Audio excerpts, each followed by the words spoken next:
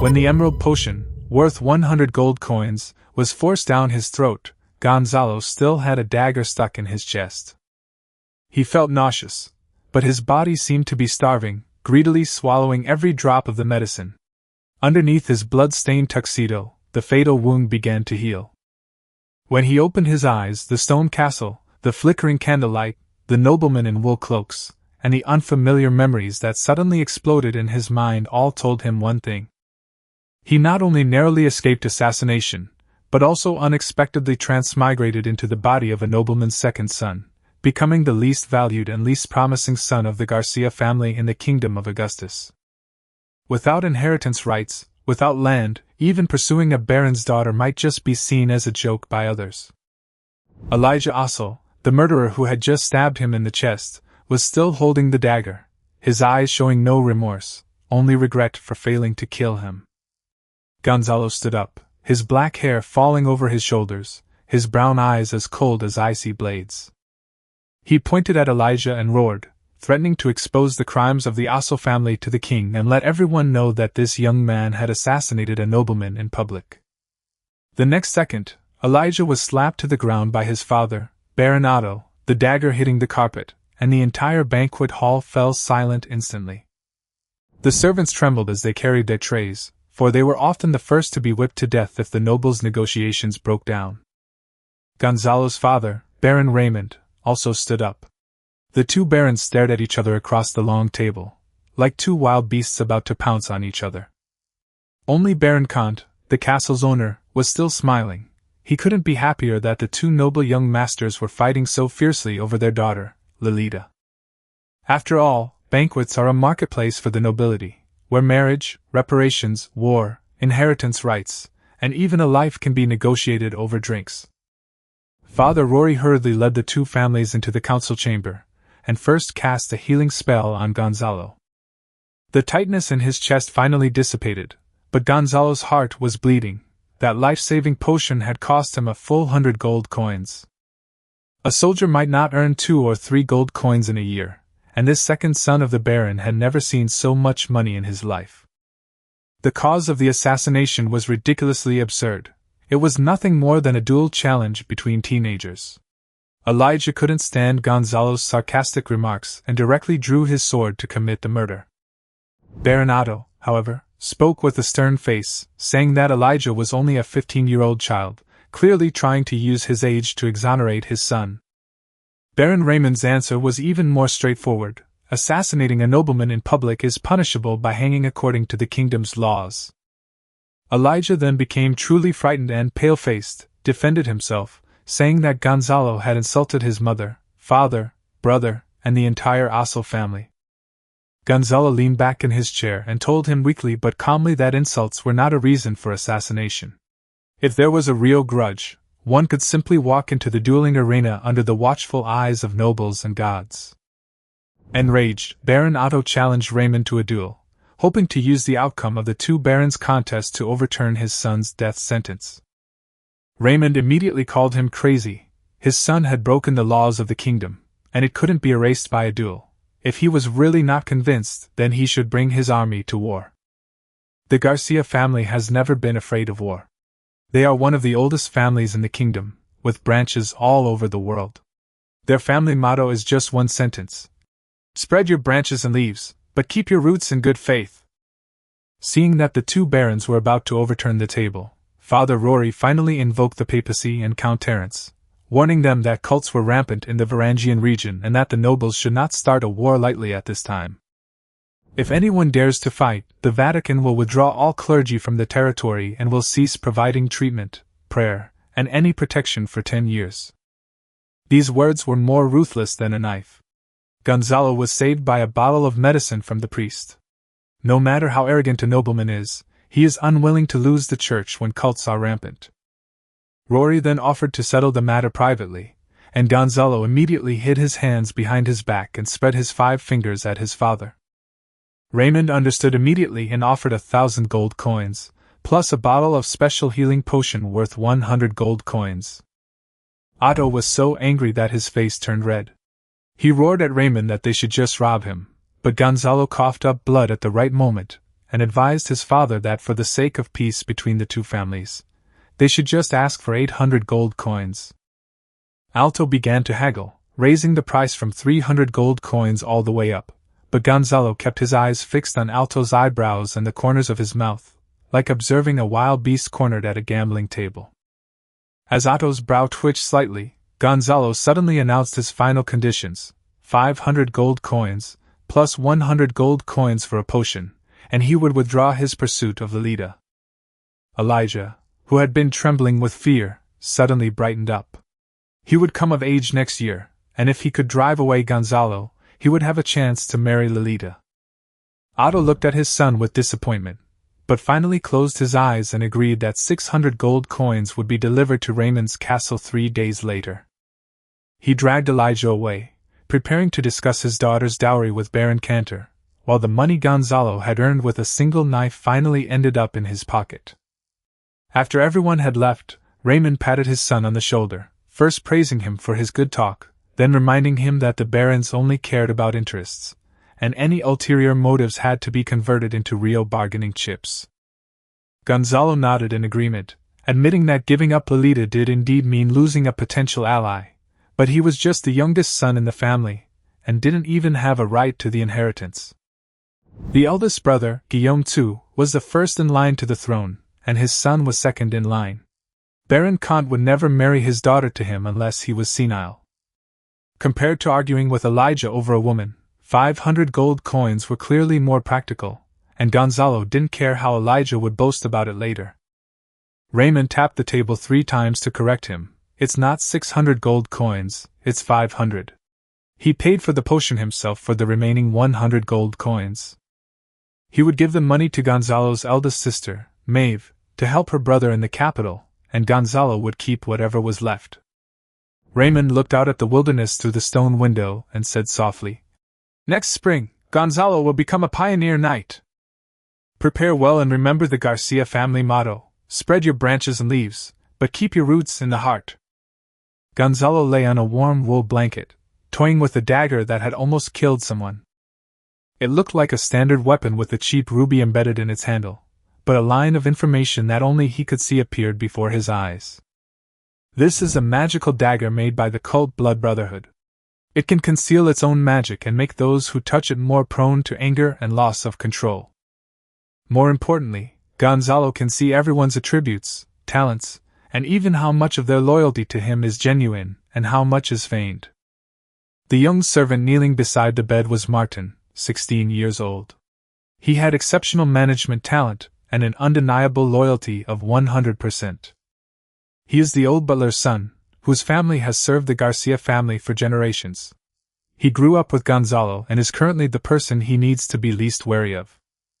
This dagger was the magical item that Gonzalo found in the banquet hall, which he deliberately had Martin retrieve under the guise of a murder weapon. Elijah was preoccupied with his fiancée and had no idea of the dagger's value. He just wanted to get rid of Gonzalo as soon as possible, so he simply gave it to him. As for what conspiracy the Blood Brotherhood is planning in the Variag region, Gonzalo has no interest in risking his life for anyone for the time being. He was just the second son of a baron, with counts, viscounts, and barons above him. If the cult really wanted to cause trouble, it wouldn't be his turn to be at the forefront.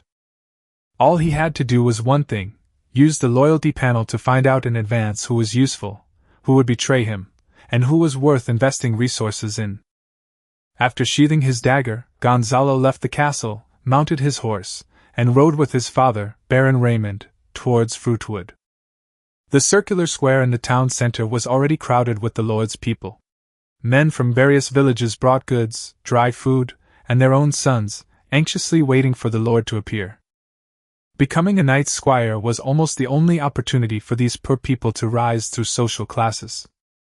As soon as a knight's squire appears in a household, even the village chief, who usually treats them like livestock, will immediately put on a polite face. Of course, the squires' lives were not easy either. They had to feed the horses, polish their armor, maintain their weapons, and help the knights put on their heavy armor. If you don't do well, a slap is the least of your worries.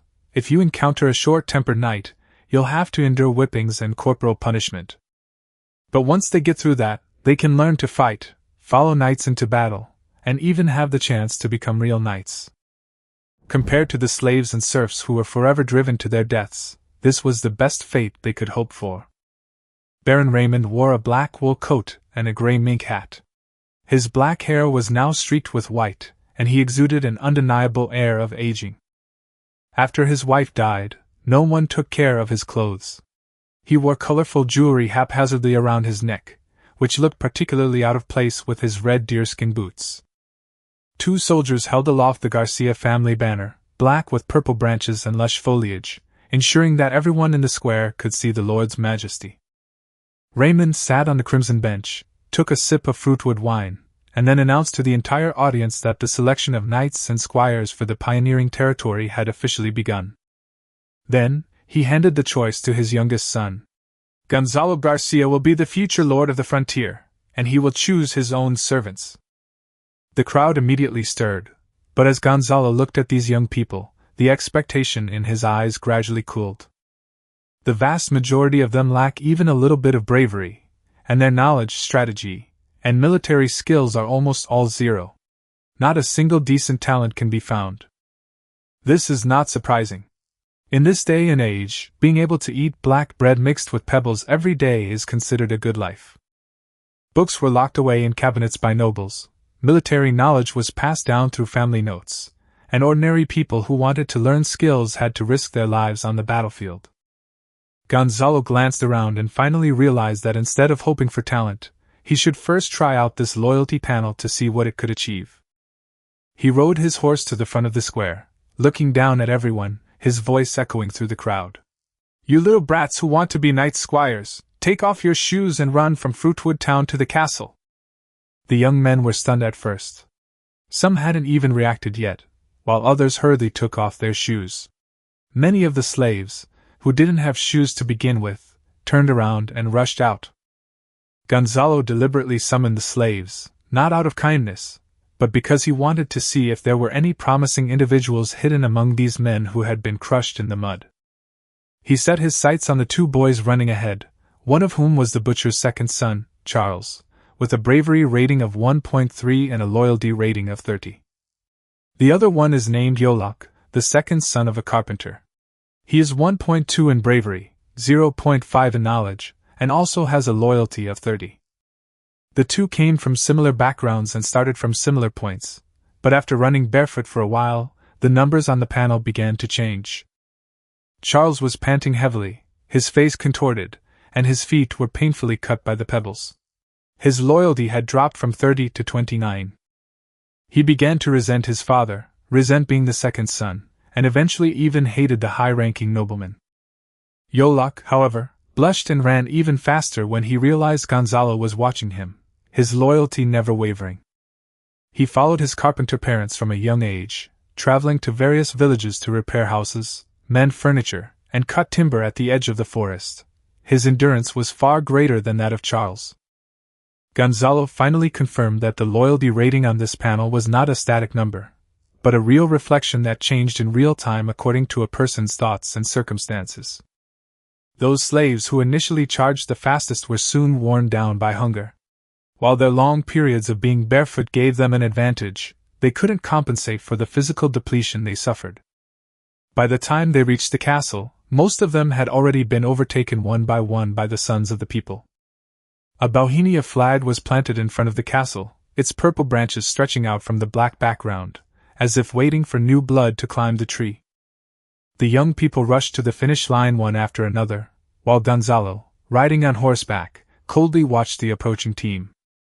He finally spoke when the 30th person stepped over the flag. 30 spots are filled. The rest are all eliminated. Those teenagers who were just a few steps from the finish line froze on the spot, their faces as if they had been hit by a heavy hammer. They didn't even dare to look back at their parents. They could only stare at the flag and regret why they hadn't been faster. "Does that mean you've become a knight squire?" Young Master Gonzalo's answer was, "Of course not. There are still 3 months of training ahead. Only those who endure the grueling training and whose loyalty increases rather than decreases will be worthy of becoming true knight squires." Gonzalo wouldn't consider those who complained about the Lord after doing a little hard work, no matter how good their stats were. He didn't want a bunch of rabble who would desert at any moment. He wanted loyal, hard-working, and willing to fight men. When Gonzalo comes before them, they must cheer sincerely and dare to follow him into the face of any enemy. After all, the frontier territory is far from Brighton territory, and its location is remote and dangerous. Monsters, bandits, rioters, alien races, and even neighboring nobles are all potential threats that could kill you at any time. If these servants lose their loyalty at the slightest setback, Gonzalo would probably be betrayed before he even lasted 2 nights in the territory. As for fertile land, it had already been divided up when those great nobles entered the pass. Those who came later could only rely on their own hard work. The second round of training for 30 people soon began in the drill ground outside Baron Raymond's castle. The biting wind tore at the boys' thin clothes, and everyone shivered. "Attention! Left face! At ease! Count off 1 by 1! Speak louder! Didn't I give you meat? Move, you idiots! A minute's delay now means a lost arm in wartime. 2 minutes delay means you're head. Once you get to the battlefield, you'll remember how good I, young Master Gonzalo, am." Gonzalo takes obedience to orders as the highest principle and adapts modern training methods to suit this world. He was a nobleman by birth and received knightly training from a young age. He had even served as a squire to his father, Raymond, maintaining armor, tending to war horses, and learning about combat and military affairs. Therefore, training these teenagers was not difficult for him. Throughout the winter, he observed the changes in each person through the panel. After 3 months of grueling training, those teenagers who couldn't keep up or whose loyalty had seriously declined have been eliminated one after another. In the end, only 15 resolute figures remained. Next, Gonzalo called them one by one into his bedroom for a talk. In his previous life, he was at least a leader in charge of a region, but now he feels like he's just starting out from the bottom, with no one around to rely on and having to do many things himself. This one-on-one talk was intended to build closer relationships and further enhance their loyalty. The first boy to come in was named Yoluk. Little Martin brought him a bowl of broth and told him to hold it in his hands to warm it. Gonzalo didn't personally serve the soup. When showing concern for subordinates in private, one should respect their dignity while maintaining the proper distance between superiors and subordinates. But once he arrived at the military camp and the pioneering areas, he had to drink and endure hardships with these people, giving them benefits and hope. Otherwise, if everyone was just eating black bread, who would be willing to risk their lives for him? "Yoluk, are you tired from training lately?" Gonzalo asked casually. It was the first time Yoluk had been so close to a nobleman, and he stammered nervously. "Young master, I'm not tired. Look at me and tell the truth," Gonzalo said, pressing his shoulder and patting it lightly twice. Yoluk dared not look up. From his grandfather to his parents, they had all told him that commoners must never look directly at nobles. "I," the boy stammered, his eyes reddening with nervousness. Gonzalo knew that this kind of honest child had always lived under his parents' arrangement, and even if he had dreams in his heart, he dared not easily speak them out. "Drink your soup first, and then tell me slowly. Tell me about your parents, your family situation, and your dreams." Old Martin, the butler, had already informed the servants of their family circumstances, but only by having them say it themselves could a true connection be established. Yoluk finished his hot soup, and his body finally relaxed. His parents were both carpenters, and he had 2 older brothers and a younger sister. He had also learned carpentry and writing. Carpenters need to be literate to some extent in order to carve names on furniture and prevent theft, but life was still difficult for the family of 6. John, the second brother, went to the city to work as a carpenter at a young age, and still hasn't married. Yoluk's biggest worry is that his sister has no skills to pass on. Gonzalo listened patiently, asking questions when he didn't understand, and nodding in response from time to time. Then, Yoluk revealed his wish to become a knight. From a young age, he had traveled with his parents throughout the villages of the baronial estate, listening to the elders recount knightly legends. Knowing he could not inherit the family business, he dreamed of becoming a knight every night. Now Gonzalo gave him that hope. Young master, if I, the second son, don't go out to work early, I'll really bankrupt the family. This was the first time Yolok had confided in anyone. He often wondered why he had to be the second son, why fate was so unfair. Gonzalo smiled and reminded him. It's us. I'm the second son too. Yolok was taken aback at first, then smiled sincerely. At this moment, he no longer felt the gap between nobles and commoners, but rather the recognition among his peers. He mustered his courage and shouted back. Yes, young master, it's us. At that moment, a connection seemed to be established between the two young men, a connection that was like friendship, but also a bond and a responsibility. Yolok's data appeared on the panel. Name Yolok, level 1, age 16, bravery 1.5, knowledge 0.5, strategy 0, management 0, military 0, spirit 0, traits none, loyalty 90. 3 months of intensive training, coupled with the addition of meat broth, increased his bravery by 0.3, and his physique finally returned to its true level. The constant encouragement, scolding, comfort, and time spent together, along with this conversation, caused Yolok's loyalty to jump to 90. Next in came Lyle, who, like Lyle, was given a bowl of hot soup. But Gonzalo didn't ask about the family's situation, because Lyle was a servant of the castle and Gonzalo knew him well. He simply asked him what difficulties he was facing. Name, Lyle, level 1, age 17, bravery 2.3, 1.3 plus robustness 1, knowledge 0, strategy 0, management 0, military 0, spirit 0, traits, robustness, bravery plus 1, bravery training growth plus 10%, loyalty 30. Lyle had been training for so long, yet his loyalty had neither decreased nor increased. After 3 months together, everyone else had changed to some extent, but Lyle remained completely unchanged. Logically, Lyle's loyalty should naturally be higher than most of his subjects. When he was brought to Fruitwood by his parents with Baron Raymond's army, his loyalty level was consistently 60. Meanwhile, his parents, whom Gonzalo had observed for many days, maintained a loyalty level of 100, which never changed. Lyle's parents were latrine servants to Baron Raymond, or as the nobles euphemistically called, toilet attendants, responsible for cleaning all the toilets in the castle. Their family had served the Garcia family for generations, entrusting them with even the most private matters of the nobility, relying naturally on the trust accumulated over generations. But when Baron Raymond announced the start of the selection process for knight squires in the frontier territory, Lyle's world collapsed, and his loyalty instantly plummeted to 30. He had only intended to coast through the running race, but a single glance from his parents instilled genuine fear in him. Lyle knew very well that if he didn't qualify today, his parents, who worked as latrine workers, would probably whip him to death. But he only ran around casually and easily got selected. After all, his talent was exceptional, and he had always been the one beating others since childhood. Knights had previously taken a liking to Lyle and wanted to take him as their squire, but they all backed out when they learned that his parents were night soil workers. Knights had their pride. Who would want hands stained with the stench of excrement to maintain their precious armor? In the eyes of the common people, night soil workers were the easiest targets of ridicule. Even if a baron's night soil workers were richer than ordinary citizens, those who couldn't get enough to eat still liked to curse them to vent their anger. The dumb workers became the outlet for the people's discontent with the nobility. Everyone looked down on them, except for one girl. Her name was Amy, the daughter of a free tenant farmer, who worked on an orchard estate near Fruitwood town. The fruits produced on the estate are sent to Baron Raymond's winery, which is one of the most important industries in the baronial territory.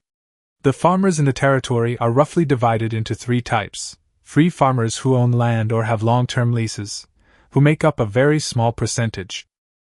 The vast majority were serfs, completely dependent on their lords and lacking land and freedom.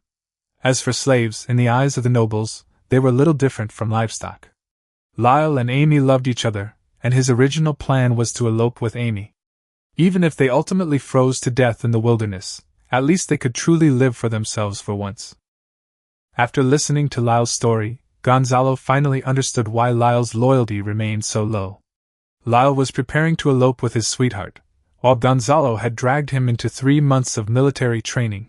It was a miracle his loyalty hadn't completely vanished. Fortunately, the Lau family has been loyal to the Garcia family for generations, and after a heart-to-heart talk, his loyalty finally rose to 50%. This is the current limit. If Gonzalo wants to keep Lau permanently, he will have to take the initiative to solve Amy's problem. On the other side, Gonzalo also noticed the slave boy Ali. Ali was 14 years old, level 1, with 0.9 in bravery, 1 in strategy, and possessed a cunning trait, which could increase strategy growth by 10%. His loyalty was also at the maximum value of 100. He was a second-generation slave. His parents were spoils of war brought back by Baron Raymond during his past campaigns. Slave children often suffer from malnutrition, and hunger can even affect brain development. It was a miracle that Ali could even make it into the top 30. At the start of the race, he didn't rush out. Instead, he took out his only possession, a jug of water. Then he asked some kind villagers for some food. While running, he stayed close to the back of others, using their wind to save energy. While the other boys were thirsty and hungry, Ali was able to hydrate and eat, ultimately securing 30th place and making the cut. However, once winter training began, his weakened body quickly showed signs of decline. If it weren't for Gonzalo's secret care, this slave boy would have been eliminated long ago. However, Ali possesses unique qualities and high loyalty, making him a worthwhile asset for the impoverished Gonzalo. Throughout the winter, under Gonzalo's care, Ali's loyalty remained at 100%.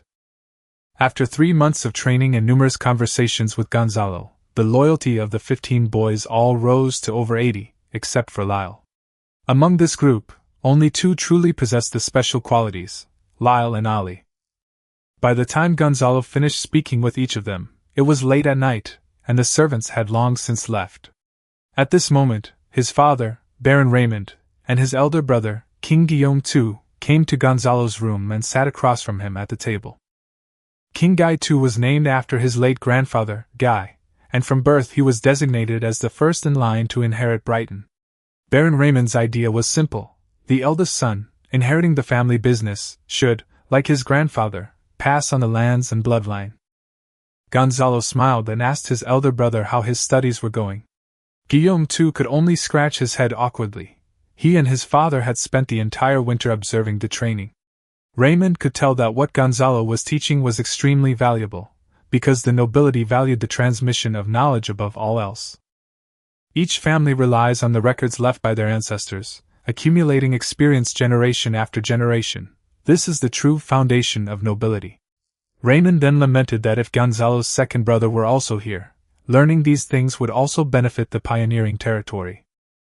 Gonzalo, however, reminded his father that the situation in Pine Snow territory seemed to warrant caution. Raymond reassured him that he had already sent people to keep an eye on Baron Otto. Otto's family was weak, and the previous generation's lineage had even ended. Otto had only regained his title through military achievements, and his foundation was far weaker than that of Brighton territory. Gonzalo nodded. During this time, he had used the panel to expose many cultists lurking within his territory. As for the neighboring Ozer family, the weaker the neighbor, the stronger his own family naturally became. He trusted his father, Raymond, a mature lord who had experienced war and the loss of his wife, to control the situation. Raymond looked at his 2 sons and coldly warned them that they must prioritize their own interests above all else. Brothers, in particular, must keep clear accounts. Only when interests are clear can family ties last. If something really happened to Songxue, then proceed according to their plan. The Garcia family's ancestral precept, passed down for thousands of years, is to expand their branches and roots firmly planted in sincerity. When sons grow up, they should go out and explore, and the money needed for this exploration will ultimately be borne by the eldest son who inherits the title. The Garcia family encouraged procreation. The more children they had, the more they would be distributed among the tribes, potentially leading to increasing poverty in their territories. However, this very reason allowed the Garcia family to be spread throughout the kingdom, their titles low but their numbers abundant. Maeve had already sent the settlement order to Gonzalo, but due to the inconvenience of winter transport, Raymond told him to wait until spring to set off. The location of the settlement had also been arranged exactly as Gonzalo had requested. Raymond gave him a final reminder: aside from the personnel and supplies allocated to him, no one else in the territory was to be touched. Even if someone was willing to go with him, they absolutely could not be taken away, because Brighton would ultimately remain with King Guillaume II. Gonzalo made it clear that what he was using now was his elder brother's future assets. But once the territory developed, he would definitely support Brighton in return. King Guillaume II sincerely said that Gonzalo had always been the most intelligent of his brothers. Blood ties them together, and he believed that Gonzalo's future territory would be even more prosperous than Brighton's. For the Garcia family to flourish and thrive, roots must be firmly planted in honesty. Raymond took his two sons' hands, and the three of them uttered this family motto in unison. The small village is nestled against the mountains and forests, rich in timber resources. It is where the Knight Squire Yolok lives. Many of the village's carpenters work for Baron Raymond, and Gonzalo cannot poach them, as they are, after all, the future property of King Guillaume II. Between brothers, the best way to get along is to keep clear accounts, a rule that Baron Raymond always adhered to. Gonzalo led his men into the village on horseback, and the village chief immediately rushed over, bowing and scraping, but Gonzalo completely ignored him. The future master of this village is Gaitu, and how it develops is none of Gonzalo's business. He went straight to Yolok's house, and Yolok's parents were so frightened when they saw their son returning with the noble young master that they knelt down on the ground. They thought their son had committed a grave error, and that the Lord would throw their entire family into the mountains as fertilizer. Gonzalo patted Yolok on the shoulder, shoved them to their feet, and told them that Yolok had performed well and had become a knight's squire. The couple were both surprised and delighted. Their son, whom they had raised for 16 years, had finally made something of himself. The family embraced and wept. Little Martin, understanding the situation, put down the flour and cured meat and quietly slipped away, not wanting to disturb this rare moment of warmth. Yolok's parents, overwhelmed with gratitude at the sight of the precious food, could only kowtow repeatedly.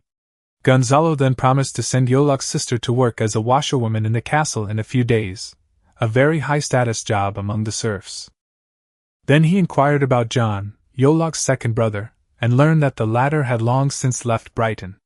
With the Baron's population growing, many families couldn't support their children and had to send them out to fend for themselves, a practice the Lord had always tacitly accepted. As long as John wasn't working in the baronial territory, Gonzalo could recruit him. Otherwise, he could lose his life even if he killed a grouse while hunting in the mountains. Gonzalo told Yolok to reunite with his family and then contact John to ask if he would be willing to go to the settlement, and if he had any craftsman friends, he could bring them along. Yolok's loyalty immediately rose to 100. He decided to go into the city that very night to find his second brother, determined not to let Gonzalo down. Gonzalo loved families like this, with skilled artisans, the kind of talent the pioneering territories desperately needed. Having his sister stay in the castle would also provide an extra layer of security. Afterwards, he went to the orchard outside Fruitwood Town. Lyle wanted to marry Amy, an orchard worker, but her parents forcibly separated them. Amy's family were free tenant farmers whose ancestors had tended the fruit trees for the Baron's brewery, so they rented an orchard and settled there. Lyle's mother was a slave, and he himself had worked as a dung collector. Amy's family looked down on him, and even serfs wouldn't marry their daughters to a dung collector. When Gonzalo brought Lyle to the orchard, Amy had already been locked in the cellar by her family to prevent her from eloping. When Amy's father, Old Ike, saw the tall Lyle standing next to Gonzalo, he immediately understood the nobleman's intentions. Gonzalo had initially considered exchanging favors and persuading him with goodwill, but then he smiled, realizing he was ultimately too accustomed to the rules of modern life. Free men are still people, but he is a nobleman. Some things don't need to be discussed in a humble manner. At his command, Lyle immediately restrained Old Ike, and Gonzalo slapped him several times, finally kicking him to the ground. Amy's siblings dared not approach, while Old Ike covered his face and wailed, hurriedly ordering them to release Amy. There was no point in arguing with such prejudiced people. Were a knight's squire not worthy of a fruit-picking girl from an orchard? Gonzalo led Amy and her family to the church in Fruitwood Town. Under the witness of the pastor, Lyle and Amy simultaneously said, "I do." According to the doctrine of the Church of Light, as long as two people marry willingly, their marriage is protected by the Lord of Light and recognized by the laws of the kingdom. Lyle's loyalty also jumped from 50 to 100 at that moment. In the past few days, Gonzalo had been personally handling the troubles of the 15 knights squires, going door to max out their loyalty. If he were a baron, he would have servants and knights who had served his family for generations. But he didn't even have a right of inheritance, so he had to win people's hearts on his own. As winter drew to a close, Baron Raymond led Gonzalo into the castle's library, to a hidden door. Gonzalo instinctively turned his back, refusing to look at how to open it, for this secret was meant to be known only to Baron Raymond and King Guillaume II. This was the law of the nobility. Even between father and son, there were boundaries that could never be crossed. "All right." Baron Raymond spoke coldly, the two dressed in silver-white armor and wearing black family cloaks embroidered with purple trees and green leaves. Passing through the narrow, dark doorway, a colossal tree reaching all the way to the top of the castle suddenly appeared before Gonzalo. The tree trunk was a deep purple, so thick that it would take 10 people to encircle it. Sunlight filtered through the green leaves, like countless golden stars scattered across the sky. Gonzalo removed his helmet, revealing long black hair cascading down his chest and back. His pale skin, brown eyes, and high-bridged nose clearly showed the bloodline of the Garcia family. No wonder Lolita was so infatuated with him, and Elijah was driven mad with jealousy. The Garcia family's rapid expansion certainly indicated their superior bloodline. Gonzalo raised his hand to stroke the purple bark of the tree. The purple would seem to be telling the story of the Garcia family's history. At that moment, he seemed to hear the heartbeats of his ancestors, one after another, as they went on their journey. Upon closer inspection, one could see that the old purple branches at the base of the bauhinia trunk had long been cut down, leaving behind round purple burls. Those are the traces left by the ancestors of the Garcia family, and proof that this tradition has continued for hundreds of years. A huge bauhinia tree is surrounded by high walls to form a courtyard. The pure white walls are coated with diatomaceous earth transported from the coast, and rows of blue tombstones stand neatly on the ground. Raymond's father, grandfather, and ancestors all rest beneath this tree. Gonzalo touched the bark, and the panel immediately displayed information. This is a 400-year-old bauhinia tree transplanted from the bauhinia forest. The bauhinia wood is incredibly tough, making it an excellent material for crafting bows, and its fruit can even be used as a magical ingredient. He withdrew his hand, took 3 steps back, and solemnly knelt on one knee facing the bauhinia wood and his father, Baron Raymond. The morning sun cast a golden glow, like the gaze of the Lord of Light, making this moment exceptionally sacred. Raymond drew his silver longsword, the blade gently touching Gonzalo's shoulder armor. This was a ceremony held only in Atlanta when knights were conferred and oaths were witnessed, and what followed would change Gonzalo's life forever.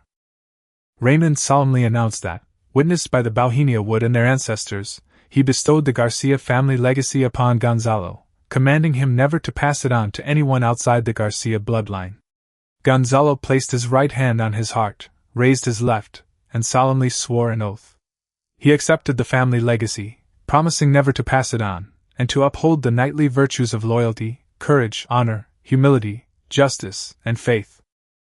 He will bravely confront powerful enemies, punish sinners, protect his people as a pioneering knight, and forever fulfill his duty in the name of the Lord of Light.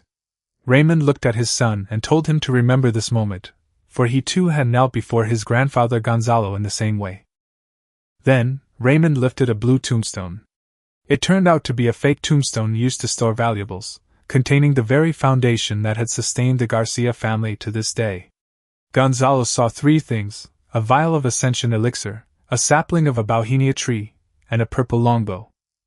The ascension elixir allows those with exceptional physical abilities and long-term training to break through to become knights, but failure is still possible. The sapling, cultivated from a 400-year-old bauhinia tree, will take 200 years to mature into a truly usable magical material. As for the bauhinia longbow, it was a green magical item crafted by the magician Trekway, which increases bravery by 2 points and archery accuracy by 10%. The panel also displayed information about the silver armor Gonzalo was wearing, which was a shaped silver armor given to him by Raymond. The silver armor adds a touch of bravery, is stronger, lighter, and fits better than ordinary plate armor, and represents the final tenderness between father and son before their impending separation. Through these items, Gonzalo gradually figured out the patterns in the panel. It displays the item's effect and source, but the source information isn't always the same. Items like the Bauhinia wood longbow, whose maker can be traced, will have their names displayed directly on the panel. However, items like the shaped silver armor, whose origin cannot be traced, will only have the faction that created them listed on the panel. The essence of advancement is extremely expensive. Nobles can only obtain it once every 10 years after fulfilling the obligations stipulated by the kingdom, or through military merit or connections. The kingdom only provides the essence. The true strength of each noble family lies in their ability to readjust it using their own family traditions after obtaining the essence. This is why the entire kingdom has firmly bound extraordinary power to authority, bloodline, and duty. Raymond has already begun concocting the potion and solemnly instructed Gonzalo to memorize the recipe, as this legacy has no written record and can only be passed down orally.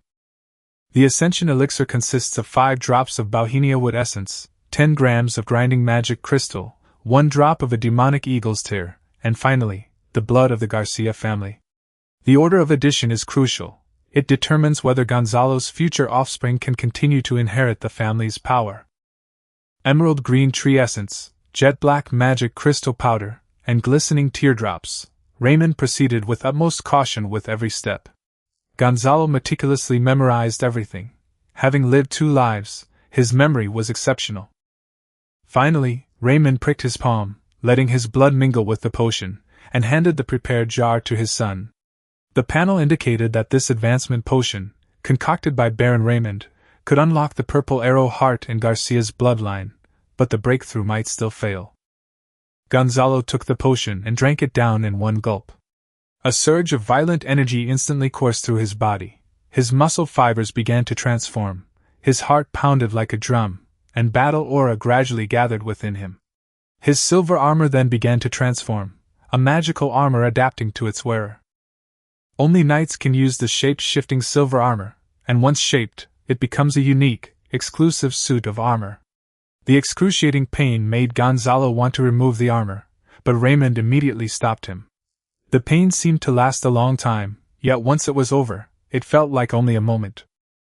After the final, agonizing round ended, Gonzalo lay on the ground, panting heavily. Seeing his attribute panel, he couldn't help but burst into laughter.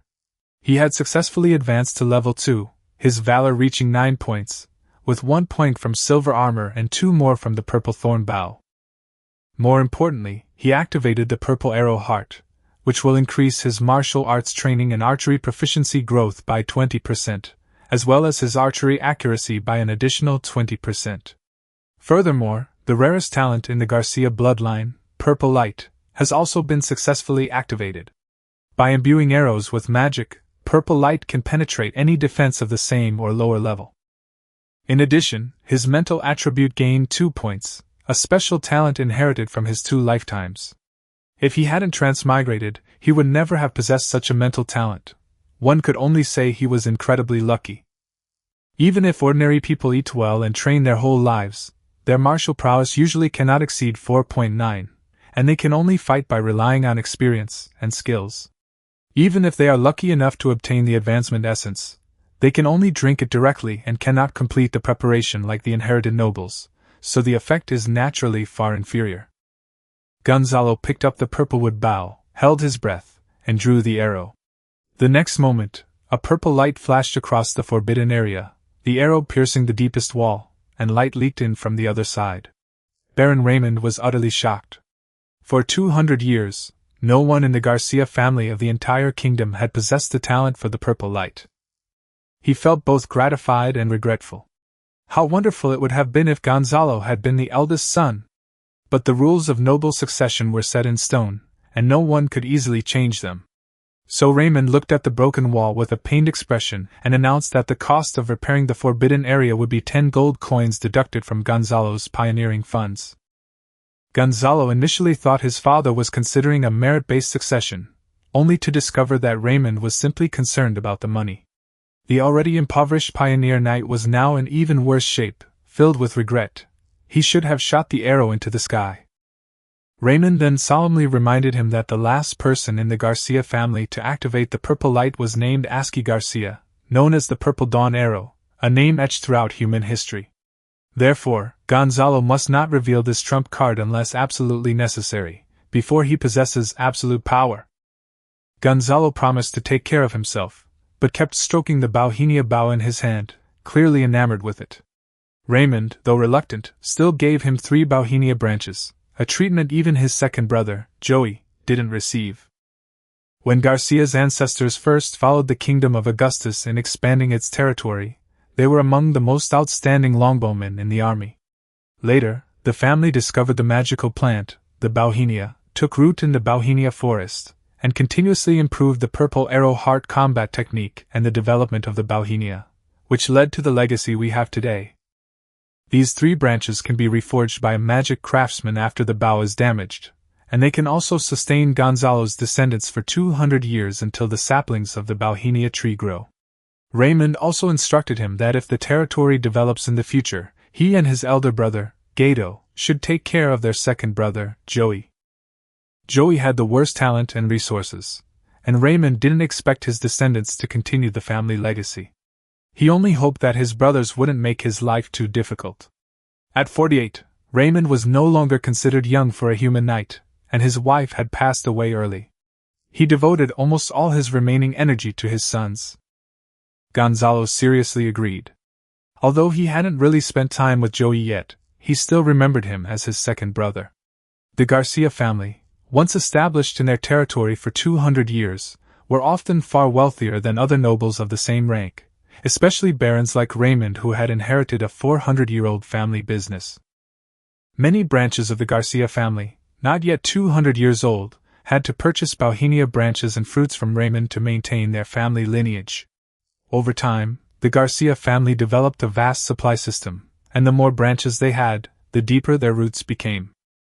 So even though the Garcia family members generally don't hold high titles, anyone who dares to provoke one of them is like stirring up a hornet's nest. Throughout history, many have tried to steal the bauhinia tree, but the large tree cannot be transplanted, and even stolen saplings would require 200 years to cultivate. Over the past 2 centuries, the Garcia family has had countless ways to retaliate: purchase, marriage alliances, lawsuits, framing, theft, murder, and even waging war directly. Next, Raymond begins to teach Gonzalo the use of his aura. He's practiced archery since childhood. What he truly needs to improve is mastering the power of a knight. After being promoted to knight, one's battle aura can comprehensively enhance their physique, strength, and combat power. At higher levels, one can even allow their battle aura to possess their body or even manifest externally. Raymond, along with Gonzalo, spent 3 full days in close training in the family's forbidden area, intensively teaching Garcia family knightly combat techniques. The snow of winter has quietly melted, and the breath of early spring permeates the earth. Gonzalo has just set off with his people. Meanwhile, in the noble territories adjacent to Brighton, a change is silently brewing. In the northwestern part of Variag province, in the territory of Songxue, the castle of Baron Otto was brightly lit. Today was the day for his eldest son, Elijah, to marry Lolita, daughter of Baron Kant. However, the wedding had only invited 6 barons from the surrounding area, a far cry from the grandeur expected of a noble wedding. Otto had just paid Gonzalo 600 gold coins in compensation, and even with Lolita's dowry, it was difficult to make up for the loss, so he dared not hold another lavish banquet. He publicly declared that the blood brotherhood cult was rampant, and it was not appropriate to invite many guests. Baron Kant was quite displeased. Noble weddings were important social occasions where trade, marriage alliances, and even wars could be decided at the banquet. But since the wedding was to be held on Otto's territory, he had no choice but to swallow his anger. Inside the castle bedroom, the firelight from the fireplace reflected in Elijah's eyes, making his pupils glow with an eerie crimson. He pointed at the gray-robed, blood-god masked man before him and cursed him angrily, for he, the eldest son of a baron, had only received so few nobles at his wedding. It was utterly disgraceful. The cult members kept trying to appease him, saying that since he had joined the holy religion, he should learn to sacrifice. Elijah, however, became increasingly enraged, forcing them to kneel down and apologize, showing no respect whatsoever to these cult members from humble backgrounds. The cultists certainly didn't want too many barons gathered. If a group of knights were to come together, they would be completely overwhelmed. Suddenly, the gray-robed man pushed Elijah's hand aside and ripped off the blood-red ruby necklace from his chest. The next second, he raised his leather-gloved hand and slapped Elijah hard across the face, one blow after another. Only when Elijah's once handsome face was completely swollen and deformed did the cultist ask him with a cold laugh if he had calmed down. He also told Elijah that if the plan succeeded, the high priest would grant him the privilege of becoming a holy son, and that he might even surpass his father in the future. After losing the necklace, the bloodshot in Elijah's eyes quickly faded, returning to their original brown. He trembled, his voice trembling with tears, asking what would become of his wedding and his face. The cultist didn't bother to answer, only reminding him that last summer he was just the second son. It was the Brotherhood of Blood who had helped him eliminate his older brother, allowing him to become the first in line to the throne. Elijah's face turned deathly pale. He cried out in terror, denying that he had killed his brother. He claimed he had only poured poison given to him by the cult into his brother's wine. The cult members were the ones who had truly killed his family. The gray-robed man scoffed. This kind of useless coward who couldn't even admit his crime was incapable of achieving anything great. Just then, the bedroom door burst open with a loud crash, and Baron Otto, clad in sculpted silver armor and wielding a long sword, stood blocking the doorway. The Baron, in the prime of his life, stared intently at his son, his face contorted with pain and despair. He said that even if Elijah had killed Gonzalo that day, he would have been willing to challenge Raymond to a duel to save him. Even if Elijah wanted to be a pioneering knight facing certain death, he would do his best to secure the best conditions for his son. But he never imagined that Elijah would poison his own brother for the sake of the inheritance.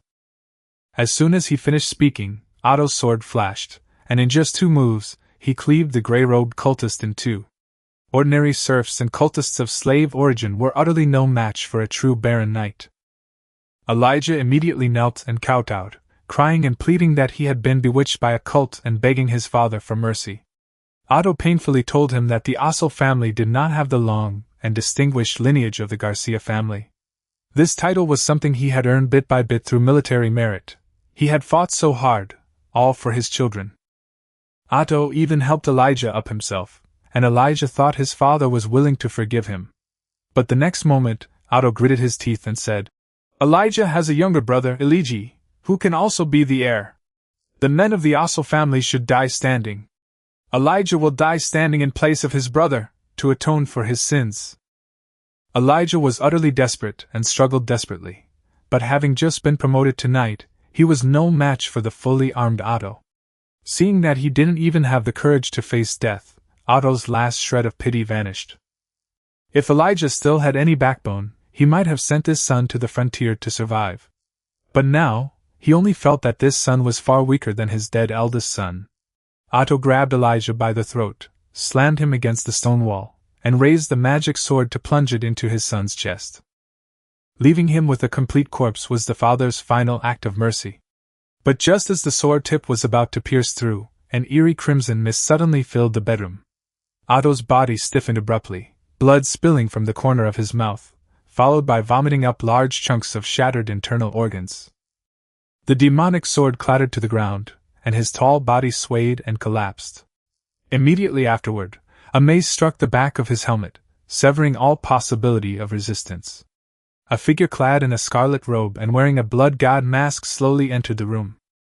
He gripped a thick hammer in his right hand and carried a strange, bright red lantern in his left, from which crimson mist continuously billowed. This man was none other than Priest Everett of the Blood Brotherhood. The red robe signified his priesthood, and he was also a minor leader within the cult. He was forcibly elevated to the rank of knight by the high priest using the blood grail, at a great cost, and wouldn't live much longer. But for these cultists who were already from the bottom of society and living hand to mouth, lifespan was utterly insignificant. Everett's goal was to create chaos within the nobility, buying time for the main cult forces entrenched in southeastern Varangian province. The Blood Brotherhood had been lying in wait at Otto Castle for nearly half a year, already infiltrating various locations. They were not adept at direct combat, but they were masters at disguising themselves as serfs and slaves, using insidious methods to undermine noble knights. They first promised to help Elijah become the eldest son, then lured him into poisoning his brother, and finally used leverage to completely control him. Afterwards, they had Elijah lace Otto's drinking water with a trace amount of colorless and odorless blood poison over a long period of time. After a winter of accumulation, once the blood lantern is lit, the toxins in Otto's body will erupt completely. Betrayal among family members is often the hardest to guard against. Everett picked up the blood-red gemstone necklace and put it back around Elijah's neck. Elijah's eyes were once again filled with blood, and his mind gradually became hazy. This magical artifact could briefly control ordinary people, and even for Elijah, who had just become a knight, it could last for more than 10 seconds. More than 10 seconds was enough. Once he took that final step, there would be no turning back. Everett calmly commanded, "Pierce his heart." Elijah picked up the fine iron sword his father had dropped, removed Otto's silver armor, and without hesitation plunged it into his father's heart. Meanwhile, in the banquet hall, 7 noble lords frowned as they looked at a parchment summons. Count Terence, the governor of the Varangian province, was demanding that his vassals send troops to quell the unrest in the southeast. Conscription was a feudal obligation, and the lord had to pay for the soldiers, provisions, and armor himself.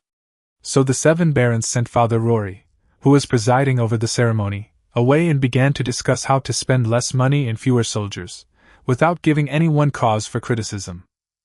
As long as everyone contributes the same number of troops, even if the number is less, it's difficult for the Earl to hold anyone solely responsible. As for the Church, it doesn't contribute a single penny, only constantly urging them to contribute. If it weren't for the Blood Brotherhood inciting the common people and shaking their faith, the Church might not even be willing to get involved in the struggles between nobles. What truly alarmed the barons was that the cult had been causing trouble since last summer, and yet the Earl was launching a large-scale conscription at this very moment. There was clearly a hidden story behind this conscription order that they were unaware of. As the crowd whispered amongst themselves, each lost in their own thoughts, crimson mist, as if alive, silently seeped out from the cracks in the stone and doors of the banquet hall. Father Rory was the first to react, roaring at the 7 barons. "It's blood poison!" The easygoing Baron Cantor, however, thought the meddlesome priest was just spouting nonsense again. The barons were discussing the noble conscription order. The Church always liked to interfere, but never wanted to offer any real benefits. The banquet was noisy, and no one heard what Father Rory said clearly, but whatever came out of his mouth was mostly bad news. The group decided to pretend they hadn't seen anything, intending to finalize the conscription order once Baron Otto appeared. As long as everyone provided the same number of soldiers, the Earl couldn't do anything to them. After all, everyone had relatives with connections. Baron Enzo, in the prime of his life, suddenly felt a surge of turmoil in his chest. He barely managed to suppress the sensation with his battle aura before looking up to find pinkish dust filling the entire banquet hall. Nobles collapsed one after another, while Father Rory desperately rushed towards the door. Enzo's face paled instantly. "Damn it, it's blood poison!" They hadn't been to Otto Castle recently, so their poisoning wasn't too severe. As long as they suppressed the poison with their fighting spirit, they could escape the castle and survive. But Baron Kant wasn't so lucky. He had been frequently discussing marriage lately, drinking a lot of Otto's wine, and coupled with his old age and frailty, he was now slumped on the table, unable to get up. The remaining 6 barons immediately charged. Though they wore no armor, they were all knights, and their magnificent woolen robes could not conceal their imposing presence. They roared as they charged. The castle lord was supposed to protect the nobles who had come to the banquet, and Otto was openly violating noble etiquette. No one responded, and the barons even suspected that something might have happened to Otto himself. The next moment, a group of cultists clad in plate armor and wielding maces blocked the exit, clearly not intending to let anyone leave. The 6 barons fought their way out, ignoring their injuries and only wanting to escape the castle. Cultists are not knights, Even in armor, they couldn't stop the desperate barons. But the knights they brought were already under the control of the Brotherhood of Blood. This wedding was far more complex than imagined, and there might even be nobles secretly helping them. Enzo picked up the mace and shield from the ground and, together with the other barons, formed a circular defensive formation, advancing step by step towards the castle gate. The 6 knights should not have been a threat to these cultists. However, they were poisoned by blood, covered in wounds, and without armor, forced to rely on the enemy's weapons for support. The cultists dared not approach for a moment. Even in plate armor, they couldn't withstand the Baron's aura, and charging forward would only lead to their deaths. Seeing this, Priest Everett roared, "A bunch of useless trash! Drink it!" The cultists accepted bowls of the foul-smelling, blood-red broth, their eyes instantly turning fanatical, and drank it down without hesitation. This broth would grant them temporary strength approaching that of a knight, but once the effects wore off, they would surely die. Soon, the cultists, their eyes bloodshot and expressions crazed, charged at the barons with reckless abandon. Enzo swung his mace, smashing their heads like whack-a-mole. These men, even with their knightly strength, were nothing but empty shells without the ability to use their fighting spirit. Everett went completely mad and ordered his men to fire. Arrows rained down indiscriminately, friend and foe alike, and some even hurled stones from above the city gates. The blood poison raged within them, and the barons' fighting spirit was waning. They finally succumbed. "I surrender! I'll pay the ransom, please don't kill me!" The cultists also needed money. Poison and broth were expensive. As long as they could live, the ransom could always be squeezed back from the serfs and slaves later. In the end, the 6 barons failed to break through the siege. The castle's outer gates were fortified to guard against surprise attacks from knights from neighboring territories. Those cultists who drank the thick soup aged rapidly within minutes, their bodies withering into skeletons, reduced to mere skin and bones as they lay on the ground. Every power has a price, otherwise the Blood Brotherhood would have unified the continent long ago. The baron and knights were drugged and imprisoned in the castle jail, becoming prisoners of the cult. Everett, of course, couldn't bear to kill them. The Holy Church was short of money and needed the ransom from these nobles to expand its followers. If the barons were willing to sign the parchment acknowledging their faith in the Lord, they might even be exempt from the ransom.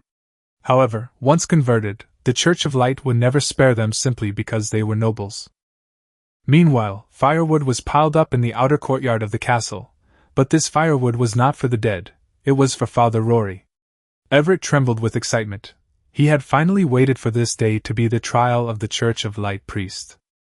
If the Church of Light hadn't forbidden the kingdom's nobles from worshipping the Holy Lord, he would have been a priest in the church, officiating at weddings, collecting tithes, and listening to the choir sing. But he felt that the Church of Light had taken all of that away. Father Rory was nailed to the cross, nails piercing his hands and feet, blood dripping onto the stake, yet he still mumbled prayers for the God of Light. Everett grew even more enraged, whipping him until his chest was a bloody mess, then coldly ordered, "Sew his mouth shut!" The cult members excitedly approached Father Rory with needle and thread, and began a rough stitching. Elijah stood on the outer wall watching this scene, completely unmoved. The teachings the Church of Light had instilled in him since childhood had long since vanished. He had already signed his name on the parchment, converting to the Lord, and there was no turning back. If discovered by any follower of the God of Light, he would face certain death. Moreover, he had personally killed his father and brother. At this moment, a young slave was brought before Elijah. He was thin and dark-skinned, indistinguishable from the countless slaves of the Songshira territory.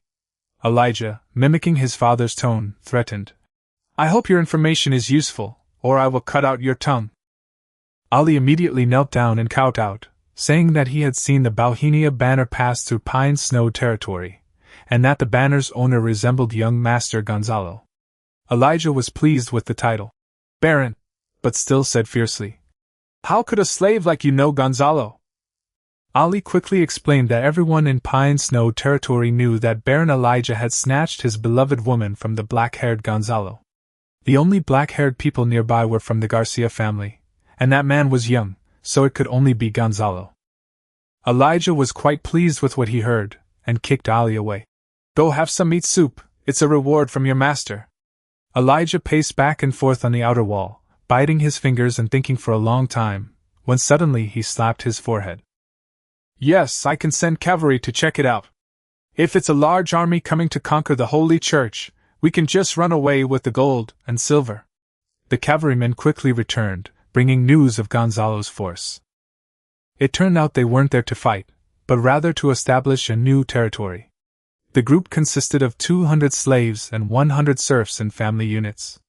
They would buy supplies at each small town in a baronial territory they passed through, and they had only recently left Pine Snow Town. Elijah was immediately intrigued. A 300-man expeditionary force would undoubtedly be carrying a vast amount of supplies.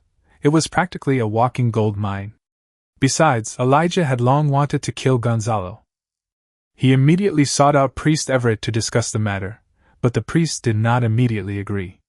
Including you and me, we only have 2 knights. The berserkers have lost many men in their battles with the barons. Unless you can get your knights to join the fight, I won't help you. The Holy Church's mission is to create chaos, loot villages, and avoid the baron's castle. There's no need to fight the nobles head-on. Everett spoke cautiously, but his whip never stopped. In fact, he also had his eye on Gonzalo's supplies. The Holy Church needs wealth, and leading hundreds of people means they're constantly asking for money. One person won't starve, but hundreds of mouths are waiting to be fed, and prayers can't conjure food. The problem is, Elijah's only knight, Hans, is currently bound hand and foot, and his armor has long been removed. Hans was a knight personally trained by Baron Otto. Otto died, and his successor, Elijah, joined a cult and ordered him to kill another nobleman.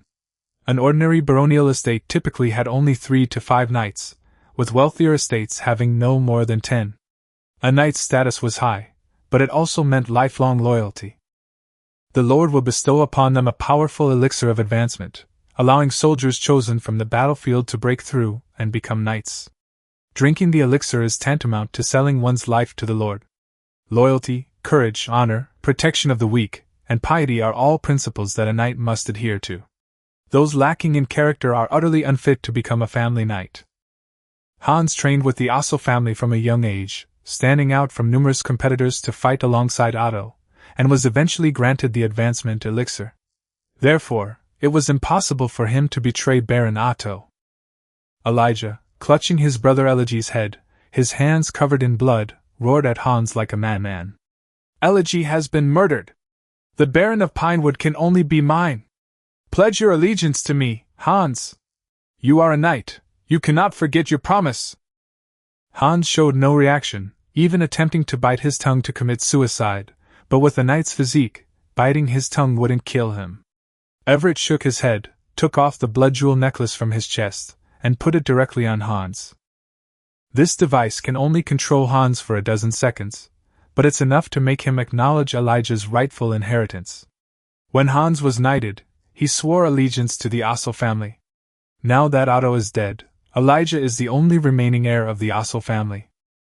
Looking at the face so strikingly similar to Baron Otto's, Hans finally wavered. The kindness and support Otto had shown him were a debt he could never repay. Ultimately, he agreed to pledge his allegiance to Elijah.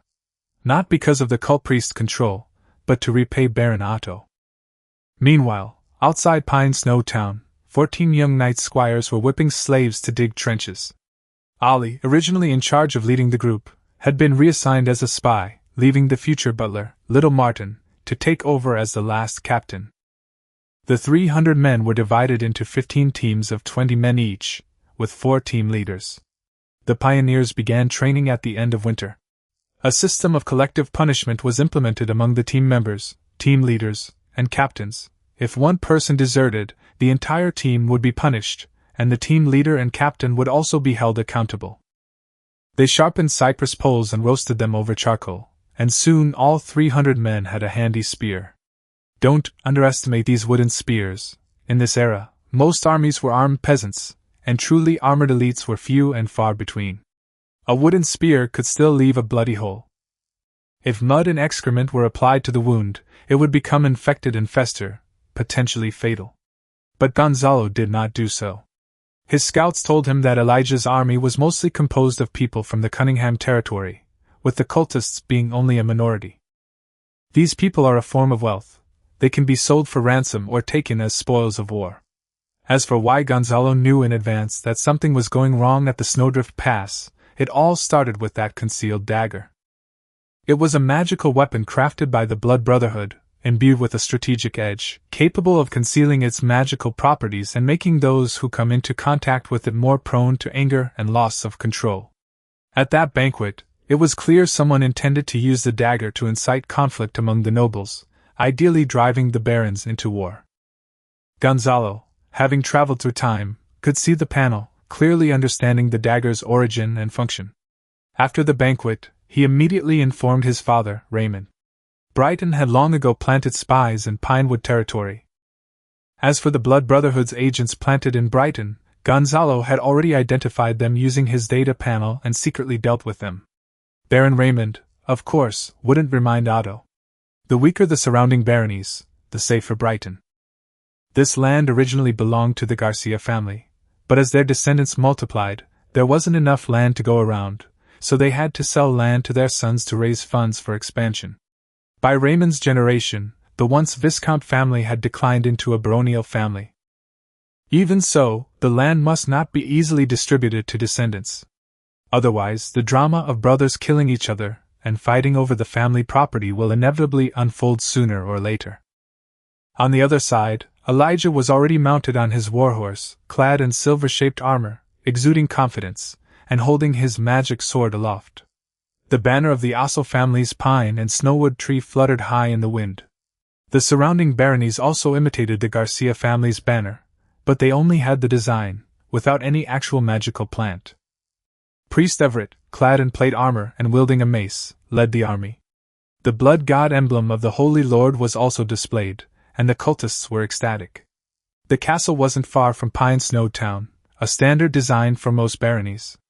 Everett figured that even if they couldn't win, they could retreat to the castle in time and escape with the gold and silver. He didn't ride a horse, not because he didn't want to, but because he simply didn't know how.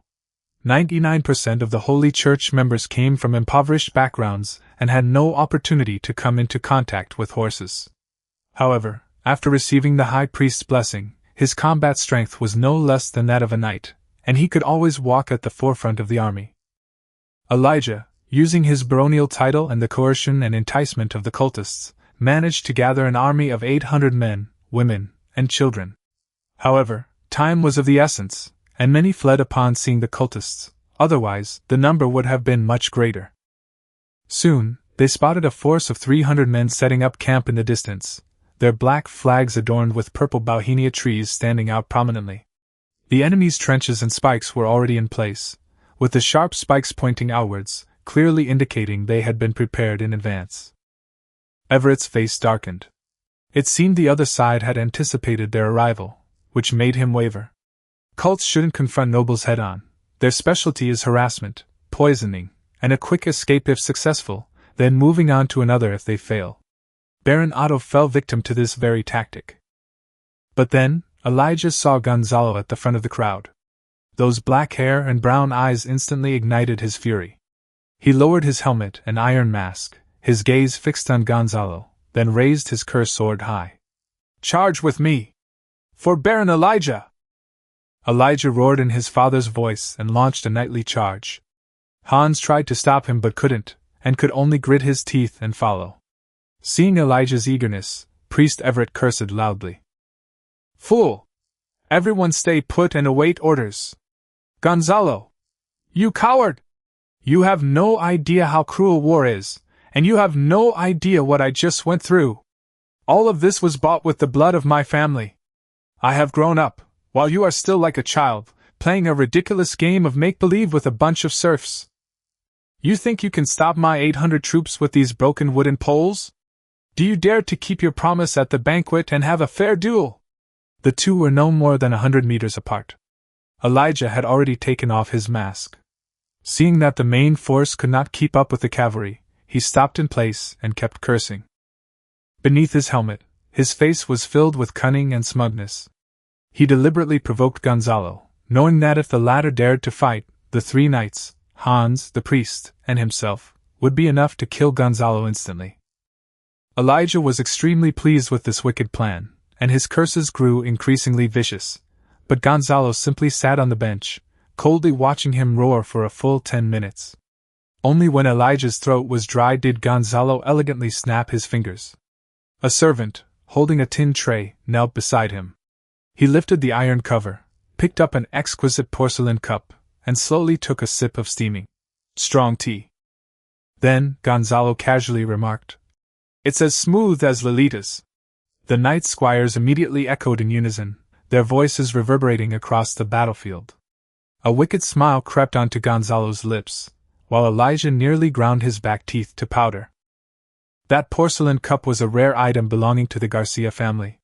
Gonzalo had originally intended to sell it in town, but today it had become an infuriating weapon. What was even more infuriating was that the cup didn't contain expensive tea leaves at all, just hot water brewed from ordinary tree leaves. In Elijah's eyes, Gonzalo was clearly flaunting his family's wealth and publicly humiliating his fiancée, Lolita. Elijah grew increasingly furious, wishing he could tear Gonzalo to pieces. He turned around and saw that his army hadn't caught up yet, and roared angrily into the distance. "Everett! If you don't lead your troops forward, get out of Pine Snow territory! This is my territory, and I am the Baron!" Priest Everett utterly despised this fool.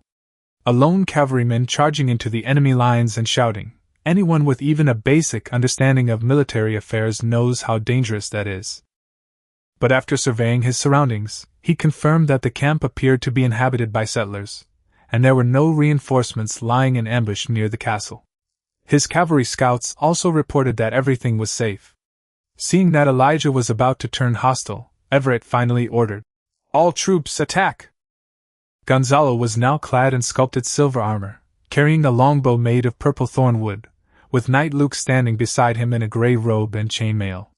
Luke had deliberately disguised himself as a serf, but was actually a family knight sent by Baron Raymond to secretly protect Gonzalo.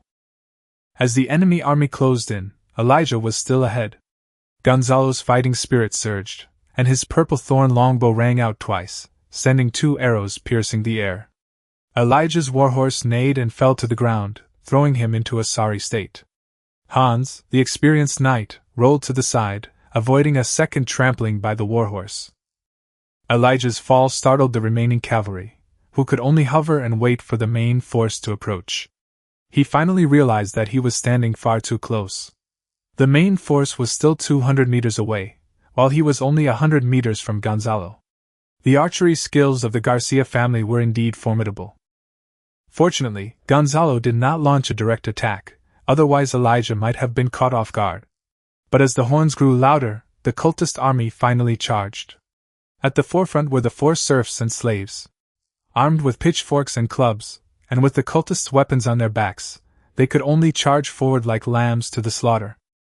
Just then, 30 archers emerged from the tents of the pioneering camp. Their movements were synchronized, their bows drawn taut.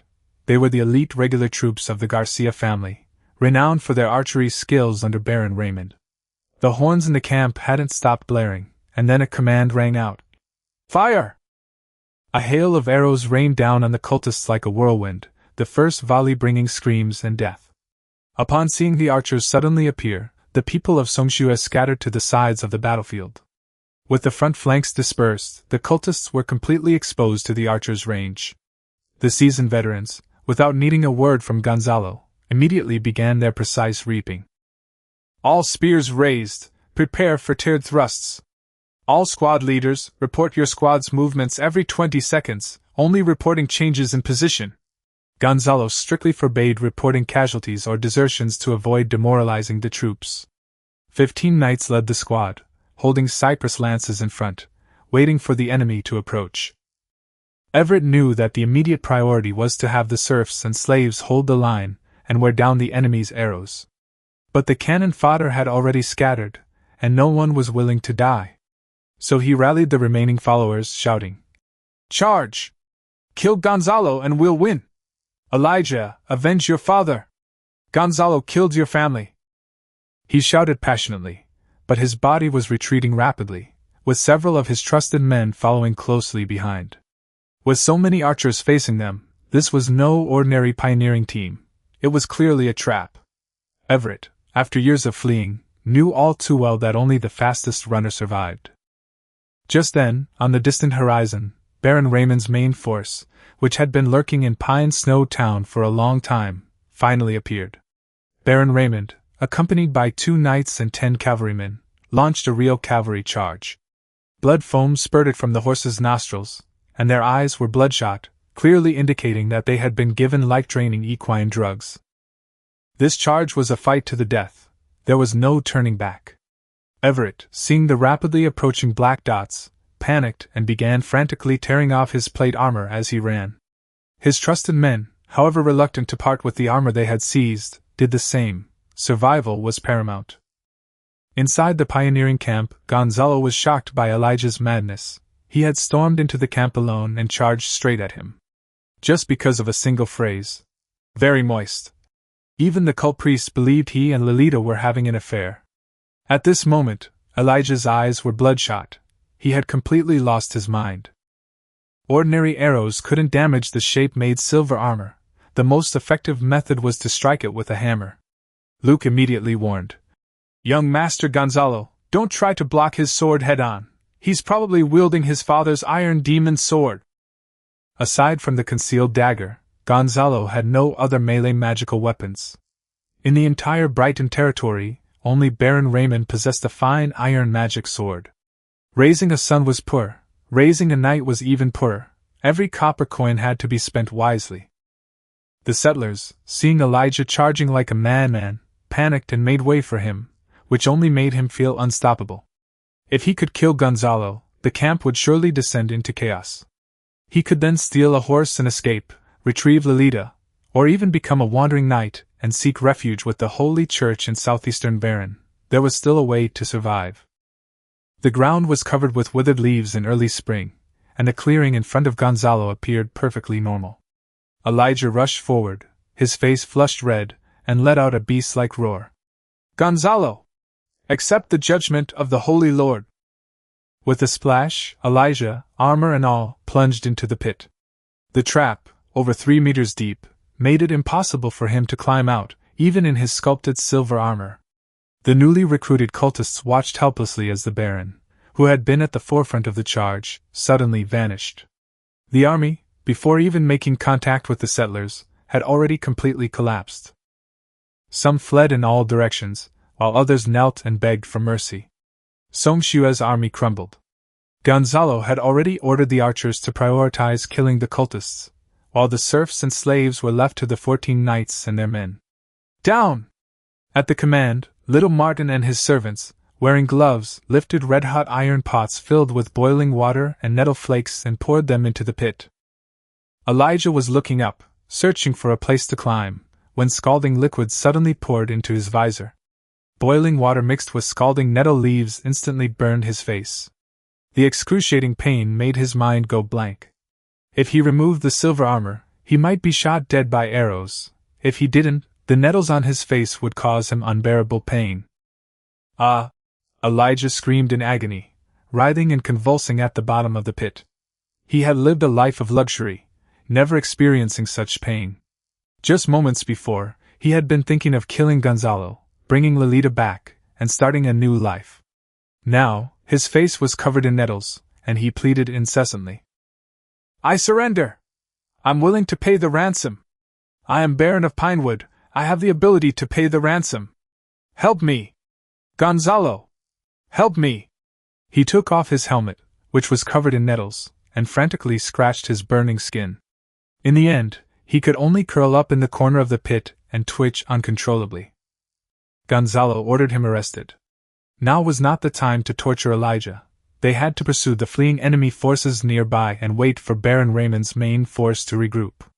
He spared Elijah's life not out of mercy, but out of respect for his father, Baron Raymond's legal authority as Lord.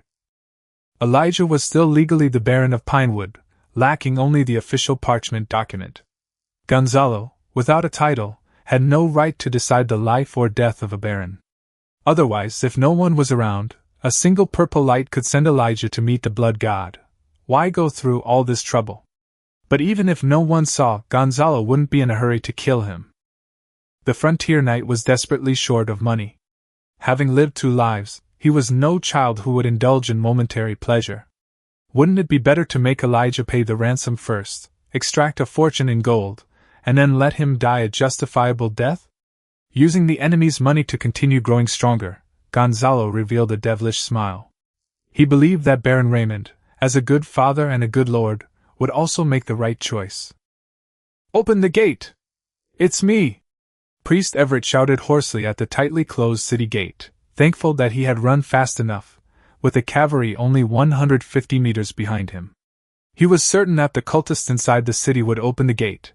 The 100 cultists left to guard the castle were all his old subordinates, who had followed him in burning, killing, and looting. These men, their hands stained with the blood of villagers, would obediently serve him if given food and kept alive with a simmering crimson broth. Just as the heavy city gate cracked open a crack, a sharp sound rang out, and Baron Raymond drew his longbow, its purple thornwood bow fully drawn, and an arrow pierced the air. The arrow pierced Everett's left back, straight to his heart. The priest, unarmored, stiffened, collapsed, and died instantly. He never knew that Baron Raymond's mounted archery was unparalleled in the Varan region, and that the blood of the Garcia family carried the glory of a master archer. With the priest dead, the city gates, which had just been opened a crack, immediately slammed shut, leaving the priest's trusted confidants outside. The cultists inside wouldn't risk their lives for them. Everett was dead. Keeping the gates tightly shut was the safest option. As for those confidants, consider them sacrificed for the Holy Church. Several men were quickly pinned to their deaths by arrows outside the city gate. The setting sun illuminated the castle of Pine Snow territory. Baron Raymond's army completed the encirclement, set up camp, and prepared to attack. Baron Raymond looked at Gonzalo, asking him with a testing tone what to do next. Gonzalo already had a plan. He said that a siege was the safest option, but it had to be a quick victory, otherwise, the surrounding barons would realize what was happening and their spoils would turn into a pie to be divided among them. Since the priest was dead, morale within the city would be low, so they could try negotiating first. If that failed, they should immediately launch a feint attack to wear down the enemy's strength, and then launch a night raid after midnight. Baron Raymond pressed for details. What if the night raid failed? Gonzalo answered decisively. He would lead the raid himself. If they failed, his father would take over. Baron Raymond didn't object. What kind of pioneering knight lacked even this much courage? Back in his day, as a longbow, he had led his brothers in mounted charges into battle, even in dire circumstances. Gonzalo insisted on the night raid for a more practical reason. This was war, and spoils of war were distributed according to merit, not just because he was the son of a baron. At the moment, Gonzalo's credits included only the gains from the 300 settlers, the pursuit of the fleeing soldiers, and his victory over Elijah. 30 elite archers wiped out the main force of the cultists, and Knight Luke defeated the demoralized Knight Hans. Both were Baron Raymond's achievements. But what truly decided the outcome was Baron Raymond personally shooting and killing Priest Everett. As for the matter of an inside agent within the castle, Gonzalo, of course, wouldn't reveal it. The greater the difficulty, the larger the share of the pie will be in the end. But Baron Raymond reminded him that there was something more important. He must immediately send cavalry to report to Count Terence, the governor of the Varan province, making the battle situation sound as difficult as possible, while explaining that they were besieging the castle and could not spare troops to support Southeast Varan. Baron Raymond was already seated at the table, writing a letter on linen paper. He paused several times to consider his words before continuing. After midnight on the castle's outer wall, Ali gently shook a cultist on night watch awake, calling out, "Brother!" The cultist awoke, with a start, initially thinking he'd been caught sleeping, but upon opening his eyes and seeing a young slave, he immediately demanded an angry look. Ali feigned ignorance, saying the leader had summoned him to relieve the guard, but it seemed the wrong person had been called, and he would go back now. The cultist impatiently pushed him to his post, made him stand still, and then went straight back to the main building to sleep, threatening Ali not to slack off as he left. Ali was a slave, while the other knights and squires were all serfs. He knew that if he wanted to fit in with this group, he had to prove himself through merit. He took off his oversized coat, revealing a large bundle of hemp rope wrapped around his thin frame. The rope was tied to the battlements, with the other end lowered outside the city wall.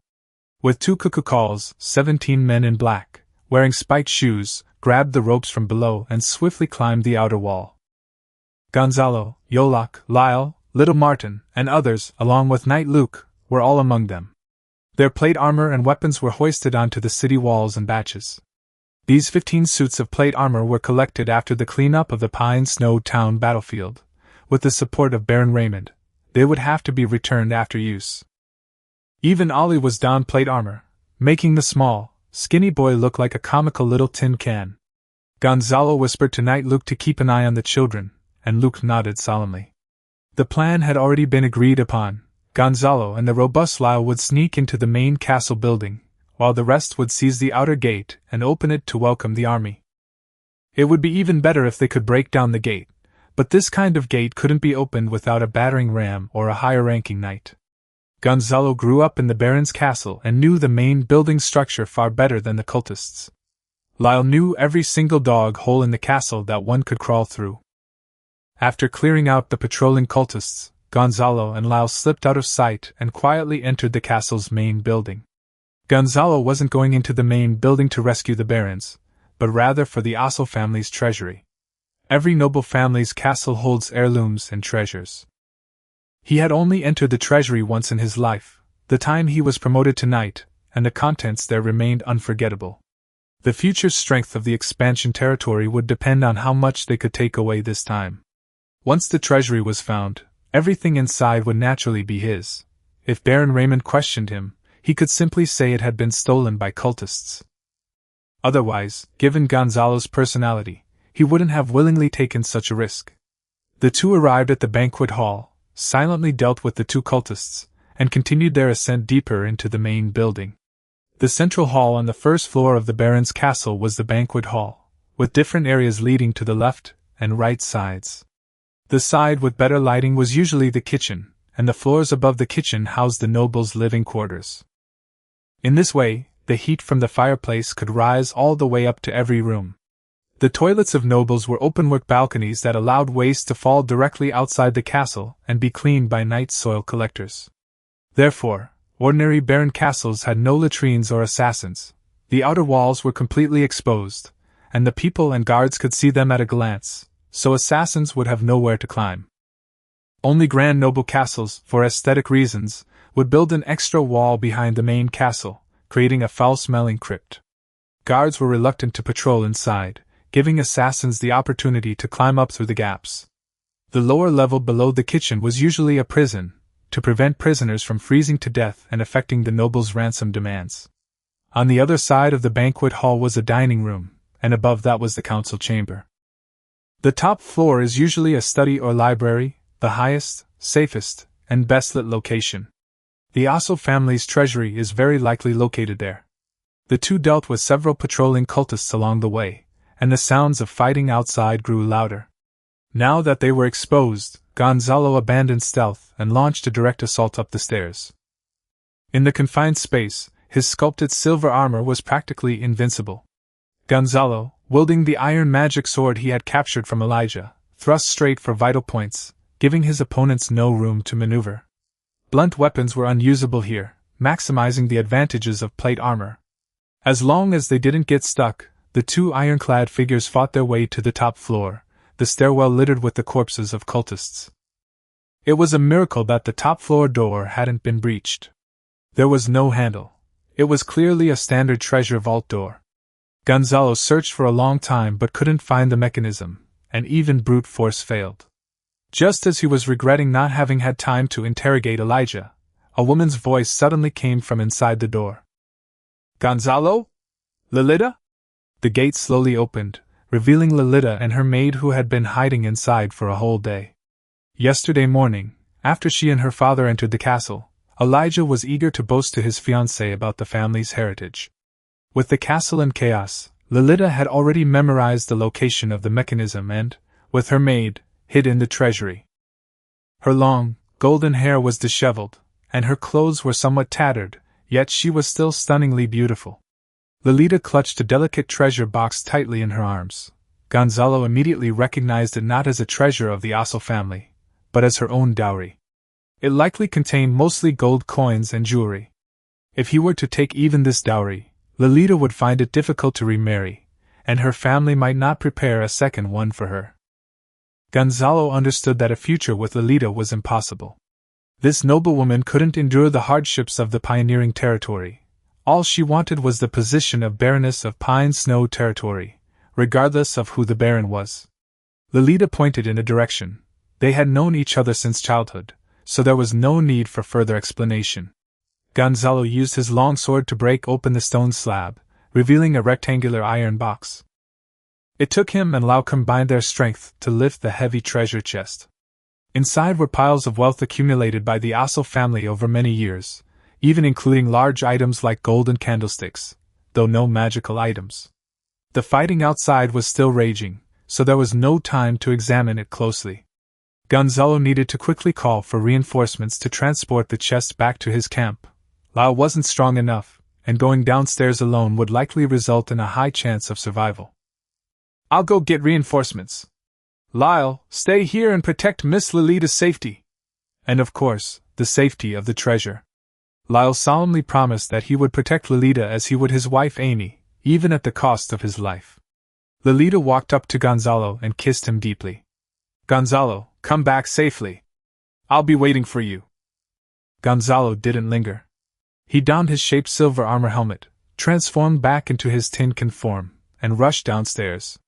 But halfway down, he found the stairs empty of cultists, only littered with corpses. The cultists had all fled to the outer courtyard of the main castle, fighting desperately. If the outer gates fell, they were doomed. Some were even willing to jump off the high walls and break their legs just to escape. The helmet's observation port offered limited visibility, yet Gonzalo felt something calling to him. He hacked down 2 cultists, looked around, and finally spotted his target. On the outer courtyard's pyre, Father Rory was nailed to a cross, covered in blood. It wasn't that he didn't scream, his mouth had been sewn shut. A cultist was climbing onto the stake, preparing to cut off Father Rory's head and escape. With that head, he could gain a chance to be promoted to priest. Strictly speaking, Gonzalo's life was saved by Father Rory. Although he knew that the old man carried potent healing potions with him mostly to sell for a high price or to save his own life. The vault door was secure enough, and the treasure chest wouldn't grow legs and escape. Gonzalo immediately chopped down the cross, and the nearby cultists, seeing the tin can, scattered in terror. He pulled out the nail and helped Father Rory to his feet. In the darkness, Gonzalo finally saw why the priest couldn't speak, then took out his dagger and removed the stitches from his mouth. Gonzalo checked Father Rory's stats and found that the old man was on his deathbed, yet his valor stats still had 5 points. This made him realize that the stats displayed were the target's peak attributes, which wouldn't decrease with their current state. Furthermore, the stats displayed for non-subordinates were their affinity, not their loyalty. For example, Elijah's affinity for him was -100. Father Rory's mouth was sewn shut, making it almost impossible for him to speak. He could only raise his hand with difficulty and point to the castle gate. Gonzalo then realized that the special healing potion must be on the red-robed priest at the gate. He first settled Father Rory in a safe place, then rushed into the melee at the gate. By this time, Baron Raymond's soldiers had already stormed into the castle. Upon seeing his 15 fully armed soldiers, Gonzalo immediately ordered them to storm the castle and move the treasure chests before the main force arrived. He searched the red-robed priest's corpse and, sure enough, found a vial of emerald green potion. The vial, trampled on by countless people, remained perfectly intact. This is a green quality, highly effective healing potion, made by Father Rory. It can heal all external injuries, has a significant effect on internal injuries, and replenish life force. However, it is ineffective against poisoning, disease, and magical wounds, otherwise Father Rory wouldn't be selling it for only 100 gold coins. Gonzalo immediately administered the potion to Father Rory. Soon after, the priest was finally able to speak. Father Rory thanked him and praised him as an extremely talented child. Gonzalo finally understood that the calls he had sensed earlier were actually Father Rory's spiritual plea for help. He possessed 2 points of spiritual power, which allowed him to perceive the cry for help.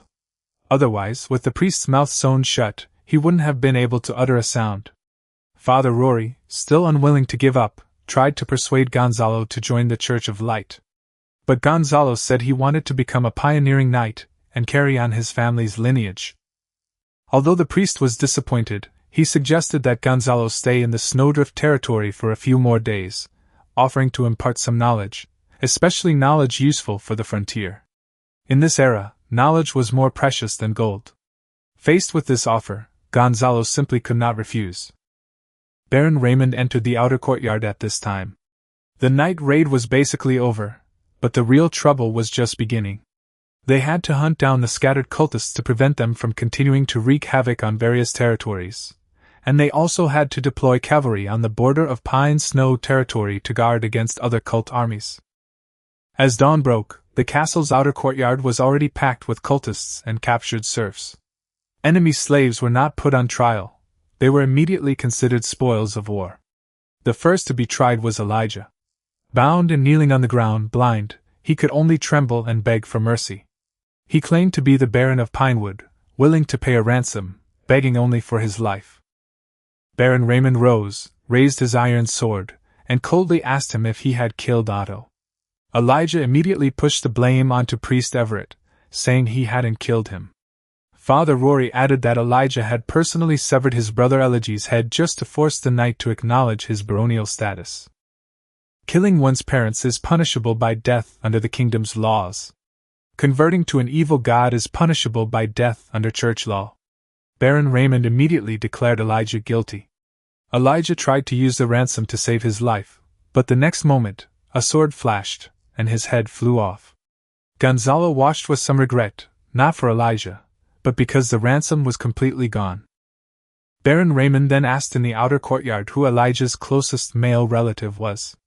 Potter, who had been crouching in the corner, immediately scrambled out, shouting excitedly that he was Baron Otto's fourth son. He was the son of a maid, had no right of inheritance, and was now merely a stable boy on the farm. He had only survived the blood poisoning because he drank water far from the castle. Elijah had never even considered this younger brother as family, which was why he forgot to kill him. Baron Raymond, however, frowned. Otto clearly only had 3 sons. Potter could only plead to admit that his mother was indeed a maid. Baron Raymond corrected him, saying that those weren't sons, but bastards. Potter immediately changed his tune, kneeling and kowtowing, begging the Baron to acknowledge his identity. He desperately wanted to escape his fate as a stable boy and become a respected nobleman. Baron Raymond searched through the Ossel family genealogy but couldn't find a suitable heir. Finally, he looked at Potter and said, "Bastard Potter, remember to pay my ransom." This statement was tantamount to acknowledging Potter's inheritance of Pine Snow territory. Potter wept with joy, as if he had heard the call of the God of Light. As for the ransom, he could easily raise it by squeezing money from Pine Snow territory for 2 years. Nobles had always been adept at this. Potter's younger brother, huddled in a corner covered in horse manure, clutching a stalk of wheat tightly, his teeth grinding together, wishing he had been born sooner. According to the kingdom's succession laws, illegitimate children could not inherit lands. But Pinewood territory bordered Brighton territory, and Baron Raymond wanted a compliant neighbor. As for Potter's identity, all he needed to do was bribe the priest and provide proof of his mother's second marriage to Baron Otto. The illegitimate son could then become the legitimate heir. Gonzalo learned something new, so this was how the rules of the nobility worked. He had previously worried about not receiving the ransom after Elijah's death, but now it seemed he had been worrying unnecessarily. The second to be judged was Knight Hans. His eyes were lifeless, his head was bowed the entire time, and he didn't utter a single word. He seemed to have lost everything: his faith, his family, his warhorse, and his sword. Even continuing to live and breathe had become torture for him. Name: Hans. Level: 2, age 38, bravery 8, knowledge 2, strategy 1, management 2, military skills 5, spirit 0, traits none, affection 30. Gonzalo was quite surprised that the prisoner had an affection level of 30 towards him. He knew that the cultists all had a -100 affection level towards him, and the captured serfs had a range of -10 to -50. This showed that Hans held almost no resentment towards him. Didn't Hans hate him for killing his lord? Baron Raymond looked at his former colleague and asked regretfully. State your crime, Sir Hans. Hans's eyes were empty, and he only replied, I am guilty. What is your crime? Raymond continued to press. Hans raised his chained hands, his arms trembling slightly. The knights present all understood the meaning of this action. He wanted to uphold his knightly honor and absolve himself of his sins through suicide. Being defeated and captured could be resolved by paying a ransom, but converting to a heretical god would be an unforgivable sin. Hans's problem lay in his past service to cultists. At this critical moment, Father Rory spoke up. Still injured, he could only explain the situation from his chair. The priest had witnessed Elijah and the cult priests coercing Hans, and while Hans hadn't converted to the evil god, fighting for the cultists still constituted a crime. After a hushed discussion, Baron Raymond and the priest publicly sentenced Hans to 10 years of service to the church and to pay Baron Raymond a ransom. Raymond then asked Baron Potter if he agreed. Potter, still crouching on the ground and not fully understanding the situation, immediately agreed. Gonzalo understood that Hans was essentially still a member of the Ozzel family, so Potter's consent was necessary. Usually at this point, the Knight's Lord would plead for him, reduce his sentence, or even pay the ransom. The other knights of the Baron did not assist the cultists in the fight. They, like the Baron, were simply imprisoned in the cell beneath the kitchen. The remaining cultists and serfs were handed over to Father Rory for trial. He even summoned the assistance of a nearby priest, who yesterday had been crucified and tortured, was now able to conduct trials while seated. Gonzalo followed Raymond into the castle's main building, where the 6 barons remained chained in the banquet hall. Raymond, beaming, began. Gentlemen, it's time to discuss your ransom. The barons cursed, argued, and even smashed glasses, but it was all in vain. Their hands and feet were bound. They had simply gone from being Elijah's captives to being Raymond's captives. Raymond's night raid, employing knights and elite soldiers, was certainly not an act of charity. War requires pay, and spoils must be distributed according to merit afterward, all of which necessitate gold. As for the Baron's sons who didn't attend the wedding, they probably hoped their fathers would die in prison. Even if he did bring troops to the rescue, he would likely deliberately delay. Gonzalo could tell that these arguments were merely a negotiating tactic. Ultimately, the ransom would be settled, and the families would send gold coins to redeem their people. Finding it uninteresting, he went upstairs, the cheerful laughter of the noble families echoing along the way. These people felt no pressure. The Baron would pay the ransom sooner or later anyway. Raymond would also treat the nobles with the utmost respect, allowing them to stay in the castle's living quarters rather than in the outer courtyard or tents. Perhaps they can even host another banquet tonight. The ingredients have all been delivered, and the ladies, gentlemen, and young women can still sing and dance.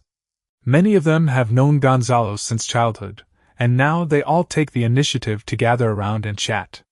In their mouths, Gonzalo has become an idol.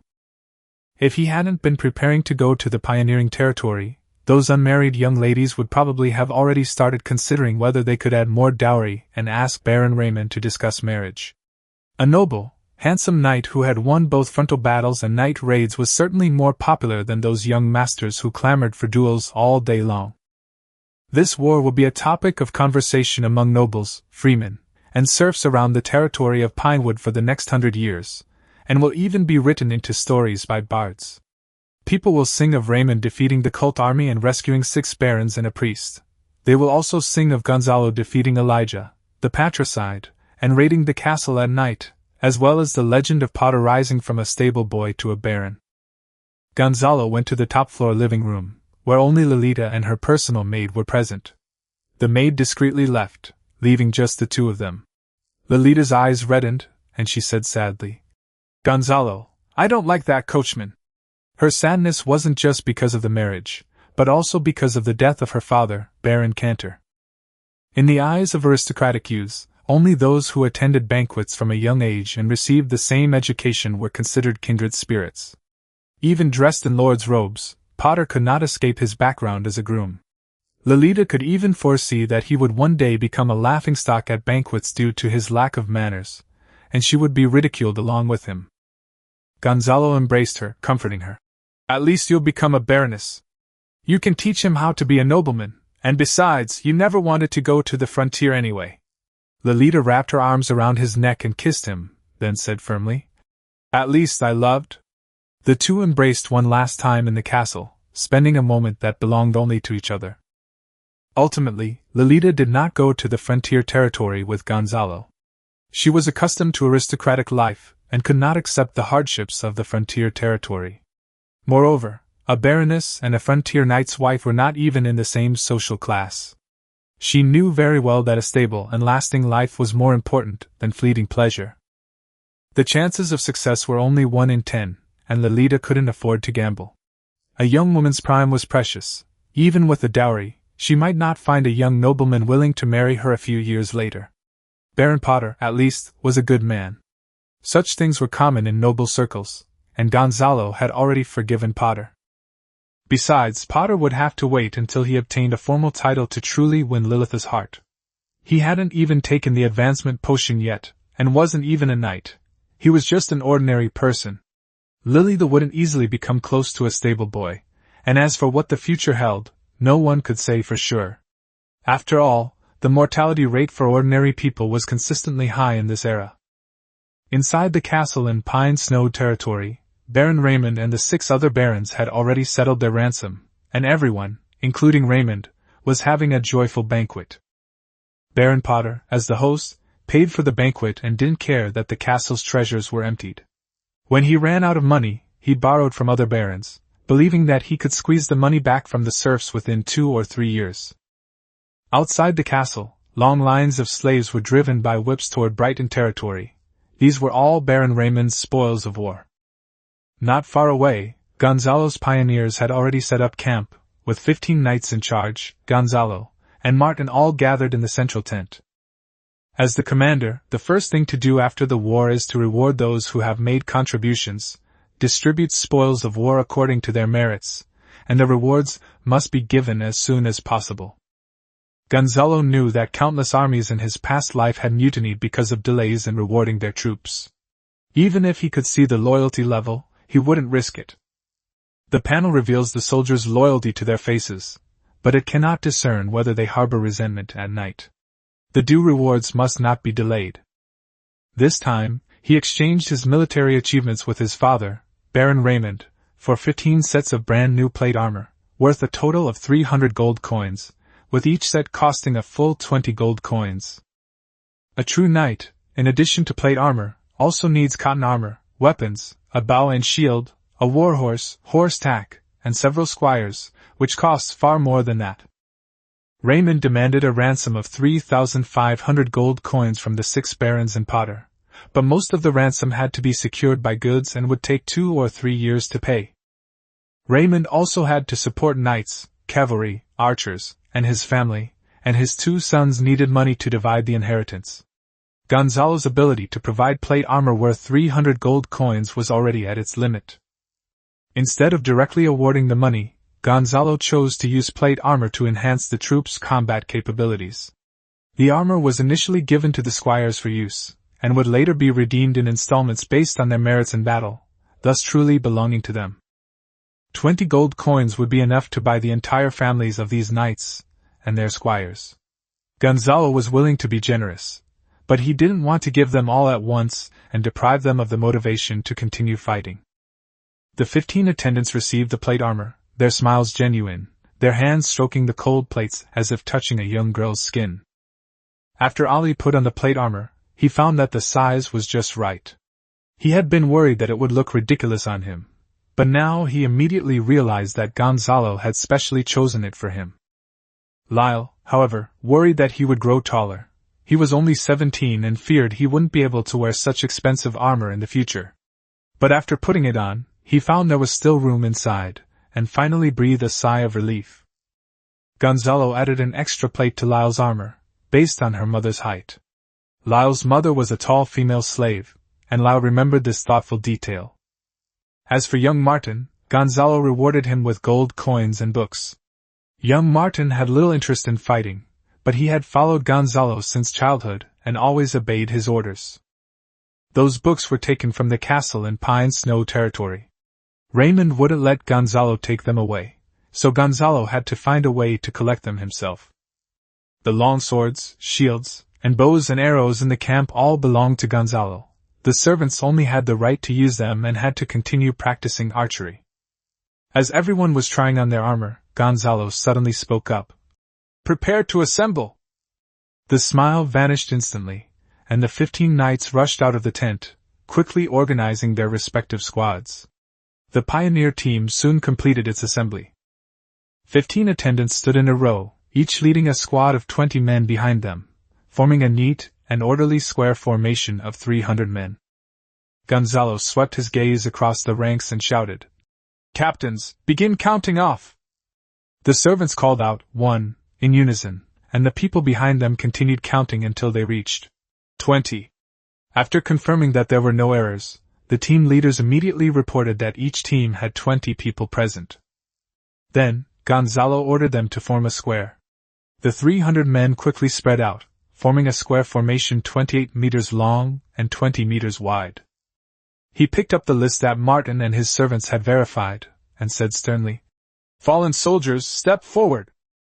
Each squad of 20 men was divided into 4 groups of 5, with the group leaders checking each other's identities. Soon, 15 escapees were identified, most of whom were slaves. These settlers were only temporarily trained at the end of winter, and it was already quite good that they could form ranks on the battlefield. But since they had fled, they had to pay the price. Gonzalo announced to the public, "Those who run away will receive 50 lashes, the team leader 20 lashes, and the captain 10 lashes. If they run away again, they will be executed immediately, and the captain and team leader will receive double the lashes. There is a reward and a punishment. Military orders have always been like this." He originally intended to make an example of them, but since these people knew they would be punished and their formation remained orderly, he spared them this time. The squad leader whipped the escapees, the captain whipped the squad leader, and the knight squire, being the captain himself, whipped himself, and he whipped himself more ruthlessly than anyone else. With the punishment over, Gonzalo continued reading the list of meritorious service. Lyle had killed 1 soldier and 12 armed peasants, Yolok had killed 5, and even the merits of ordinary slaves were not overlooked. "Kill a soldier and you will be rewarded with 5 silver coins. Kill an armed peasant and you will be rewarded with 5 caddies of meat." Battle achievements were verified by the team leader, the team captain, and the team leader, with Martin and others recording them. Since there wasn't time to cut off ears on the actual battlefield, Gonzalo had to use this method to tally them. On the land of Atlanta, it was an obligation for the people to fight alongside their lord. Almost no one paid them according to their numbers. If Gonzalo hadn't plundered the treasures of the Osso family, he wouldn't have had any silver coins to his name. Most of the truly elite enemy soldiers have died at the hands of Raymond's archers and cavalry. Only Lyle and the pioneering team was lucky enough to kill one. But the rules must be set first. Rewards cannot be set too high at the beginning, because once a reward is given, it can only increase and cannot decrease. Gonzalo believed that a generous reward would surely attract brave men. Once the fighting intensified, these people would pounce on the enemy as if they were seeing a delicious loaf of bread. He sat in a chair and personally distributed meat to those who had rendered meritorious service. Each person who received meat respectfully said, "Thank you, young Master Gonzalo." Finally, the list of casualties was presented, and Gonzalo personally comforted the wounded and gave them food. In the first battle, the cult priests fled beforehand, and the enemy army quickly collapsed. Elijah only had eyes for Gonzalo and did not engage in combat with anyone else, and Knight Hans did not kill anyone at all. Therefore, the Trailblazers suffered 0 casualties in the first battle. The second night raid also resulted in 0 deaths. Everyone was wearing iron armor and had Luke Knight protecting them, making it a complete annihilation for the cultists. Ah San Ah Si and Ah Lu watched as Ada took out meat to eat from time to time, their mouths watering with envy. They were all half-brothers, young men chosen by Gonzalo, who could speak human language but didn't even have proper names. Baron Raymond specifically selected the strongest slaves in his territory, and then had them marry many wives, so that their offspring would naturally be physically strong. The slaves Gonzalo received were these brothers from the A family. The eldest brother, relying on his physical advantage, killed an armed farmer, and thus received his master's meat reward. Several people were gathering firewood in the woods. The trees, wild animals, fruits, and fish in the river all belonged to the nobles, and they only dared to pick up fallen branches. Gonzalo also strictly ordered everyone to abide by the rules, and even if no one was in charge in Pine Snow territory, they could not fish or cut down trees indiscriminately, so as to avoid conflicts with the local lords on the road. The most important thing now is to get these people used to obeying orders, do whatever Gonzalo says, and never touch anything he hasn't told them to do. Upon hearing the camp call for dinner, several slaves immediately ran back. Alu, smelling the aroma of meat, was so excited that his mouth almost watered. Little Martin banged on the iron pot and announced that each person would receive a bowl of meat soup and a piece of coarse bread, which were rewards from young Master Gonzalo for their battle. Alu couldn't believe it, and even whispered that he wasn't human, but he was too late. Ah-san had already rushed to the pot. The dark brown whole grain bread contained grains and bran, something the Indian had never eaten before. Just the aroma of wheat was irresistible. Just as he was about to take the soup, little Martin hit him on the head with a spoon. Ah-san was used to being beaten, but he didn't know what he had done wrong. Little Martin only said one sentence. "Speak!" Ah-san, remembering how Ada had looked when he received his reward, quickly shouted, "Thank you, Master Little Martin!" Unexpectedly, he was spooned again. The Indian man stared at the steaming meat soup, almost crying with anxiety. The only meat he had ever eaten was earthworms. Alu reminded him from behind. "Thank you, Master Gonzalo." Ah-san immediately echoed this, and only then did little Martin hand over the soup. But Martin corrected him, saying that he should thank young Master Gonzalo, and that he could only call him Master Gonzalo once they arrived in the frontier territory. This is a rule that Gonzalo repeatedly emphasizes.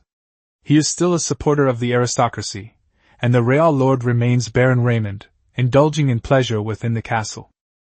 Ah-san, carrying a bowl of meat soup, shouted at the top of his lungs, "Thank you, young Master Gonzalo!" The people behind him followed suit, and shouted back. At night, Alu and everyone sat around the campfire, playing the game of throwing rags, a game invented by Gonzalo Pridham. The 20 men followed Captain Yolok's beat and passed the baton around. Whoever got on the baton the most times would be on night watch. This game was originally played by Gonzalo and his knights in the winter.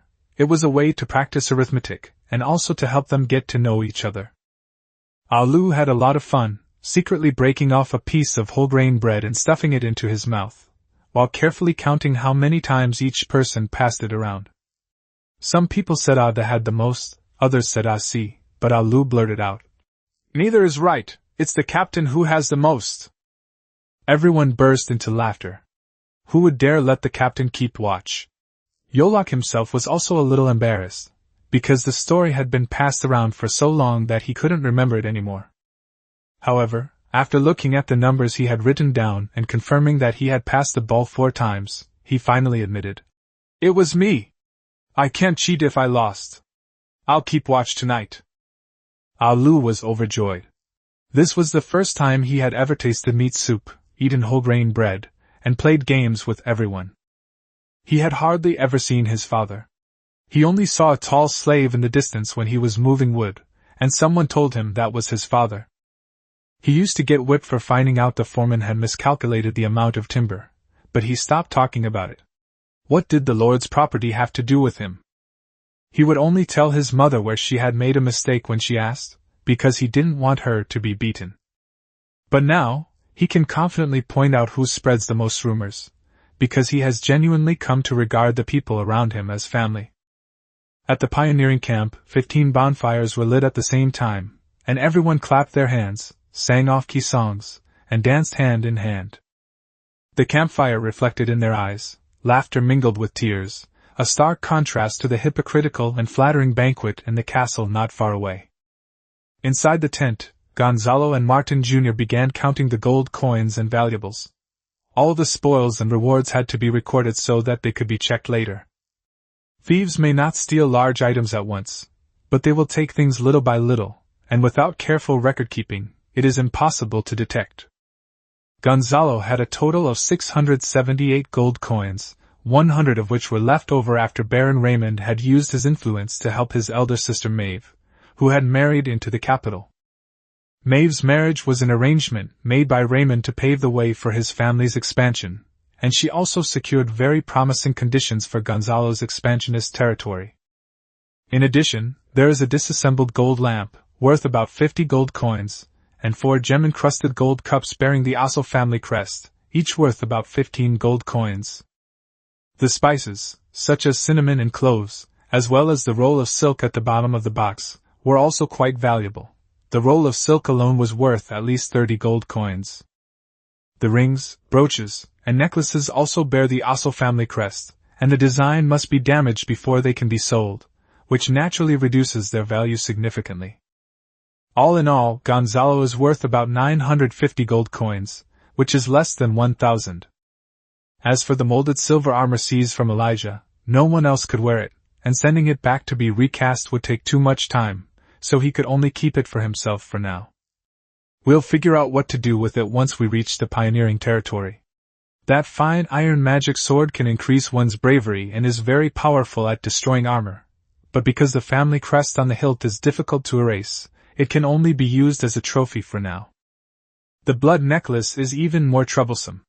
It can temporarily bewitch humans, but wearing it for a long time will cause them to lose their minds. It is a magical item created by the cult Blood Brotherhood. This stuff is absolutely not for sale. The black market is run by nobles and the church. They can help nobles dispose of stolen goods in a respectable way, but they would never touch cult items. If a serf or cultist steals a nobleman's property and tries to sell it on the black market, they are probably just asking for trouble and want to get their head stuck in a stick at the city gate. After taking inventory and recording the valuables, Gonzalo sat wearily at the table and continued to instruct Martin to compile information on the settlers.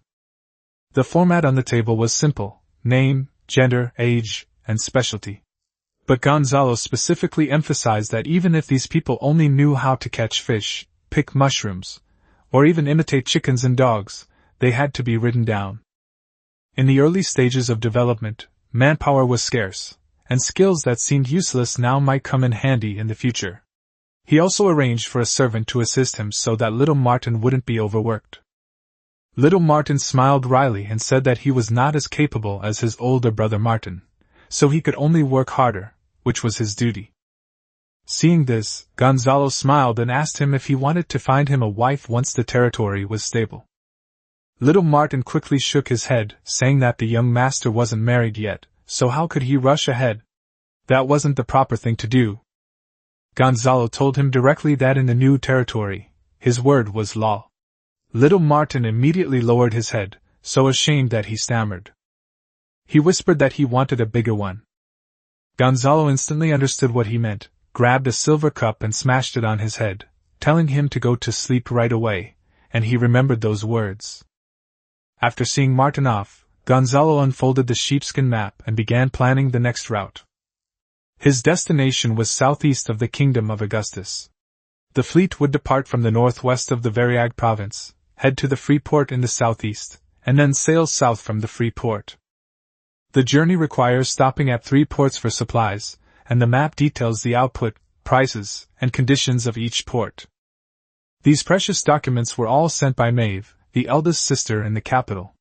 The information channels available to the capital far surpass those of remote baronies like Varang. Without these materials, we would be completely lost after leaving Varangian, as most of the family's notes from a century ago were outdated. With port intelligence, Gonzalo could plan ahead, which supplies he needed to bring, which he could buy locally, and even replenish them at lower prices. After all, trade in Brighton territory was far less developed than in port cities, and many things were actually cheaper elsewhere. The fleet will disembark at Sunrise Port in the province of Arland, then head south through the Fairmont Mountains, eventually reaching Mount Manoland. The information specifically notes that most of the barons in the Fairmont Mountains were first-generation nobles who were pioneer knights, rather than long-established families with stable inheritance. Such places are most prone to unrest. Militants, bandits, and even bandits disguised as nobles are not uncommon. The succession of the first baron was inherently unstable. When the lord died, distant relatives would come to inherit the title, but those unfamiliar with the local area might die a violent death. As the territory remained without an owner for a long time, many serfs became half-bandits. Fortunately, the records included the year of the local lord's investiture, his family background, personal hobbies, and the specialties of his territory, which helped to avoid unnecessary conflicts as much as possible. Among nobles, the greatest taboo is stealing business from competitors.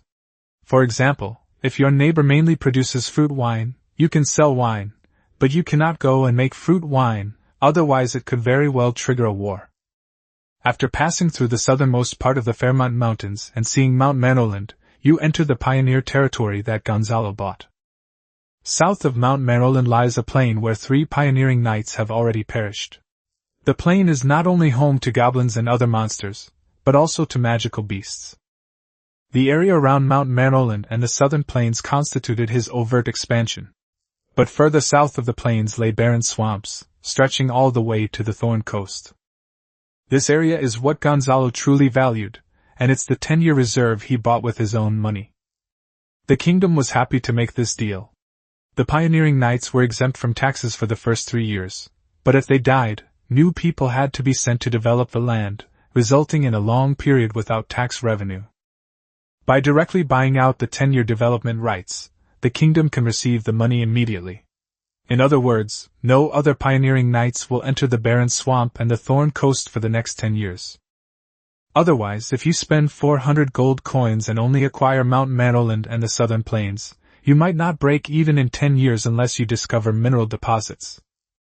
Gonzalo, however, had his sights set on the barren swamp.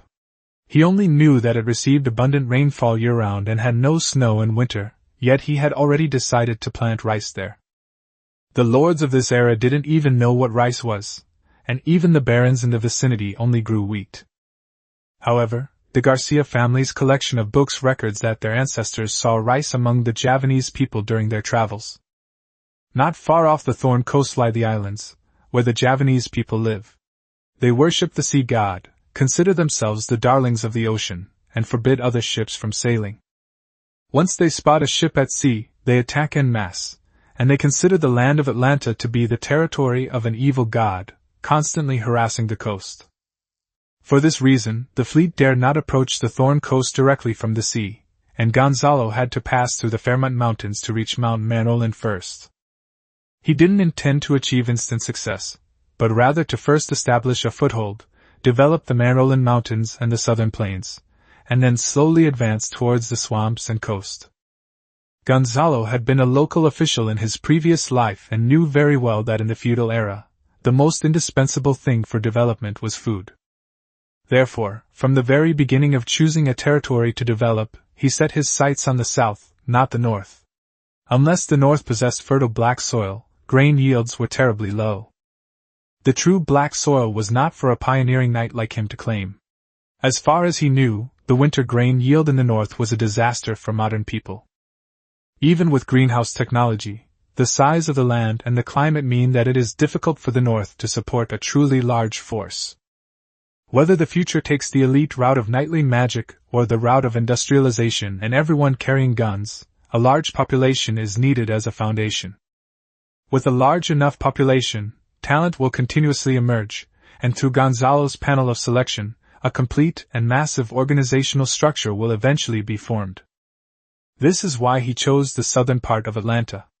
The fact that it has no snow in winter alone is far superior to Brighton territory. Every winter, slaves and serfs in Brighton territory would freeze to death. But that's a story for another time. The most pressing issue was figuring out the right path forward. The Blood Brotherhood cult is rampant in southeastern Variag.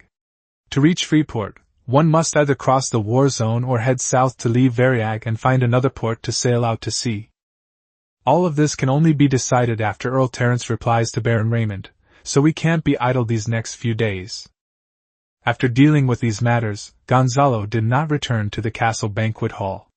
He had known these nobles since childhood, and continuing to associate with them would not lead to any advancement. Unless he could meet new nobles, such banquets held little meaning for him anymore. Inside the castle of Pine Snow territory, the trial of the heretics continues.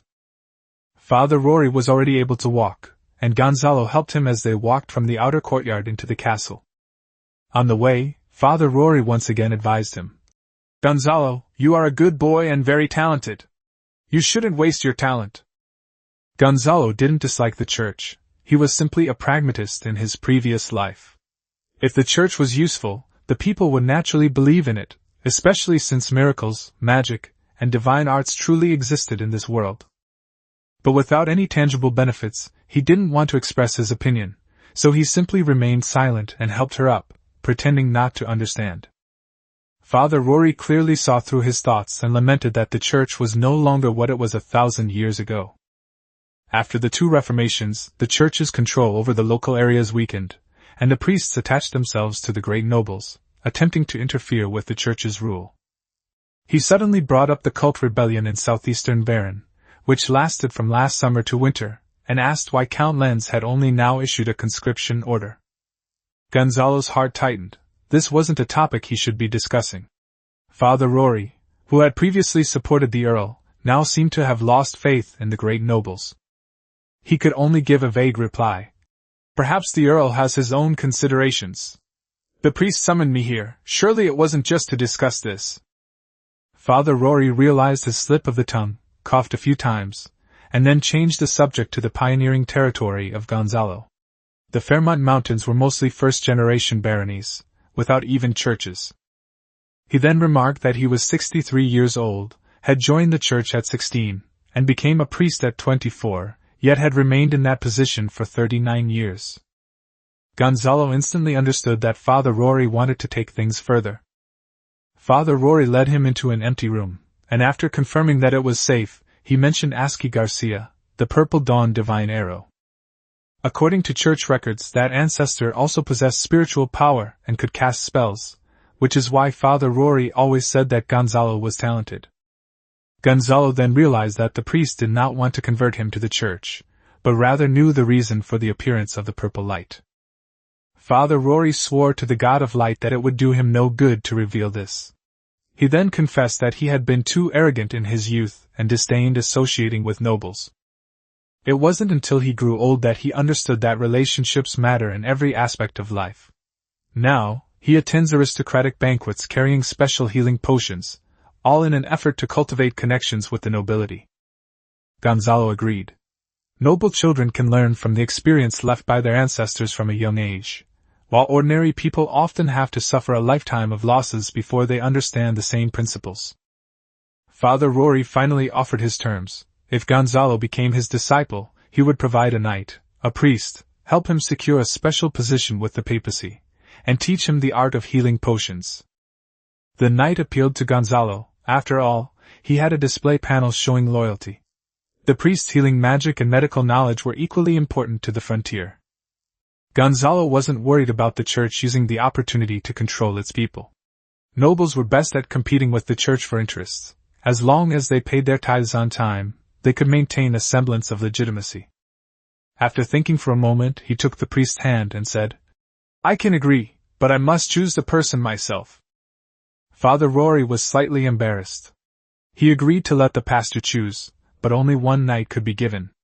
These days, the local church didn't have much military power. Their real trump cards lay with the papacy. Subsequently, Father Rory officially announced that, in his capacity as a priest of the Varan province of the Kingdom of Augustus, he had accepted Gonzalo Garcia as his disciple.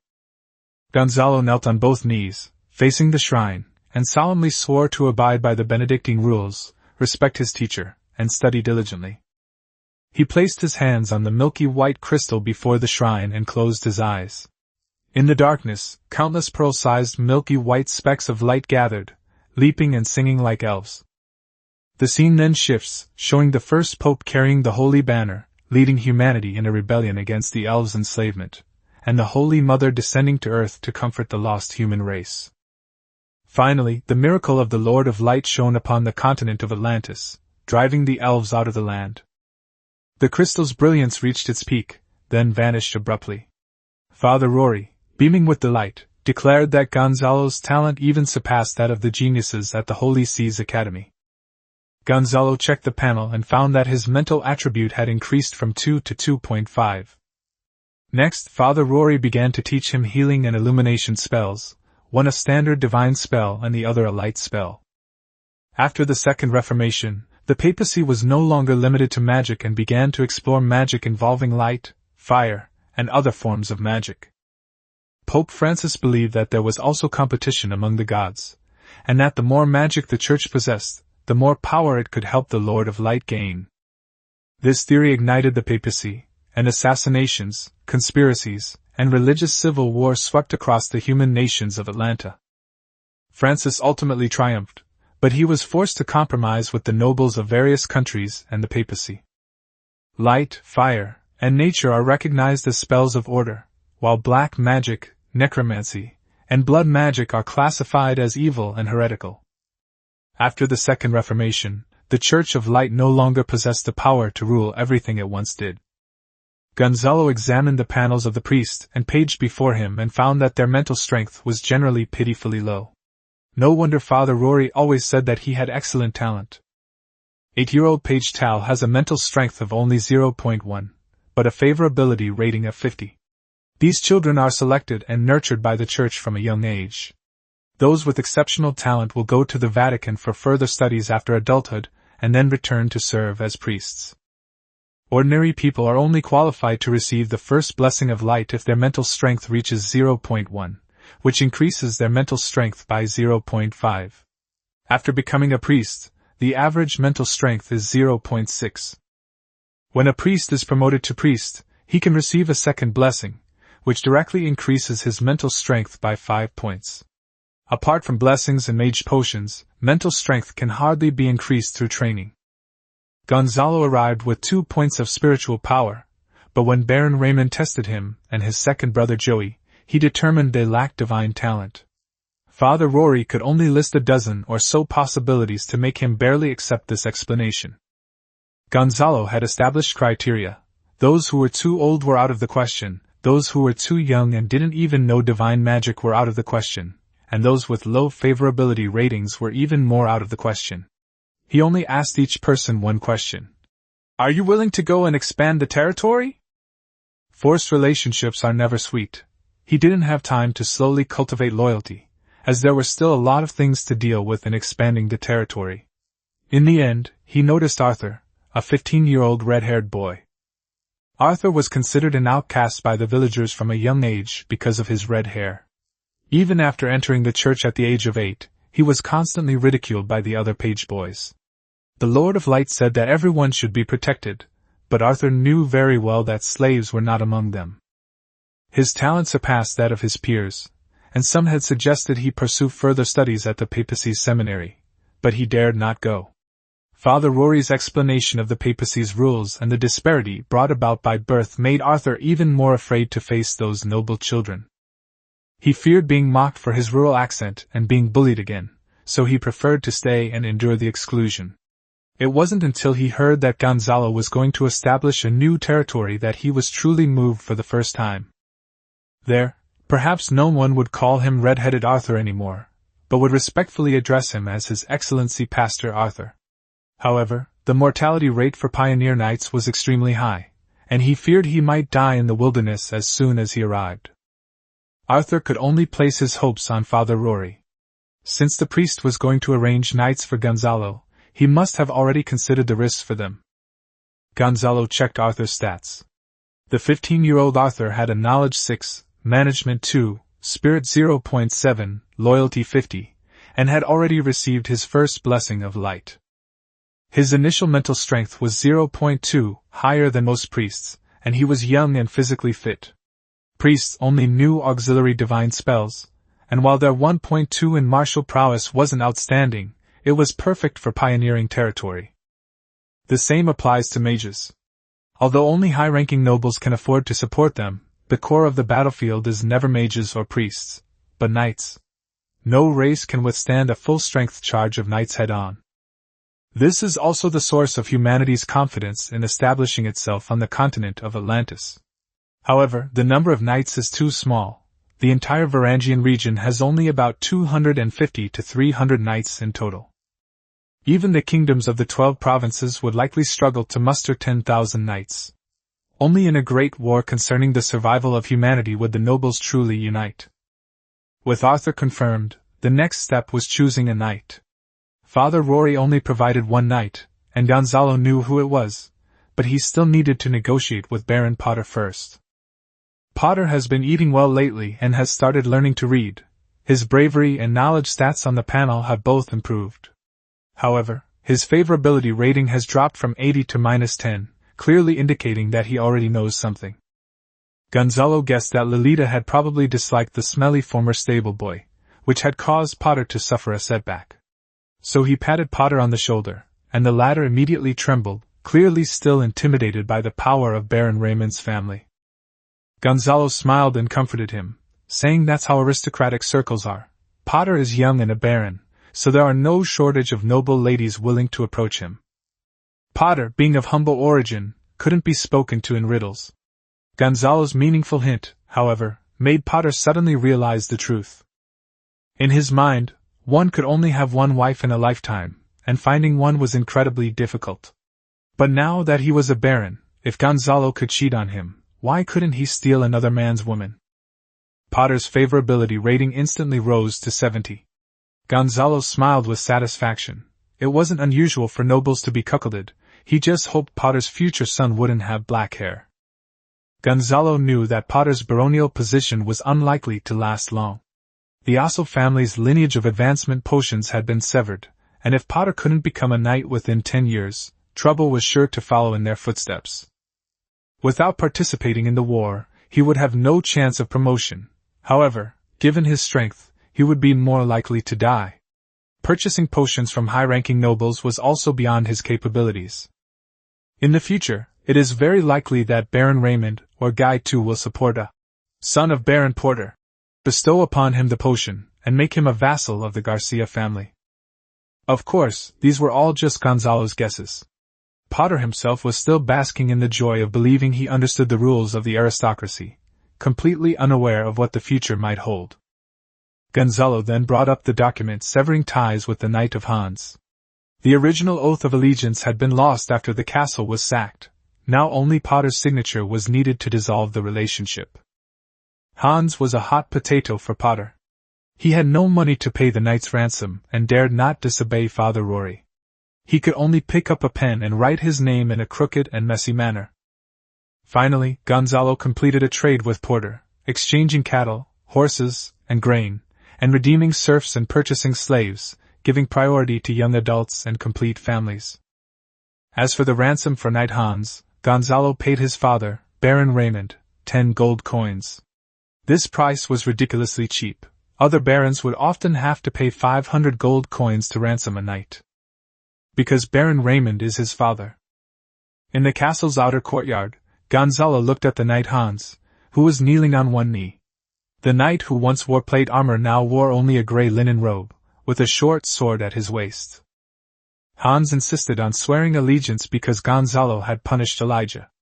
Previously, he had pledged allegiance to the House of Ozer, not to the murderer of his own family, and he, who had intended to commit suicide, had finally been given a new lease on life. With the dissolution of the relationship document issued, Hans was no longer related to the Ossel family. Baron Raymond, Father Rory, Baron Potter, and the barons and knights who had not yet paid the ransom all witnessed this moment. Gonzalo took out his father's fine iron magic sword and gently placed it on Hans's shoulder, without using the Ossel family's magic sword. I, Gonzalo Garcia, hereby appoint Hans as a knight of the Garcia family, in your presence, and command him to uphold loyalty, courage, honor, humility, justice, and faith. Hans pounded his chest with his right fist and solemnly swore that he would bravely fight against powerful enemies and sinners, protect the weak, not harm women and children, be loyal to his friends and lord, and fulfill his duties in the name of the Lord of Light. Gonzalo saw Hans's information before his eyes. Level 2 Knight, Bravery 8, Military Skill 5, Loyalty 100. Originally, his favorability was only 30, but now it had become absolute loyalty. Just then, a messenger cavalryman entered the outer courtyard and handed a letter bearing the Field family crest to Baron Raymond. The sender was none other than the governor of the Varan province, Earl Terence. Raymond announced the appointment in public. He was appointed as the commander of the northwest garrison of Varan, responsible for maintaining stability, arresting cultists, bandits, and rioters. Raymond and Songshira were also exempted from frontline conscription.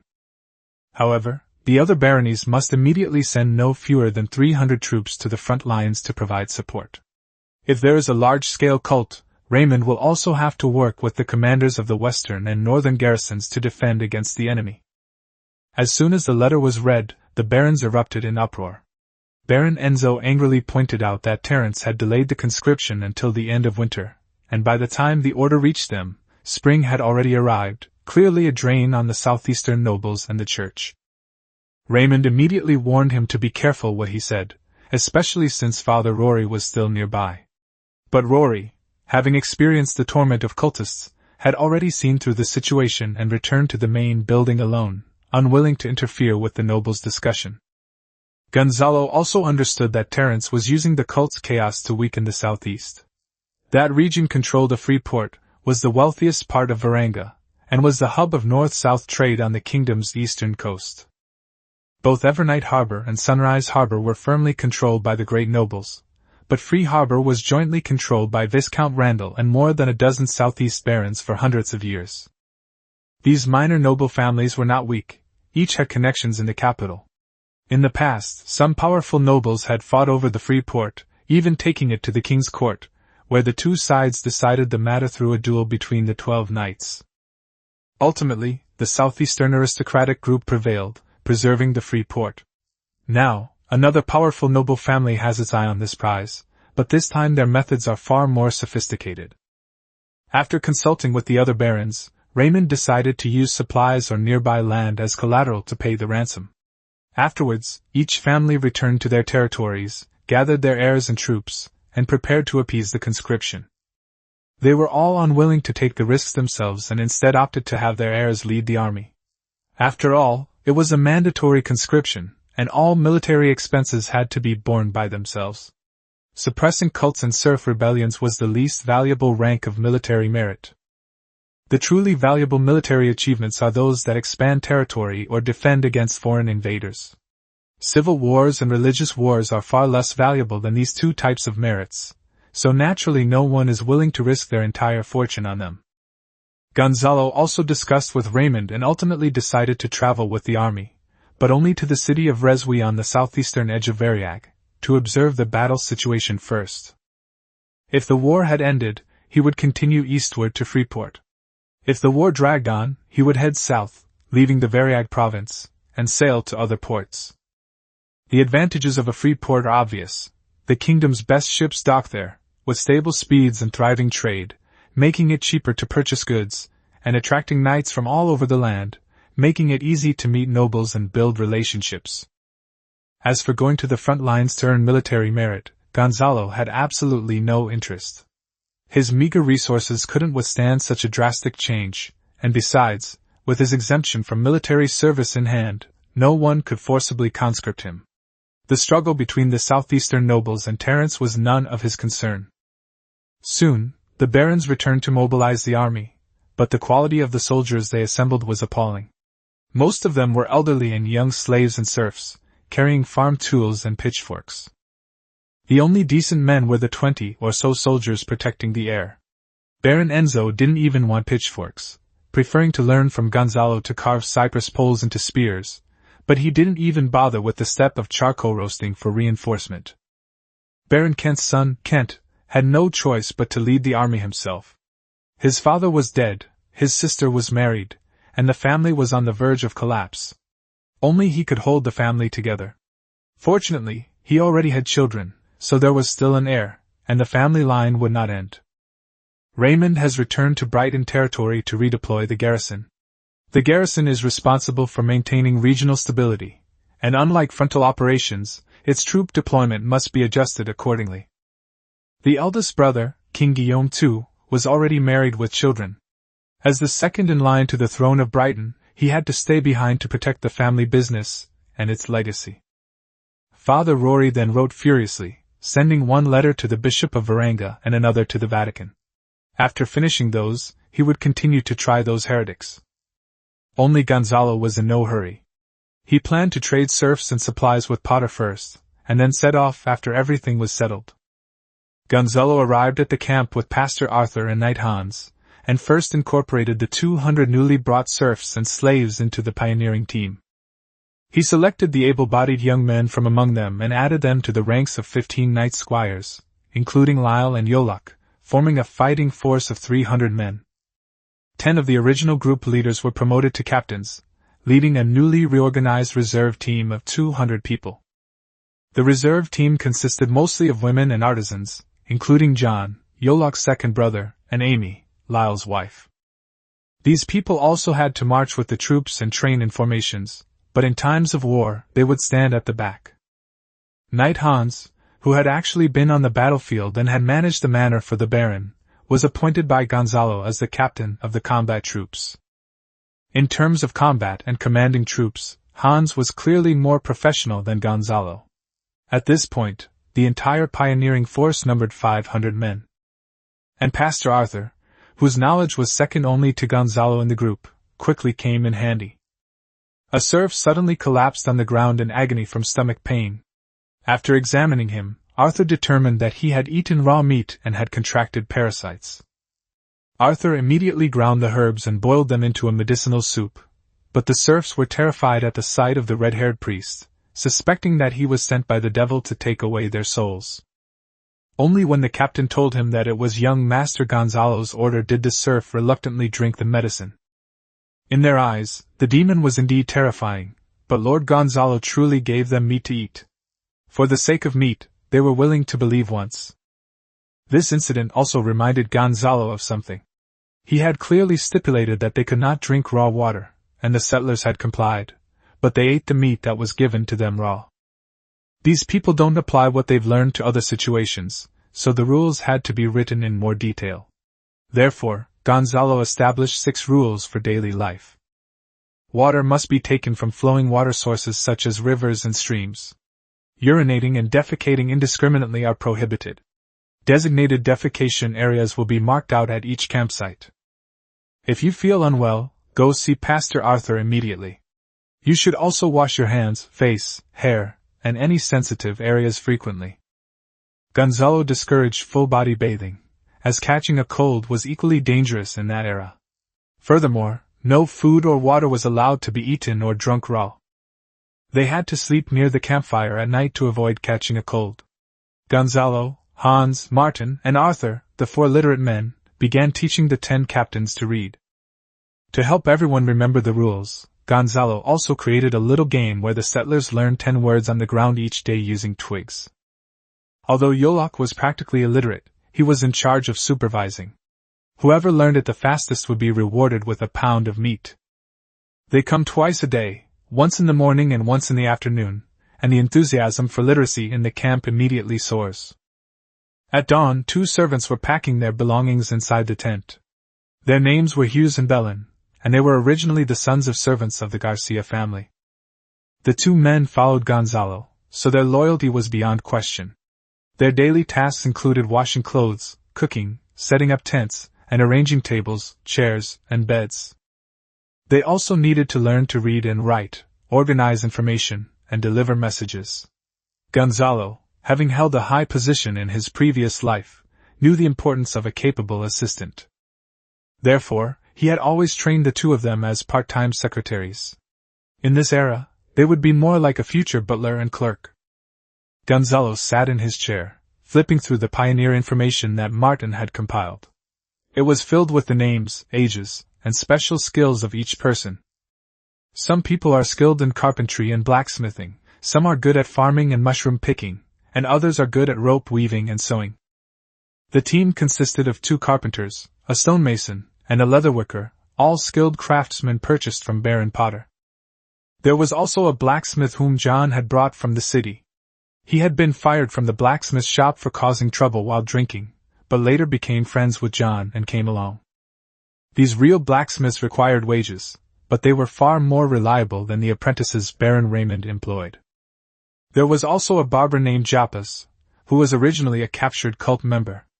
After his trial, Father Rory concluded that he had been coerced into joining the cult. Upon learning that Japas knew how to cut hair, Father Rory asked Gonzalo if he wanted to keep him. Gonzalo, seeing that Japas had a 20% favorability rating, decided to take him on.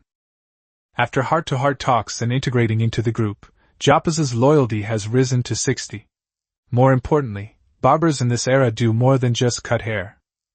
They were also responsible for treating external injuries, especially arrow wounds that Pastor Arthur couldn't handle, which often had to be treated by Japas. When Gonzalo came out of the campfire outside had been extinguished, and all the tents had been packed up on the ox cart. Everyone, carrying their bags and holding their companions' hands, looked at Gonzalo standing in front of them with anticipation for the future. Little Martin strode forward and reported loudly, "Young Master Gonzalo, the expedition team consists of 516 men, 22 horses, 1 horse-drawn carriage, and 3 ox carts." Gonzalo didn't buy too many cattle because they walked too slowly. If they encountered cult rebels, at least the people could still run, and the carts could be abandoned if necessary. These cattle were meant to be food for the journey. Once they reached Sunrise Port, they could buy cheaper livestock from the south. If they could acquire water buffalo for plowing, that would be even better. The carriage was for Gonzalo to rest in. He didn't want to develop bow legs from riding, much less turn himself into a steel ingot. After all, he was still a nobleman at heart. Gonzalo mounted his horse, his voice echoing throughout the camp. "No matter where you come from, what your past status was, or how much grievance and resentment you have suffered.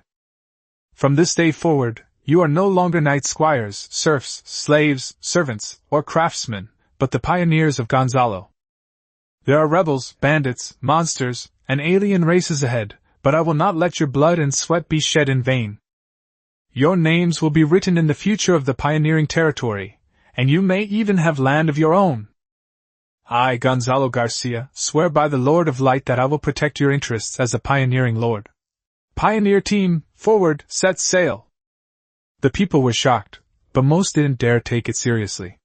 When the noble lord was in a good mood, he would say anything, but after a few days, he would forget about it and still raise his whip. But some people silently kept these words in mind. Because Gonzalo has fulfilled every promise he has made so far.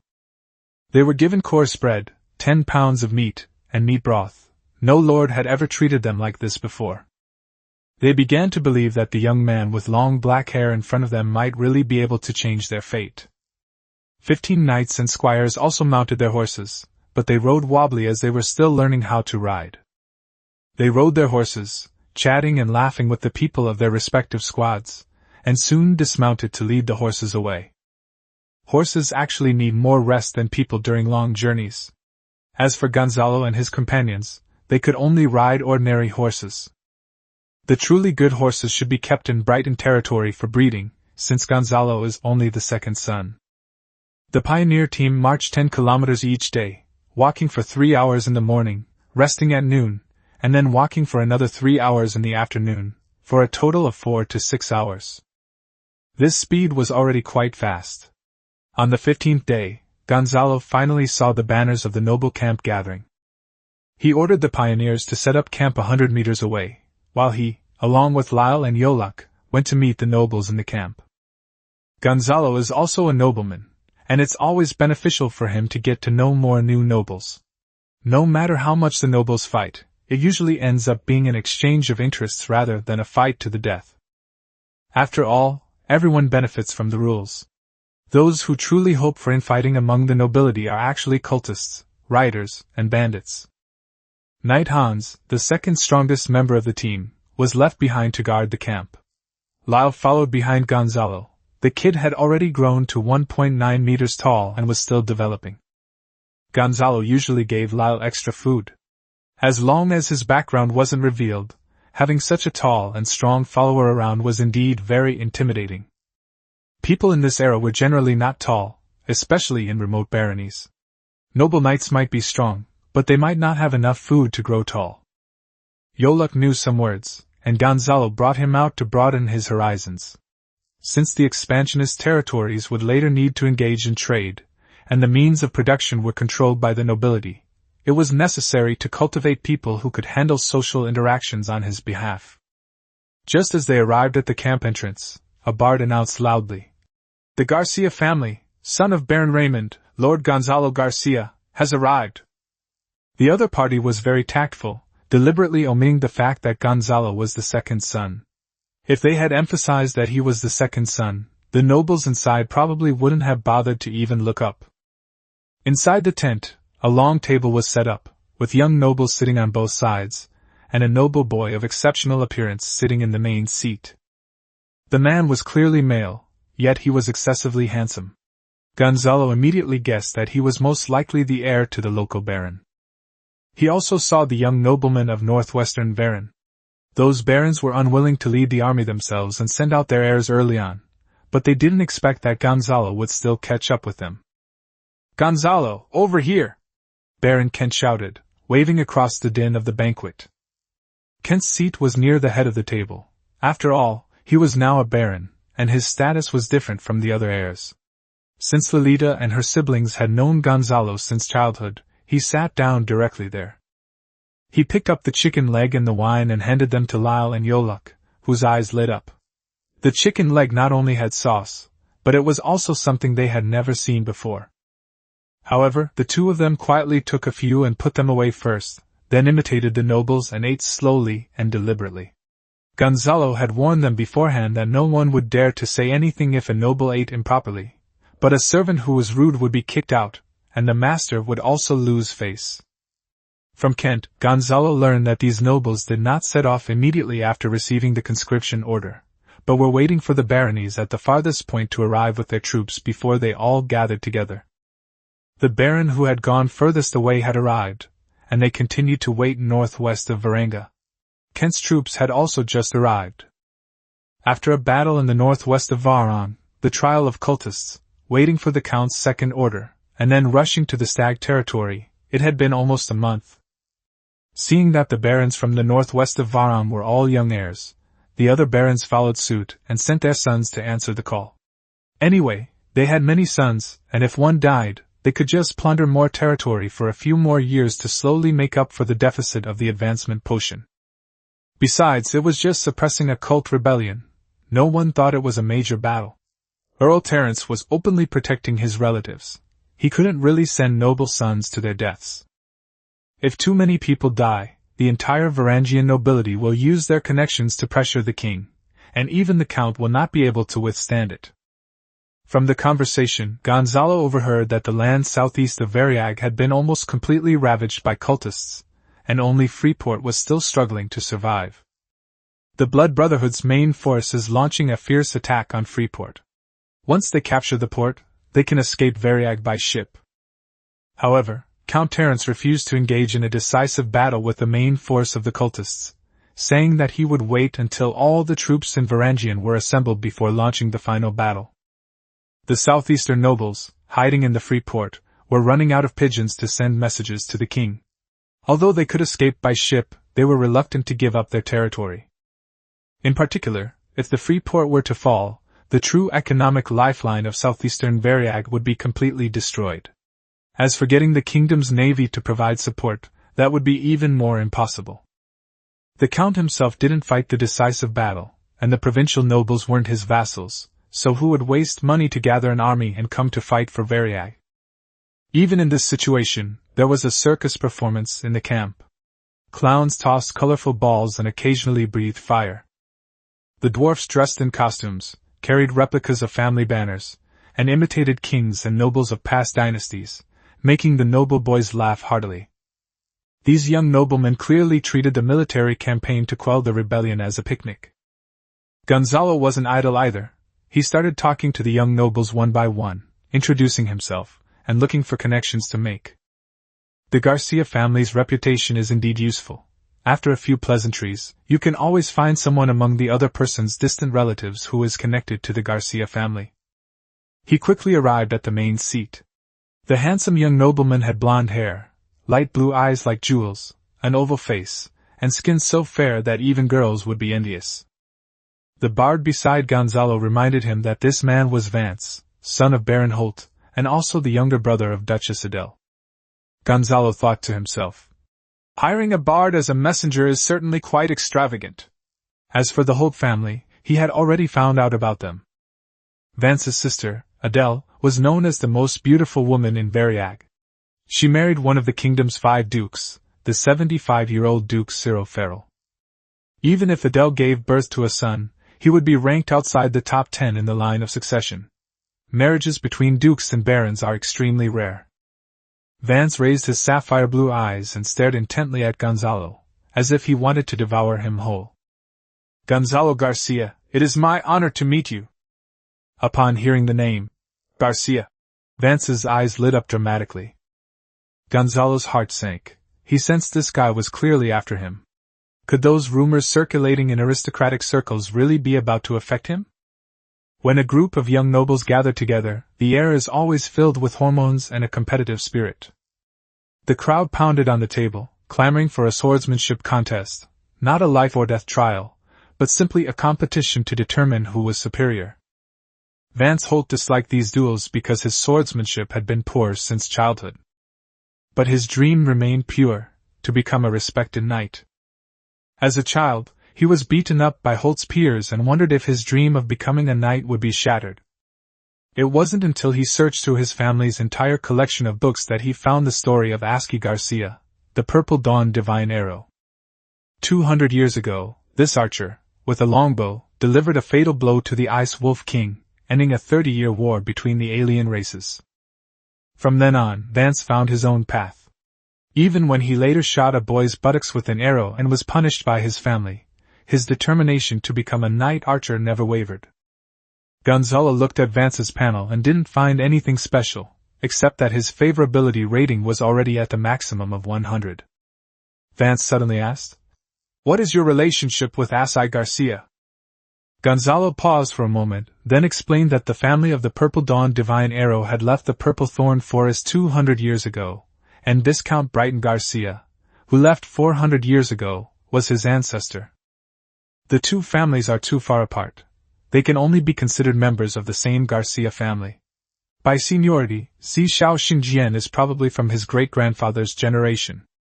Vance nodded repeatedly, his eyes filled with admiration. This was the first time he had ever met a male member of the Garcia family. Although he had met distant relatives of the Garcia family, they were not knights. At this point, the other noble youths started banging on the table and making a fuss, insisting on holding a martial arts competition. These young masters loved to imitate the military life of adults, with banquets, circuses, martial arts competitions, hunting, and even brothels in the camps, all arranged according to the configurations of baron lords when they went to war. Now that they're out there, they naturally want to experience everything. Vance raised his hands to signal for quiet, and the bard stopped playing. All eyes immediately fell on him. Vance said, "Now that we're all here in stag territory, why don't we go hunting? Our family stag forest is the most famous hunting ground in the area." He certainly didn't want to compete in swordsmanship, since he couldn't beat others at it. Even if they were to compete in shooting chickens, he might not have the upper hand.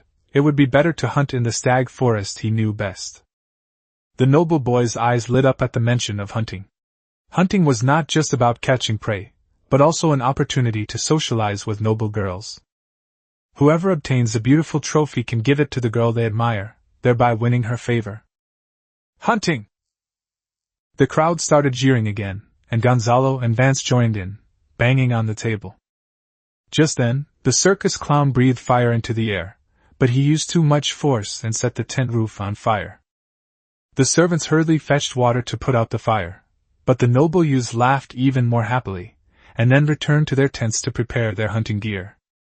Gonzalo, on the other hand, was pulled along by Vance and wandered around the camp.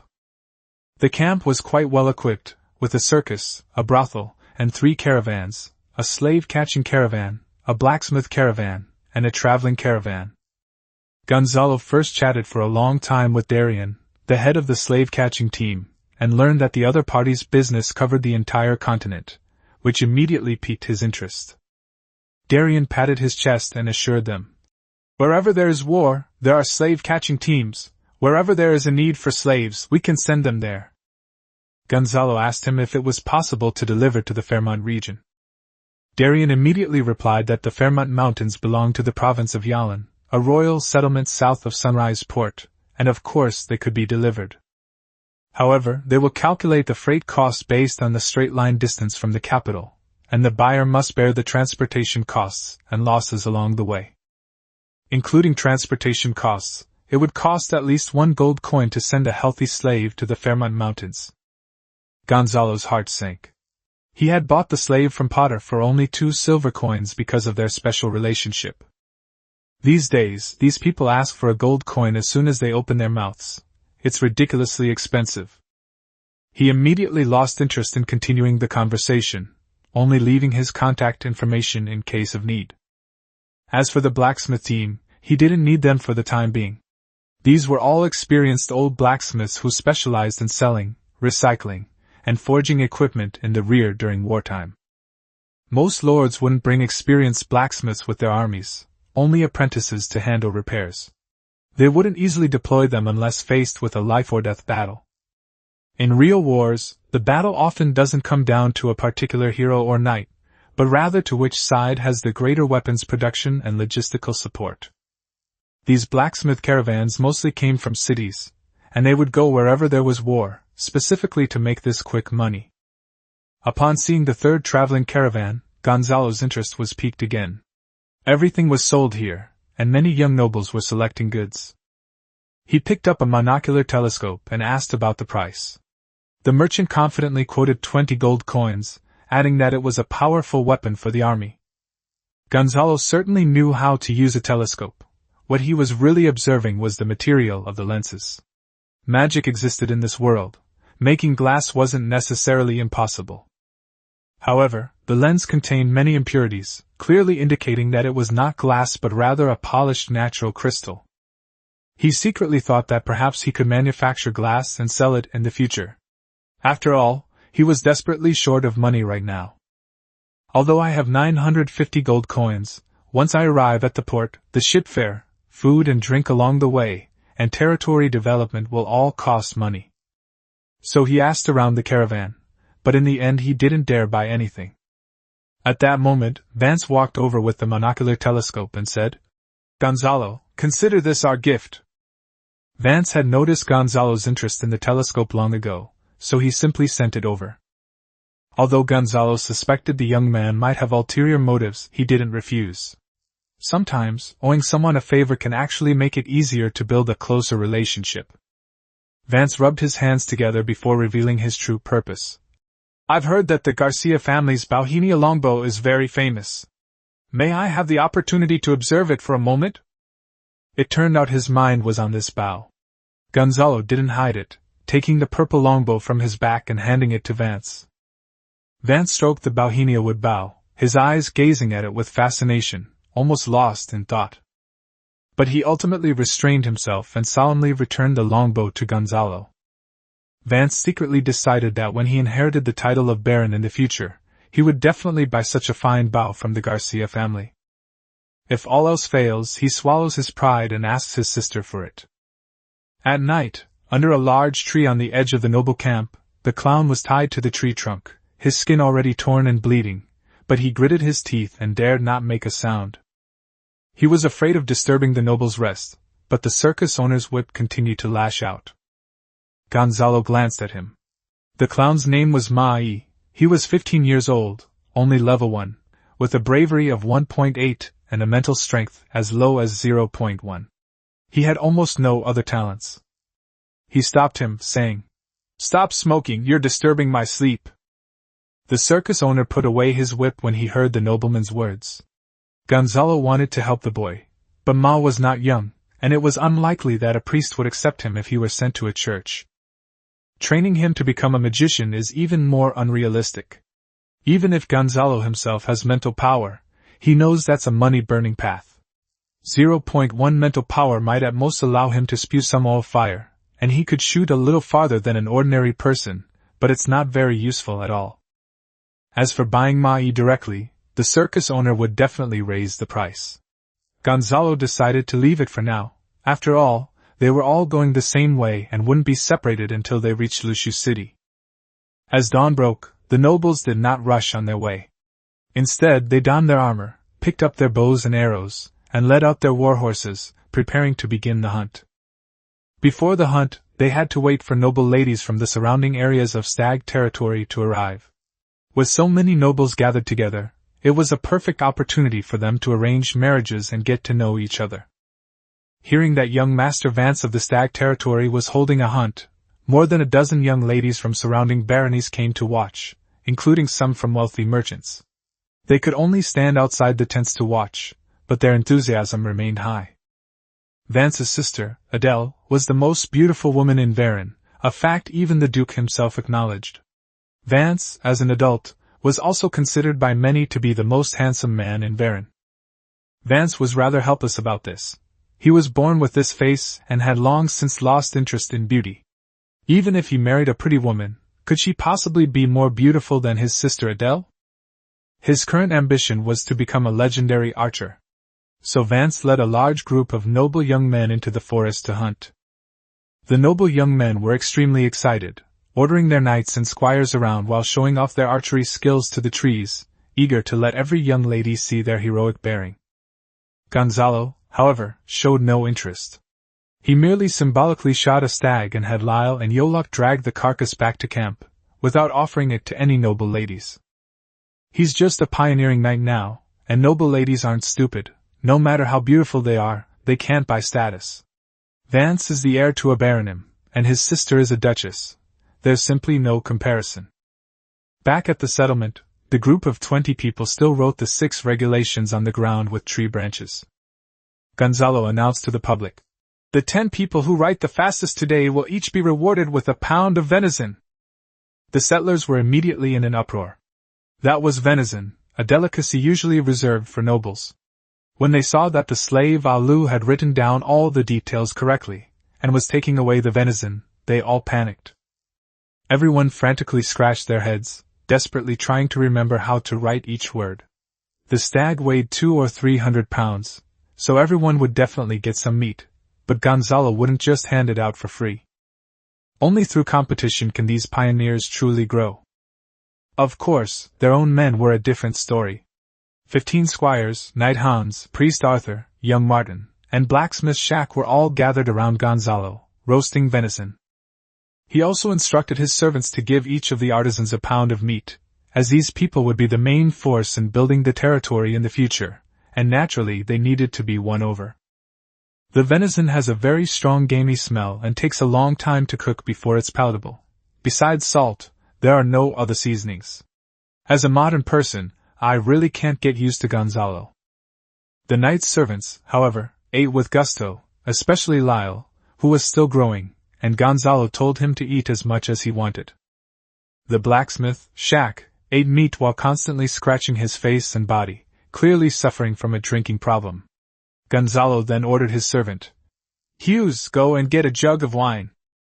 Fruitwood wine is a specialty of Fruitwood Town. Gonzalo poured a little for everyone and patted Shack on the shoulder, saying, "Once we get to the pioneer territory, I guarantee you'll be able to drink a pot of it every day." He never intended for Shack to quit drinking. There's even a saying circulating in Atlanta, the Lord of Light gave an alcoholic a choice between quitting drinking and death, but the alcoholic said, "Let me finish this drink before I die." Anyway, once we get to the pioneering territory, let Siaka lead the blacksmith apprentices to work, and drink a few more jugs of wine, and his skills will naturally be passed on. These apprentices are now learning to write, and their learning ability is much stronger than that of ordinary illiterate people. They will be able to support the blacksmith's shop in the territory in the future. At this moment, Gonzalo noticed that the noble camp next door had begun packing up tents. Yoluk ran over to inquire, and quickly brought back the news. It turns out that Vance won the hunt, and had the most prey. But he didn't give it to any of the ladies. Instead, he said he would take it back to his parents. The noble ladies, on the contrary, liked him more and threw flowers at Vance. The other noble young men were furious and clamored to fight him with swords, some even wanting to use the opportunity of a duel to slash his face. Kevlar was shrewd enough not to fall for it. He simply reminded everyone, "The Earl is still waiting at the front. Don't treat this conscription order as a trip. We must depart immediately." The noblemen were immediately left without an excuse. After all, they had answered the call to go to the front lines, and no one wanted to bear the blame for ignoring military orders and insisting on a duel. So the group packed up their tents and continued heading southeast of Varanga, leaving only the disheartened girls standing there. Gonzalo followed with his settlers, along with a circus and 3 caravans nearby, all keeping a safe distance behind the noble army. As for the brothels, they had long since blended in with the army.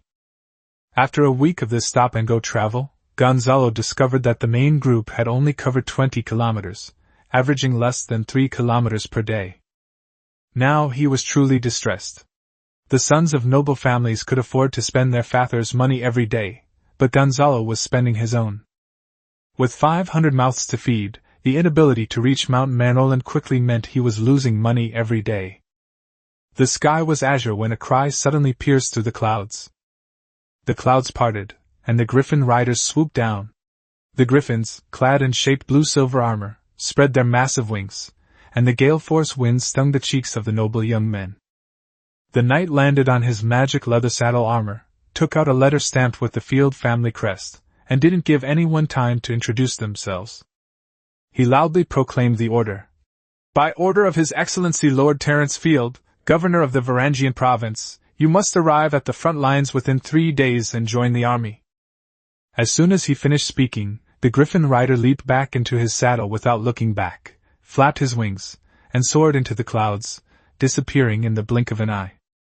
Not only this group of nobles, but also the noble armies in the other 2 directions received the Earl's urgent orders. The young masters immediately erupted in chaos. The Freeport front was a full 50 kilometers away, and arriving in 3 days meant walking 17 kilometers every day. The noble young master, who usually only thought about duels and hunting, could not withstand this intensity of marching, but military orders were absolute. They all understood that daring to disobey the Earl of Field's orders would not only bring misfortune upon themselves, but could also punish their barren fathers. Left with no other choice, the entire team had to speed up their march. Gonzalo looked up and saw the griffin riders swooping down from the sky again, landing steadily in front of his group.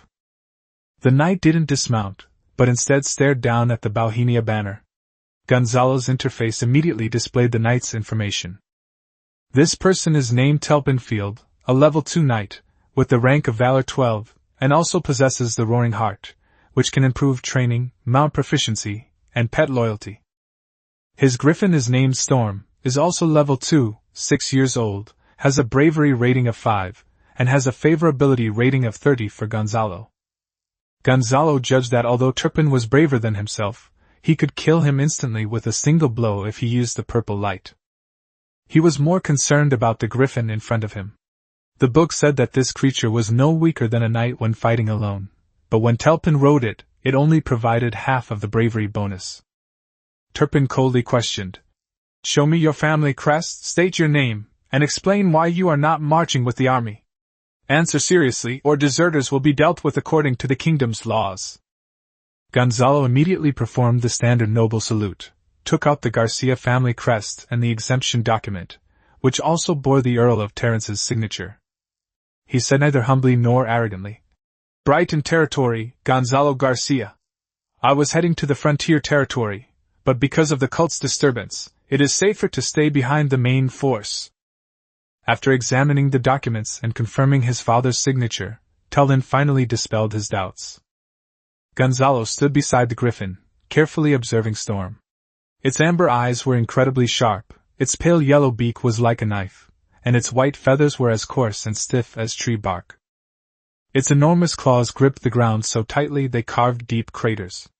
Gonzalo genuinely thought the griffin was truly beautiful. If the pioneer could have a flying mount, it would be a huge boost for him. Turpin was surprised to see that he was not afraid at all. Aren't you afraid of the storm? Many nobles are afraid of its claws and dare not come near it. Actually, it likes people very much. Gonzalo was naturally unafraid. The panel showed that Storm had a 30-point favorability rating towards him, making it highly unlikely that he would attack him first. He answered frankly, It's just that I like it. What knight wouldn't want a mount that soars through the skies? These words struck a chord with Turpin. His father also possessed a longbow made of Bauhinia wood, which he had supposedly purchased from the Garcia family.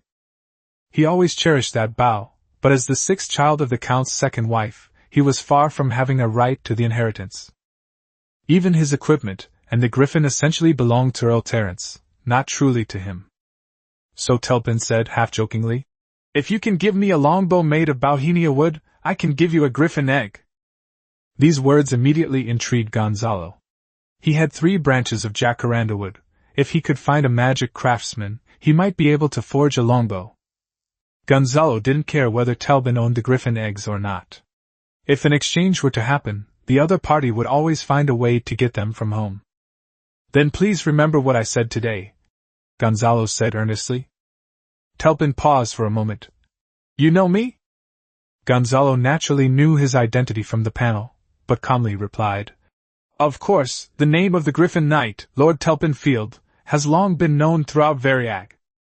These words clearly pleased him, and Turpin's favorability towards him immediately rose to 30. He stared at Gonzalo and asked, "Can you really get your hands on a Bauhinia longbow?" Gonzalo immediately revealed the longbow wrapped around his back. "I have one right now."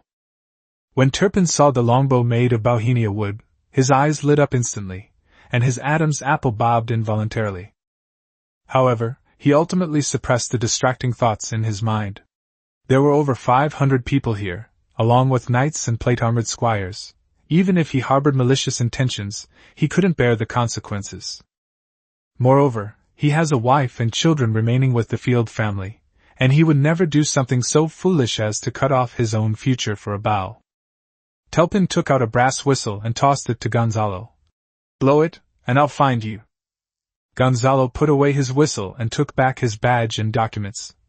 "See you in Freeport after the cultists are dealt with, and we'll make a deal." Telpin took out another piece of venison and fed it to Storm, then rode the griffin off the ground and back into the clouds. And so, one plotted to get the griffin egg from the family, while the other prepared to trade it for the Bauhinia wood longbow. Both are planning for their own careers and will bring a bright future to their respective families.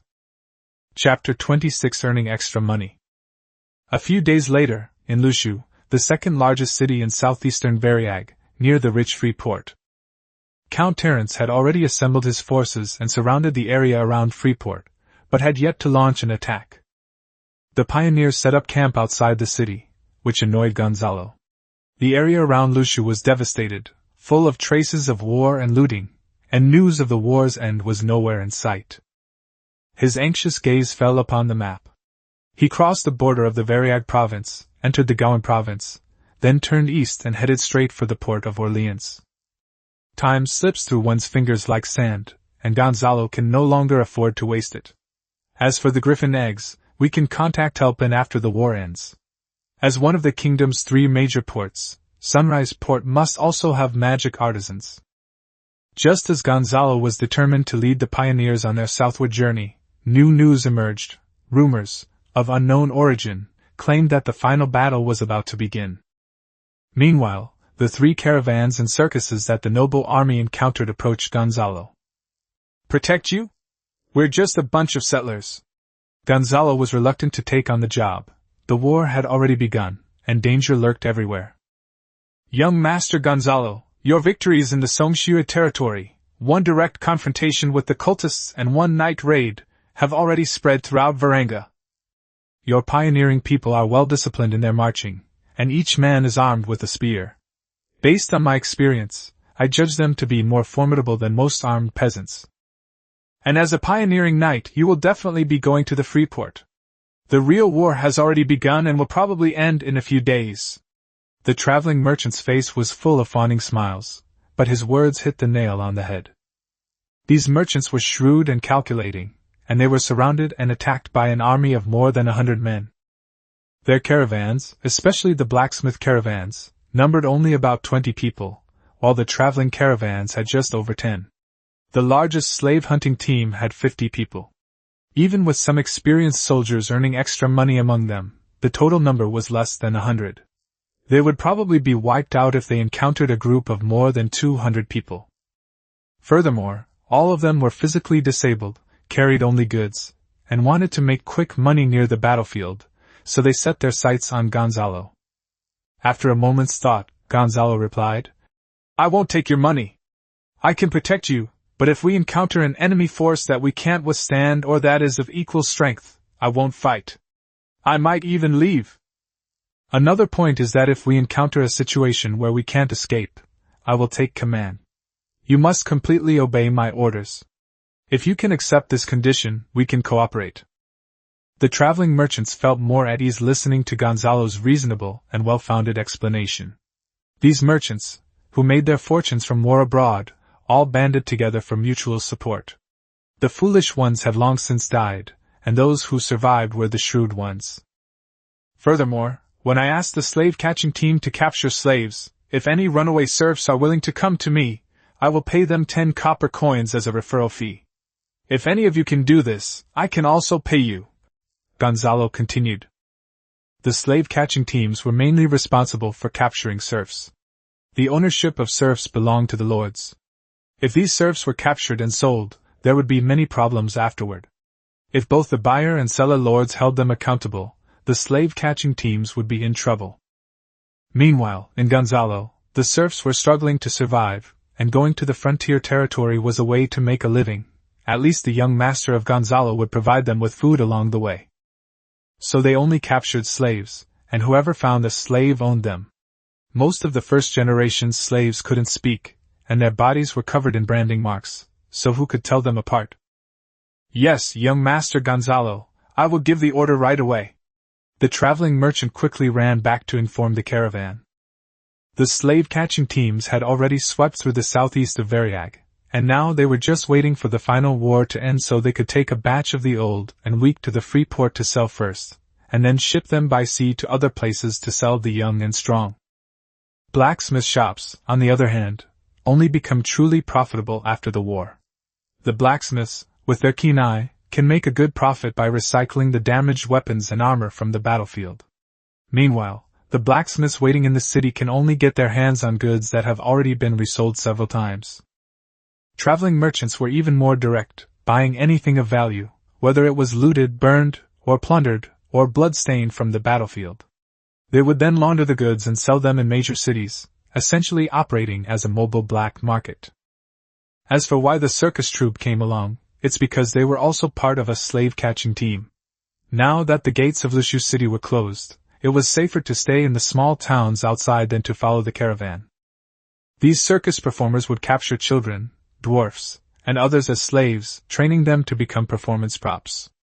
As for why circuses didn't have animals, only slaves, that was the norm in that era. Gonzalo and the caravan quickly reached a mutually beneficial agreement, but the circus disgusted Gonzalo, who had a modern mindset. War was chaotic, and there would always be opportunities.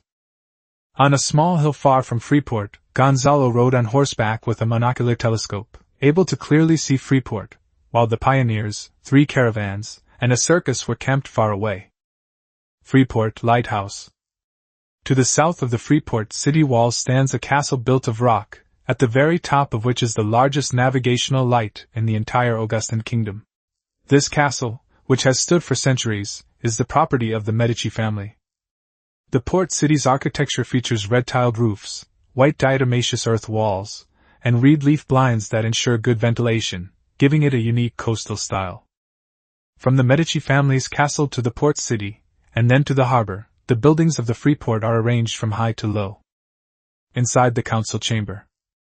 Of the original 12 representatives of the Southeast Baronies, only 7 remain.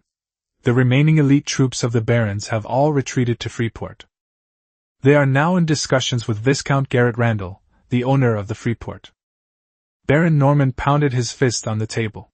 "If you asked me, we should just hire overseas mercenaries and wipe out these cultists." As soon as these words were spoken, everyone whispered among themselves and started calculating how much each family should contribute. Viscount Garrett hurriedly said, "That absolutely won't do. The overseas mercenaries aren't even from our own country. Once they enter the free port, we'll be robbed of everything before the cultists are even wiped out. We've sent letters to the capital and the papacy countless times since last summer. Have we heard anything?" Baron Norman said firmly. "That was all stopped by that old dog Terence using his connections. Viscount Garrett said viciously. I have informed the king that if Terence does not send troops, the Mant and the 12 baronies will all secede from the Varan province, and the king has tacitly approved it, Viscount Garrett said in a nearly exhausted tone. According to His Excellency the Duke of Foster, the First Minister, our king has delivered this letter to Terence without saying a word, simply sending it over, said Baron Norman. Everyone was speculating about what the king meant, but Viscount Garrett said that it was tacit approval. It is important to know that when a vassal breaks away, it is tantamount to declaring war on the lord, whose direct lord is the Earl of Terence. Isn't this creating chaos? If vassals are allowed to break away from their direct lords, then tomorrow can earls break away from the kingdom? At this moment, old Scholar George knocked on the door, wearing a dark brown linen robe and walking with a trembling gait. Everyone knew that urgent news had arrived, as George usually used a wooden wheelchair. The capital is assembling its army. Now everyone breathed a sigh of relief. Was King Poseidon about to send troops to eliminate the cultists? Of course not.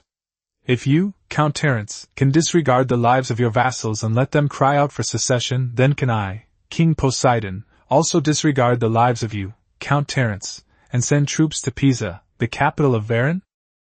The army now assembled in the capital is like a sword hanging over Count Terence's head, ready to fall at any moment. After discussing the city's defenses for the day, Viscount Garrett went to the dining room to dine with his family. He had 5 sons and 3 daughters, all of whom married barons of the Southeastern Variag alliance, who were happy to form marriage alliances with the Viscount. Now, all these barons have been surrounded and killed by cultists, and their daughters have all given birth to heirs for the barons. Looking at these grandchildren, the Medici family can already see Southeastern Variag gradually falling into their hands. Inside the castle's study in the shadows, the cultist in his blood-red robe appeared, his voice heavy with dread. Viscount Garrett Medici, we have done what we promised you. The war horns have been sounded. When will the heavy magic crossbows arrive? Viscount Garrett remained unfazed when he saw the cultists, as if he were talking to an old friend. Tonight I learned that even the Earl doesn't have this item. I went to great lengths to bring it here. Upon hearing the reply, the figure vanished and disappeared. Count Terence is using the Brotherhood of Blood to disrupt Southeastern Variag, and isn't Viscount Garrett also using the Brotherhood of Blood to annex those minor nobles? In the end, those who are most vulnerable are often the ones who end up on the dinner table in this war. Chapter 27 I Am the Vanguard. High Priest Preston stared at the ledger before him. 500 brand new suits of plate armor, 10,000 gold coins. Warhorses, weapons, food. He's insane! He's insane! Garrett actually dares to ask for 10,000. These idiots can't even use a heavy magic crossbow. High Priest Preston now really wants to flee Variag. Over the past few months, all the money he plundered has gone to black market merchants to buy weapons, equipment, food, and various supplies. If it weren't for the Griffins constantly watching the Holy Church's army's movements from the sky, and Count Terence sticking to him like a leech, he would have escaped long ago. They also wouldn't follow Terence and Garrett in passing the buck and engaging in shady deals, both overt and covert. Especially Earl Terence, who secretly supported the Holy Church when it first started to develop, but now he's completely turned his back on them.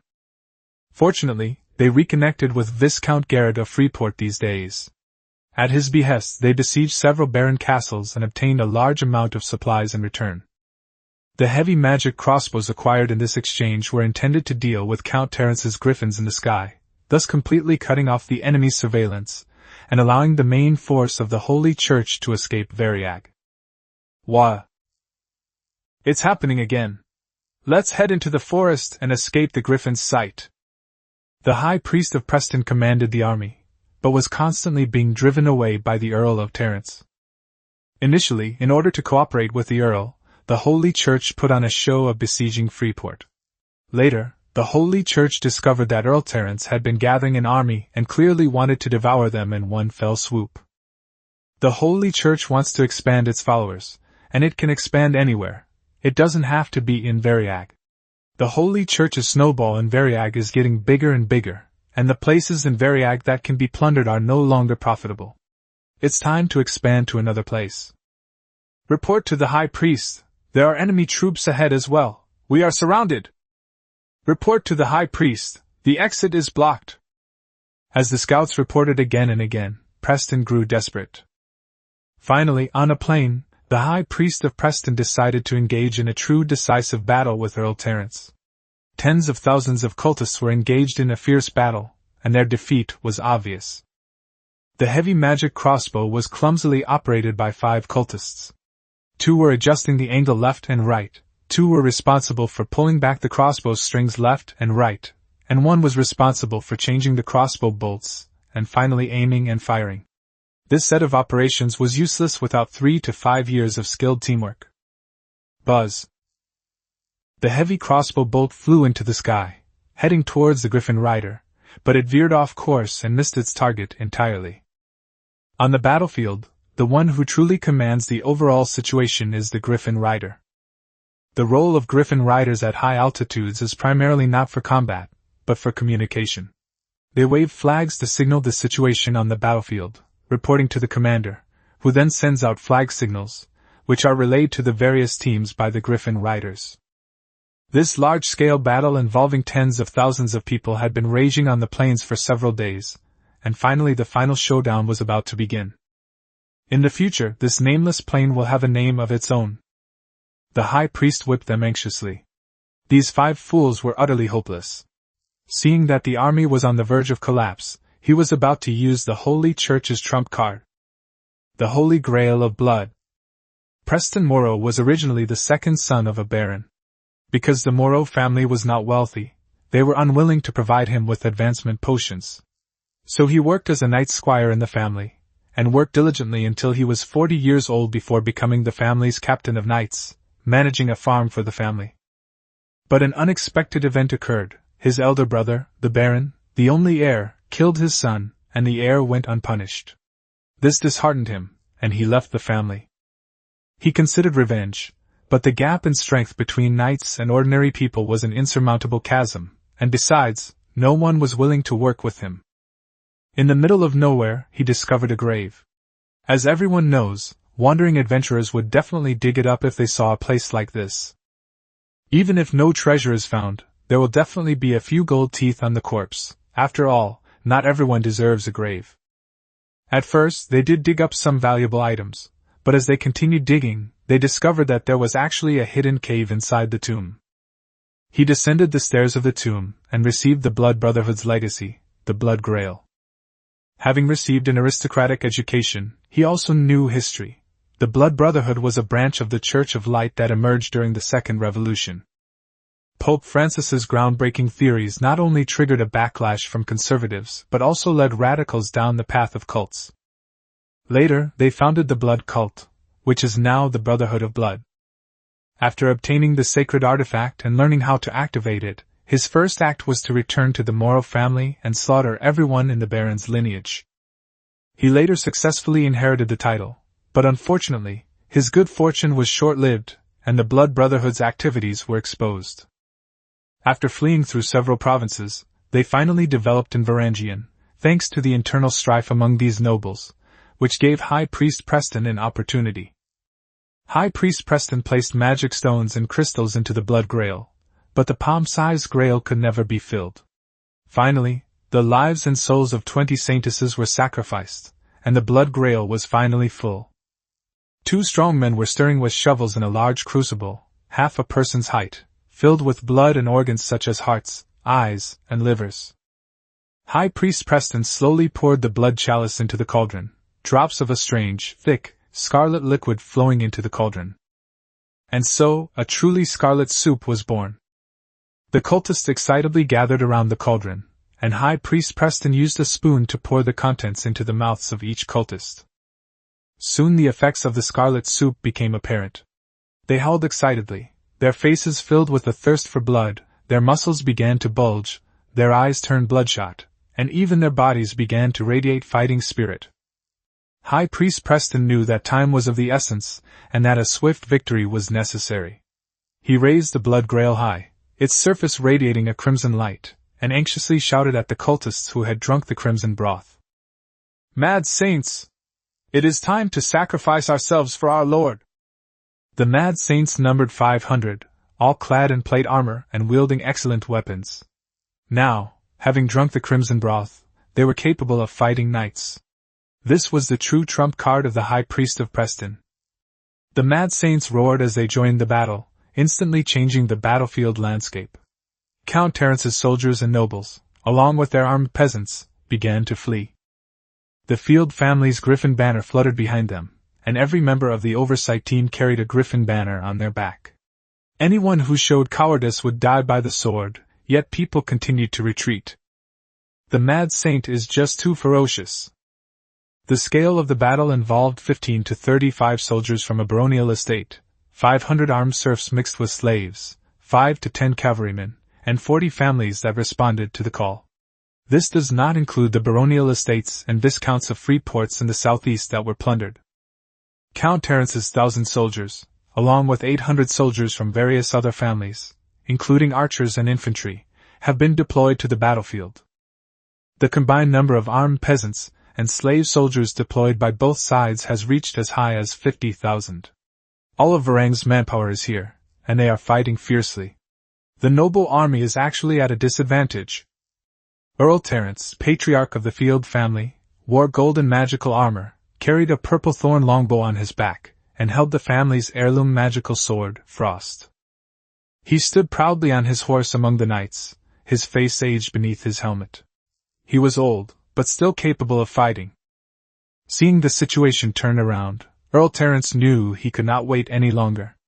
Once the army was defeated, even the knights would be unable to reverse the situation. Knights from various families followed on both sides, their hearts filled with anxiety, for their own soldiers and armed peasants had suffered heavy casualties. The Roaring Knights consist of 70 knights and 350 cavalrymen, plus 56 knights and 280 cavalrymen recruited from various places, bringing their total knightly combat strength to over 100. They were poised and waiting for orders.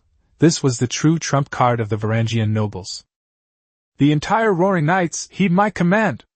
Count Terence's voice echoed across the entire battlefield, a result of the magical artifacts he had used. Yes! The Roaring Knights, as one of the 12 great knight orders in the country, have a glorious history of military exploits. All knights of the various families heed my command! Yes, sir! The family knights, whether barons or heirs, were all ignited by the atmosphere. Hear my roar! I will be the vanguard. The first part of this sentence is the motto of the Roaring Knights, while the second part, I am the vanguard, is the motto of the Field family. The knights placed their hands on the horses' mouths to administer medicine, a tactic known to every warrior in the Varangian region who had fought alongside the Field family. The warhorses then charged forward. The Crimson Demon warhorse, clad in a black vest, charged forward at the head of the charge, with Count Terence lowering his golden mask, causing the earth to tremble. The entire earth trembled. Knights. Cavalry. The tactic symbolizing the highest honor of humanity on the continent of Atlanta, the knightly charge. Honor, faith, loyalty, courage, and the qualities of chivalry have been etched into their very souls. Ding ding. The clang of steel against iron echoed as knights and mad saints clashed. Each strike between the 500 mad saints and the knight aged them. After 1, 2, 6 strikes, they went from young men to white-haired old men. The 7th hammer blow was weak and feeble, and the berserker's entire body had disintegrated into a skeleton. This was the side effect of the blood grail, overdrawing one's life force. If the Church of Blood could truly mass-produce knights, it would have claimed the authority of the Church during the Second Revolution, not some cult like the Brotherhood of Blood. Chapter 28 Making Money Through War is Truly Violent. Name, age, gender, skills, and whether you volunteered to explore the territory. Gonzalo sat in a chair, questioning the serfs one by one, while little Martin took notes beside him. There were still too few literate people in the pioneer team. Reverend Arthur helped check the bodies of the newly arrived serfs, and Knight Hans had to maintain the security of the camp. Since only a few people were literate, young Master Gonzalo had to come in person. Young Master, I volunteered. I heard you provide meals here? Gonzalo had already reached an agreement with the slave-catching team, 10 copper coins per person for referrals, and it was on a voluntary basis. The slave-catching team was also very willing to do this. They captured slaves from the surrounding area and found serfs along the way. These serfs did not need to be chained. As long as they were told that food would be provided, they would come over on their own. War is truly the most violent way to acquire wealth. These are all serfs, of high quality. Those who escaped from the cult's raids are all clever young men or bright children. The settlers originally had 200 slaves from Brighton territory and 100 slaves from Pinewood territory, plus 100 Brighton serfs and 100 Pinewood serfs. The slaves were sold at a rock-bottom price of 2 silver each, costing them 20 gold coins. The serfs they redeemed were sold at 5 silver each, a robbery price of 50 gold coins. Only Potter, that stubborn fool, was willing to do it.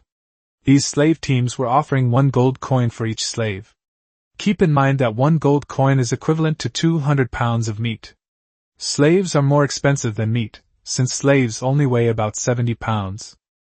Even if Gonzalo were to buy slaves from slave caravans now, the cost of transporting them to the frontier territories, including the food and other expenses, plus the price of the slaves themselves, would be roughly equivalent to the price quoted by slave traders as 1 gold coin. These are just the most basic slaves. Those with special skills are even more expensive. Gonzalo doesn't really want these low-quality slaves. Many slaves can't speak human language. Only the slaves selected from Brighton and Pinewood can speak the language of the Kingdom of Augustus. We've received about 100 people in the last few days. Gonzalo estimated that if he were to buy these 100 people, the minimum price would be 200 to 300 gold coins. Or even higher, which would be an incredible profit. Of course, meals will be provided, but there's only one condition. Once you join the pioneer team, you'll be my serf, understand? Gonzalo waved a piece of black bread in front of him. This serf hadn't eaten for 2 days and was constantly fleeing famine. Everywhere he looked, there were cultists and noble armies, either of which were good for him. Many of these villages had withstood the cultists' attacks, but not the noble army's looting. Young master, no! Master Gonzalo, I understand. The serf stared greedily at the black bread, swallowing hard. Just call him young master. You can change your address once we get to the colony. Gonzalo smiled. These serfs were the future backbone of the colony, and he couldn't let them starve to death. As a staunch feudalist fighter, Gonzalo has always been disciplined by his father and the barons. As for his subordinates, as long as they obey, they will be fed. If they disobey, the young master's whip won't come to them on its own, but there will be plenty of people to whip them. Just then, Kafka's squire rushed in, but instead of shouting, he whispered something in Gonzalo's ear. Young Master Gonzalo, cultists are emerging from the forest to the north, heading towards the camp.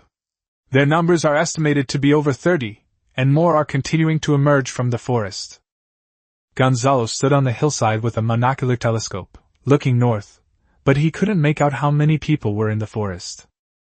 At this moment, a riot broke out in the camp behind Gonzalo, and the circus owner looked panicked and shouted everywhere. Oh no! The cultists are attacking! Run! Gonzalo took out his Bauhinia longbow, drew it back to its full extent, and shot an arrow through the circus owner's head. The camp fell silent instantly. Young Master Gonzalo, he is a commoner, not a serf. It's not right to kill him like this, the traveling merchant said with some lingering fear. Fortunately, he didn't shout anything. After all, he was an old man who had seen the battlefield. See those griffin riders in the sky? That signal means a forced conscription order. All civilians in Bariag must accept it, Gonzalo said sternly, his tone leaving no room for argument. The traveling merchant, who couldn't understand flag signals at all, replied in surprise. Young Master Gonzalo, you can't leave!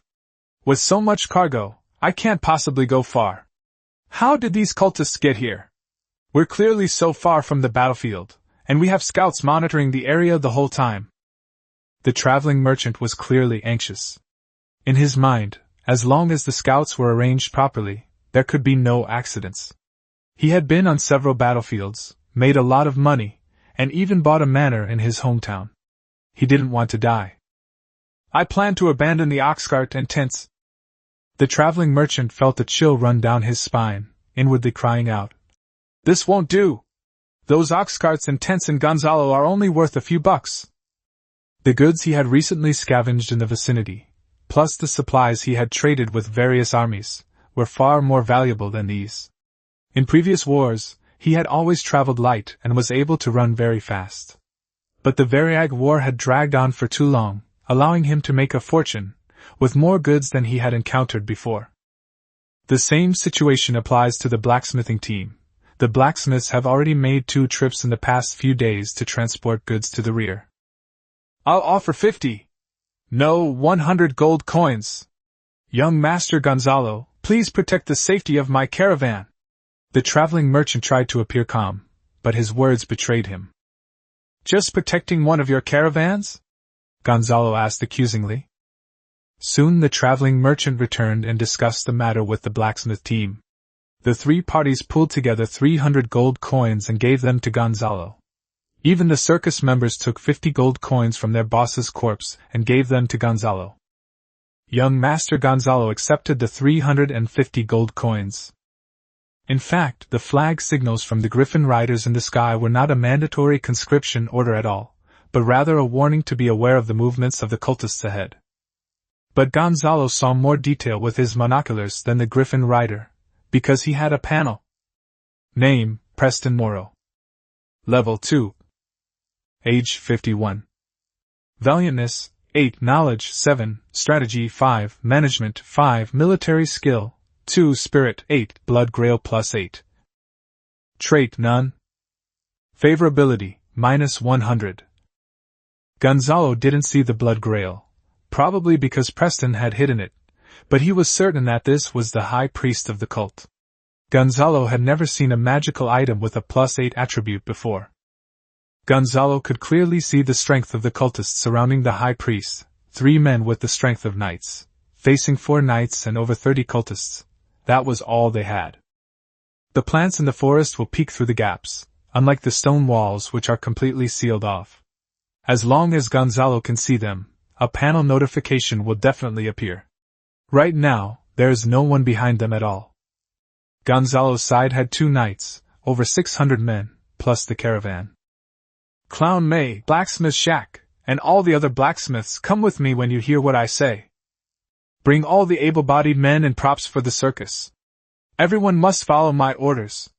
Anyone who causes even the slightest problem will be executed on the spot. Gonzalo pointed at the circus owner's corpse, which terrified everyone into silence. Chapter 29. No Laughing Aloud. The High Priest of Preston is about to cry. They lost all their trump cards, and in the end, with 3 priests and more than 30 core members, they wandered aimlessly through the forest for a whole day and night in order to avoid the Griffin Riders' surveillance. Ultimately, they concluded that after a day of desperate running south, they had likely escaped the entire battlefield and even reached the border of Variag. After all, Freeport was not too far from the border. In recent days, the High Priest of Preston had been leading his army south. In the end, the decisive battle was only launched because the army was too large and there was no way to escape. But their cultist showdown doesn't mean that High Priest Preston won't run away. Only those who can run fast can become priests. In the past, the priests were selected based on those who survived the escape. Why, heaven, is it going to destroy me? High Priest Preston looked up at the rows of knights on the hillside, their warhorses adorned with gleaming tack. He had once been the captain of the cavalry of a noble family, and in his entire family, apart from the knights' warhorses, no one was worthy of a warhorse fully tackled. The family banners fluttering behind them belonged to the most renowned noble families in the kingdom, even more powerful than Earl Beatrice. Preston recognized them all. He was completely different from these peasant cultists. He was the second son of a nobleman, he had received a noble education, he recognized them. He recognized the crests of these families, and his father's face was filled with fear when he mentioned their family names during his childhood. This is a difference in absolute strength, a foundation built up over history with the heads of foreign races and others. As a child, I didn't understand why my father was afraid of these people. Until Preston encountered the Earl's true trump card, the Roaring Legion, one of the kingdom's 12 great legions. Even with the blood grail in his hand, he was no match. He finally understood where the ruling class's true strength lay. How ridiculous that he still dreamed of overthrowing the entire kingdom with the blood grail. Before him stood a line of even more powerful families, and behind them, the neighing of horses and the rumbling of their hooves striking the ground echoed, a true elite force. Even more, he saw a fire mage, a chief mage only high-ranking nobles possessed, a powerful figure Preston had only heard of but never seen before. The mage didn't even need to wear armor. He was simply dressed in a brightly colored noble robe. This showed his absolute confidence in his own strength, and he used magic as if it were free. Preston spent a lot of gold coins to buy magic stones and magic crystals in order to obtain the blood grail. And those knights, their armor was radiating light, clearly magical equipment, so powerful that it filled all the cultists with despair. Meanwhile, on Gonzalo's side. No laughing! Don't move, you hear me? Check that your faceplates are down. And whatever you do, don't let him see you smiling, Gonzalo repeatedly emphasized. And your horses, don't frighten them.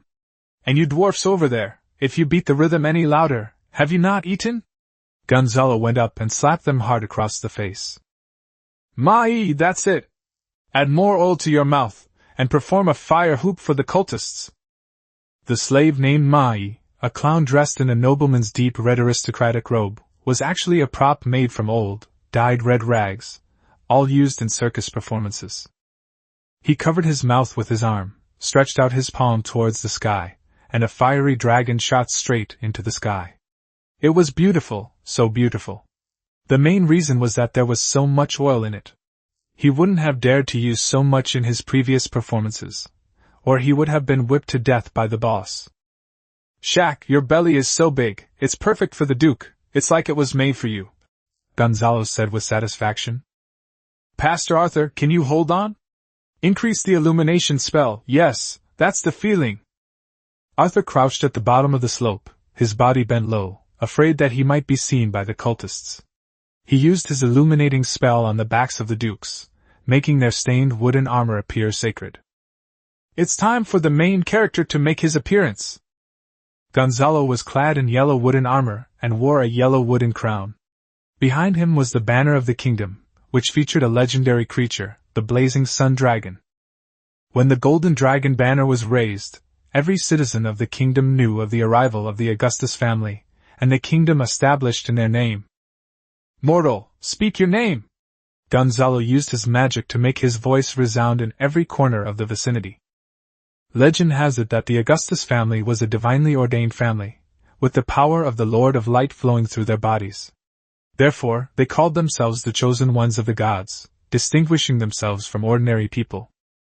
The high priest of Preston looked fearfully at the man on the hillside, pressing his hand against the head of the priest beside him, chanting incessantly. Lower your head! Lower your head! I'll kill anyone who doesn't! High Priest Preston finally understood why the Augustus family was here. There had been rumors that the capital was gathering troops, and Preston had assumed it was a deliberate act by the capital to pressure Earl Terence. After all, it's normal for the king to be old and for his local control to decline. Otherwise, Preston wouldn't be starting a rebellion now. He understands these rules of the nobility very well. Whenever his subordinates tried to be clever, they were thoroughly crushed by his wisdom as the high priest.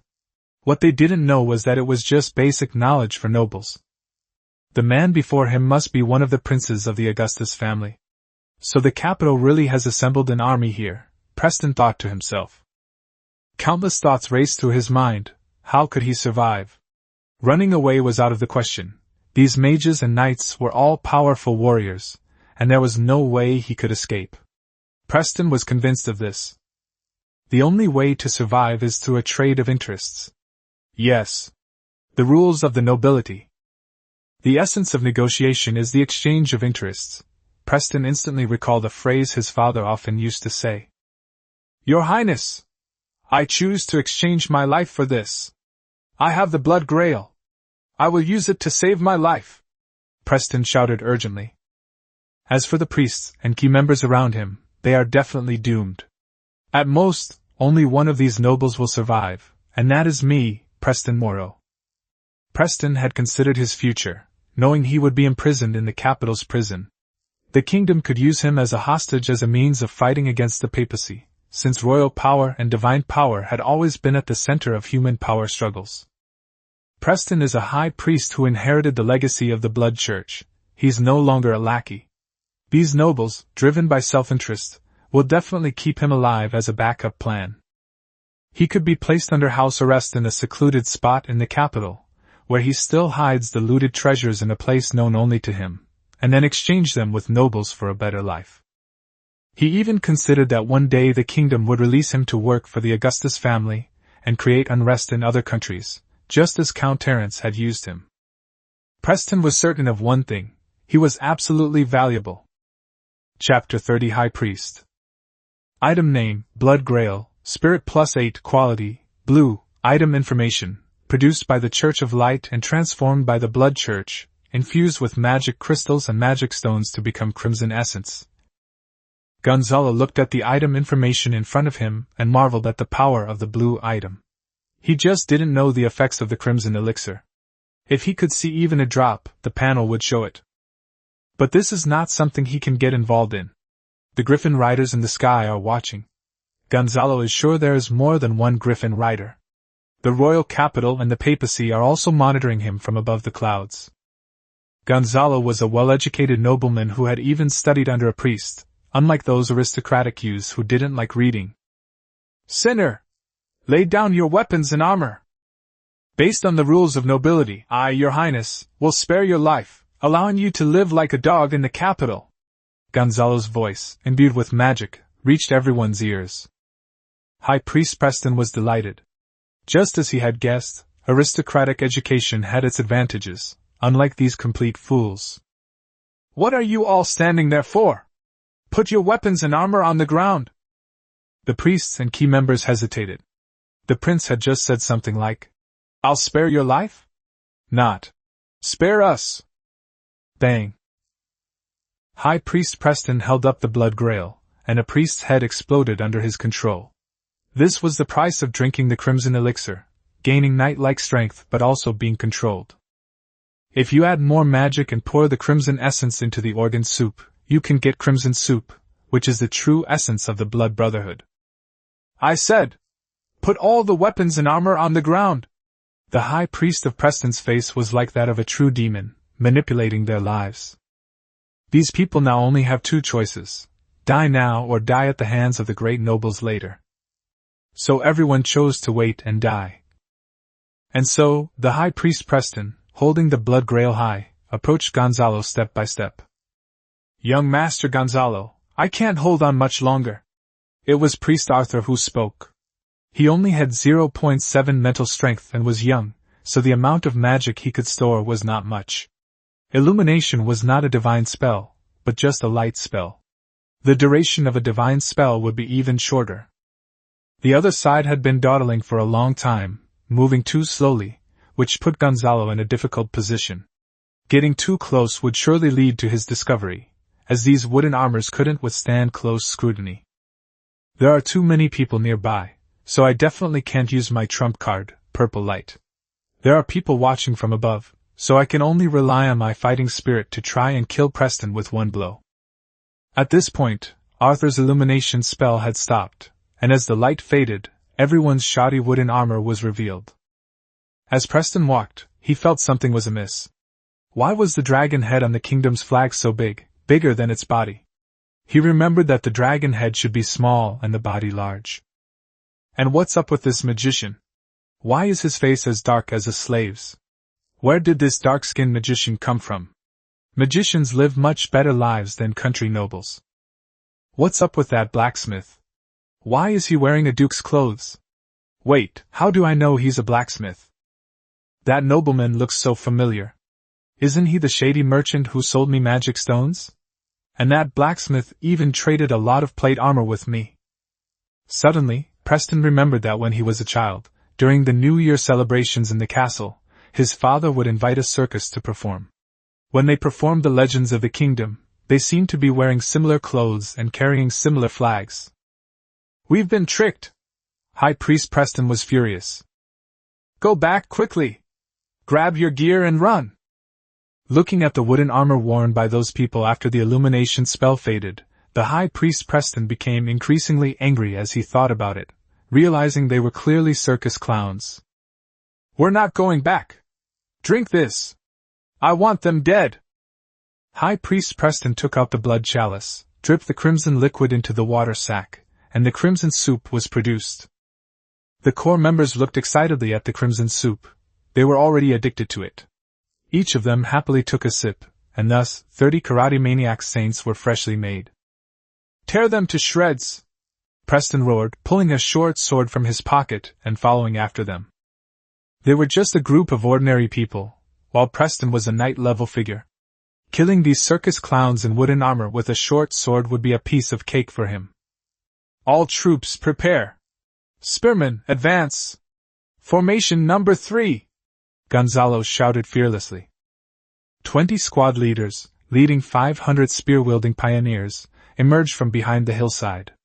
They were well-trained and in perfect formation. They formed a fan shape with their spears pointing outwards, protecting the goods of the 3 caravans and 100 newly recruited serfs in the center. 15 knights and squires began to take out their bows, preparing to fire. Fire! At Gonzalo's command, he drew his bow to its fullest extent, and the arrow, swift as the wind, pierced the mad saint's head. The knight squires were not skilled archers.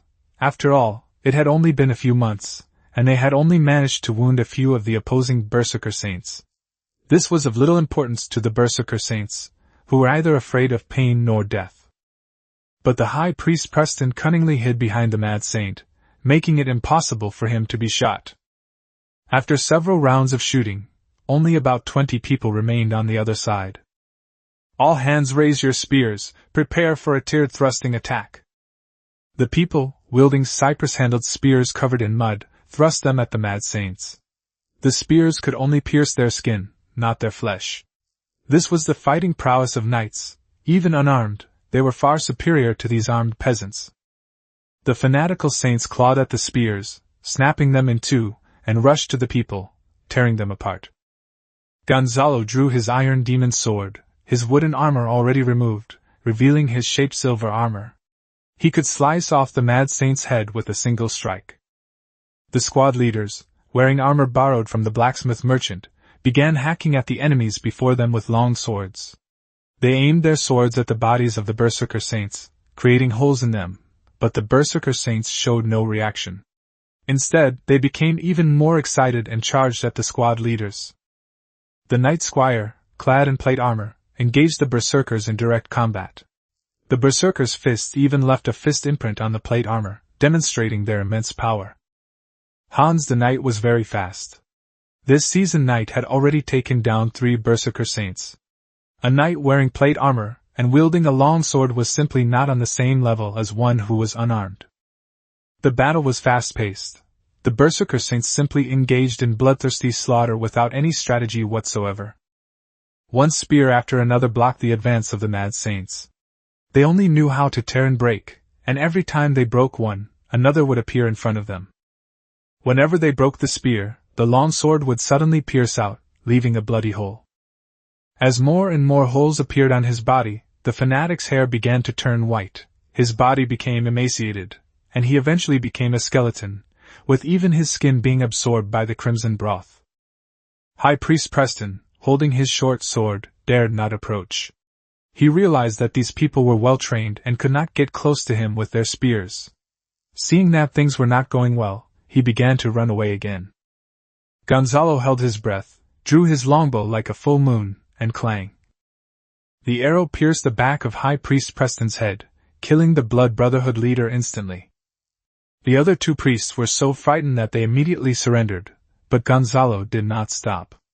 Ali directly stabbed the priest in the eye with his long sword, piercing his head and killing him instantly.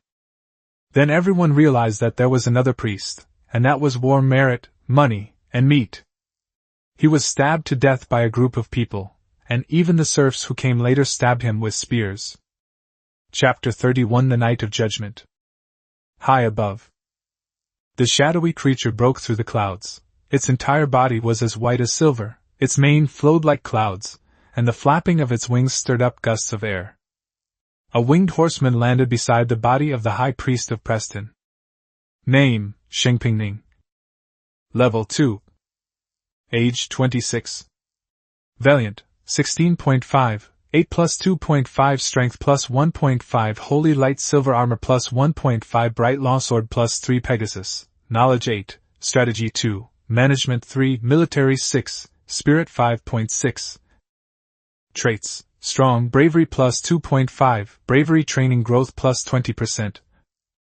Favorability 0. Name Tianma. Level 2. Age 5. Bravery 6, knowledge 0, strategy 0, management 0, military skills 0, spirit 0. Trait none. Favorability 80. Saint Pingning ignored Gonzalo and his group, quickly searched Preston's corpse, found the blood grail, and spoke to the sky. What belongs to the church has finally returned. You can now go back to the capital, Axe. Suddenly, a cry rang out from above the clouds. It was the sound of the royal griffin. Gonzalo could see his stats, but the one named Ares was blocked by the royal griffin. When Gonzalo saw Saint Pingning about to leave on his celestial horse, he immediately spoke up. Sir Pegasus Knight, could you please leave your name? Only then can I inform you who took the blood grail, lest others misunderstand. Gonzalo continued. My name is Gonzalo Garcia, and I am also a member of the church. My teacher is Father Rory of Variag. So you're Gonzalo. This saves me the trouble of searching for you in the Fairmont Mountains. Here's your appointment letter from the Vatican. Upon hearing Gonzalo's name, Saint Pinon smiled and tossed out a scroll bearing the church's wax seal. Also, from now on, just call me Senior Brother. I used to be a disciple of Father Rory, and he sent me to the Vatican. I'm from Varangia, so I'm familiar with the terrain here. The Vatican sent me here. He was about to leave when Gonzalo suddenly called him back. Senior Brother, this is just a small token of my appreciation, Gonzalo said, handing a bag containing 20 gold coins to Saint Pingning. Saint Pingning weighed the money pouch in his hand, his face beaming with joy. The Vatican had many places to spend money. If it weren't for his talent and strong physique, which allowed him to defeat his peers, he would have been bullied. Saint Pinning's favorability rating jumped to 80. Looking at the Pegasus in the sky, Arthur said to Gonzalo. Father Rory said that Saint Pingning is the most talented man he has ever seen in his 40 years as a priest. Indeed, have you considered developing your career within the Vatican? Saint Pingning's qualities are the best Gonzalo has ever seen, making him worth investing 20 gold coins in. Moreover, he is only 26 years old. When Gonzalo saw that Saint Pingning's name had no suffix, he knew that Saint Pingning came from an ordinary background and was definitely short of money. Young Master Gonzalo, I'd rather forget about my talent. I just want to settle down in the frontier territory, help the people, and spread the holy light of our Lord. You have to be ambitious. If you ever want to study at the Vatican, I can sponsor you. Gonzalo smiled and stared at Arthur. At this moment, Gonzalo saw that Arthur's loyalty had reached 80. Arthur was polite on the surface, just like a scholar, and his loyalty hadn't increased much these days. Seeing the Pegasus Knight today probably stirred something in his heart, which is why Gonzalo spoke up. Gonzalo opened the scroll, on which was clearly written the appointment from the papacy, and looked down at the paper. The Kingdom of Augustus, Varan Province, recommended by Father Rory, after deliberation by the papacy. Gonzalo Garcia was appointed as a Knight of the Papal Inquisition. Judgment Knights, they have priority in judging and executing heretics, and have the right to directly declare war on any non-believers without the need for royal orders. During the period when religious trials were initiated, local clergy members below the level of bishop were subject to conscription. Grand Master of the Holy Tribunal Knights, Holy Knight Commander, Saint Hugo Payne. At that moment, on the distant horizon, against a black background, a roaring griffin, the flag of the Field family, emerged from the horizon, a dense mass of black dots appearing as it rushed rapidly toward Gonzalo. The pebbles on the ground began to jump, and the entire earth began to tremble violently. Gonzalo quickly shouted, Go and pick up all the armor the cultists dropped. Unfortunately, these were all chainmail, as plate armor was too heavy for the cultists to run away. However, the weapons were of good quality and ended up benefiting Gonzalo. The Roaring Knights, led by Earl Terence, have arrived. Variag Army Camp. Gonzalo stood outside the tent, somewhat uneasy. From what he had gathered from various sources, Count Terence's reputation was not good. Now that Gonzalo has killed the high priest, it seems somewhat abrupt for him to become a pioneering knight.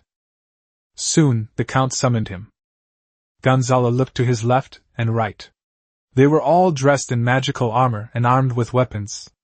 Any one of them could be considered a baron's standard attire. They were knights of the Roaring Knights, and also family knights of the Field family. All 70 knights turned their gazes toward Gonzalo. Their actions were synchronized. For every step Gonzalo took, 2 knights would make way for him, creating an oppressive atmosphere that felt suffocating. Name, Terence Field. Level 2. Age 75. Valiant, 12, 8 plus 2 shaped golden armor plus 2 fine gold magic swords, plus 2 purple thorn longbows, knowledge 12, strategy 10, management 10, military skills 11, spirit 0. Trait, Roaring Heart, activated after taking the advancement potion, valor training growth plus 20%, mount proficiency growth plus 20%, pet loyalty plus 50. Favorability, 20. Governor of Variag Province, holder of the highest title in Variag, head of the strongest family in Variag, leader of the kingdom's 12 Roaring Knights, Terence Field. Even Gonzalo's father, Baron Raymond, was one of his direct vassals, and Baron Raymond had even served as the commander of the archers under him. Gonzalo Garcia greets your excellency, Gonzalo said, kneeling on one knee in a standard subordinate's greeting. The entire camp was eerily quiet. Suddenly, a hearty laugh broke the silence. What a hero among the young! 200 years ago, the Purple Dawn Divine Arrow, Aski Garcia, saved the world with a single arrow, killing the Ice Wolf King and shaking the entire human race. You have the potential of an ancestor.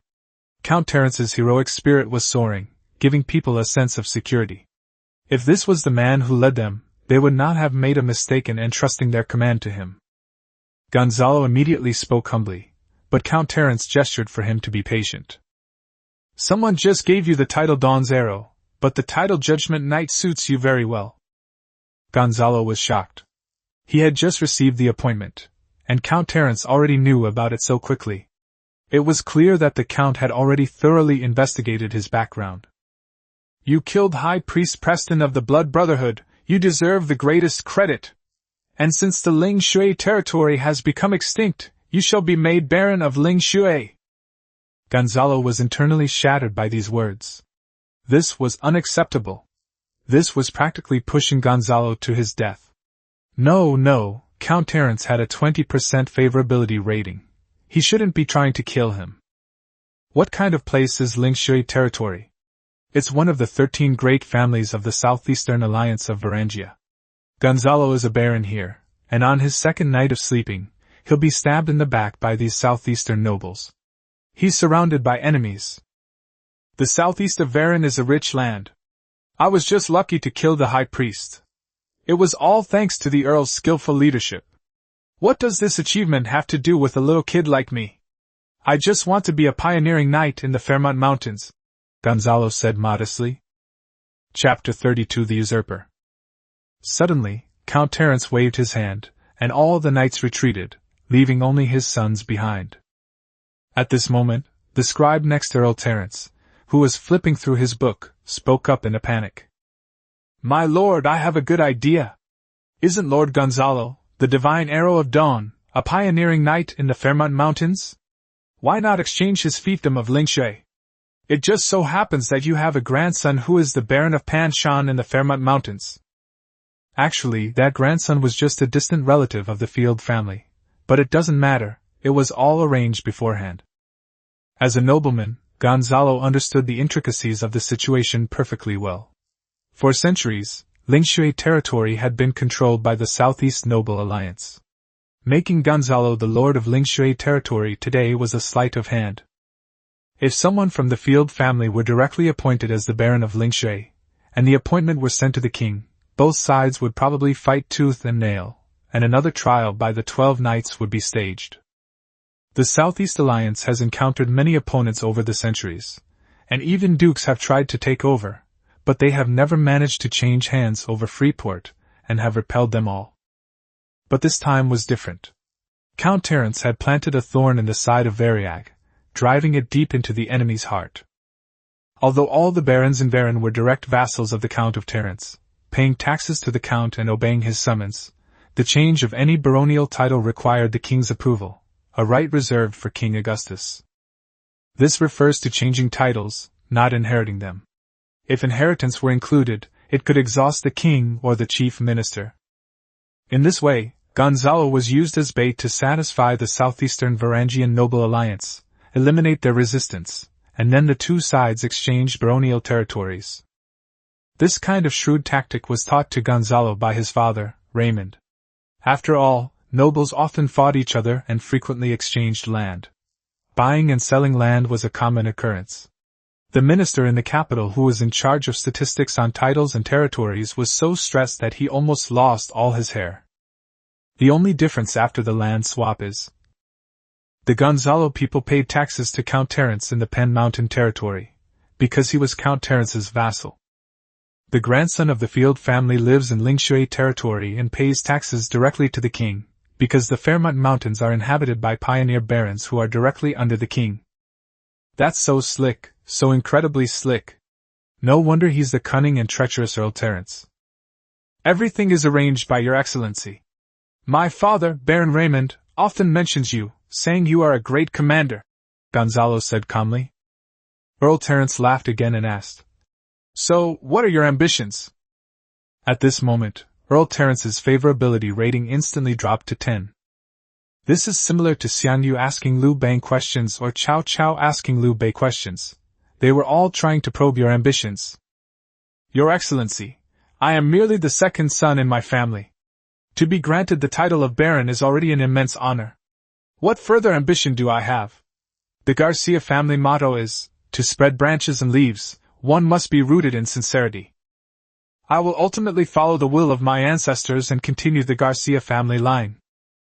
At this point, Earl Terence's favorability rating reached 30 and then increased further. What a great expansion! I've already built up the reputation of your light bright arrow Gonzalo, so Garrett and his gang won't have any excuses left. I won't let you lose out either. I can give you an extra promotion potion slot. 400 years ago, the Brighton Garcia family settled here and is now a baron. 400 years ago, the Field family also settled here and is now an earl. This shows that the families have different goals. This reassured Earl Terence when he heard that the family had expanded and that there would be no ambitious vassals. Gonzalo was already signing the land transfer documents with a pen in hand. This was all initiated by Gonzalo himself. He didn't want to stay in Variag any longer. Southeast Variag was a powder keg, and trouble was bound to happen sooner or later. He had received the appointment letter for the barony, and Gonzalo stamped the document with the seal of the Garcia family and his own. The earl also promised that taxes on the fiefdom would be calculated based on the settlement, which would mean a 5-year tax exemption. After Gonzalo left, the count's eldest son and heir, Turgi, spoke. Father, this matter must be resolved quickly. Before the Southeast Alliance can react, we must drive this thorn into our side. You talk nonsense all day long. Do you even need to tell me this? Turpin, you send word to the capital. Turgo, you send word to the Fairmont Mountains. Make sure my grandson comes back quickly. Count Terence couldn't even pronounce his grandson's name. Boss, stay here. The rest of you, get back to your work. Count Terence's sons emerged from their tents. Gonzalo was about to go and discuss the griffin eggs with Telpin, but seeing the two talking in secret, he could only leave from a distance. Father has accepted the first blessing of life. Turgo has already taken my side. Turpin, what is your choice? Turs asked in a low voice, standing beside a large tree. Once a life blessing is received, it means that one's lifespan is locked. The effect of each blessing received will become progressively worse. This is a means of prolonging life, and nobles would never dare to use it lightly until their very last moment. You should know that His Majesty King Poseidon has already used it 5 times. I only want to be a Griffin Knight. Your struggle with my elder brother has nothing to do with me. In the future, whether you or my elder brother becomes the head of the family, I will serve the Field family loyally. After finishing his sentence, Tulpin left immediately. He didn't want to get involved in this kind of conflict. No matter who became the head of the family, he would still be a Griffin Knight, and his family status wouldn't improve much. Choosing sides would be pointless. He wasn't a fool like Turgo, thinking that if he fought for the family position with the second son would truly consider him one of his own. Don't forget that he had the right to inherit the Field family, and was also a threat to the second son, Turgo. As expected of a large family, there are always so many things to do, Gonzalo said with a smile from the corner. Do me a favor. The Pioneer Territory doesn't have a name yet. Go to the capital and apply to change it to Happiness Territory. Your reward will be traded to you when I return. Gonzalo handed Turpin a scroll. This was the name of the Pioneer Territory. Gonzalo bought the Pioneer Territory with Elijah's compensation.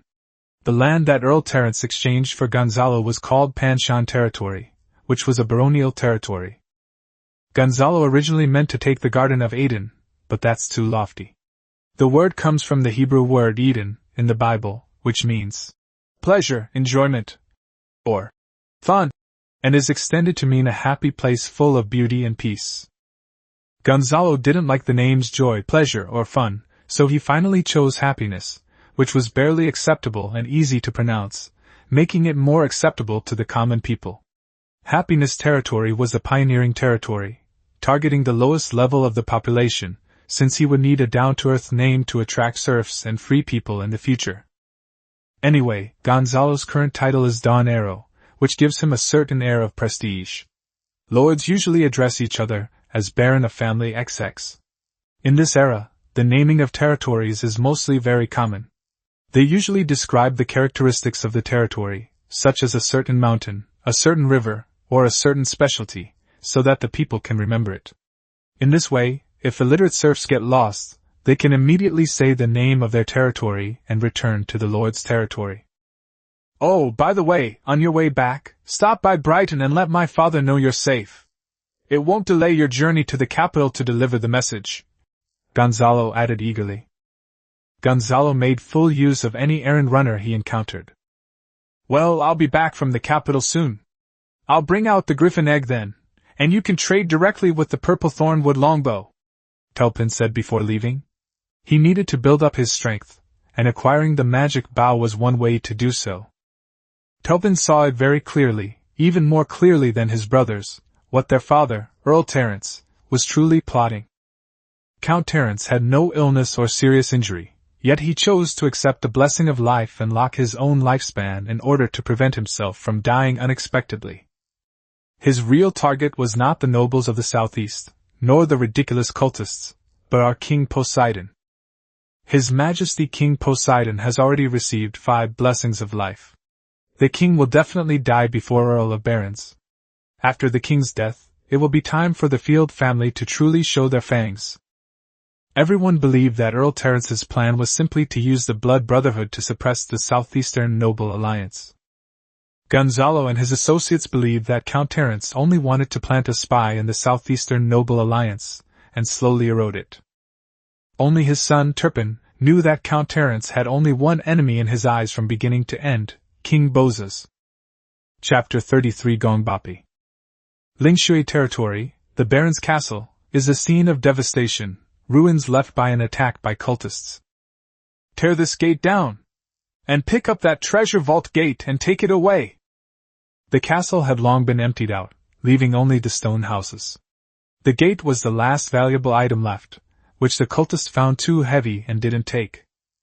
Those cultists were all serfs and slaves who didn't know that this gate was actually very valuable. It could withstand knights' attacks and was made of magical refined iron. The settlers demolished the stone walls on both sides, directly destroying the fixings to the gates. They took all of these to the free port to sell, as the gates were too heavy to be transported long distances to the settlers' territory. Choose the best timber here to make long spears. The fruit trees in the forest have all their berries picked, and there are also mushrooms. Go ahead and hunt. I am Baron Ling Shui, and I have given you permission. Burn down this entire forest. Drive all the animals out, collect the charcoal in a couple of days, and sell it in Freeport. The people were diligently cutting down trees when they first encountered the nobleman, and told him that he had burned down his entire forest. The knights and squires led their men in pursuit of deer, roe deer, wild boars, all over the territory. Little Martin, Pastor Arthur, have you explained it to them? I want them to understand the stakes, so they'll willingly go to the happiness territory. These past few days, the entire Lingshui territory has been thoroughly searched by Gonzalo. The land has been scraped clean 3 times over. This is a skill that nobles are known for. Anyway, we're going to establish the territory, which is now called the Happiness Territory. As long as the Field family's grandson hasn't arrived, this place will still be Gonzalo's territory. Peel them bare, skin them ruthlessly. When the time comes, we'll say it was done by cultists. The Field family isn't short of money, they just want a nail.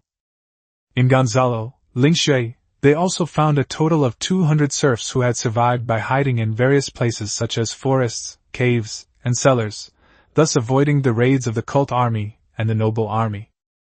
Upon hearing that the new lord had arrived, they all rushed out. They were clever. They knew that with the population decreasing, the future land would depend entirely on them to cultivate, eliminating competition. They were certain that the Lord would not let them starve. You must understand now that I will not stay in Varangian for long. I have a vast expanse of land to the south. Once it is developed, there will be an inexhaustible supply of food. You heard me right, an inexhaustible supply of food. But if you choose to stay now, I can't control you anymore. You can go and stay in the forest yourselves. Oh, and this forest is about to be burned to charcoal by me. 200 serfs stared blankly as Baron Gonzalo spoke with great enthusiasm. Baron Gonzalo sighed and said helplessly, "Those who are willing to come with me to the territory of happiness will be provided with meals." "I do," the 200 serfs said in unison. Gonzalo finally understood. Everyone was hiding all day, too afraid to run around, and so hungry they could barely walk. What was the point of all this empty talk? Just provide them with food. Freeport. The residents of Happiness Territory have already set up their tents. They can't afford to live in Freeport, where land is so expensive. The 300 new residents stared blankly, while the 500 old residents drank the fragrant meat soup. "Why don't we have broth?" the new residents asked in hushed tones. "You only get this if you participate in the war. If you want meat soup, get back to training your formation," Lyle shouted sternly, his whip cracking against the ground. Not a single person fled this time, which pleased Gonzalo. The 300 newly arrived citizens all stood in a square formation of 15 rows and 20 columns, and began to stand at attention, looking at those people with envy in their eyes. "Those who have rendered meritorious service in killing the enemy, Ali killed 1 priest, Hans the Knight killed 5 mad saints, Lao killed 2 mad saints, Yola killed." Gonzalo read aloud from his chair. The credit should go to Gonzalo himself. It was his idea that led the cultists to abandon their weapons and armor. This time, the mad saints and priests were all rewarded according to the soldiers' rewards, each receiving 5 silver coins. One of the priests was stabbed to death by a group of people, and Gonzalo gave 10 pounds of meat to each of those who participated in the stabbing. "Thank you, sir! Thank you, sir!" Every citizen who stepped forward to lead the merchant sincerely said that now that Gonzalo was a baron, of course they had to call him sir. The 300 new citizens, seeing that there was even a reward, were so envious that they could hardly stand. They swayed and moved around a few steps, only to be whipped by Lyle, after which they behaved themselves. Now all the new residents understood. Fighting in war meant eating meat and receiving rewards. Just like that guy in their team called Ada, he always gets 10 pounds of meat. Now, the new residents are training even harder, hoping that one day they can eat 10 pounds of meat. Gonzalo walked into the tent. In the last battle with the high priest, more than 10 of his people were injured, 3 of whom were seriously injured. Their wounds were all torn open.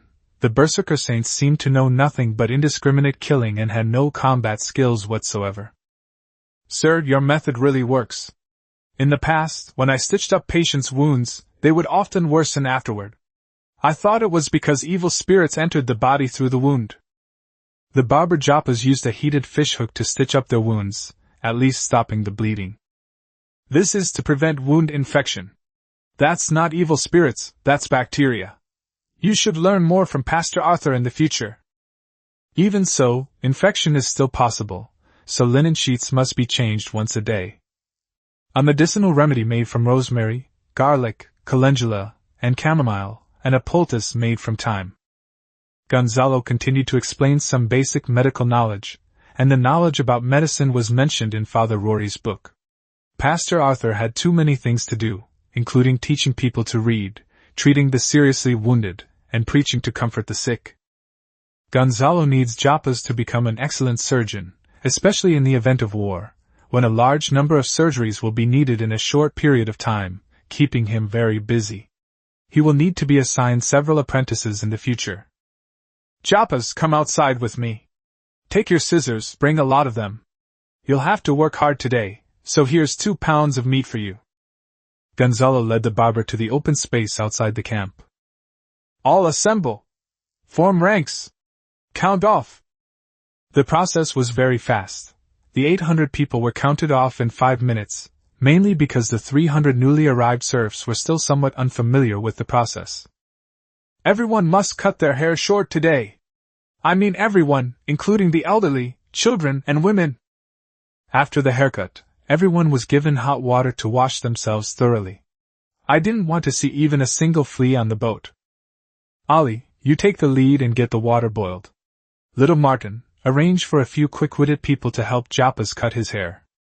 Soon everyone divided the work in an orderly manner. Some went to get firewood, some carried large pots to start building the stove, and some followed the barber Joppas to learn how to cut hair.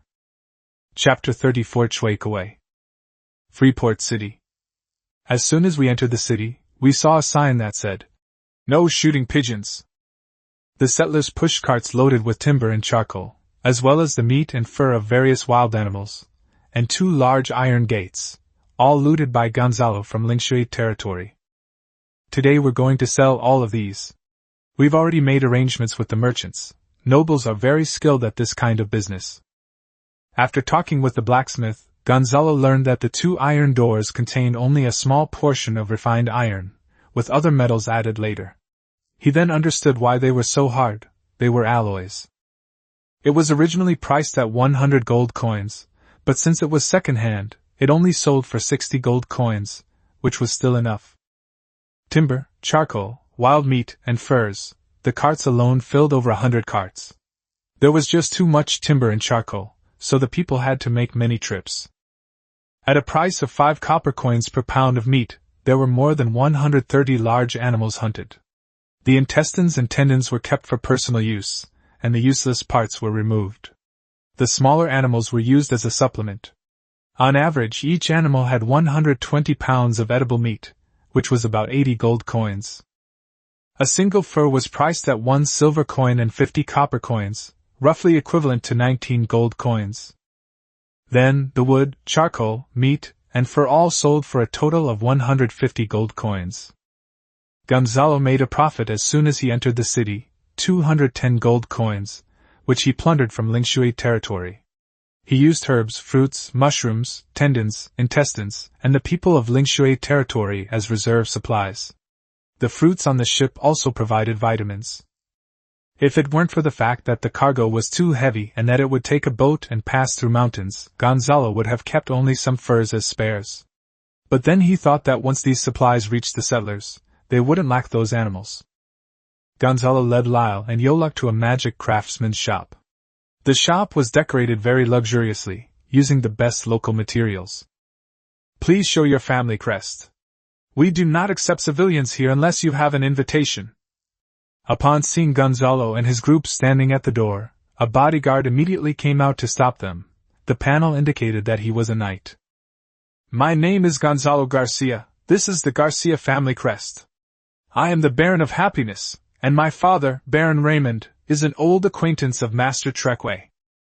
After Gonzalo finished speaking, the bodyguard immediately became polite, and, after reporting the situation, Gonzalo entered the magic craftsman's shop alone.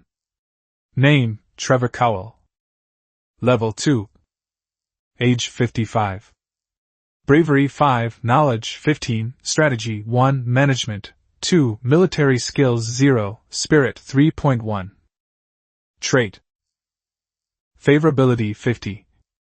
Wearing a beaver fur top hat, a monocle, and a brooch on his purple tuxedo with gold thread connecting the glasses and the brooch, Trevor was adjusting a magic longsword when he saw Gonzalo arrive and stopped what he was doing. "Raymond's son, you didn't break the Bauhinia longbow so quickly, did you?" Gonzalo bowed deeply, performing a standard noble greeting. "Master Treco, I've come to ask you to craft a longbow from Bauhinia wood for me." Gonzalo didn't say whether the bow was broken or not, but directly stated that a longbow made of Bauhinia wood was needed. "Yes, I need 2 Bauhinia branches, and 500 gold coins for labor and materials. By the way, I don't have any Bauhinia branches here. If you don't have any, you'll need to buy some from your father." 500 gold coins. That's way too expensive for a piece of work. I earned 950 gold coins from looting Songxue territory, collected 350 gold coins as protection money from the merchant, sold 210 gold coins from looting Lingshui territory, spent 70 gold coins on buying slaves and serfs in Songxue territory, and received 20 gold coins from my senior brother. Gonzalo currently has 1,420 gold coins in cash, and he wants 500 gold coins right now. Who can afford that? All of these gold coins are meant for the development of Happiness territory. Having no other choice, Gonzalo had to take out 3 branches of Bauhinia wood. "How do we calculate the price for the extra one?" Shueikawei exclaimed in surprise. "I didn't expect you to have 3. I can buy one for 1,000 gold coins.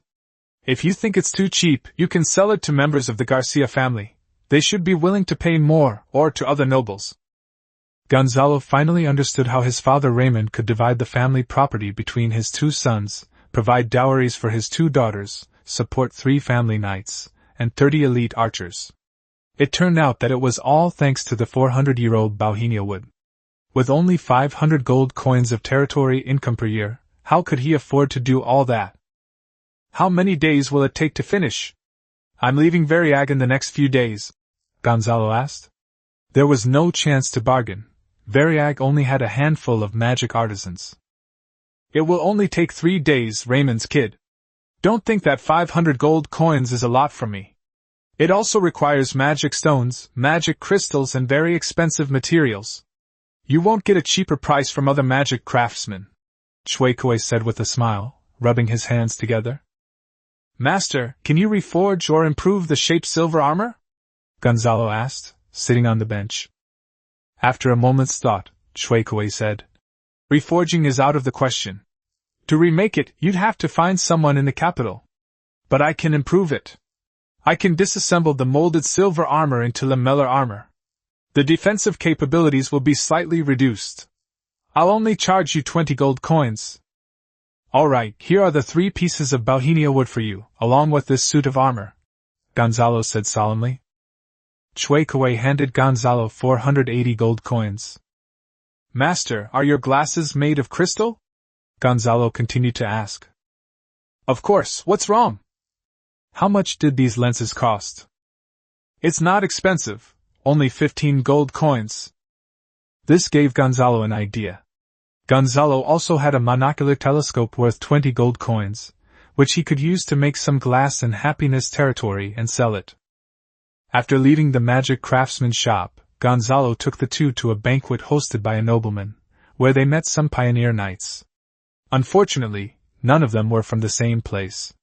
Perhaps when they arrived at Sunrise Port, there would be more pioneer knights from the Fairmont Mountains. After all, getting to know more people in a place can help with resource sharing and trade. You can't guarantee that you have everything here. It's not like we're in the kingdom of the Lord of Light. Even my hometown, which was once a vast and resource-rich place, lacked fjord topography and certain resources. Finally, we arrived at the port. "Captain Joel, I'm sorry to have kept you waiting, Gonzalo said apologetically. Master Gonzalo, you're too kind. It's all because of these damned cultists. Even if you hadn't booked my ship, we wouldn't have had any business lately, Captain Joel said with a smile, finally getting some business. I might have brought too many people. We should probably add 2 more ships, Gonzalo said, leaning on the captain's shoulder. How many people are there? A little over 800. Then we'll need 2 more, making a total of 3 ships. Each ship will cost 50 gold coins. I'll provide the crew and fresh water. You'll have to bring your own everything else. Also, aside from a few cattle and sheep for food, try not to bring too much cargo. This voyage to Sunrise Port will take a month and a half, and even 2 months if the weather is bad, Captain Joel said, taking a sip of rum. No problem, we'll depart in 3 days. You can start preparing now. Gonzalo tossed Captain Joel a bag containing a deposit of 30 gold coins, to be paid in full upon arrival at Sunrise Port. Captain Joel was introduced by his father, Raymond. The 100 gold coins that Gonzalo had originally left were for the ship's fare, but when they arrived at Freeport, the number of people had swelled to 800. This price is already considered cheap. A ship needs to be equipped with 50 to 60 or more crew members. At a monthly salary of 2 silver coins, the crew's salary alone would cost 10 gold coins, not even including the cost of chartering the ship and the wages of the captain and senior crew members. After paying a deposit of 30 gold coins, Captain Joel's favorability rating reached 80, which put Gonzalo at ease. Chapter 35 Griffin Eggs. On deck. Young master, as you instructed, these fruits, berries, and mushrooms have all been dried these days. The remaining meat has been smoked, and the fish that the people caught from the Lingshui River have all been made into dried fish. We still have some fur, intestines, and tendons left to air dry on the boat. We also bought some herbs to keep on board. All 800 people had their hair cut short, and were thoroughly washed. They were also told to put on their clothes quickly to ensure there would be no fleas and no one would catch a cold. We also kept some firewood and charcoal for the boat, and bought water bags, water tanks, ropes, willow bark, beef, pork, hens, black bread, coarse grain bread, white bread, flatbread, cured meat, meat wrapped in resin salt. All the captured armor was taken to the Freeport for repair and refurbishment. The spears were also replaced, and each person is now issued 2, one long and one short. The long one is used for carrying goods and fighting, while the short one can be used as a walking stick, since it is said that the mountain roads are difficult to travel on. Everyone was also provided with a straw hat.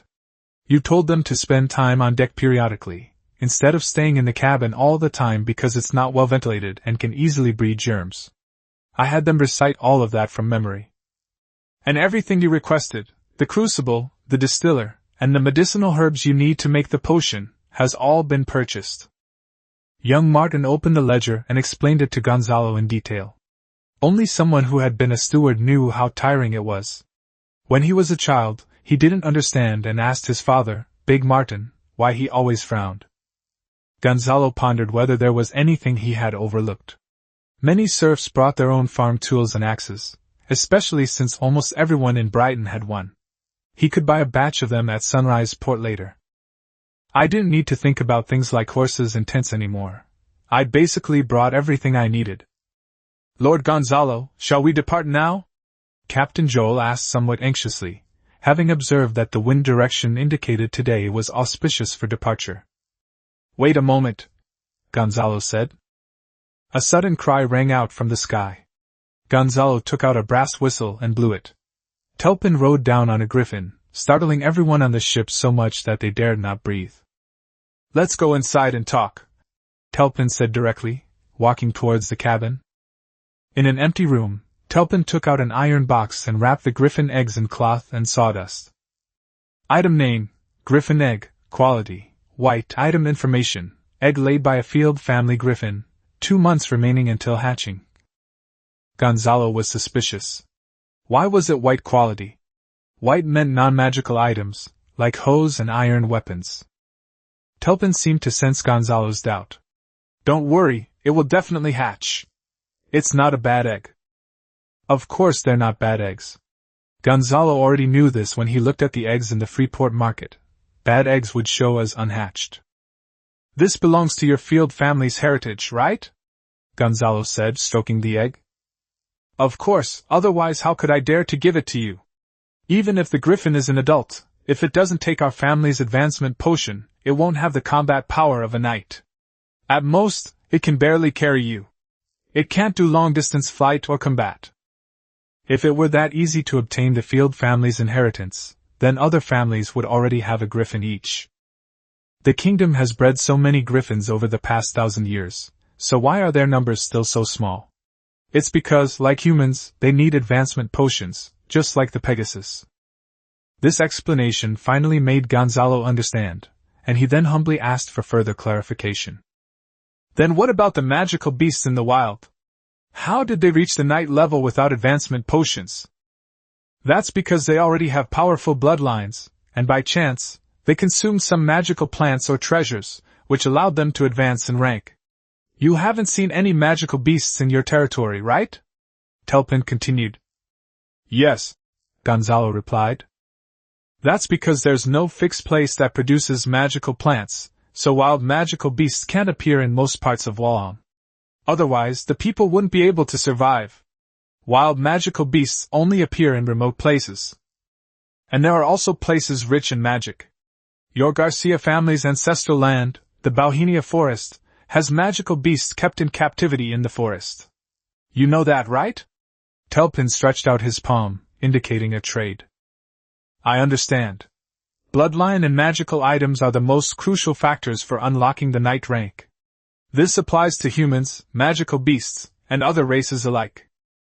Gonzalo took out the finished Bauhinia longbow and handed it to Turpin. As for whether Gonzalo lost money in this transaction, he couldn't say for sure. Bauhinia branches cannot reproduce, only saplings are needed. Griffins can indeed produce baby griffins, even if they are of white quality. These griffins are all in the hands of the great nobles, and it is impossible for them to leave the country. If Gonzalo hadn't gone to such a remote and unsupervised place, Telpin wouldn't have dared to take the risk of handing over the griffin egg to Gonzalo. As things stand, the purplewood longbow, worth 2,500 gold coins, is definitely a bargain for Telpin. It's a longbow that even the Earl carries on his back. Turpin continued to make gestures asking for money, and Gonzalo reluctantly gave him another 10 gold coins for the errand fee and the name change fee. Turpin handed Gonzalo a scroll and said, "Your father said he was pleased to hear you had become a baron and urged you to marry and have children soon, to expand your family line. It's still early. I need to develop Happiness territory first," Gonzalo said, holding the box containing the griffin eggs. "Still early? My son is already 14. In 2 years, he'll become a pioneer knight. When he comes to your side, will you protect him?" Telpin joked that he really didn't want his son to stay in the vortex of the Field family. Since Telpin didn't have a title for his son to inherit, he might as well save some money and let his son become a pioneer lord, and eventually a baron. The Griffin Knight was very confident in his ability to make money. In the Field family, people without some skills simply couldn't survive. "No problem. You can let me know in advance if you choose to expand your territory, and I'll give you advice. After all, I'll be a local bigwig in 2 years." Gonzalo laughed heartily. As long as no one was taking his territory, he couldn't be happier to have more people come here. No matter what he did in the future, he would need trade and people to consume. Gonzalo had no intention of monopolizing salt and iron every day to exploit the labor of his people. Instead, he wanted to sell high value-added goods to nobles in the surrounding areas and even further afield, as well as to the capital and foreign countries. "I should go now. My father's army is still near Lushu City, waiting for his beloved grandson to arrive. Turgo should be here with him soon. You should leave immediately, otherwise the nobles of Freeport won't let you go so easily." Gonzalo understood that although the war was over, the power struggle between Count Terence and the southeastern Varan noble alliance continued. With a cry from a griffin, Telpin had already left. "Captain Joel, set sail! Destination, Sunrise Port." At Gonzalo's command, 3 large ships, 2 with 300 people each and the last with 200 people and cargo, embarked on the voyage. A few days later, the sea began to rock violently. "Give the order, no vomiting in the cabin, vomit it all into the sea. Little Martin these days keep a record of who can swim and who doesn't get seasick.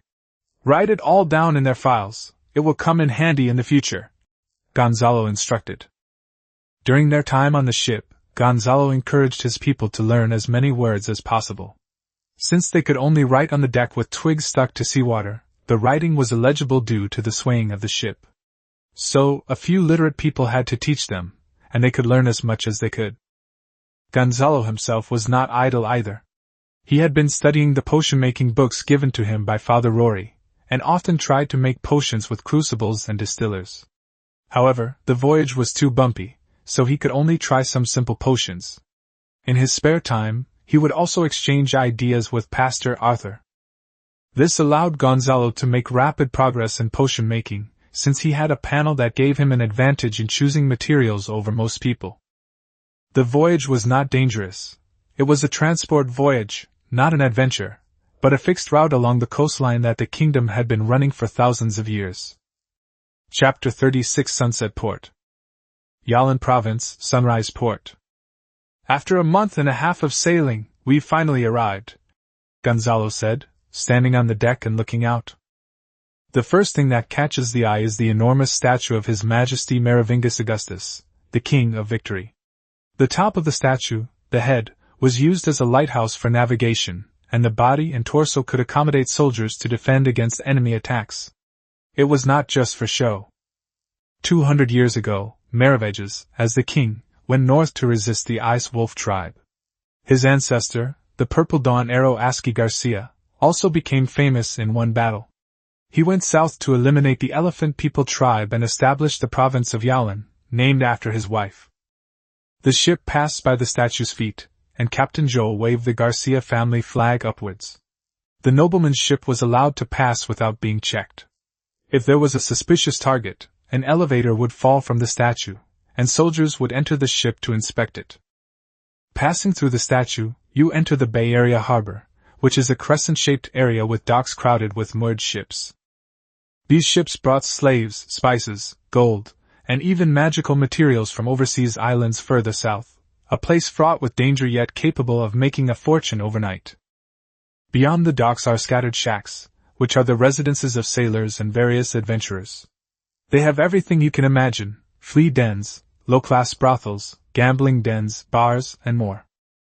Further back, look up and you'll see towering city walls built on a foundation of mountain stones, isolating the city's inhabitants from the outside world, which is rife with conflict. Behind the city walls lies the town of Sunrise Port. The roofs of the houses here are light blue, and when the sunlight shines on them, they gleam. These are tiles made from shells unique to the vicinity of Sunrise Port. The walls are made of white diatomaceous earth, which is unique to the coast. The windows are made of wooden blinds, while the wealthy use linen or iron windows. The doors are made of yellow oak or pine. Gonzalo stepped onto the wooden plank, 1 foot landing on the ground, finally arriving after a month and a half. "Thank you, Captain Joel." Gonzalo took out a wooden box filled with 120 gold coins. Captain Joel took it, weighed it in his hand a few times, and then put it away. It wasn't that he trusted Gonzalo, but rather that there were too many people and too many different kinds of people here, and it was best not to flaunt his wealth. "Little Martin, Lyle, let's go explore this place first. Sir Hans, you take the people and set up camp in the open area outside the harbor." "Yes, young master, I'll be right there, As soon as Martin disembarked, he vomited into the sea. Most people on the ship vomited for more than a month, except for Gonzalo and Reverend Arthur, who showed no signs of vomiting at all, perhaps due to their mental strength. There was also the slave Mai, who joined Gonzalo's pioneering team after the circus owner died. "York, take your men and count the number of people. Don't let them get lost. Captains and team leaders, keep a close eye on your men. Pastor Arthur, see who is unwell and have them stay aside. Make a list of the herbs they need, and little Martin will be responsible for buying them." Gonzalo directed the crowd from the port. A group of people surrounded him, but Lyle immediately used his tall stature to block them. "My lord, I am your guide. I am familiar with all your destinations, from the western province of Charlene, to the southern Fairmont Mountains, the northern Pierre Mountains, and even the overseas islands to the east. Don't listen to him, he's just a little kid. Sir, choose me. I'm 30 years old, I've been to many places, what do these kids know? My lord, choose me. Choose me. Gonzalo looked at the people, some old, some young, some middle-aged, and even some women. He also noticed a few with a -100 favorability rating who looked like bandits, and were probably guides from the northern Myanmar park. A guide is definitely needed. Gonzalo is unfamiliar with the area, but luckily he has a guide panel. He chose one who is of a suitable age, has high favorability, and has 1 point of knowledge. He can read, has read books, and can read maps. He is a truly capable person. What's your name? Where is the Fairmont Mountains Pan Shan Pass? Lyle drove away the other guides, keeping only the one Gonzalo had designated. My name is Duke. Pan Shan territory is located in the southern part of the mountainous region. It would take a month to travel 15 kilometers a day with my people, and half a month to travel 30 kilometers a day. If we pass through the territory to participate in noble social events, it will take even longer. You even know I'm a baron, and you know that nobles like to visit each other when they pass through. You're quite knowledgeable. How far is Mount Roland from Pan Shan territory? Gonzalo continued to ask. Although the information his elder sister gave him was detailed, it couldn't be perfectly represented on a map. Only in his notebook could he see detailed information about which baron was being represented. The continent of Atlanta was too vast. Yes, sir, I knew as soon as you asked about Pan Shan territory. You are now a baron. Last month, the people of Pan Shan territory all came to the port to take a ship, saying they were going to the free port, saying that Pan Shan territory had changed lords. Duke wiped his hands on his clothes. Gonzalo thought to himself. This is bad. This Pan Shan territory won't do the same thing as me. After scraping off several layers of skin, they'll definitely leave no one alive. No wonder they're nobles, they're all cut from the same cloth. Duke continued. If you go south from Pan Shan Castle for about 10 kilometers, you'll reach Mount Roland. That's part of the pioneering territory, and I heard that 3 pioneering knights have died there. Now Gonzalo understood. Pan Shan Pass and Roland Hill are adjacent, which fits the planning scheme of Gonzalo's center very well. My fee is 2 gold coins, sir, Duke said nervously, his hands gripping the hem of his clothes tightly. Who are you trying to fool? I just inquired about the fees here. Even if you hire a guide for a month, it will only cost 3 to 8 silver coins, no more than that. Little Martin was a little angry. This man was asking for an exorbitant price and was obviously treating Lord Gonzalo like a sucker. What are you going to do with these 2 gold coins? This person has a favorability rating of 80. If the favorability rating is negative, then that person will have a tendency to extort money. For example, -100 means they absolutely want to kill you, -80 means they want to cripple or kill you, and -10 and -20 mean they are hostile towards you and want to deceive or blackmail you. In any case, they will definitely be full of lies. Most of these low negative values will be afraid of your strength and can only keep their thoughts to themselves. They will take action as soon as they have the opportunity. Duke suddenly knelt down and kept kowtowing, but he couldn't explain why. Keep in mind that 2 to 3 gold coins is the annual income of a professional soldier. He probably wouldn't even need the money for this guide job for a month, yet he dared to charge so much, which means he was really short of money. Speak, I won't whip you, Gonzalo said, raising his hand to signal Martin to be patient. I used to be a medicine collector, buying medicine in various lord towns and bringing it to the city to sell. I did this for several years, but who knew that I would be robbed by bandits on the road recently, and all my goods were stolen. I even sold my house in the town next to the free port to pay off this debt. My daughter suddenly fell ill these past few days and has had a persistent fever. The pastor said that healing magic is useless and she needs to see a priest, but we poor people can't possibly see a priest. Gonzalo found out that he needed money to get the priest to treat his daughter's illness. Healing was the most basic divine magic, effective for external injuries, but curing diseases required high-level clergy to master, and the higher the level of mental strength required for more serious illnesses. Bring your daughter here. We'll go to the Adventurers Guild at the port and wait for you there. Chapter 37: The Duke's Control. The Sunrise Port Adventurers Guild is a group of gold prospectors, including all sorts of people, wandering knights, unemployed captains, deserters, and even bandits and fugitives. They are all collectively known as adventurers. Who in their right mind would become an adventurer? Want the thrill of adventure? Slave hunters or spice merchants can satisfy your needs and make you money too.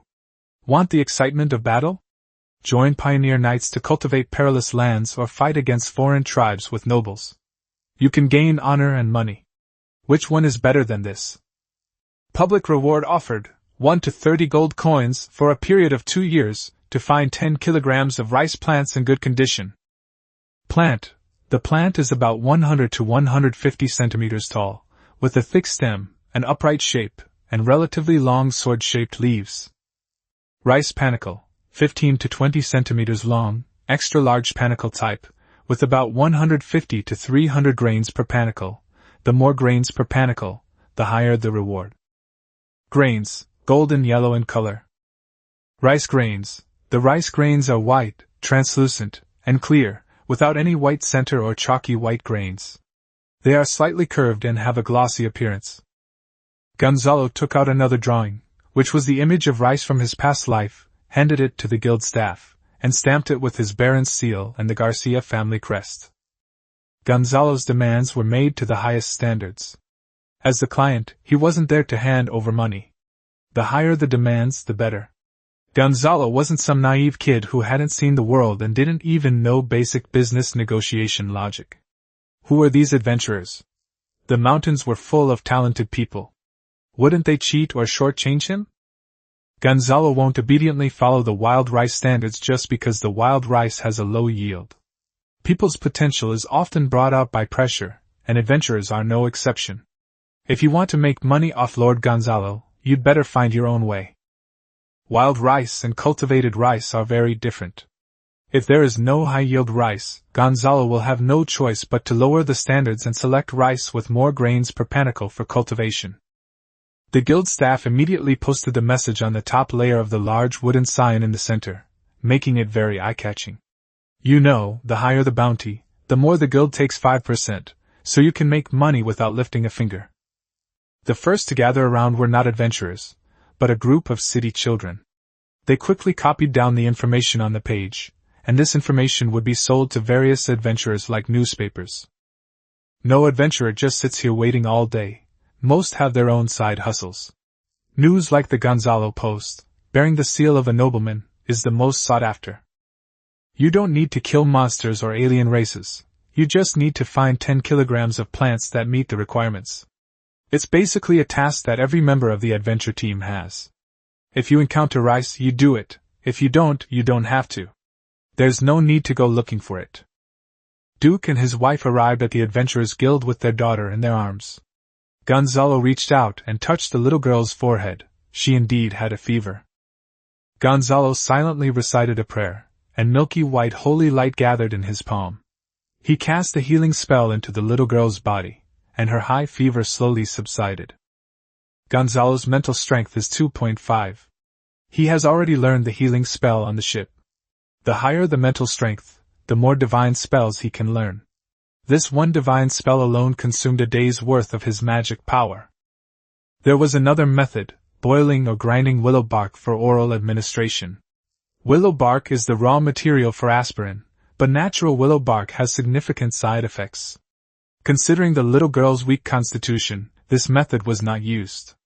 It should be noted that willow bark was already in stock at the pioneering camp. Duke, you now owe me 1 gold coin and 5 silver coins. Now follow little Martin to my camp and see what else we need to prepare before we set off. Gonzalo saw that Duke's loyalty had now reached 100. Yes, sir. Can my daughter and wife come with us too? We have nowhere to live. We've been living in a shack outside the port for the past few days. Duke hugged his daughter, kowtowing to Gonzalo and grinning happily. Of course, you can become one of my subjects if you wish. After little Martin drops him off at the camp, we'll go buy some cattle, sheep, farm tools, and other supplies," Gonzalo said, taking a sip of ale. "Thank you so much, Lord Gonzalo, for taking me in. If you want to express your gratitude, prove your worth by working hard in my territory from now on." Gonzalo waved to Duke to stop talking, and Duke, along with his wife and children, followed Martin to the camp. "This wine is awful, nowhere near as good as the fruit wine from Brighton territory," Gonzalo complained. Gonzalo also has fruit tree seedlings, but unfortunately the trees have a long growth cycle and the economic benefits are slow to materialize. For winemaking, we'll have to wait until we have high-yield, fast-cycle rice in the future. After saying this, Gonzalo led Lyle to the port city of Sunrise. The city gates facing the docks were heavily guarded, and people were often turned away. However, as a nobleman, no ignorant guard dared to stop Gonzalo. This world is just that realistic, not like in novels where the protagonist is constantly being harassed by little karamis wherever he goes. Everyone has a brain and values their own life. After all, nobles are a special class in this world. The tallest building you can see in Sunrise Port is the Château de Chapelle, the residence of Duke João Rafael. It is mostly managed by Viscount Fernando Rafael, the owner of Sunrise Port. Their family has a famous ancestor named Queen Arlen Rafael, who was the wife of the King of Victory. All the major cities in the province of Arlen are ruled by the Rafael family. More than half of the barons in the province are named Rafael. Even members of the Rafael family in the outer seas control several spice islands, which are the only spice-producing islands in the kingdom. All other spices are imported. This is the extent of the ducal family's control over the province. They're practically local tyrants. Count Terence, also a provincial governor, could not control the economy of the entire Variag province, and could only control 3/4 of the province militarily. What he sought was to firmly control Variag in the hands of his family, just like the dukes. Of course, successive kings did not want them to become too powerful, and they always suppressed the local areas. For example, the Rafael family had no members in the territories outside the province of Arland, whether it was the western province of Charlene, the southern Fairmont Mountains, or the northern Pierre Mountains. In the capital, as long as someone is identified as a member of the Rafael family, their application to establish a territory will be assigned to a place far away from Yalin province. There is no chance to pull strings. This is a basic national policy of the kingdom. These counts were the same. If they wanted to control key areas of the province, they would be ruthlessly suppressed by the king. These were all means of maintaining the rule of the Augustan kingdom. The third building next to the summer palace is the office of the provincial nobles in Yalin. Many pioneering knights would report here, and many nobles would gather here to hold banquets. After all, everyone knows a few relatives of the Rafael family. Especially the ladies with the surname Rafael, regardless of their title, are always among the most dazzling at banquets. After all, if a family produces a queen, their genes are bound to be associated with beauty. Gonzalo picked up the paper and started looking at it. It showed which Fairmont Mountain Range pioneer knights had signed in these days, whether they hadn't left yet, which ones were on the way, or which pioneer knights had been updated near Happiness Territory, along with their family information and current situation. This Pratch Angus pioneer knight should still be in Sunrise Port, right? Could you introduce us? Gonzalo asked the staff that the Angus family's crest was a bull, and that the Angus cattle they raised were top-quality cattle, excellent for both meat and use in plowing and transportation. He also heard that the family secretly raised cattle of magical beast level. The staff member was a young woman with light blonde hair and fair skin. When handling this kind of work, she would often encounter some nobles. Many of these staff members were marginal figures in noble families. Perhaps one day, a pioneering knight would fall in love with her, and the pioneering knight would become a baron and marry her to become a baroness. Such cases often happened. Yes, Lord Gonzalo, yes, this Pratch pioneer knight is in the brothel. Chapter 38 Pratch Pioneer Knights. Gonzalo sat in the slow-moving ox cart, opposite the Pratch Pioneer Knights. This guy has been killing time in brothels these days, claiming he wants to find a companion to go to the southernmost part of the Fairmont Mountains, but he's just afraid of dying. Pratchy brought 300 men, all of whom were slaves. He even used the money he had left for the pioneering territory to hire more than 10 mercenaries. Even though he himself is a knight, he is so cowardly. Lord Gonzalo, if I had known you were going the same way, I wouldn't have hired these people, Pratch said with a fawning smile in the car. Gonzalo's army now numbers 800 men, each armed with a spear and well-trained, with 15 plate-armored knights as squires, 35 captains and squad leaders in various armors, 2 knights, Gonzalo and Hans, and a priest. For Pratch, this is hardly the kind of setup a trailblazers would have. Who would dare to invest so many resources in their second son? Would the main family just give up on him? I only found out later that Lord Gonzalo was a baron. Sir Pratchett, I don't like beating around the bush, so I'll be blunt. I want the technology for raising dust cattle, and I'll offer 100 gold coins, Gonzalo said, holding up one finger. Hiss. Pratch gasped. You see, a normal Angus cow is only slightly more expensive than other meats. It's basically for eating. The real good meat is monster meat, which is the privilege of the great nobles. Actually, the technique of raising cattle is not a particularly secret. The real secret is that the family raises monster-level Angus cattle, which only his father and older brother know. All right. It's a deal. Baron Gonzalo, I'll give you 2 more breeding bulls. Without any hesitation, Pratch took Baron Gonzalo as his nemesis.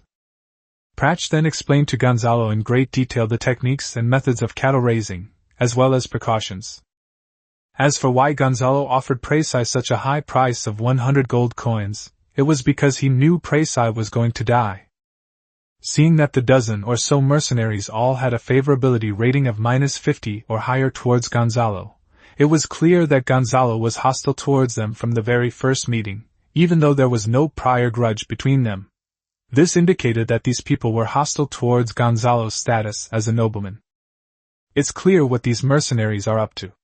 It wouldn't be too difficult for a dozen mercenaries to ambush and kill a young, debauched pioneer knight. Gonzalo is no saint. Go back and remind Pratch that some people, even if you kindly help them, will blame you and think you have ulterior motives. Gonzalo gave Precis 100 gold coins to hasten the assassination. That's how it is in the Fairmont Mountains. From the moment Gonzalo first stepped into Sunrise Port, a group of people had a goodwill rating of -100.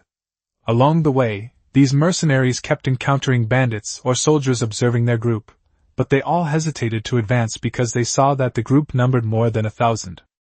It's practically a miniature version of Atlanta, Myanmar. And Myanmar is in the south too, so this matches up. Time flies. Lord Gonzalo, I have reached the border of the frontier territory. Thank you for your protection.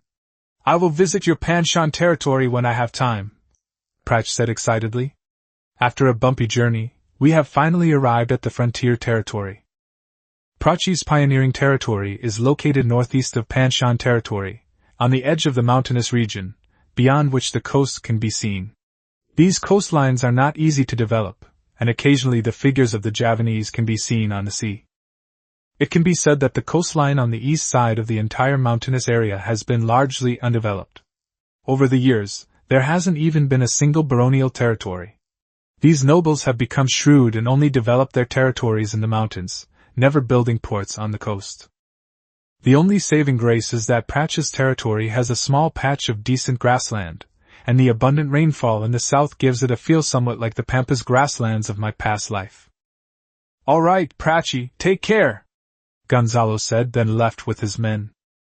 Soon it got dark. Pratch, whipping the slaves, began setting up camp, with a dozen or so mercenary knights assisting him.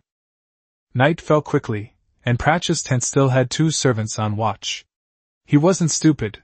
He knew to be wary of these people, and he even carried his own water with him. But the dozen or so mercenaries were no problem at all. 2 servants groaned and fell to the ground. Pratch, who was sleeping in plate armor, was awakened. Flames shot into the sky all around.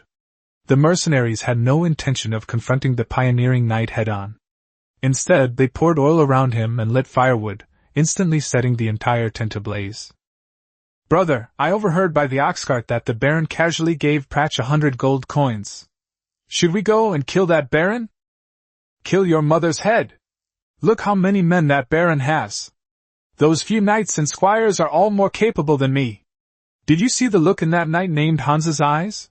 He's a real veteran. You idiot! The mercenary leader grabbed his underling's ear and chopped it off. Next time you dare to be so clever and come up with some stupid ideas, I'll cut your head off and feed it to the wild dogs. Go in there and drag the body out. By this time, Pratch was already dead, burned alive. Big brother, aye. The fire is still burning. Although the fire has shrunk, anyone who goes in will either die or be maimed. The mercenary leader gave a push, and his underlings, who had been trembling and too afraid to move, suddenly started jumping around in the fire, and the flames in front of them noticeably shrank. Go capture a few slaves, try again. We must get the gold coins and get out of here quickly. The mercenary leader instructed his underlings that they should not linger in the mountains, but rather grab the money and run, otherwise, when the slave-catching team arrived, there would be no way to protect the dozen or so of them. Just then, an arrow pierced the head of the mercenary leader. The Garcia family banner, illuminated by the firelight, made the purple tree appear particularly eerie, a judgment upon these bandits. These mercenaries wore armor made of just a few iron plates tied with leather straps. It was incredibly shabby. Only a coward like Pratch would hire such people. The Knight Squire and Hans's knight quickly ended the farce, and the mercenaries' heads were all impaled on the tips of spears. Just hang these heads here, so that passers-by on the way will clearly see what happens when they try to take advantage of our group. Gonzalo quickly brought the 300 slaves under control. The captains skillfully cracked their whips and directed them to assemble. Unfortunately, the slaves were of low quality, and most of them could not understand human language. This is the meager and tragic configuration of an ordinary baron's second son, with only a bottle of advancement potion representing the last bit of affection between father and son. Some ruthless baronies would keep their second sons as tools by their side, and even refuse to provide them with promotion potions. After all, once people have power, they will have crooked thoughts, and fratricide happens every day on the land of Atlanta. Like Elijah, if he hadn't encountered cultists, he might have remained a nobleman's second son who enjoyed bullying commoners his entire life. Gonzalo ordered his people to camp where they were, as it was too dark to travel at night, and they should wait until the fire was extinguished before retrieving their 100 gold coins. Preachy knights like Pratch didn't have much money. Their most valuable possessions were the 30 Angus cattle and the remaining grain that was originally intended for the 300 slaves. These all became Gonzalo's spoils of war. Gonzalo had no intention of developing Pratch's territory. It did not belong to Gonzalo, and he could not possibly apply for this pioneering territory. This territory would await the arrival of the next pioneering knight. Chapter 39 Assigning Tasks. Panchanling. The spears with human heads stuck in them were raised high along the way, and a large procession of more than 1,100 people deterred those who wanted to take him down. Panchan Town was built around the castle. In places like the Fairmont Mountains, towns and castles are closely connected, supporting each other and sticking together for mutual benefit. This design effectively protects the safety of the people, since the area is too chaotic. Gonzalo knocked on the lock and entered the castle. The castle had been emptied out. Apart from some worthless furniture, there was basically nothing left to see. The castle didn't even have a fine iron gate. It was all made of iron. Fortunately, the gate was still there. This small town was about the size of a village, far smaller than a territory like Varang that had been developed for 400 years.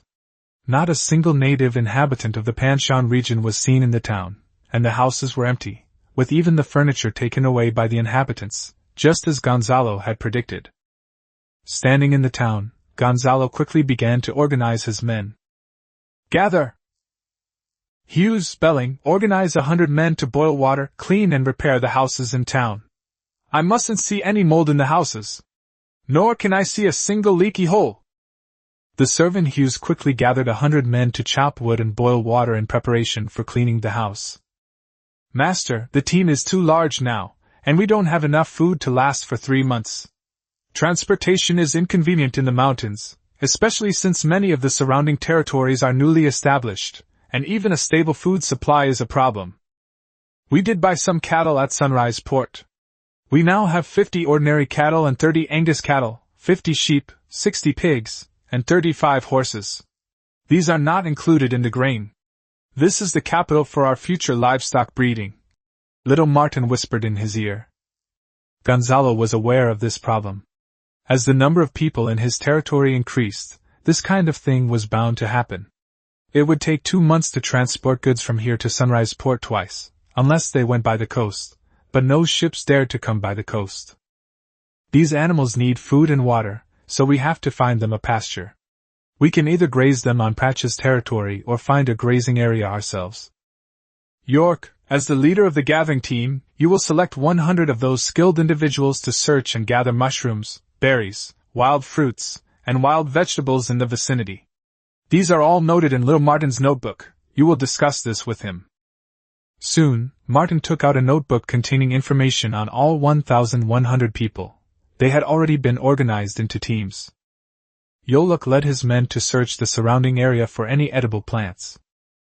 Name, Alan, gender, female, age 17, special skills, mushroom picking, farming, gathering team. Name, Cook, gender, male, age 25, special skills, fishing, farming, apple picking, hunting team. Kafka, as the leader of the logging team, you are to select 200 men to cut down trees. Kafka, who was also a knight's squire, received the order and immediately selected 200 able-bodied men to pick up tools and begin cutting down trees. Sean, John, carpenters, I'll give you 50 nimble-handed ones to make wheelbarrows first, then wooden fences, plows. As the leader of the hunting party, Lyle, you will lead 300 men to hunt and fish in the surrounding area. Duke, you will take 30 men familiar with herbs and join Yoluk's group to help them gather herbs. Later you will sift through and remove poisonous mushrooms, harmful wild vegetables, and so on. Ollie, as the captain of the livestock team, you will ride your horse with 50 men, dogs, and weapons to the paw pasture to collect hay. Be careful. That area belongs to the pioneer territory and is somewhat dangerous. If you find anything amiss, come back immediately. Roger, Ronan, as the leaders of the reconnaissance team, you will lead 20 men to the southern Manroland Mountains to scout the terrain. Sir Hans, you will organize 100 men to patrol and protect everyone's safety. Gonzalo counted in his mind that there were still 250 people left. Most of them were women and children, and there were only 6 babies, who were born on the road. It was a miracle. They were all children over 8 years old.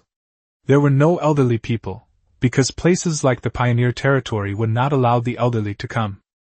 There are some cowshes in the town, but not enough. The animals can still fit if they are squeezed in, but Gonzalo doesn't plan to let them build one. The rest of the women were responsible for collecting hay, hemp, and kudzu vines, drying them, and then weaving straw sandals and ropes. Gonzalo continued. Straw sandals were especially useful. More than 1,000 people were building every day, doing high-intensity physical labor, and their shoes were severely worn out. Although the serfs and slaves had thick calluses on their feet, it was still inconvenient not to have shoes in these places. Gonzalo may be ruthless towards outsiders, but he's not like those skinning nobles when it comes to his own people. You see, some pioneer knights, upon learning that a pioneer has given birth on the road, will immediately abandon the child to avoid delaying their journey. Also, a baby's crying can easily attract unnecessary trouble. Finally, Gonzalo led several farmers to the fields outside Panshan town, which is the cornerstone of agriculture in the entire Panshan territory. After these indigenous people left, they did not destroy the land. The wheat was still in the soil, and you could see the base of the wheat stalks protruding. How's the wheat? The mountainous area is not very high in altitude. Fairmont has a subtropical monsoon climate, and in some mountainous areas, you can still see hardy rye growing on the barren land. Your Excellency, these spring wheat, spring oats, and spring barley fields can be harvested in midsummer or late summer. Farmer Tom pointed to the cleared land in the distance and continued.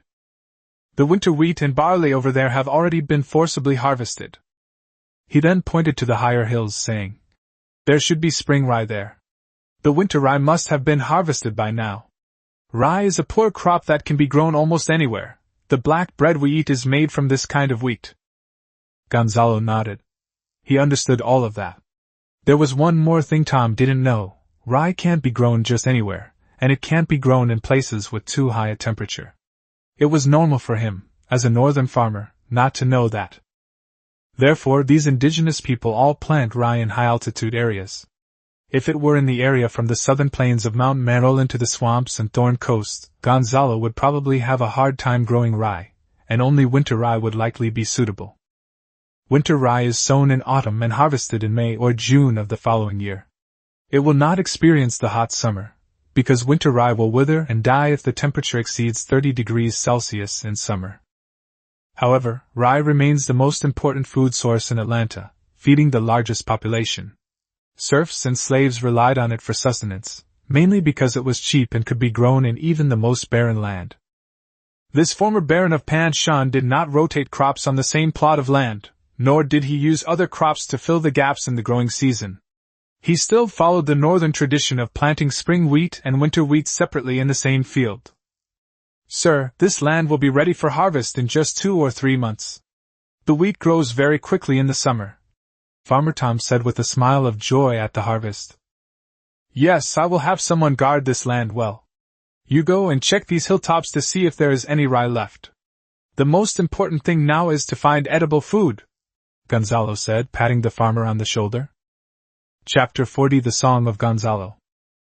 A torrential downpour, like the wrath of the Lord of Light, instantly awakened the hopeful pioneers. As the thunder gradually rose, it instilled in people a deep sense of awe for nature. Those who were gathering supplies were drenched in a cold sweat as soon as they set off. The people huddled in the wooden houses in the town, shivering. The already fragile houses began to leak, and soon the whole house was flooded, soaking the people's clothes. Damn it! This rain came too fast. We didn't have time to reinforce these wooden houses. Gonzalo had a bad feeling. Panshan town only had about 20 wooden houses. It was just a small village. The original inhabitants had left more than 2 months ago. With no one living there for a long time, the houses were prone to problems. 7 or 8 wooden houses had already started leaking and were completely uninhabitable. The people from all the teams who had gone out rushed back, and the carpenters braved the rain to desperately repair the leaking roofs with planks. If this heavy rain continues, the people will definitely catch colds, which will lead to fevers. In this era, fevers are no joke. If these people can't withstand the illness, many will die. Gonzalo will have to leave Variag as soon as he arrives in the territory.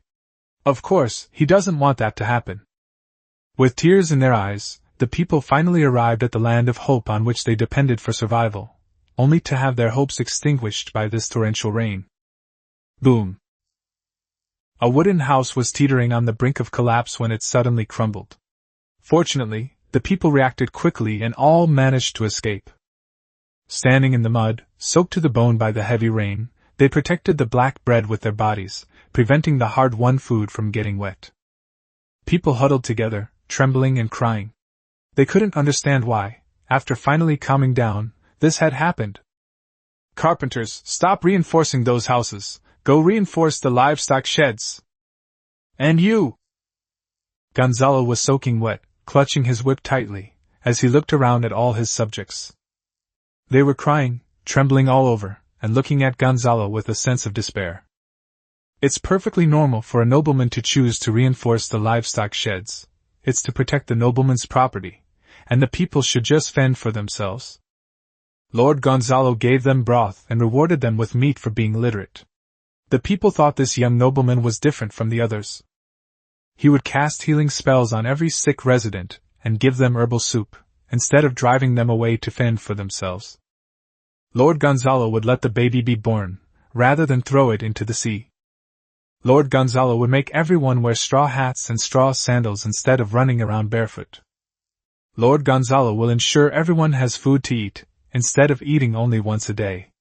Those noble lords, on the other hand, will only feed people until they are not starving. Lord Gonzalo, when encountering bad people, will arrange for the women to protect him from behind, and will wear armor to kill every enemy who comes to attack. The people silently remembered all the kindness that Lord Gonzalo had shown them.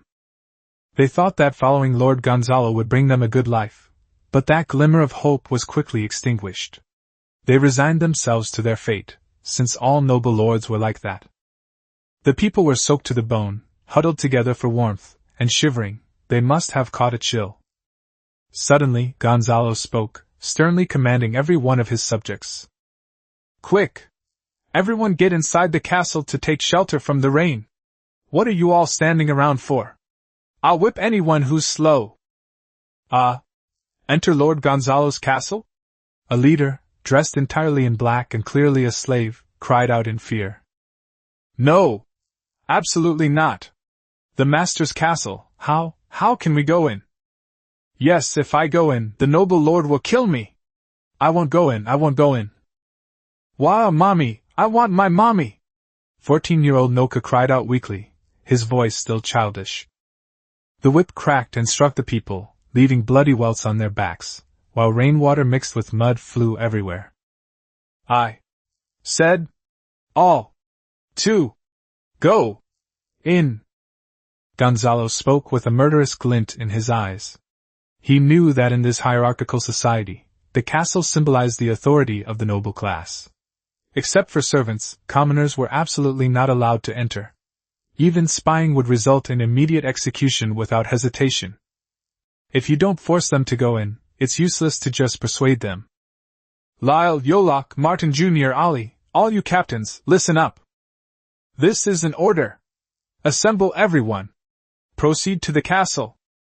Gonzalo's voice carried an unquestionable tone. He shouted loudly, his voice carrying the pressure of his mental power, making everyone's eardrums buzz. Master, Ali said fearfully. He was afraid. He knew his identity. With his dark skin, he was a slave. If he stepped into the castle, his head would be stuck on a spear the next day. Ali, I said this is an order, and I am here, pledging the honor of the Garcia family, that I will not hold anyone accountable or punish any of you who enter the castle today. Hurry up, all of you! If you keep going like this and you all catch a cold, the money I've spent on herbs will be more valuable than your lives. Get inside now! Another lash of the whip struck, and only then did the captains realize that this was an order. They recalled Gonzalo's repeated admonitions, obey orders. Follow my lead! Towards the castle! Deserters will be executed on the spot! The knights, squires, captains, and squad leaders obeyed the order and entered the castle. They wouldn't have gotten into the castle without this method. In the south, who knows how long the rain would last, and there were mosquitoes, all deadly creatures. There's nowhere to shelter from the rain except for the castle, and it's impossible to build a place to accommodate so many people in a short time. Of course, Gonzalo will exploit his people, but not now. Right now, his people are like sheep, and their wool hasn't even grown yet, so how can he talk about squeezing them out? After a rainstorm, most of the people in the territory fell ill with fever and died.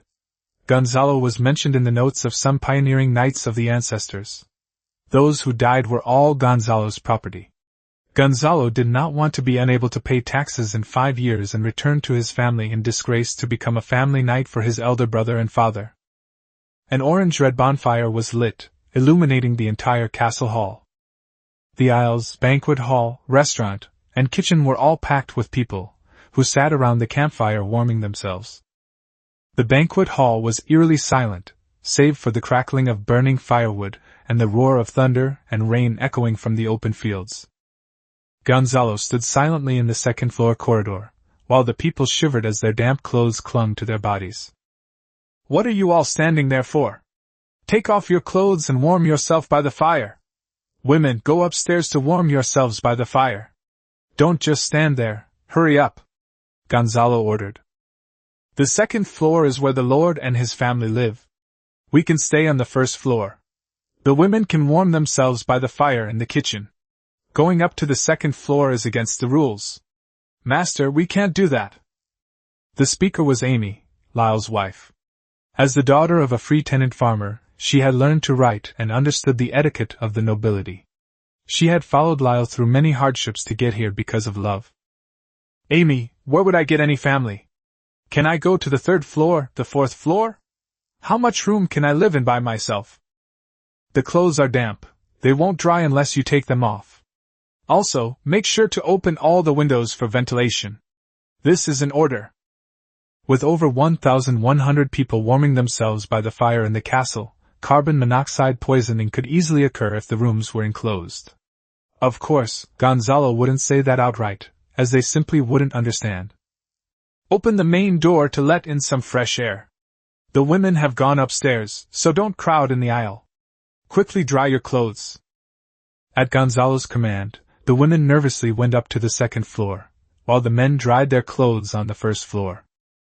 Suddenly, the blacksmith's shack began rhythmically tapping his belly, and then numb mouth joined in the beat. Everyone was passing around rags, a game Gonzalo invented to play around the campfire, mainly for counting. Now, the people have spontaneously improved the game, and men and women are singing the song of Gonzalo together. Gonzalo, Gonzalo, Gonzalo, Gonzalo. You let us live, you let us not suffer. Your sword is so sharp that we are not afraid of the enemy. Your generosity has allowed us to eat meat. You taught us to read and gave us dignity. You led us to explore new frontiers and ensured our survival. Chapter 41 Rationing. Gonzalo stood on the second floor descending the stairs and spoke loudly. Let's make some meat soup to warm everyone up. Today is Sunday, so from now on we'll have meat soup together every Sunday. That's what I said. At this, the people on both floors cheered. The residents were so excited that they could drink meat soup once a week. This was something Gonzalo had considered. Actually, cooking broth doesn't consume much meat. It mostly contains offal, with very little meat. Some useless bones and meat can be broken up and added in. The weekly meetings are for team cohesion. The wheat field that has already been cultivated in Panchanling is definitely not to be abandoned. The Manhwa Mountains, 10 kilometers to the south, and the plains, barren swamps, and thorny coasts behind them are the future goals. People will inevitably be scattered, and if this goes on for a long time, people's morale will become unstable. Setting up a weekly meat soup activity can effectively make up for these problems. It can even make this day more meaningful in the future, by organizing group activities such as weddings, exams, or even future market days and internal trade. I have another announcement to make. Starting today, a complete food rationing system will be implemented. Food will be distributed uniformly to everyone, except for those who receive a reward. The following allocation shall be made.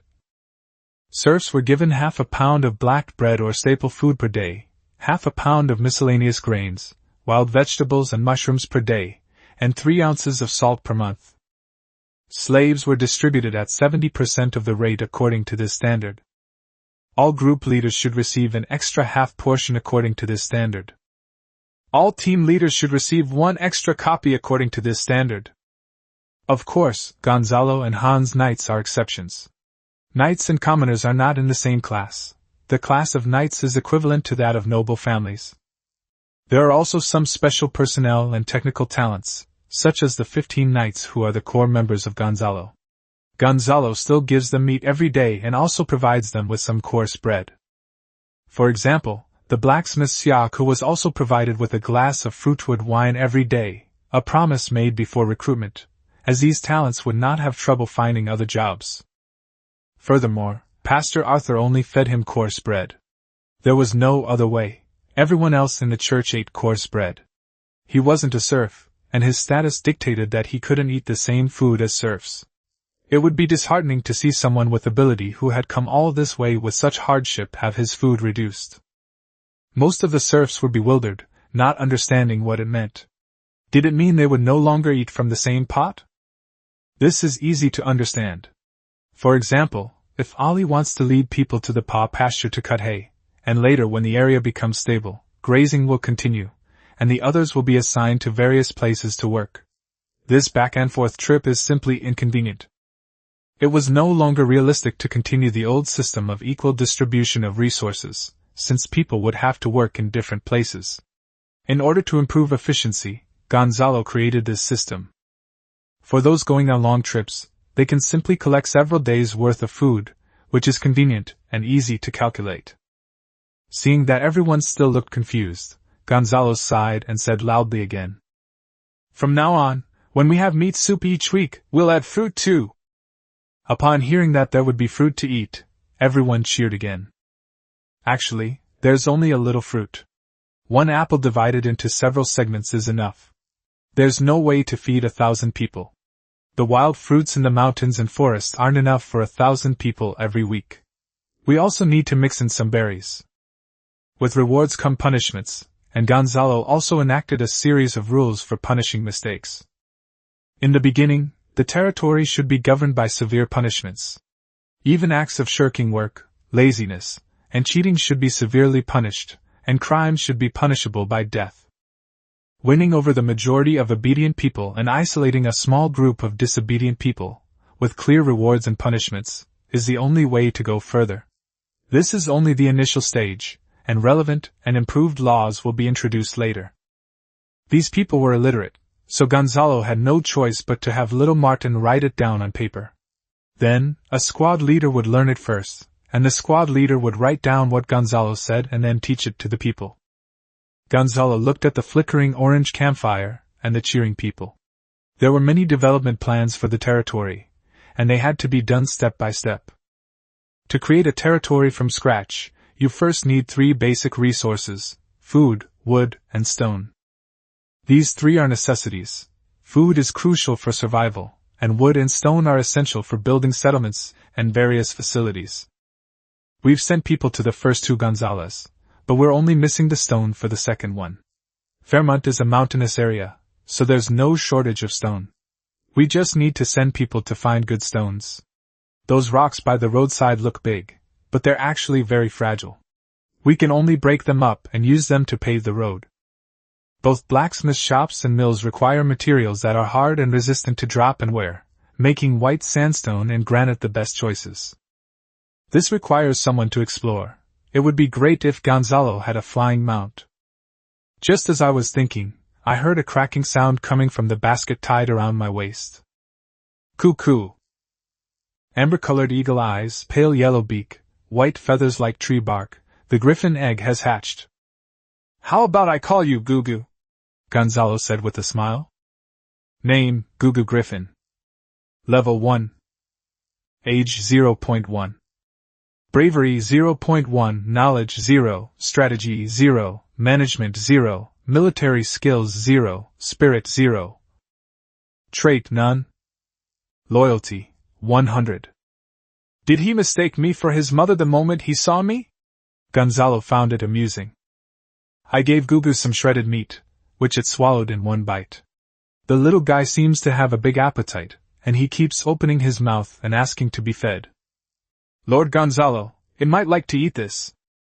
Nunu Noka pulled a few grasshoppers out of his pocket and presented them with both hands like a treasure. Gonzalo glanced at them, grabbed one, and fed it to Gugu. Then he asked seriously, "Where did you catch him?" Seeing that the Lord was very serious, Noka thought he had done something wrong and quickly begged for forgiveness. I'm asking you where you caught it, tell me quickly, I'm not blaming you. Gonzalo's voice softened. Noka then replied, In the wheat field and on the hilltop, I picked some mushrooms while I was picking mushrooms to play with. Gonzalo, holding a grasshopper in his hand, asked Farmer Tom. Adult or larva? They're leafhoppers, almost out of wings. We have to catch them all right now. Otherwise, in a few days they'll grow into locusts and fly everywhere, and we won't be able to catch them at all. Then all the rye on the mountain and the wheat in the fields will be ruined. After Farmer Tom said this, all the villagers became anxious. If they lost that grain, they would all starve to death. Production and construction cannot be delayed. All the women went to the wheat fields to catch locusts. Knight Hans and his men also went to catch them, and Hughes led 100 men to do the same. It will be inconvenient for everyone else to work, but there is one thing you must pay attention to. When you encounter locusts, stomp them to death, and make sure you crush them into dust. If we can't supply straw sandals, we'll have to trouble everyone. Eliminating the locusts is a matter of life and death for our entire territory, Gonzalo said sincerely to everyone. The people all understood. Many had witnessed the devastation caused by locusts, the terrifying sight of them spreading across the mountains and fields.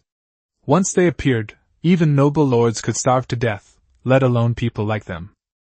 These locusts lay their eggs in winter, and in spring the original inhabitants of Panshan migrate away. The wheat fields are left unattended, and no one takes measures to prevent pests. This naturally breeds the growth of locusts. In an environment where no one is taking care of them, these locusts grow up like they are eating a buffet. Gonzalo flipped through the information his elder sister maid had given him, which contained information on nearby nobles. Combining this with what he had obtained from Sunrise Port, he finalized his plans to trade with several nobles and buy some grain as a precaution. He needed to prepare for the worst and ensure his food security. Sunrise Port was too far away, and only the nearby baronies could help him. 1550 gold coins is the amount of gold coins Gonzalo currently possesses. 5 copper coins are needed for a pound of meat, 1 to 2 copper coins for a pound of black bread, 2 to 3 copper coins for a pound of coarse bread, and 4 to 6 copper coins for a pound of white bread. The prices of these breads fluctuate greatly, mainly depending on supply and demand. Originally, it cost 1750 gold coins. Based on 1 pound of black bread per person per day, 1,000 people would consume 1 gold coin of Gonzalo per day. The food consumed by the 1,000 people over these days, along with the cattle, sheep, and farm tools purchased at Sunrise Port, cost a total of 200 gold coins. When it comes to purchasing grain, black bread will definitely be the main product, and white bread will not be considered at all, as it is the food of the nobility.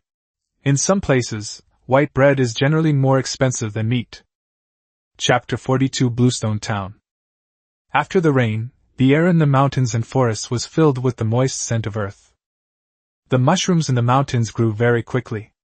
Everyone wrapped mushrooms and wild vegetables in their clothes, carrying a large pile.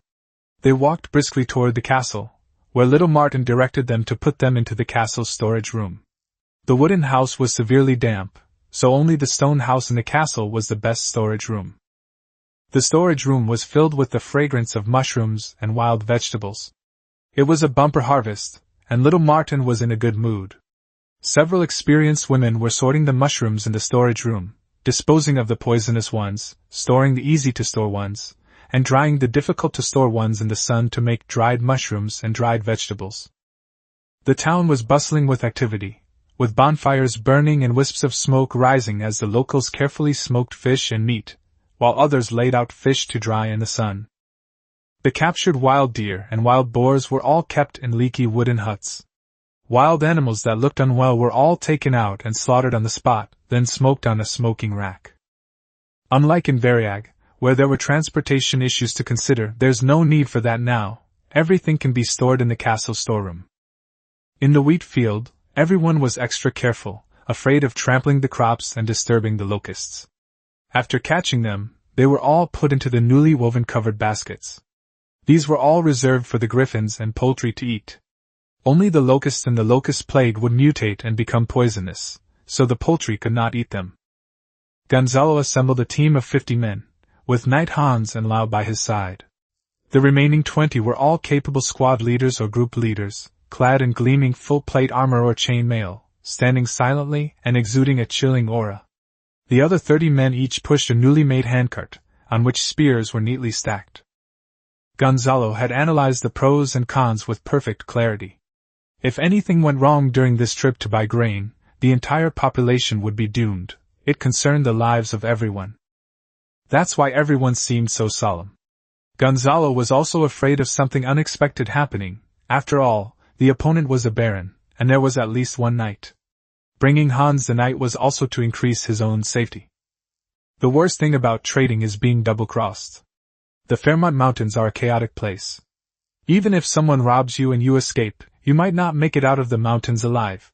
You might run into other robbers along the way. Even these nobles are no exception. Those who can establish themselves here are no pushovers. The first place Gonzalo was going to was Bluestone Territory, northwest of Panshan Territory, and Baron Caleb Finch. There were 2 reasons for going to this baron first.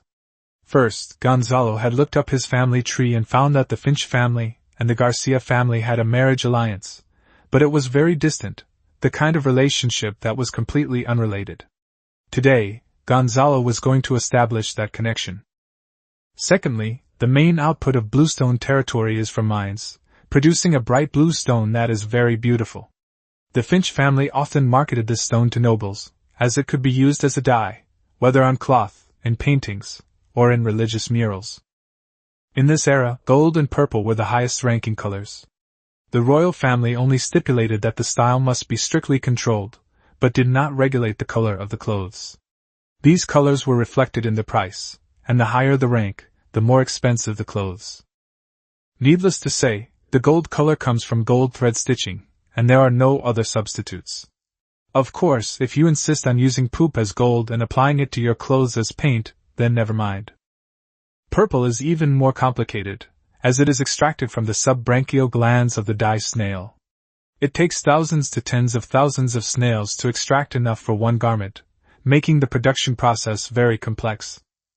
Another method is using alkanet root, but this method is also very complicated, and the natural plant pigments are prone to fading, making them far less vibrant and attractive than the purple of the dye snail. Bright blue fabrics are generally considered to be in the 4th or 5th tier, while ordinary blue fabrics are practically worthless. Dark blue fabrics are very common. In the past, there were also particularly valuable blues, namely azurite, the dye used in the painting 1,000 miles of rivers and mountains, ultramarine, the dye used in the Mogao grottos of Dunhuang, and cobalt blue, also known as Somali blue, the dye used in yuan blue and white porcelain. Each piece of yuan blue and white porcelain is worth more than 10 million. Therefore, Baron Caleb should have a surplus of grain. Farming is the responsibility of every lord. It's not that you don't need to farm just because you have mines. No lord would complain about having too much grain. Instruct the people to pay close attention to their surroundings at all times, and if anything seems amiss, to ride to Gonzalo immediately. And so Gonzalo set off with a 50-man armed force.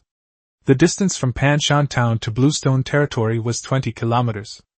A baron's territory was generally about 300 square kilometers in size, with a length and width of about 20 by 15 kilometers. There are also larger ones, such as special terrains like deserts and uninhabited swamps. Gonzalo's purchase of the development rights to the barren swamp is an example of this. They brought only able-bodied young men. They set off in the morning and arrived before noon. They had lunch on the edge of Bluestone territory, changed into their armor, displayed the Garcia family's Bauhinia tree banner, and headed towards Bluestone town. Soon, cavalrymen came to inquire about the situation along the march. These were the Baron's scouts. Normally, any troops passing through the Baron's territory would not escape their notice. Upon seeing the flag and confirming their identities, the scouts returned to report. Bluestone town. The ground was covered with pebbles, which the slaves banged against each other. They pushed stone mills, grinding bright blue ore, while the serfs boiled water and cooked something. The whole town was filled with gray dust. Gonzalo covered his nose with a towel and had to take a detour, while just a few hundred meters from the town was Baron Caleb Finch's castle. Caleb stood outside the castle with a broad smile. When he heard the name of the Garcia family, his mind raced, and he finally figured out the family relationship. Caleb should call Garcia his nephew. "Oh, my dear uncle, Lord Caleb, I have often heard my mother mention your name. I remember when I was a child I had a dress in the bright blue of the Finch family's dress." Gonzalo wore a formulaic fake smile. Of course, he had never heard his mother mention the Finch family when he was a child. They were completely unrelated relatives. "Oh, my dear nephew, I can't believe you've grown so big. I remember holding you in my arms. You even peed all over me when you were little. We need to settle that score." Baron Caleb grinned mischievously. He had never actually held Gonzalo in his arms, but he said that to all the nobles younger than himself. Gonzalo was speechless. It was too formulaic. Both of them displayed terrible acting skills. No wonder they were born second sons. Face is something you lose if you're born late. Baron Caleb has the typical attributes of a family knight, but his management skills are slightly better than those of an ordinary baron. This is not a good thing, as it shows that he is good at communicating with people, understanding how to put himself in their shoes, managing people with ease, and his negotiation skills are definitely not bad. The good news is that after the two spoke, Baron Caleb's favorability rating actually reached 50, which reassured Gonzalo a lot, indicating that at least he thought highly of Gonzalo, and had no hostility towards him. Chapter 43 Rai. Baron Caleb's castle is quite magnificent, with many artistic oil paintings hanging on the walls. The 2-meter-tall brass lamp is also plated with a thin layer of gold. Why is Gonzalo's shirts plated with gold? Because you can tell from his crystal chandelier. The white crystal is extremely cloudy, and it's the cheapest one he chose, but it's still quite luxurious for a chandelier. One can sense that Baron Caleb is rich, but not rich, and he is concerned about his image and desires a luxurious lifestyle. Gonzalo's gaze swept over the crowd and noticed that Baron Caleb had 4 knights by his side, more than his father, Baron Raymond. It must be good to be rich. Seeing Gonzalo's gaze, Baron Caleb gave an awkward smile. They were all sent by the family. Ever since I developed the bluestone mine here, the elders of the family have been eager to get a share of the profits. I am the only one sent by Sir Jory, and the others are my father, my second uncle, the Baron, and my maternal uncle, the Viscount. So, nephew Gonzalo, if you want bluestone I can only sell my own quota. Gonzalo was taken aback, realizing that Baron Caleb had misunderstood him. He had come to buy grain, but Baron Caleb was preoccupied with the sordid affairs of his family. Gonzalo didn't point it out, but simply asked out of curiosity. Can I see the finished product of the brilliant blue? Baron Caleb opened the earthenware jar, which was filled with bright blue powder. It looked very nice, with a bright color that was on a completely different level from the dark blue on ordinary cloth. The wealthy free citizens and minor nobles of the city should like it very much. These are the finished products. These pottery jars will be transported to Sunrise Port in the northeast, the capital of Yalan in the north, and Xiali Province in the northwest. They sell very well and are in high demand, Baron Caleb introduced with the air of a seasoned businessman. Suddenly, Gonzalo realized something. Baron Caleb probably didn't know he was the Baron of Pan Mountain, and he hadn't told Baron Caleb that the flag was flying the Garcia family name. Ahem, Uncle Caleb, I was just a little curious. Let me get back to the point. I'm actually here to buy animal feed. Gonzalo pulled out an appointment document from his pocket, appointing him as a Papal Knight of Inquisition. Below the document was the signature of the Grand Master of the Papal Knights of Inquisition, Holy Knight Commander, Saint Hugo Payan. Gonzalo will take advantage of any connection he can have. It's Lord Saint Hugo. He's a Grand Knight-level powerhouse, a pillar of the human race. Baron Caleb exclaimed in surprise, not expecting Gonzalo to have such a connection, and that his favorability rating had actually reached 70. It's like this. I ordered a batch of wild beasts from overseas from Sunrise Port. They are for the church to raise. As a Knight of Judgment, it is my duty to eliminate heretics, Gonzalo said meaningfully. Yes, I know. As a Knight of Judgment, it is your duty to eliminate heresy. And you can also recruit clergy. Baron Caleb began to recall all the knowledge he had learned, which was all engraved in his mind and could finally be used now. I also have a senior brother named Saint Pingning. He is a Pegasus Knight and is responsible for airdropping these beasts into the heretical territory, Gonzalo said, half-jokingly. I understand. Baron Caleb tried hard to recall, as if there was such a person in the Holy See. As for what airdrop meant, he didn't quite grasp it before saying he understood. These beasts like to eat black bread. You know these overseas beasts, they're as black as slaves, and they like to eat black bread. Gonzalo continued to guide the conversation. I see. No wonder you came all by yourself. I thought you were here to buy bright blue bread. Nephew Gonzalo, how much black bread do you want? Baron Caleb asked, nodding. I'll take as many as you have. Otherwise, why would I have come all this way? Baron Caleb wouldn't be hiding even the slaves' rations, would he? Gonzalo scoffed disdainfully. Look at what you're saying. Slaves don't eat black bread, but they can eat tree bark and grass. I have some here, how much is it again? Butler, how much rye, black flour, and bread do we have? Include it all, Baron Caleb said generously. Master, we have 100,000 caddies of rye. Flour doesn't keep for long, and we don't have much rye flour left to store. The steward replied respectfully. 10,000 jeans sounds impressive, but it's only 50 tons. 1,000 people would consume 1,000 jean of grain a day, which would be enough to supply food for 100 days. Gonzalo's plan for half a pound of rye bread as staple food can last for another 100 days.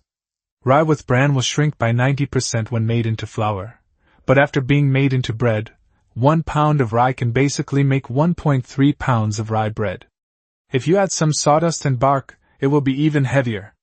If you add some stones, 1 pound of rye equals 2 to 3 pounds of rye bread.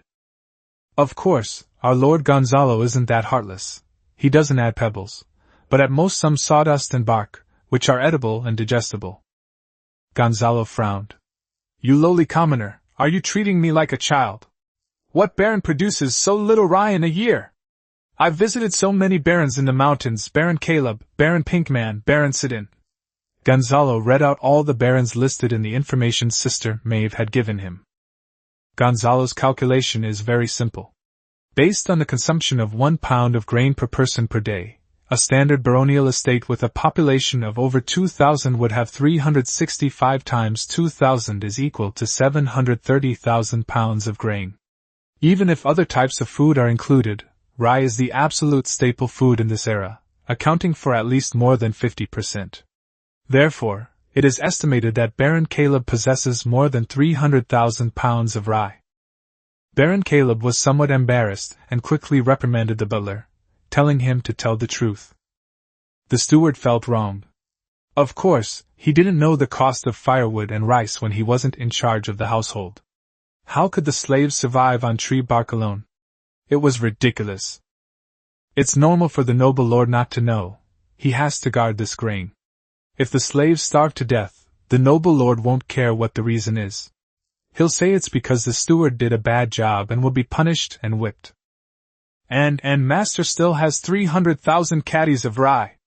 That 100,000 is from previous year's reserves. If we want more, we can only wait for the spring rye harvest from mid to the end of summer. Those grains cannot be touched, master. The steward blurted out everything at once. Baron Caleb nodded. He didn't care since he didn't eat black bread anyway. He always ate white bread made from wheat. Then let's sell it. 400,000 caddies of rye. Nephew Gonzalo, name your price. It is a well-known fact that rye is more expensive than black bread of the same weight. Rye is milled with the bran on, unlike wheat which is bran-free and made into white bread. Wheat bran, combined with barley, oats and rye, makes a mid-range whole grain bread. Furthermore, flour increases in weight when water is added, so theoretically all wheat should be more expensive than bread. The market price is 1 copper coin per pound of rye. I've been to so many mountainous areas, and that's how they all buy it, Gonzalo said firmly.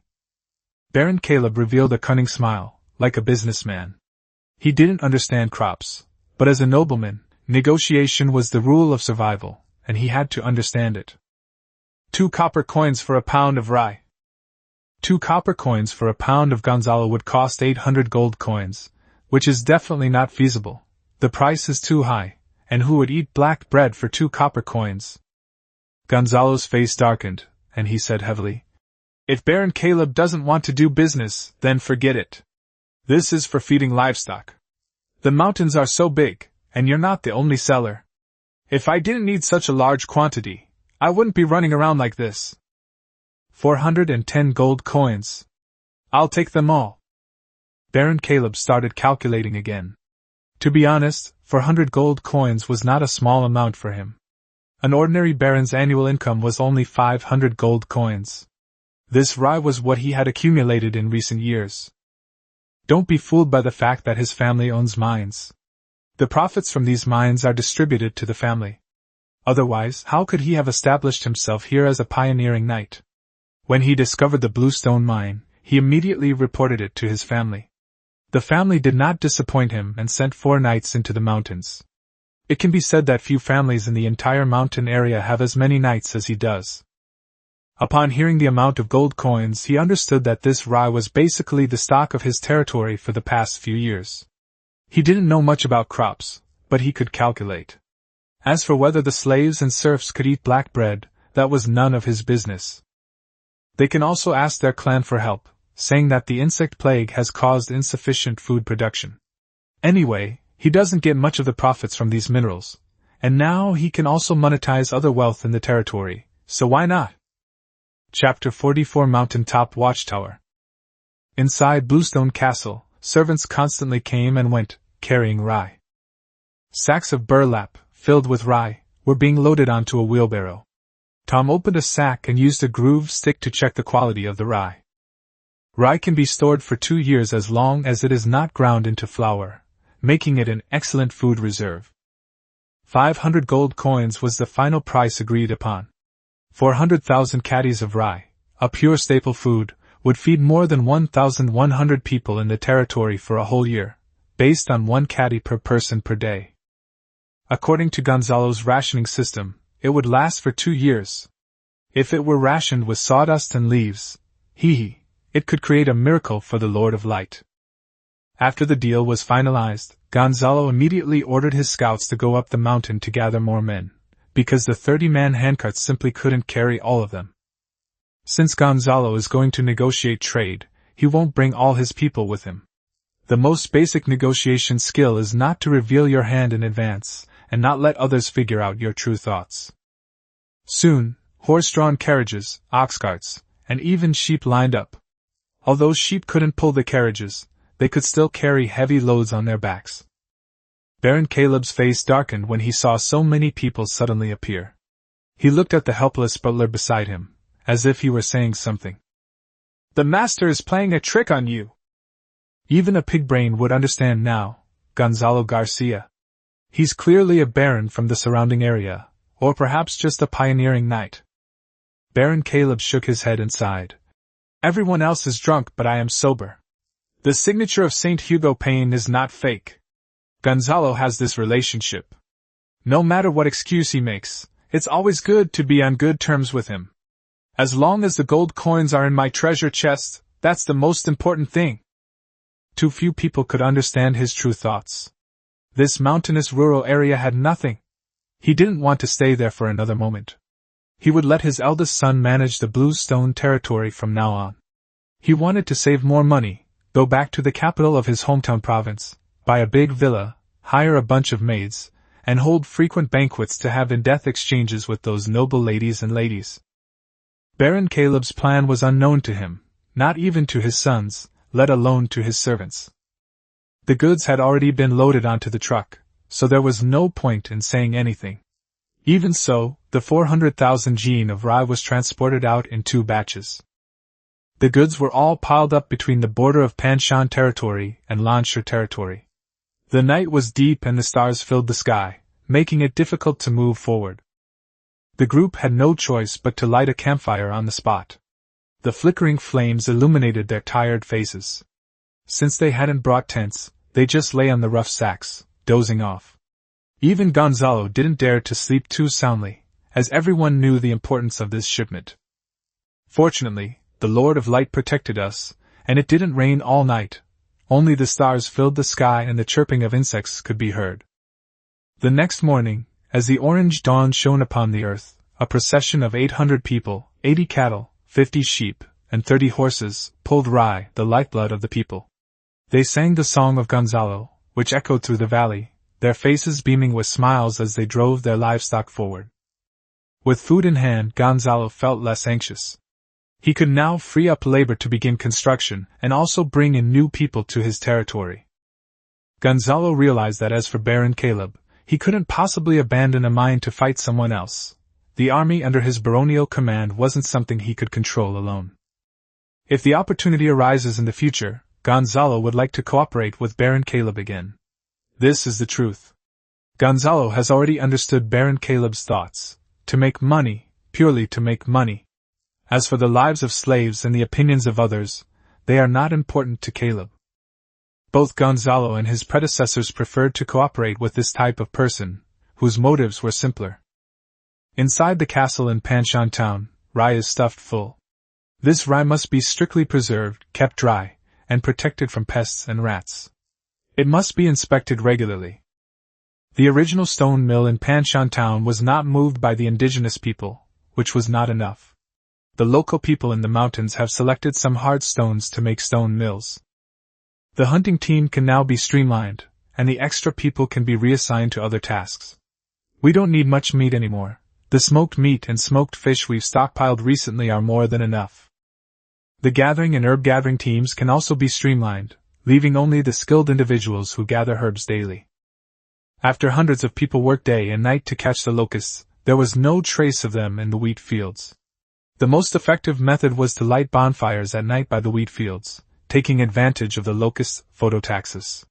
Many locusts would jump into the light at night. No one dared to let chickens into the fields, because wherever chickens went, nothing would grow. Not only would the locusts disappear, but the wheat would also suffer. The carpenters were the busiest. After the handcarts had met their production needs, they began making buckets, as well as various wooden handles and plows. 50 more carpentry apprentices joined the group, all of whom were planing planks, which were now piled up to a small mountain. These are all building materials. Gonzalo plans to establish his first village, truly his own, near Mount Maroland. The reason is simple, it's for future planning. In his previous life, Gonzalo's teacher was a master planner who had designed the layout of 2 spiderweb-like cities. South of Mount Maroland lies a plain suitable for wheat cultivation, beyond which stretches a barren swamp, ending at a thorny coast. The docks are the key to truly getting goods out. Even in modern times, taking the mountain road north would have been a challenge. So now he is standing on the top of Mount Maroland, where a clearing has been set up as a temporary camp. Gonzalo is now planning where to establish the first village. Gonzalo, holding a monocular telescope, looked around to the south. Beside him were Roger, Ronan, and a dozen other people, all of whom had been selected for their excellent eyesight. The castle on the plains was built by the first 3 pioneering knights. It is now abandoned. There are many wheat fields on the plains, all of which have been empty for many years. You can still see sparse wheat growing in the fields.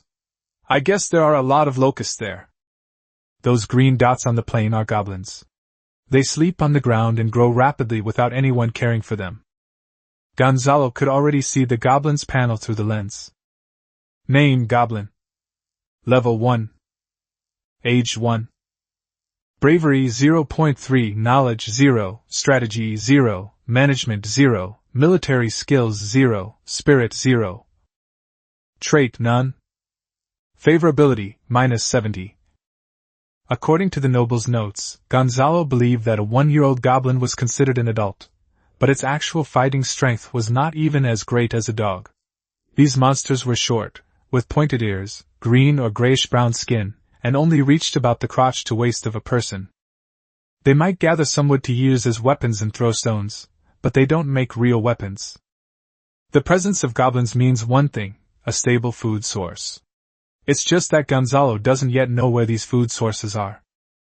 It's definitely not these sparse wheat fields on the plains. Those wheat fields have long been abandoned and can't grow much food. Furthermore, it can be inferred that these goblins are newcomers. Otherwise, how could the first 3 pioneering knights have built the castle and cultivated the wheat fields? This suggests that something is attracting these goblins, but what exactly it is currently unknown. Gonzalo will only understand once he actually goes to the plains to find out. And this castle, according to Gonzalo's plan, was not built very reasonably. It stands alone in the middle of the plain, making it too vulnerable to attack from all sides. It can only be said that the pioneering knight who built the castle was too presumptuous. The south side of Mount Maroland is very suitable for building villages and towns, so that you can overlook the entire plain and swamp. Looking east, you can see a clear dividing line between the mountains and the swamp, which extends all the way to the coast. Isn't this a road leading to the future port? The swamp is impassable. After all, it's an undeveloped swamp, fraught with danger. The boundary between the mountains and the swamp forms a perfect natural road. You will stay here for the time being and use the local materials to build a watchtower. I will arrange for a carpenter to come and assist you. The watchtower must be tall enough. There is no need to consider a hollowed-out bottom. It is best to make the foundation stable. From this watchtower, we can see the movements of Panshan territory to the north, overlook the entire plain and swamp to the south, and observe the movements of the mountainous areas to the east and west. It will become the lighthouse of my entire happiness territory, Gonzalo said, pointing to the surroundings.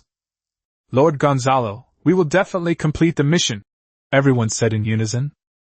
Chapter 45 The Conscience of Black Bread. Inside the castle. Gonzalo sat upright on a bench, surrounded by knights and squires, who were clad in their beloved plate armor and faithfully guarded Lord Gonzalo. Various kinds of food were piled up on the ground and between the tables. Gonzalo's food rationing system officially came into effect today. Martin then opened his notebook, which contained basic information about the people that Gonzalo had previously recorded. Name, cook, gender, male, age 25, special skills, fishing, farming, apple picking, hunting team, in charge. Now, all you need to do is add a positive mark after their information to show that they have received the food, which also prevents fraudulent claims. For missions such as long-distance travel, reconnaissance, exploration, and herding, enough food for a certain number of days is provided. For missions without such requirements, food is provided once a day.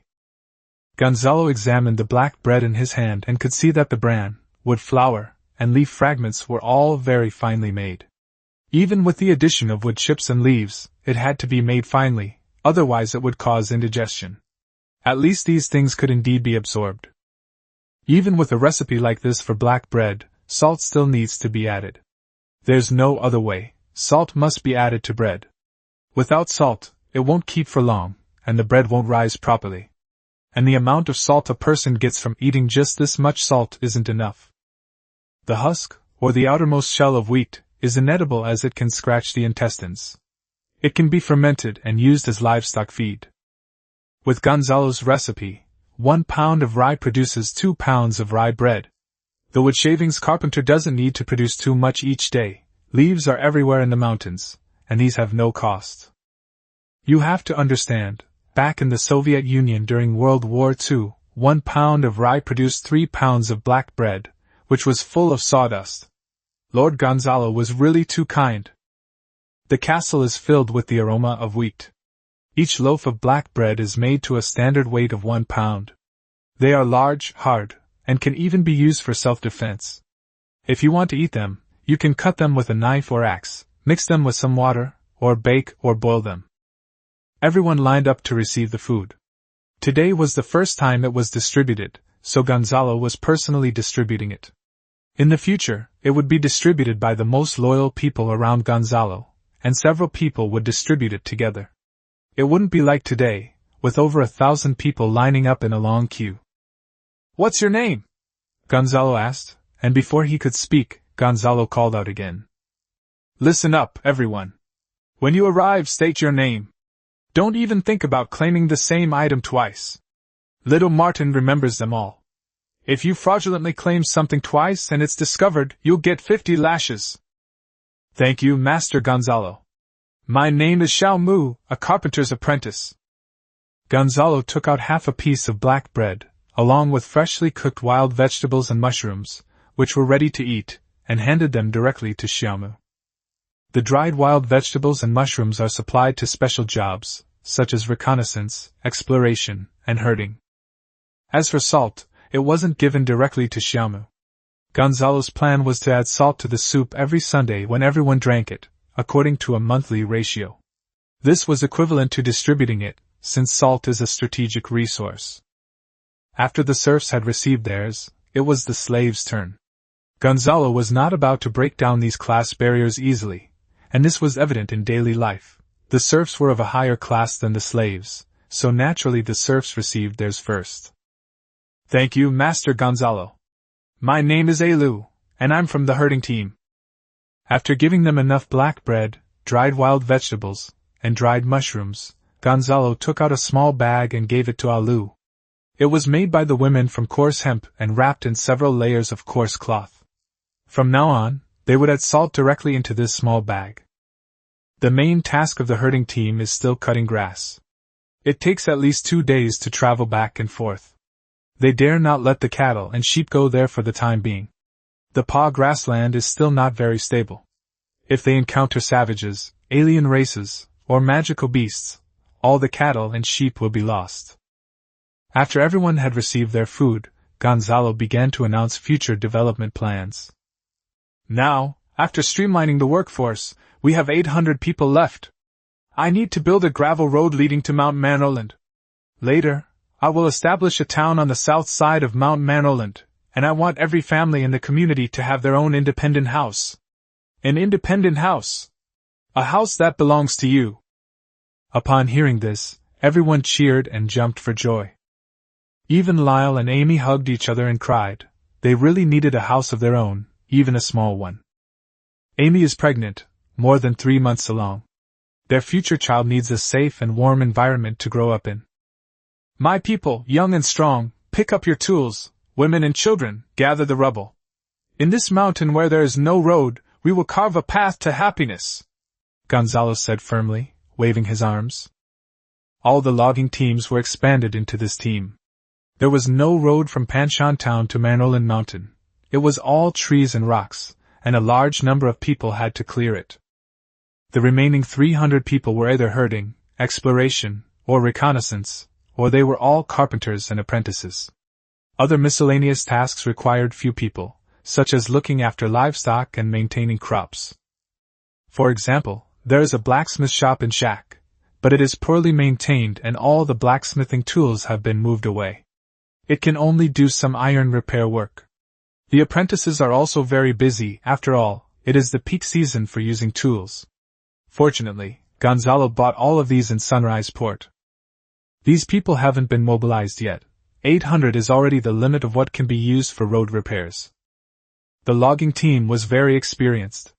The big trees fell to either side of the road, leaving only the stumps. Immediately, a bunch of people would come and dig holes around them to dig out all the roots of the stumps. This was the most troublesome part, because the roots of the big trees were not only deep but also spread widely.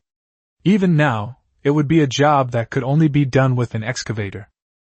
The plan for Gonzalo is to build a road about 6 meters wide, just wide enough for 2 horse-drawn carriages to travel in both directions.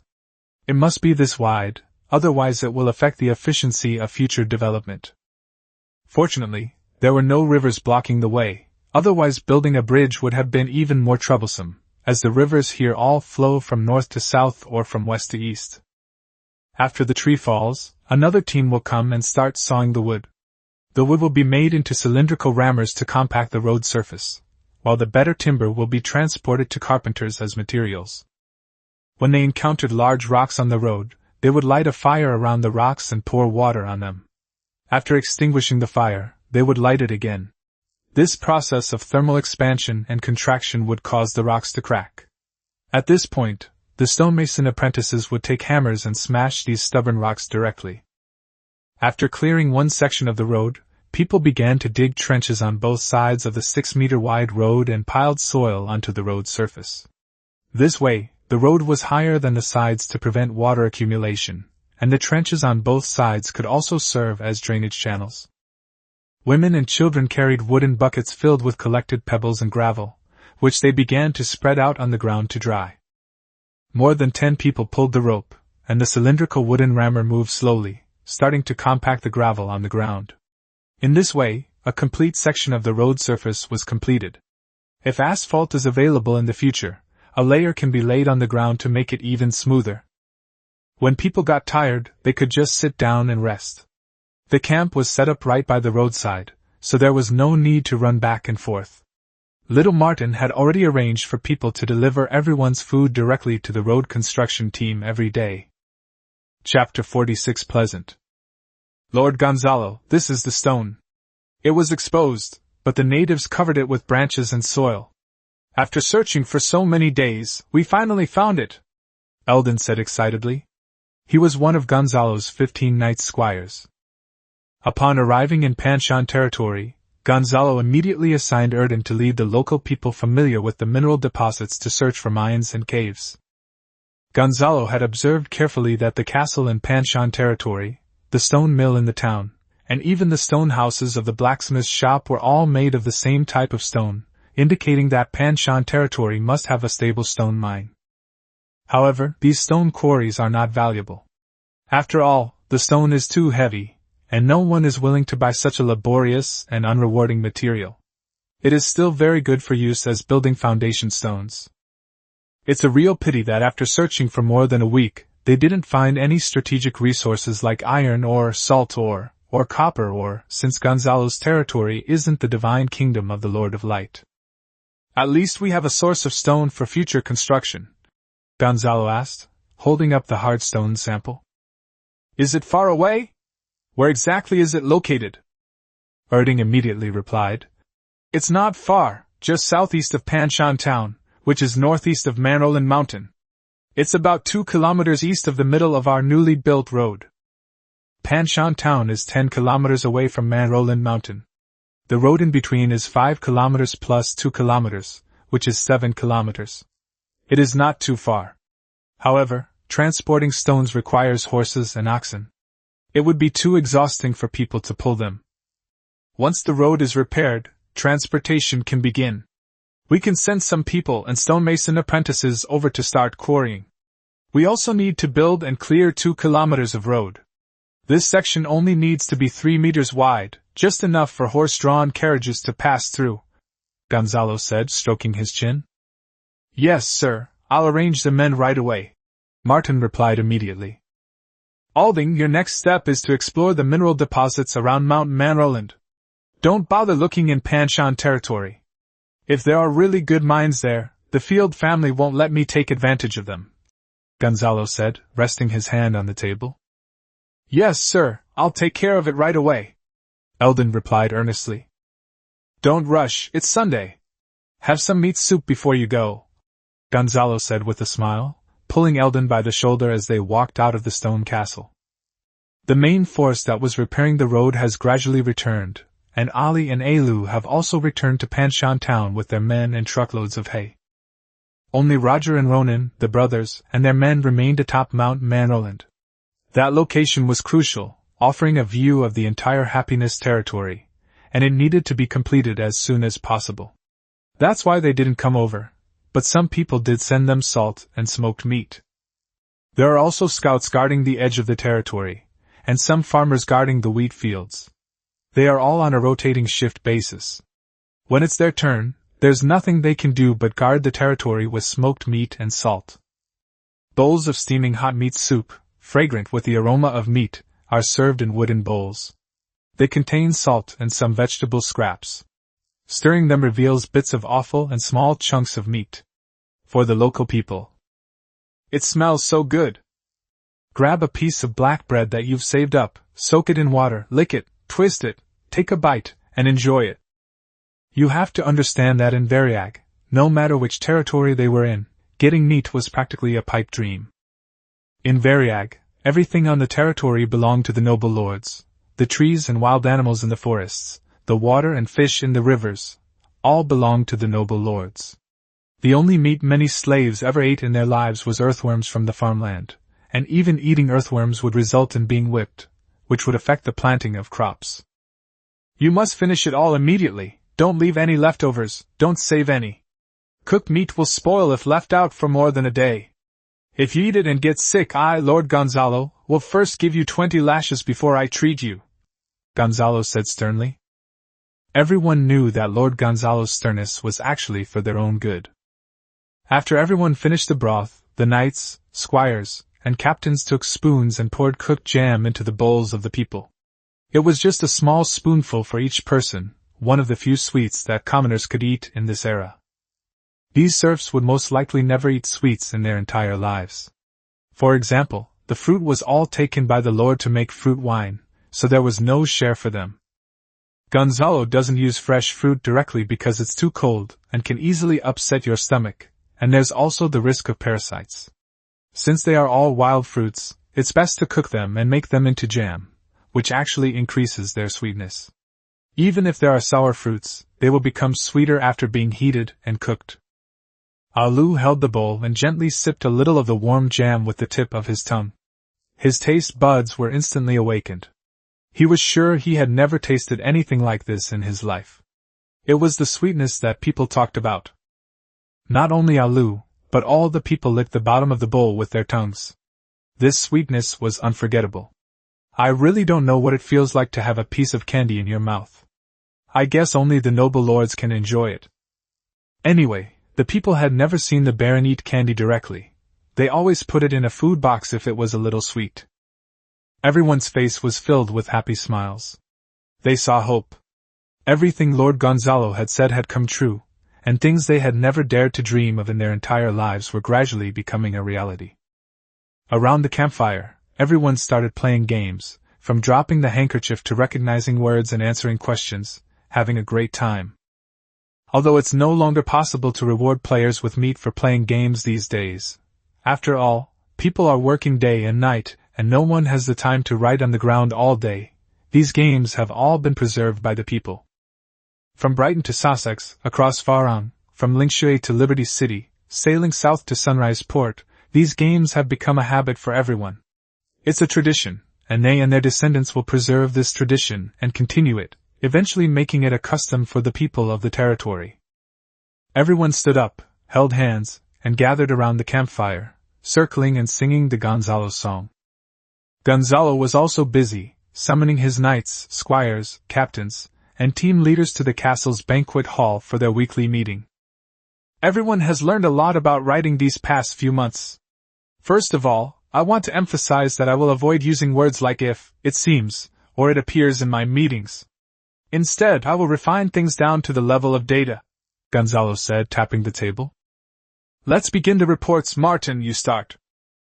Reporting to Lord Gonzalo, the grain reserves are 400,000 caddies of rye, 50,000 caddies of smoked meat and dried meat, 200,000 caddies of vegetables, mushrooms and wild fruits. Little Martin said, flipping through the notebook one by one. Reporting to Lord Gonzalo, the current timber reserves are enough for 3 months of firewood, and the plain timber can build 80 houses. All surfaces have been charred. Kafka was the logging captain, and he was also responsible for counting the amount of timber. Reporting to Lord Gonzalo, the hay and feed are now enough to feed all the livestock for 15 days. Ali, as the herding team leader, also manages the affairs of cattle and sheep. Report. Each team leader and group leader clearly reported the details of their tasks. Some reports were inaccurate, and Gonzalo gave them a few reminders. If they did it again, their rations would be reduced, and if that didn't work, someone more capable would be brought in. Chapter 47 Goblins. Mount Maroland. Gonzalo, holding a pickaxe, looked down into the excavated pit beneath the bridge and examined the dark rocks on the surface. This is a site selection process. There is a river in the Maroland Mountains that flows south, into the plains and then into the swamp. The area near this river is the best place to build a village. The foundation stones near rivers are usually quite hard, otherwise they would have been washed away by the water flow long ago. The biggest fear when building a village on a mountain is mudslides. If the soil is loose, then it won't work. It now appears that the interior of Mount Maroland is more like basalt, incredibly hard. This is the best foundation stone, even heavier than granite. If it weren't so hard and difficult to mine, Gonzalo would have wanted to use it to build houses. The current consideration is where to build it on the mountain. First, the mountaintop is ruled out because it's too small. It's more suitable for special structures like watchtowers. With only the mountainside and foothills remaining, Gonzalo decided after some thought to first build some houses on the mountainside, and then extend the village to the foothills and plains after clearing out the goblins on the plains. After all, if we really want to develop, the land on the mountainside is still not enough. In the future, we can consider transforming the mountainside into a castle, with the foot of the mountain and the plains becoming villages surrounding the castle. Wooden fences or city walls can also be built on the edges of the villages. After half a month of construction, the road has been extended to the foot of Mount Maroland, and everyone has now stopped their work. 500 young men took up spears, and each of them also carried a wooden plank as a shield. This was the most elite fighting force that could be mobilized at the moment. Gonzalo put on his helmet and mounted his warhorse. It was early summer and not particularly hot yet. If he delayed any longer, he would suffer from heat stroke after riding for a while in the height of summer with all this gear on. Knight Hans rode a warhorse, wearing modified, molded silver armor. 15 full-plate armored squires also rode warhorses, along with 35 armored infantrymen, all captains and squad leaders. The current target for elimination is the southern part of Mount Maroland. If we start construction on the southern mountainside, we will definitely disturb these monsters. If they escape into the forest, it will be even more difficult to eliminate them. So Gonzalo decided to execute the tactic. All 300 men lined up in a row, with each man spaced 3 meters apart, with 300 men on each of the east and west sides. On the other side were Gonzalo's elite troops, who only left the goblins a path leading into the swamp. It would be even better if these monsters could run into the swamp, as it would be like helping their people find their way. There are only a little over 100 goblins. Let's go up and kill them first. These goblins don't even have weapons, so they won't pose a threat to us. We'll draw our bows and shoot when they start to run away. Under Gonzalo's command, the infantry slowly approached. These goblins, perhaps having not seen people for a long time, just stared blankly at the ground and were killed with a single sword strike. Afterward, the goblins scattered like oil in a lit pot. Cavalry charge! Gonzalo and Hans, the two knights, charged forward side by side, with their squires following closely on horseback. Their riding skills had finally improved. Gonzalo, mounted on his horse, ruthlessly reaped the goblins, not bothering to shoot those that ran too far away, but instead giving orders. Main force, regroup! The people, spears in hand, gathered at the front and began to tighten their formation. The goblin ran to the edge and was pierced through the chest by a spear. More than 100 goblins were quickly wiped out. After all, Gonzalo's side was well equipped and outnumbered several times over, so the battle was destined to be one-sided. Finally, a few goblins remained. Gonzalo didn't kill them, but captured them to use for scouting dangerous areas. For example, you could tie a goblin's hands, pull out its teeth, hang stones on its body, and tie it with a rope to scout out the swamp. If there were any collapsed areas, the goblin could act as a vanguard, and if it got stuck you could pull it back. Of course, this refers to the later stages. Swamps are divided into low-lying swamps, which are most suitable for rice cultivation, mid-lying swamps, and high-lying swamps. These types of swamps may exist independently or simultaneously, mainly depending on the terrain. If the terrain is flat enough, it can be basically determined to be a low-lying swamp. The plain behind the desolate swamp indicates that his terrain should have originally been quite flat. This was determined by Gonzalo after consulting numerous ancestral books and analyzing maps. You should know that when the griffin riders of the Kingdom of Augustus fly in the sky to explore the terrain, they just mark it with names like swamp, plain, and mountain, and that's it. They won't tell you how many rivers there are or what the vegetation looks like. You can also put goblins in the mines. If there are any wild beasts or monsters in the mines, you can try using goblins to find out. And now Gonzalo is about to do just that. Right in the middle of the plain, this abandoned castle stands out starkly amidst a horde of goblins. Goblins must have a stable food source to gather in such large numbers. These goblins are all thin and small, looking like they haven't eaten. Even when you slash their faces with a sword, they just stare blankly. This goblin, who looked quite strong with a strength rating of 0.4, was already tied up with ropes, and Gonzalo, holding a sword, forced him to walk towards the castle. The castle's outer walls had long since collapsed, and the iron gates were rusty and lay on the ground for who knows how many years. There was no danger in the outer courtyard. It was clearly visible to the naked eye. Gonzalo did not allow his subjects to approach. Only Hans's squires, dressed in plate armor, were permitted to enter the outer courtyard. Gonzalo kicked open the main building's door. The door, which had already partially collapsed against the wall, crashed down with a loud bang, but there was still no response from inside the main building. Upon closer inspection, the banquet hall chairs were neatly arranged, but they were covered with a thick layer of dust and moss, and cobwebs were everywhere. Get inside now, or I'll chop off your head! Gonzalo didn't care whether the goblin understood or not. He pressed the iron demon's sword against the goblin's back, piercing its green skin and drawing out green blood. The goblin's legs trembled, and he dared not move forward. Gonzalo chopped off the goblin's arm with a single sword stroke. The pain and the threat made the goblin instinctively run forward and enter the banquet hall. The rope had been pulled to its maximum length, and the goblin stopped on the stairs of the banquet hall, green blood flowing down its path. It seems there's no danger? Lyle said. Gonzalo raised one hand to signal for silence. Soon after, a sparse, rapid sound of something hitting the stone wall could be heard, as if more than a dozen people were striking the stone wall with sharp hoes. Gonzalo tied the rope to the stone pillar at the door, took out his longbow made of bauhinia wood, and the sound grew faster, and the rhythm more and more intense. Squeak! A sharp screech rang out, and a black spider, as big as a carriage, fell from the ceiling of the banquet hall. Name: Web Entangling Spider. Level 2. Age 22. Bravery 11, Knowledge 0, Strategy 0, Management 0, Military Skills 0, Spirit 0. Trait: Death Coil. Talent: once stuck in a spider web, you will be instantly wrapped up and become food for the web-entangled spider. Favorability: -100. The web-entangled spider spits out a single strand of silk, instantly covering the goblin's entire body. The silk then extends along the rope to the stone pillar outside. "Cut it off quickly!" Gonzalo shouted and immediately drew his bow to its fullest extent.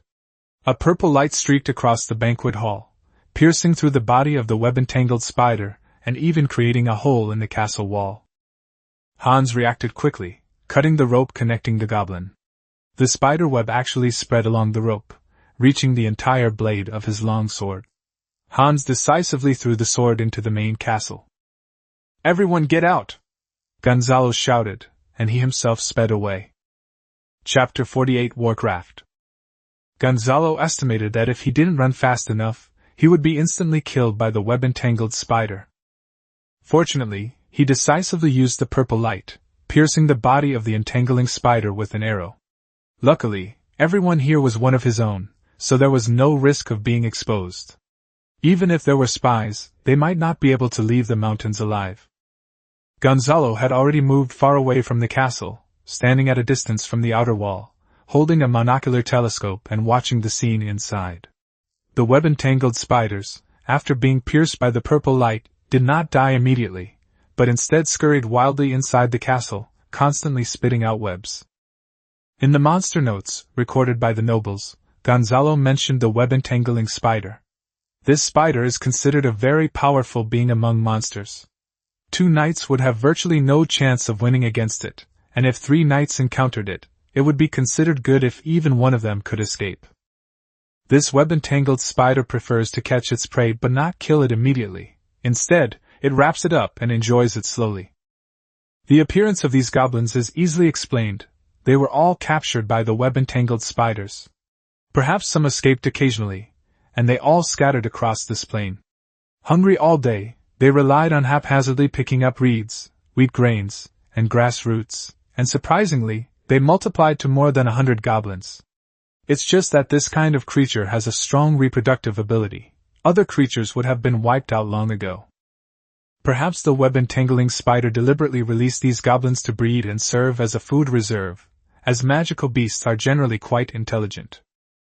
The best way to deal with this web-entangled spider is to use fire, and with that thought, Gonzalo had a solution. "Light all the torches and throw them into the main castle. Burn him alive!" Gonzalo pointed at the castle and said viciously. Everyone sprang into action, searching for dry grass and leaves, wrapping them around wooden sticks, lighting them, and throwing them all in. This castle is definitely no good. It's the nest of a web-weaving spider, and who knows how many baby spiders are inside.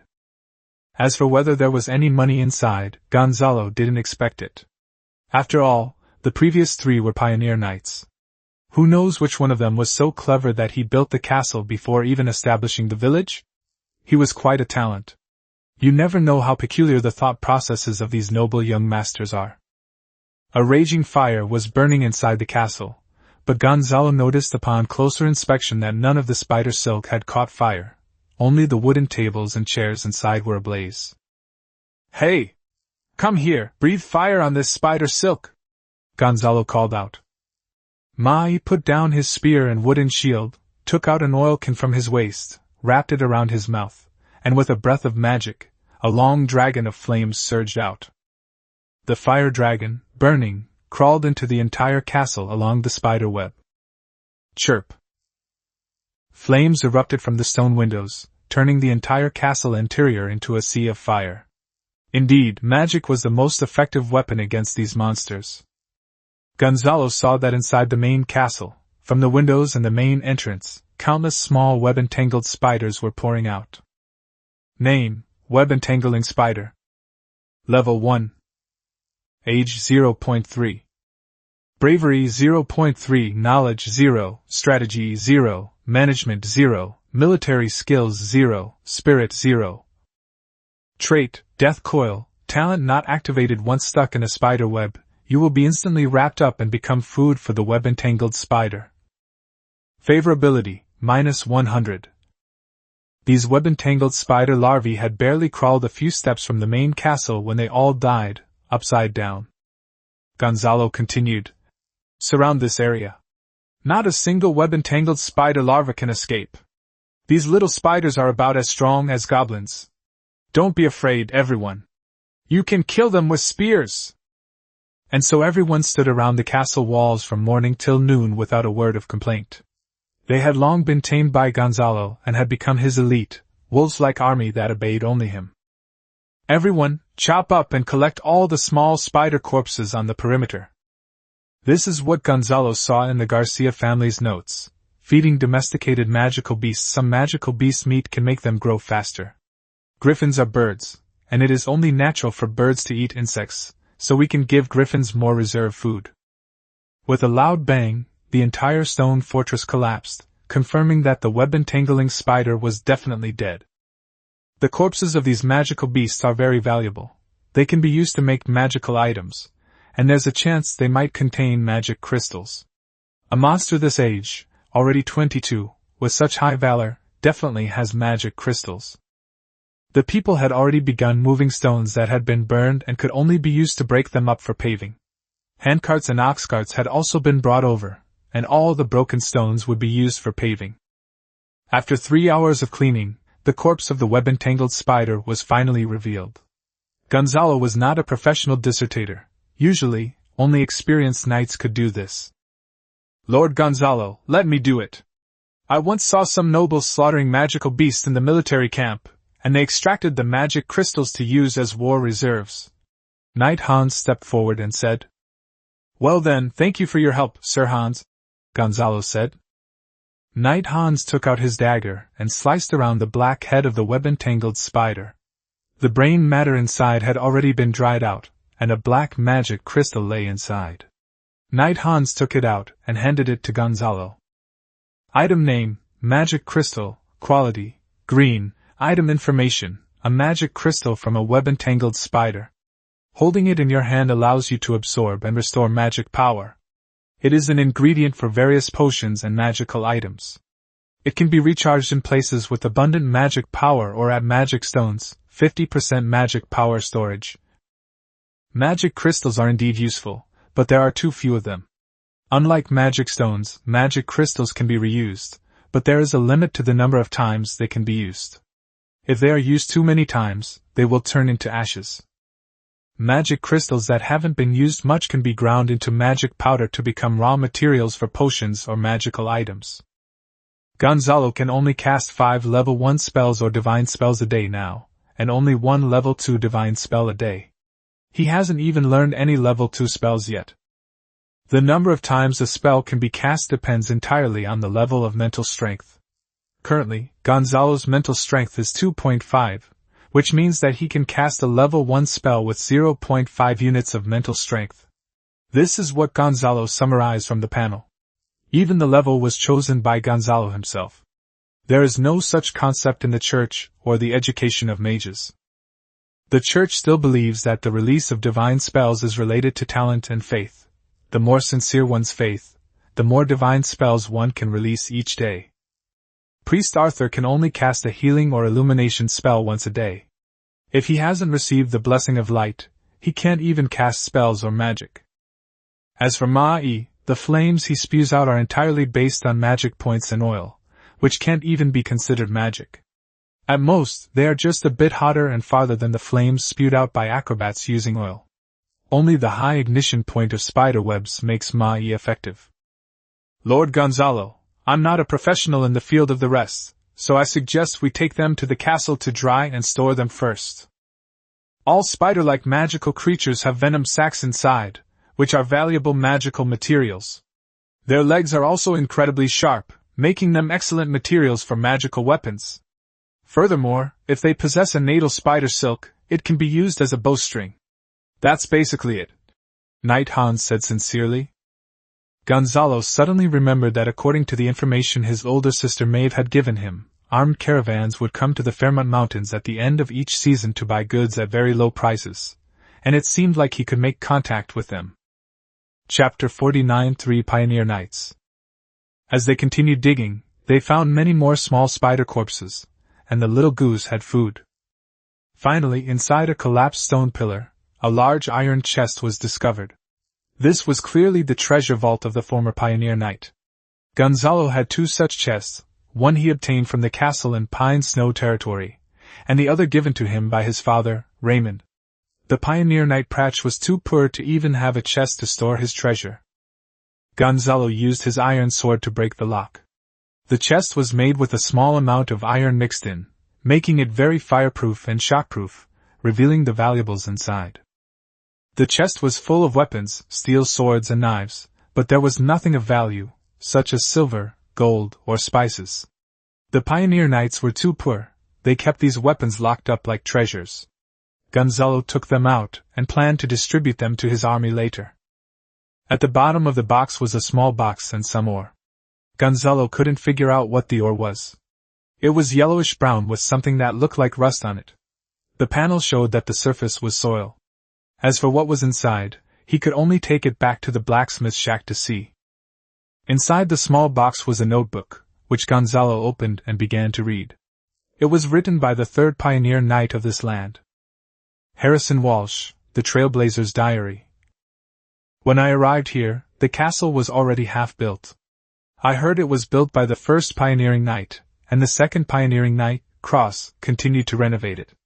But I had no interest in building these useless things. My territory needed to develop, not to enjoy so-called noble castles. My serfs told me that the 1st pioneering knight of Mount Manroland was killed by the pioneering knight of Mount Pan. He robbed all the serfs and slaves. How despicable! That man from the Field family, he even tried to take advantage of me. Thankfully I repelled him. Good heavens, Baron Spinningfield has such a dark history. He was the former master of Panshan territory. Gonzalo thought about it, and realized that if Spinning hadn't absorbed other people's serfs and slaves when he was a pioneer knight, how could he have accumulated enough to become a baron? In the Fairmont Mountains, people without some ability would have been eliminated. These nobles only seize resources from others, but they don't occupy other people's lands, because these lands are not baronies. Cultivating them is simply working for others. Therefore, Gonzalo will not develop the Pa grasslands. According to the kingdom's laws, the pioneering territories belong to the king, and the capital will send pioneer knights to cultivate them again. Furthermore, to prevent local lords from becoming too powerful, pioneering orders will no longer be issued to nobles who become barons, unless, like Gonzalo, they purchase a 10-year pioneering right to the desolate swamp in advance when they are pioneering knights. Cross Pinsky, the 2nd pioneering knight, disappeared after entering the desolate swamp. He was a knight, a true knight. How could he vanish? The savages of the desolate swamp couldn't have killed him. How could those savages possess such power? My slave, Gui, told me he found iron ore in the swamp. This yellowish-brown iron ore, my blacksmith apprentice confirmed, is indeed iron ore, albeit with a very low iron content. For iron ore to appear in the swamp, my heavens, the Lord of Light must be protecting me. This news must not be allowed to reach my greedy neighbor, the Baron of Panshan. But the wasteland swamp doesn't seem to belong to my territory. I only have the area around Mount Manoland and this plain. But that's alright. The lords of the mountains never follow the rules. I can lead my troops to mine it all up, empty the iron ore mines. As for the future wasteland swamp pioneer knights, what does that have to do with me, Baron Harrison? By then I'll be a baron. The paths in this swamp are so difficult to find, it's impossible to get in. I wonder how Cross managed to get in back then. Fortunately, I had a clever slave, Gui, who led my armed farmers into the swamp. Deep in the swamp, a thick fog blanketed the area. I discovered some savages, and I successfully repelled their tribe. Those savages couldn't even forge iron properly. The weapons I captured were all blades shaped like iron ore. How foolish! This proves that the desolate swamp does indeed contain iron ore. Ha! The era of Baron Harrison has arrived. Damn it! There's a monster in the swamp, a huge black spider. These savages are raising goblins, feeding them to this monster, and worshipping it like a god. Luckily I ran fast, but all my armed peasants are dead, leaving only a few soldiers and serfs. I must be careful not to let the Baron of Panshan find out, or he'll definitely kill me and take over my forces. Hiding inside the castle, I must call for help from my family. What's that noise outside? It's making a constant clanging and banging sound. I have to go out and see. Gonzalo's diary ends here. It is estimated that the second knight was eaten by the entangling spider while searching for iron ore in the swamp, and Harrison, the pioneer knight, was probably also eaten by the entangling spider. The spider's attack on the castle was likely lured by the savages. Monsters generally have a sense of territory and will continue to live in a place with abundant food. They even deliberately let some food go to allow it to reproduce, thus ensuring a continuous supply of food. This is a monster's instinct. Pile all these goblin corpses together, find a pit some distance away, bury them all together, get some swamp mud and water from the edge of the swamp, pour it in, and make a compost pit. Be sure to cover it with dry leaves and stir it regularly every day. These stones have all been broken up and used to pave the ground of Happiness Village. They have all been transported to the foot of the southern side of Mount Manoland, Gonzalo said to the crowd as he mounted his horse. The plain stretches approximately 5 kilometers from north to south and 10 kilometers from east to west. Mount Manoland is located to the east, where it connects to the mountains, revealing the boundary between the swamp and the mountains. To the west, the plain is again surrounded by swamps before the mountains come into view. Having picked up the brownish-yellow iron ore, he had an idea in mind and rode his horse back to Panshan territory. Master Gonzalo, this is goethite, a medium-grade iron ore. It contains water, has a yellowish-brown streak, and is loose in texture with extremely high water absorption. This piece of goethite has already been dried and impurities have been removed. It is not the original ore. Under normal circumstances, there would still be moisture in it. If it is found in a swamp, it is swamp iron ore, which is generally easy to mine on the surface. Swamp iron ore contains quartz clay, water, and goethite.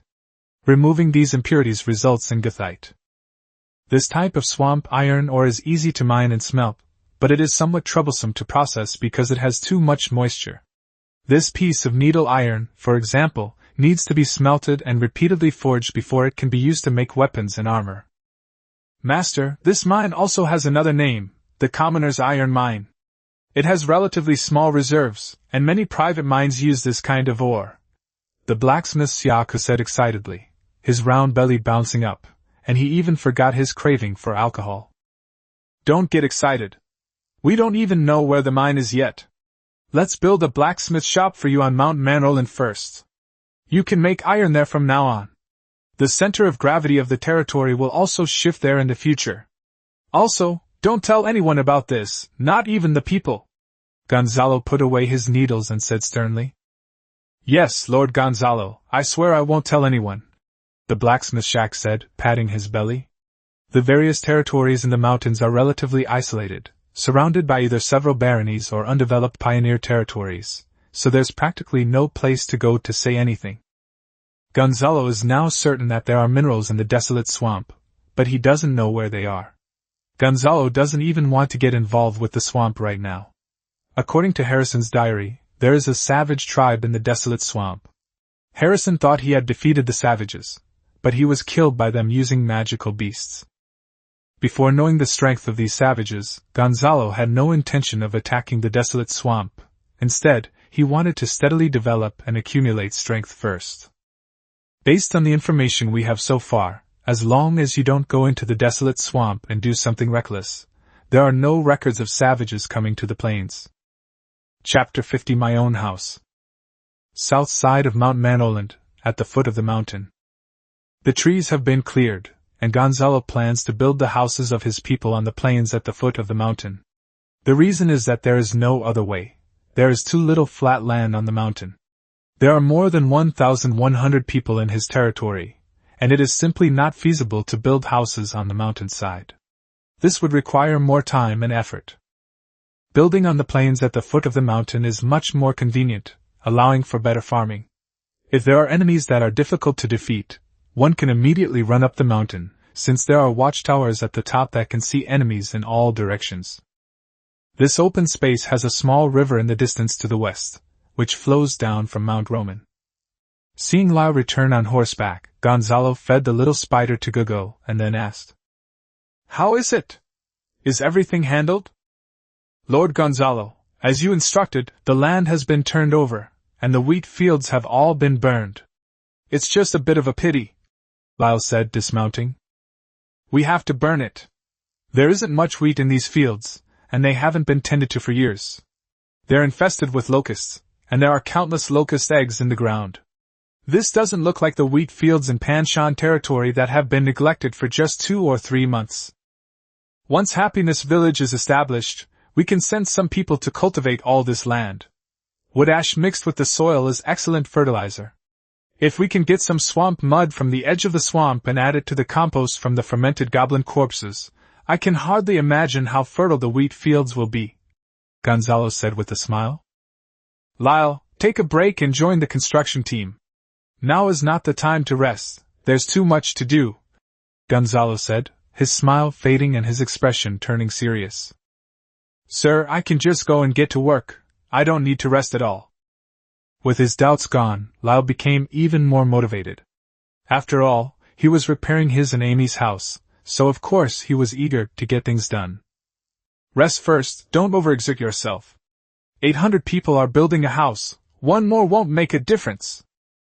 Lyle agreed and could only obey orders, sitting on a rock and eating jerky. The construction of Xingfu village was clearly divided into tasks. People first dug up the soil to eliminate any potential hazards in the foundation, such as plant seeds or small animals that might remain in the soil. Burn the ground with fire to kill all the plant roots, seeds, and insects. Then sprinkle crushed lime on top. This completes the foundation. The advantage is that after the house is built, plants will not grow out of nowhere on the ground, and it can also prevent moisture and insects. Especially in some parts of the south, mushrooms, bamboo and the like will suddenly grow on the ground after living in a house for a while. This is actually because the plant seeds hidden in the ground have started to develop after the weather becomes humid. Then, the transported bluestone slabs are laid on the lime, and that completes the foundation of a house. With 1,100 people, the need for housing is far too great, so Gonzalo can only meet the independent housing needs of a portion of them for the time being. Based on the modern concept of townhouses, Gonzalo decided to build townhouses, which would save more materials. Starting from the first house in the first row, the right-hand wooden wall is shared with the second house, which is also the left-hand wooden wall of the second house. This is what is called a row house. In Gonzalo's previous modern era, dating back to the Industrial Revolution in Great Britain, terraced houses were invented to save on building materials. Later, domestic developers gave these houses a nicer name, terraced villas. In order to build the village quickly, Gonzalo had to use wooden structures for the houses. The wood was charcoal roasted to make it waterproof, moisture-proof, and insect-proof, making it a very good material. The detached house has a small round vent above the front door and a vent at the back door for ventilation. These vents are fixed in place to prevent carbon monoxide poisoning if a fire is lit inside. Openable windows are installed on the sides of both the front and back doors to allow for natural light. Above that is the roof, which is made of wooden planks and then constructed using reeds harvested from the edge of the swamp and dried, thus providing a double layer of waterproofing. Considering the rainy climate in the south, when conditions improve in the future, a waterproof layer can be made by mixing coarse linen with animal fat, which would be even more effective and would allow for direct firing of the tiles. The roof above the main entrance is the highest, while the roof above the back entrance is the lowest, forming a slope that facilitates drainage. The roof is also sloped on the left and right sides, giving it a pointed shape. Because the houses are terraced, with the left and right sides connected, water will accumulate at the corners between the houses. Due to the slope from front to back, all this water will drain into the backyard, where there are buckets to collect the rainwater and store it as a water source. Inside the detached house, there is only one main hall, no bedrooms or other rooms. The wall shared by the two detached houses has a stone fireplace. The two fireplaces are separate, but the chimneys above them are shared. The detached house is 4 meters wide and 6 meters long. A 2-meter wide bed can fit 4 or 5 beds. If you replace it with a 1.2 meter wide bed, you can squeeze in 7 or 8 beds. If you make the beds into a bunk bed, the small 24 square meter house can accommodate more than 10 people. In Gonzalo's previous life, a tiny 9 square meter apartment in Hong Kong could accommodate 3 people and was fully equipped with everything they needed. Gonzalo's design, however, only required living space, with the toilet being shared, greatly improving space utilization. Unfortunately, there is no furniture now, and carpenters don't have time to make these. Upon arriving at the backyard, you'll find a rectangular enclosure made of several wooden sticks and hemp rope. Inside the enclosure is a chicken coop, a planted fruit tree sapling, and a small vegetable garden. A family can raise chickens, cultivate fruit trees, and grow vegetables here. The harvested eggs, vegetables, and fruits will be managed uniformly by the territory. Once the territory is stable, Gonzalo will introduce some reward mechanisms, such as a points system, to increase the enthusiasm of small farmers for production. However, increasing the population and infrastructure are the top priorities right now. This is a standard detached house. Gonzalo will prioritize allocating it to knights, squires, captains, squad leaders, and special personnel. Currently, these houses are temporary residences. The houses will be redeemed from Lord Gonzalo after earning battle merits. Detailed policies will be issued later. The Gonzalo plan is a property rights model, where all land resources in the territory belong to Gonzalo. Houses redeemed by the citizens will have 80-year property rights certificates. Lyle stared blankly at his first house, the house of his own. Lord Gonzalo had said that no one, except the owner, was allowed to enter a detached house without his order. Anyone found entering another person's detached house would be guilty of theft and robbery, and would be punished according to the kingdom's laws. Lyle and Amy spread dried reeds on the floor of the house, laid out reed mats, opened the window, and heard the clucking of chickens coming from the backyard. They smiled happily. Lyle and Amy finally had a home of their own. Lyle now just wants to fight and kill enemies. If he works hard to gain more merits, and pays back the money for the armor that the master gave him, he can get the 80-year property certificate for the house. 80 detached houses were built in total, with 20 houses in each row, arranged in 2 rows and 2 columns. The main entrance of all houses faces south, while the north side faces Mount Manoland, so the south-facing houses also get good sunlight. Every resident with a family has priority in housing, while team leaders who are single must bring 4 members of their team to live there. Gonzalo didn't want to waste resources. This house could accommodate at least 5 people. Single men should hurry up and find wives.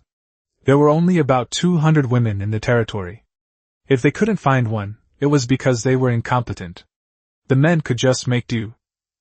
Even if each of the 80 buildings is filled with 5 people, that would only provide 400 people with detached houses.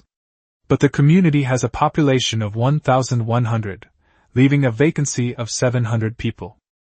Chapter 51 Chase Shop. To the east of the detached house, a large dormitory-style house was built. As the name suggests, the large dormitory is easy to understand. A large dormitory can accommodate 80 people. Instead of paving bluestone slabs, wooden planks were laid directly on the gravel foundation, which was faster and more convenient. Large dormitory-style houses are truly independent houses, with windows on all sides for ventilation, unlike townhouses where neighbors are on the left and right, and only the front and back provide light and ventilation. Gonzalo was mainly worried about his people getting sick. After all, if an infectious disease broke out and the ventilation was poor, everyone in the house would suffer. It's only summer now, so at least we don't have to worry about catching a cold. But in winter, the houses should be repaired and improved. In the south, it doesn't snow, so people won't freeze to death. As long as they are improved, it will be enough to ensure warmth and prevent illness. 10 such large dormitory buildings were constructed, which fully met the needs of the residents, and there were even some left over. Of course, in reality, each dormitory room could not accommodate 80 people every day. The wheat fields needed to be looked after, and the quarry needed to be guarded. These people built small huts near the production site, where they ate, drank, slept, and worked all in one place, improving efficiency. They didn't need to travel back and forth at all, and they only needed to come back once a week for meat soup.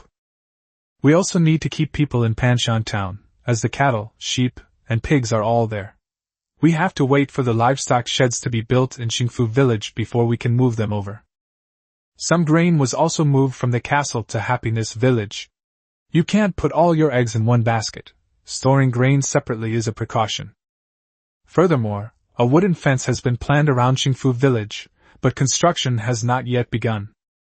In front of the main entrances of the detached houses and dormitory-style houses in Xingfu village, there is an open space where public facilities such as a market, a small church, and a herbal medicine shop will be built in the future. In a corner of the village, there was a public toilet. The excrement would be cleaned up every day and the feces would be piled up next to the goblin corpse composting site on the plain. That site would become the village's composting site in the future. Meanwhile, at the foot of the mountain, on the mountainside, Gonzalo's own house was under construction. It wasn't a stone castle, but wooden houses. Stone houses were too slow to build, so Gonzalo wasn't being picky and just wanted to build a few decent wooden houses. The key was defensive facilities. The buildings on the mountainside were all surrounded by wooden fences and equipped with 2 arrow towers.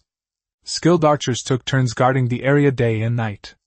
This was Gonzalo's residence, and no carelessness was allowed. Inside the wooden fence, Gonzalo only had 4 detached houses, which was rather meager for a lord's residence, but none of that mattered. Behind these 4 houses, the people were chiseling away at the black basalt, digging out large holes as storage spaces. Valuable items, such as grain and ironware, were stored behind these. In the future, the Manolan mountain may be sculpted into a highly fortified stone castle, and the family's Bauhinia saplings may be planted here by transporting some good soil. But that's a matter for the future.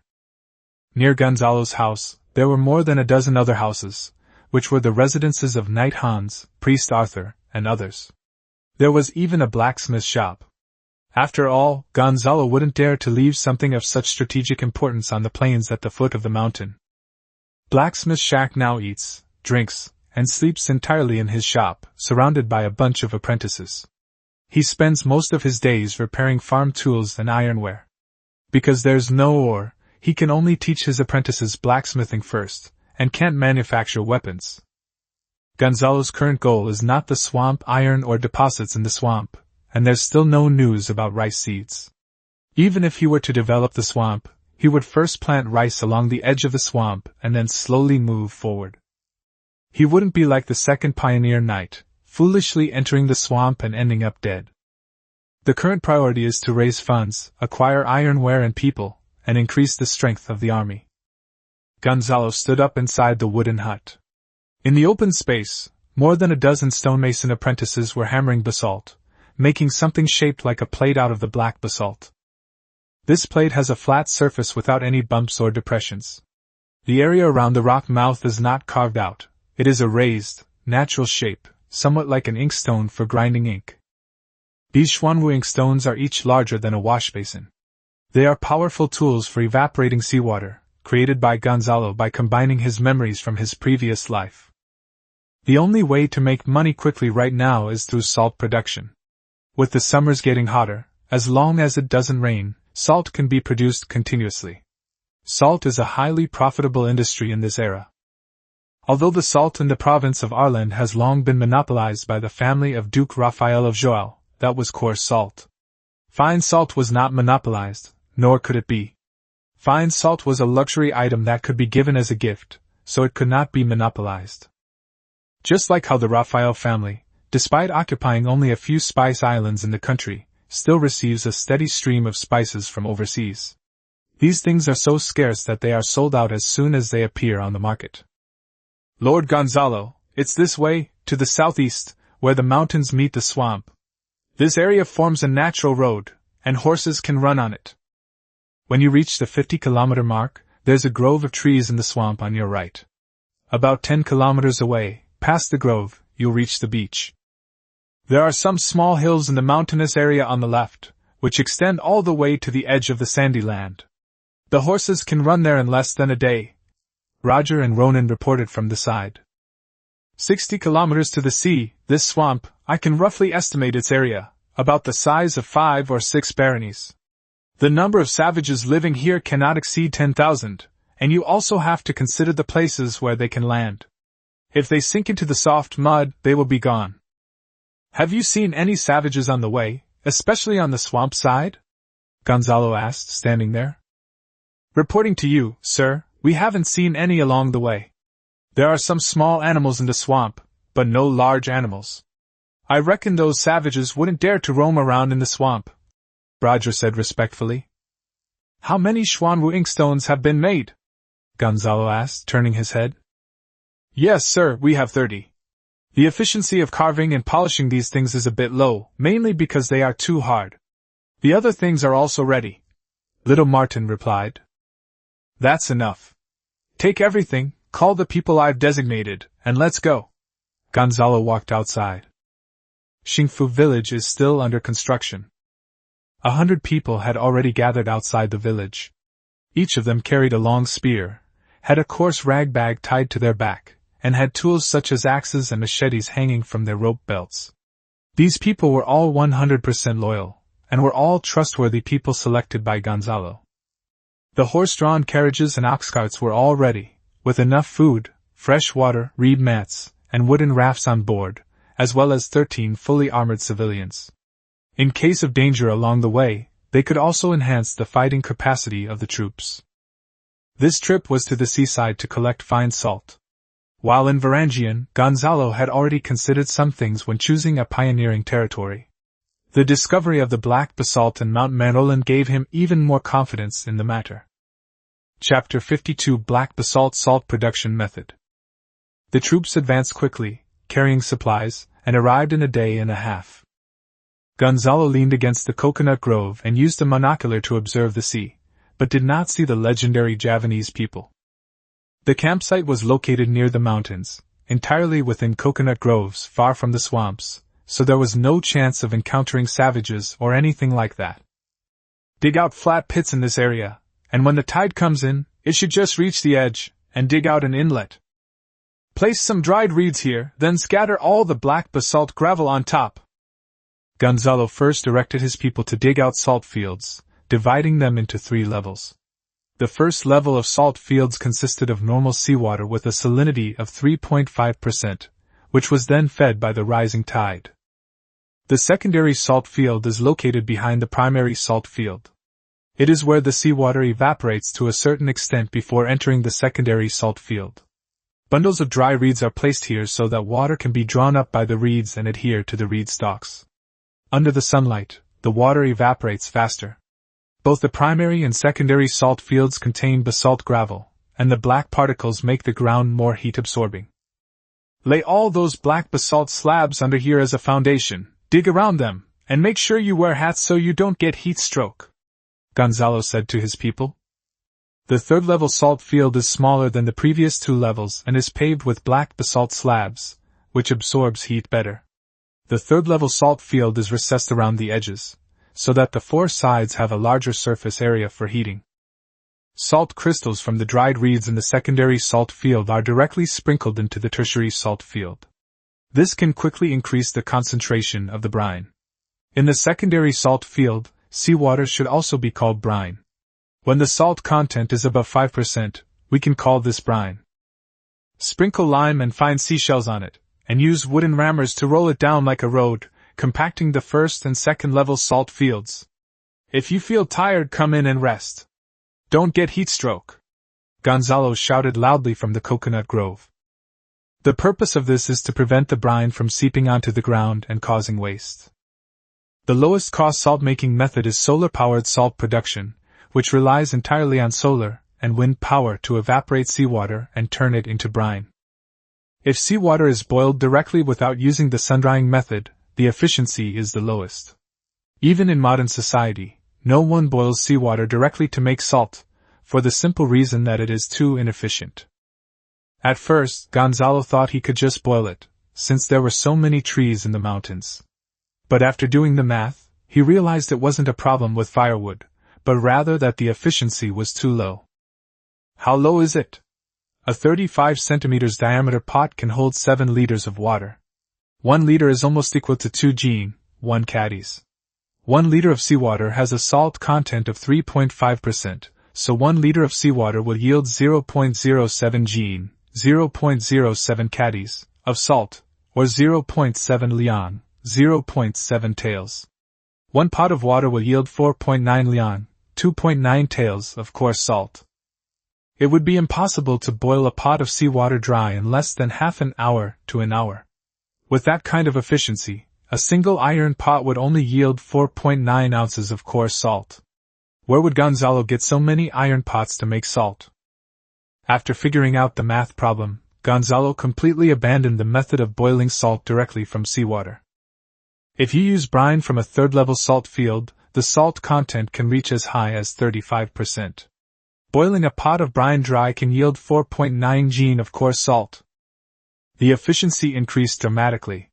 However, Gonzalo was still not satisfied, which meant that even boiling 10 pots for an hour would only yield 49 gene of coarse salt. Note that this is coarse salt, the kind of coarse salt that ordinary people ate in this era. This kind of salt is bitter and contains trace impurities, including magnesium chloride and magnesium sulfate. Modern people don't eat this kind of salt. Eating it for a long time can cause nausea and headaches.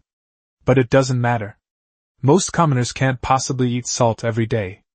The average lifespan of serfs and slaves in this era was only 30-something years. If their bodies could withstand it, their lives would pass by. If this is still too slow, what other way is there to make it faster? This is where Gonzalo's opportunity lies. The black basalt from Mount Manhwa is used to make inkstones. A 35% salt content brine is placed on the black basalt inkstone, and then placed directly under the sun to dry. The bottom of the basalt inkstone is flat, with a surface area larger than the mouth of a pot, so the water evaporates faster due to the large surface area exposed to sunlight. This Xuanwu inkstone is 3 to 5 centimeters deep and will not be filled completely, so that the water evaporates most quickly, and it will all evaporate in an hour and a half. The Xuanwu inkstone can hold 3 liters of brine. 1 liter is approximately equal to 2 gene, 1 caddies of weight. In 1.5 hours, it can produce 2.1 gene, 1.5 caddies of coarse salt. 6 times 0.35 is equal to 2.1 kilograms. Now Gonzalo has 30 such Xuanwu inkstones, which can produce 63 caddies of coarse salt at a time. No firewood or manpower is needed, just place the Xuanwu inkstone on the stone. If there are 100 of these Xuanwu inkstones, that's 210 caddies of coarse salt a day. If there are 1,000 in the future, that's 2,100 caddies of coarse salt a day. My goodness! From the first level salt field to the third level salt field, it takes about a week at the beginning. Once the first batch of brine is produced, there will be brine every day thereafter, continuously. If it rains, everything will be ruined. We'll have to wait a week. There's no waterproof fabric available right now. Unless we produce multiple layers of fine cloth and coat them with animal fat, the cost will skyrocket. For now, we can only rely on the weather. However, as long as we have this black Xuanwu inkstone, things will be much easier. During these 7 days, we can simply put seawater into the Xuanwu inkstone and extract salt. Even if the efficiency is lower, it will at least make up for the 7-day gap. This is just the first step, the salt-making method. Master! Master is salt! He is salt! Little Martin exclaimed with delight. As the steward of Happiness Territory, he knew all too well what the territory was in dire need of supplies. He also understood what this meant. When he was a child, every time he accompanied his father, Big Martin, to the Varangian region to purchase salt, he was always shocked by the price of this snow-white substance. Little Martin held the black basalt inkstone, touched the rough salt stains, and poured it all into the pot. This is really salt! From now on, Master won't need to spend money on salt in the territory, Lyle said happily after taking a bite. Look at you all, so pathetic! This is nothing yet. Let's wait until sunset. Gonzalo sat on a reed mat and laughed as he observed the sea with a monocular telescope, a routine he had been repeating all day. The harvest was exactly as he had expected. Most of the 100 or so people went to build salt fields. The process was very simple, similar to the principle of road construction. Many of the local people were experienced road builders. Yolok counted the number of black basalt inkstones on the beach. His literacy rate had recently improved, and he began to calculate how much salt he could dry today. Master said that if we use seawater directly to dry, 1 liter of seawater will produce 0.7 taels of coarse salt. The inkstone can hold 3 liters and produce 2.1 taels of coarse salt. Today, the 30 Xuanwu inkstones have produced coarse salt 4 times. So it should be 25 liters of coarse salt a day? Yolok asked with self-doubt. Correct. Yolok has improved. Specifically, it should be 25.2 jin of coarse salt. Note that coarse salt is measured in jin, not liters.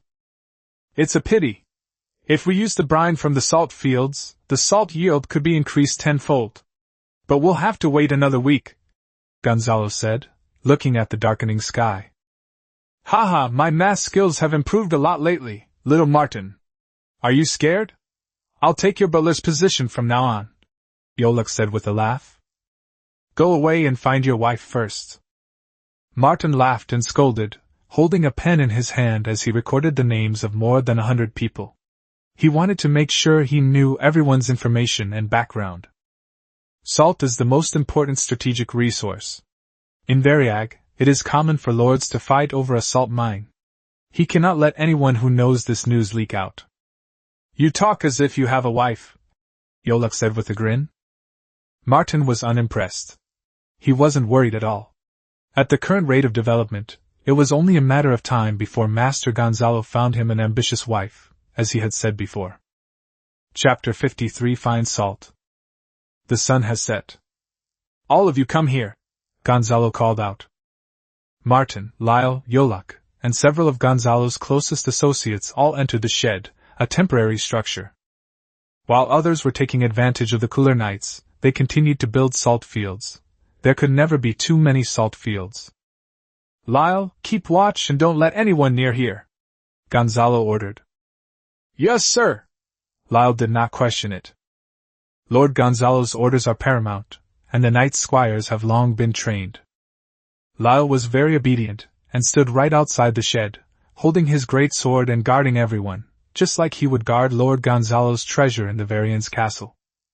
This is the second step in making fine salt: boiling, filtering, and purifying the coarse salt to obtain fine salt. Watch carefully, and remember the steps. I will only demonstrate once. You are all the people I trust the most, and I believe in you, Gonzalo said seriously. Before anyone could reply, Gonzalo had already poured 5 pounds of coarse salt into the pot, taken fresh water from the vat and poured it into the pot, and started boiling the water over a large fire that had been prepared. Note that you only need to add 1/3 of the water, which is slightly less than half a pot. Don't boil the water, it should be this yellowish color. Gonzalo took out a spoon, scooped out a spoonful of yellow brine, and poured it onto the reed mat. Underneath the reed mat were 3 layers of clean coarse linen cloth, because fine cloths were not available. They would be too expensive. Perhaps the salt fields of the great nobles of this era could use such cloths. Only a coarse rag can be used instead. Below it is a clean ceramic basin to catch the filtered salt water. Repeating this process several times aims to remove impurities from the brine. After all, the raw material here is seawater, which contains fish feces, urine, carcasses, plants, and various mineral impurities. After evaporating the seawater, these substances and salts mix together. Filter it a few more times, and now look at the yellow brine. Doesn't it look clear now? Gonzalo said. Yes, is the coarse salt still there, sir? Little Martin was a little scared. The salt he had just seen had disappeared. This is the brine. You can try a little, but don't try too much, as it needs to be processed again. Gonzalo invited them, and each of them took a taste. It really is salt water. Everyone breathed a sigh of relief. People in this era simply don't have knowledge of physics and chemistry. Ignorance is quite normal. Gonzalo wiped the pot clean with a coarse cloth. There was no other way. Fine cloths were too expensive. He had to pay attention to detail. Most salt-making processes don't involve such fine cleaning. Next, pour the clear salt water into the pot, then add wood ash. This is the easiest thing to find. Campfires always leave a lot of it. This is the ash left after the wood has completely burned. It's different from charcoal, which is wood that hasn't burned through. So charcoal can be reused for even better burning results. The wood ash is used to remove unseen impurities. At this stage, you need to stir it constantly with a spoon to ensure that the wood ash is fully in contact with the salt water. This step is the most important, so please remember it well. Gonzalo gripped the pot handle, flames burning at the bottom. A large amount of foam had already risen to the surface of the brine. This was done by using wood ash to neutralize magnesium chloride, an invisible harmful substance. Magnesium chloride and salt grains were very similar in color, both being white, so it was difficult for people of this era to remove magnesium chloride. Continue filtering here to remove the foam that appears on top. Be sure to use clean straw mats and coarse cloth, Gonzalo reminded. In fact, these nobles all knew how to refine salt, and some commoners also knew how, but the time and money involved were the biggest hurdles. For example, commoners simply didn't have the money to buy so much firewood, as well as fine and coarse cloth. The nobles also spent time on fine cloth. They owned a large number of salt fields, but without mastering the technique of neutralizing magnesium chloride, they could only repeatedly filter the salt with brand new fine cloth to achieve the purification effect. The fine cloth itself was very expensive, and even after washing it by the river, it would lose its effectiveness after repeated use and had to be replaced. Gonzalo scooped the salt water, which was mixed with foam and wood ash, into the new reed mat and coarse cloth, 1 spoonful at a time. The foam and wood ash were kept on the surface, and the salt water seeped into the clean earthenware basin. This is the final step. Boil this clear brine until it evaporates. Gonzalo and the others waited. There wasn't much water, and half an hour later the salt was ready. Everyone was excited to see the pure white salt, but Gonzalo didn't stop. Then, I took a spoon and put the salt into the pot and stir-fried it for 10 minutes, and finally, fine salt was produced. Gonzalo took out a slab of salt and weighed it. 5 pounds of coarse salt had yielded 4 pounds of fine salt. This was the result after all the impurities had been filtered out. Try them all, Gonzalo said with a smile. Looking at the snow-white, distinct grains of fine salt, everyone only dared to stick out a little bit with their little finger and put it in their mouth. Martin swore he had never tasted such pure fine salt in his life. Not even the fine salt that Baron Raymond once opened in an exquisite gift box looked this pure. His eyes were bloodshot, and his breathing became rapid as he said, "Sir, I have written down the names of all 113 of us in this book. I suggest that these people should not return to Happiness Village. The more people who know about this, the more dangerous it becomes." Little Martin's voice trembled slightly. "These people are very loyal and I trust them. But this matter is indeed of great importance, and cannot be taken lightly. Now that the salt field has been built, we don't actually need so many people. We can make some plans. Some people will be responsible for salt production, and others will be responsible for supervision and defense. You guys will take turns being stationed here. Little Martin, you are the steward of Happiness Territory, so you can't stay here forever. 15 knights and squires will take turns guarding this place for a month each. The salt makers must be slaves, the dumbest kind, preferably those who can't understand human language. Teach them how to make salt several times." Gonzalo's eyes swept over everyone present. "Young master, I have an idea. Those 300 slaves brought from the Pratch Pioneer Knights are incredibly stupid. Many of them can't even speak. We could send a batch of them here to make salt." Little Martin suddenly had this idea. According to the rules, servants are not allowed to interrupt when the Lord is speaking, but Gonzalo requires that when discussing issues, as long as there are ideas, feasible plans and solutions, they can speak boldly. However, Gonzalo hated people who only knew how to ask questions but couldn't come up with any solutions the most in his past life. In his past life, Gonzalo would simply dismiss those kinds of subordinates. That's a good idea, Gonzalo praised. Gonzalo brought 100 of his most loyal men, mainly to prevent leaks and to avoid any unexpected incidents along the way. Now that the reconnaissance team and Gonzalo have passed through the route without any problems, it means that the route is basically safe. Once the salt fields are built to meet production capacity, these 100 people will be stationed here as an army. We will build fortifications in the coconut grove and build a village, preferably with stones. I will leave a carrier pigeon here. If we encounter an insurmountable danger, as long as we hold out for one day, my army will be able to come over. Furthermore, salt production must be carried out at night from now on, as the smoke rises straight into the sky during the day. I'm afraid that if Javanese people see it off the coast, it will attract the attention of foreign tribes and savages. Gonzalo went to the door, took a small bag filled with 2 pounds of salt, and handed it to Lyle. I didn't give you anything for your wedding or housewarming, so take this back for Amy to try. Lyle stuck a little bit on his finger, put it in his mouth, and his eyes widened. He quickly expressed his gratitude and knelt down, but Gonzalo pulled him back. You know, even minor nobles eat this sparingly. Then Gonzalo watched the knights and squires, and following the steps he had just taken, they refined the salt.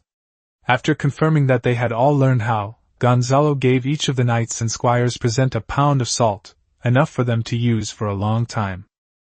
These people would be rotated monthly, living in seclusion, to secretly produce salt for Gonzalo. This reward was a form of compensation. Furthermore, once they get married, their families will stay in the territory. When he goes out on long-term missions, his family will wait for him to return, which is also a form of hostage-taking. A combination of kindness and severity is the only way to ensure long-term success. These people are the core of Gonzalo's future circle, and Gonzalo wouldn't arbitrarily punish his subordinates just to show off his lordly authority. Only cowards would consider bullying their own people without cause as a way to demonstrate the authority of a lord. Gonzalo has both punishments and rewards, with a clear balance between them and well-defined rules. Later, territorial laws will be established. Chapter 54 Red Hemp.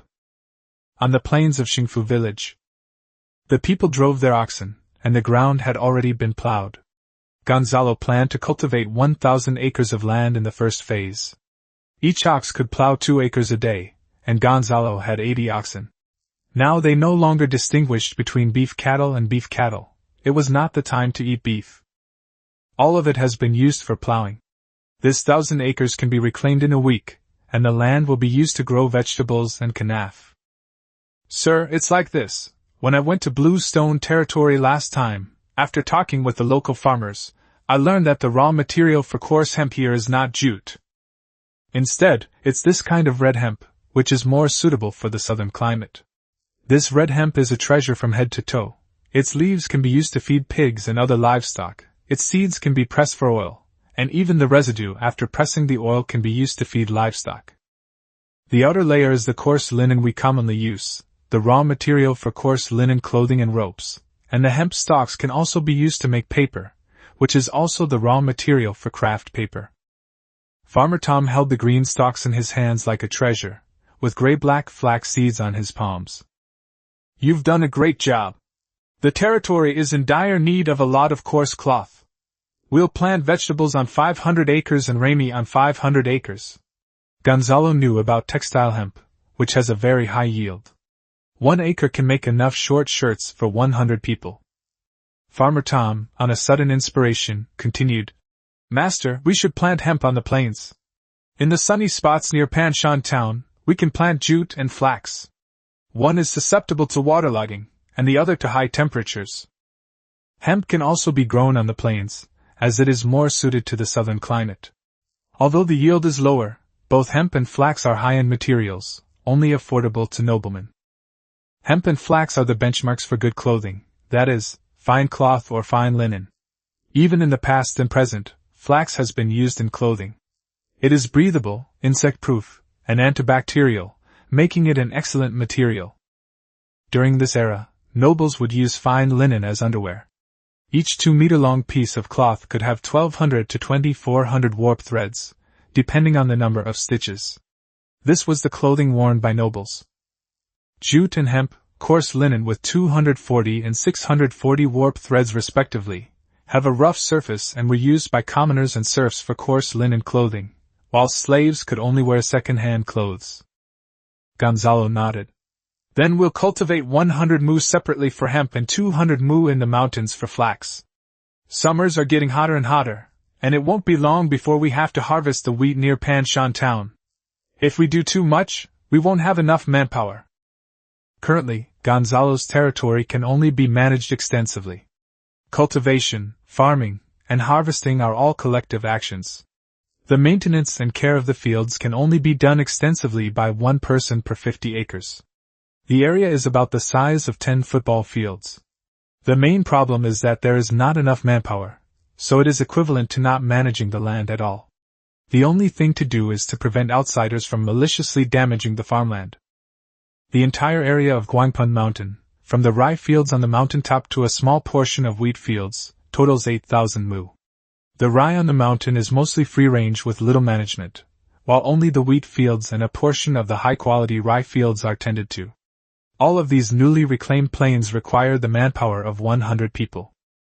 There's no way around it. A baron's fiefdom normally has 2,000 people, and it's impossible to support them without 8,000 acres of land.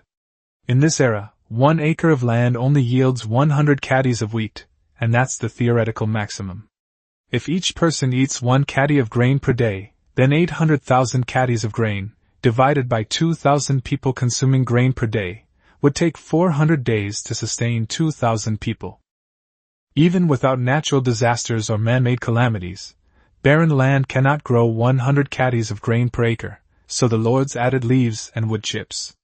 It was truly the only way to ensure that people would not starve. Once the population is more abundant, Gonzalo decides to establish a number of experimental fields on the plains. With breeding and composting, the yield can reach 150 to 250 gene, which is already the limit of this era and cannot be higher. You should know that in the 1960s in the previous life, the wheat yield per mu was only a little over 100 gene. Modern agriculture can produce 700-1000 caddies of wheat, but that's thanks to chemical pesticides and fertilizers, scientific breeding, and all the power of technology. The magic of this era won't be used on wheat fields. If you have that extra magic, you can make more money doing anything than farming. We still have to wait for the rice, alas. Gonzalo could only sigh. Farmer Tom led his people to dig lowlands near the swamp. When harvesting flax, it needs to be watered so that the roots can be pulled out more quickly, and then soaked directly in water. This process is called retting, and its purpose is to separate the outer skin of the flax from the stalk, so that the outer skin can be used for weaving. When it's time to harvest, all you need to do is divert the swamp water into the hemp field, which also helps control the swamp water level, killing 2 birds with 1 stone. After all, rice will definitely be planted along the edge of the swamp in the future, and field ridges will be needed to separate the square fields. We can start preparing for this now. Standing on the plain and looking towards the west side of Manolin Mountain, on the mountainside and on both sides of the river, dozens of people carried hemp ropes on their backs and kept pulling them to both sides.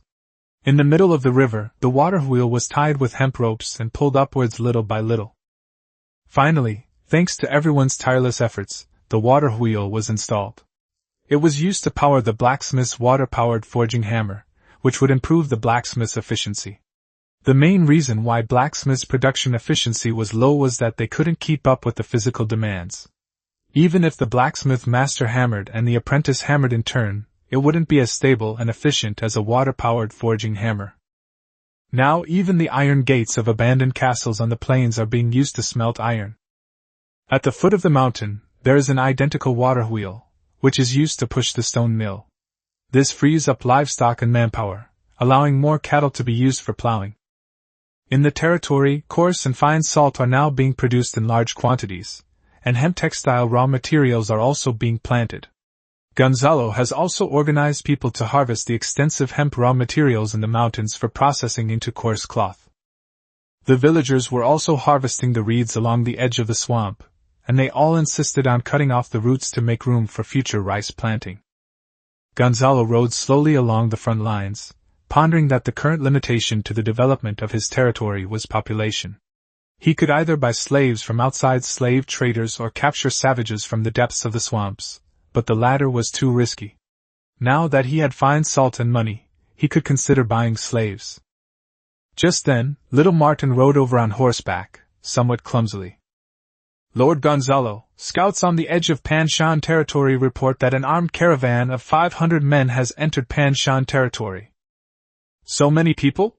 Call upon Knight Hans, Priest Arthur, and all those within the territory who can be mobilized, all of them armed and armored, Gonzalo shouted from horseback. Armed merchants who dared to enter the Fairmont Mountains in this era were basically half bandits and half merchants. If they saw you as weak, they would just rob you. They weren't there to do business at all. And it's not even midsummer yet, the crops haven't been harvested. What business are these armed merchants doing here? Is it the slave trade? That's possible. After all, the harvest is needed after the height of summer, and a large labor force is required in a short period of time. Selling slaves now would indeed fetch the highest price. These merchants are shrewd. With this in mind, Gonzalo rode his horse toward Panshan town. It was only 10 kilometers from Manhwa Mountain to Panshan town, and now that the road was repaired, it would only take less than half an hour to get there on horseback. Chapter 55 Bennett. Name Bennett.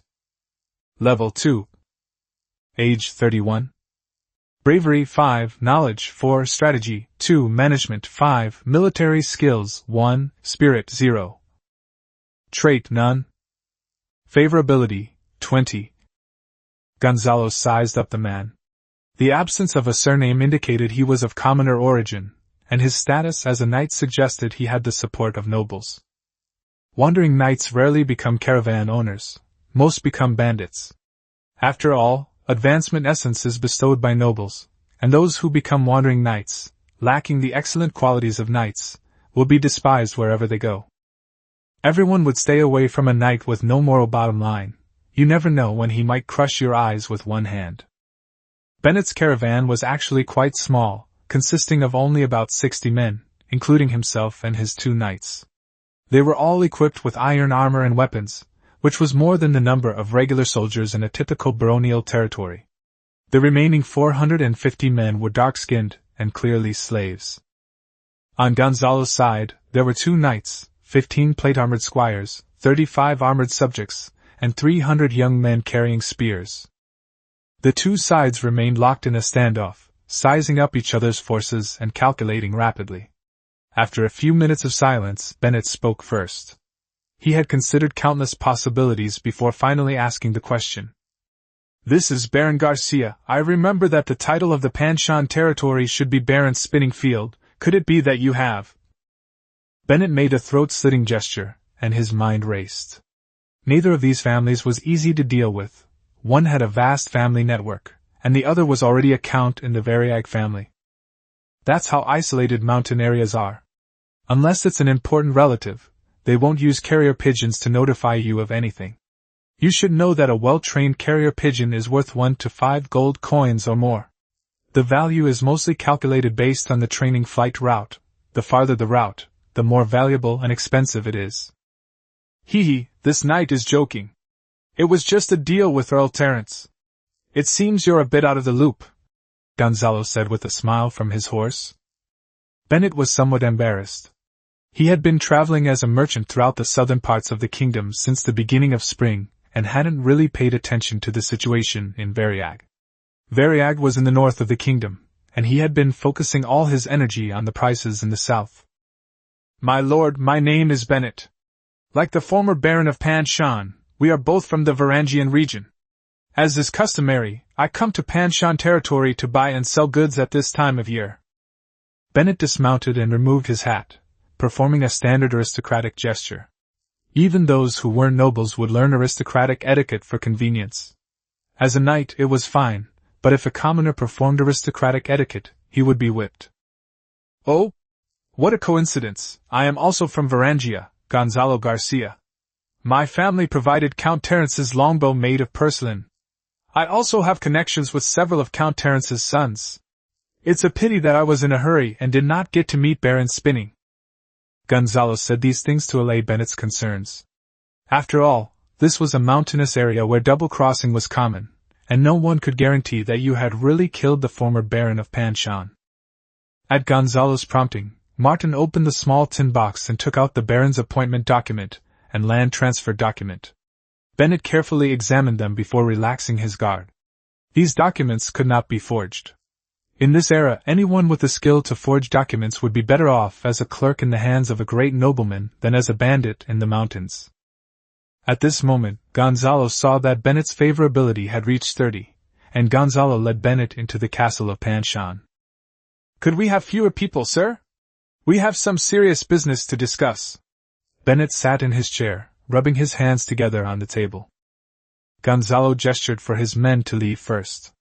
This man's favorability rating was 30, so he was at least not hostile. Both of them were knights, so there was no great danger. Seeing that everyone else had left, Bennett's eyes lit up and he said, "Lord Gonzalo, it's like this. In the past, Baron Spinning would always give me some smuggled goods. You know, in Panshan territory, besides grain, there are only some bluestone materials. Nobody buys those.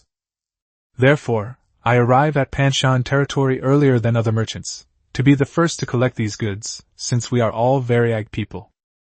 Gonzalo raised an eyebrow and instantly understood.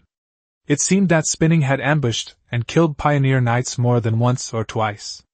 He remembered that the first pioneer knight of Mount Maroland was killed by this guy Spinning.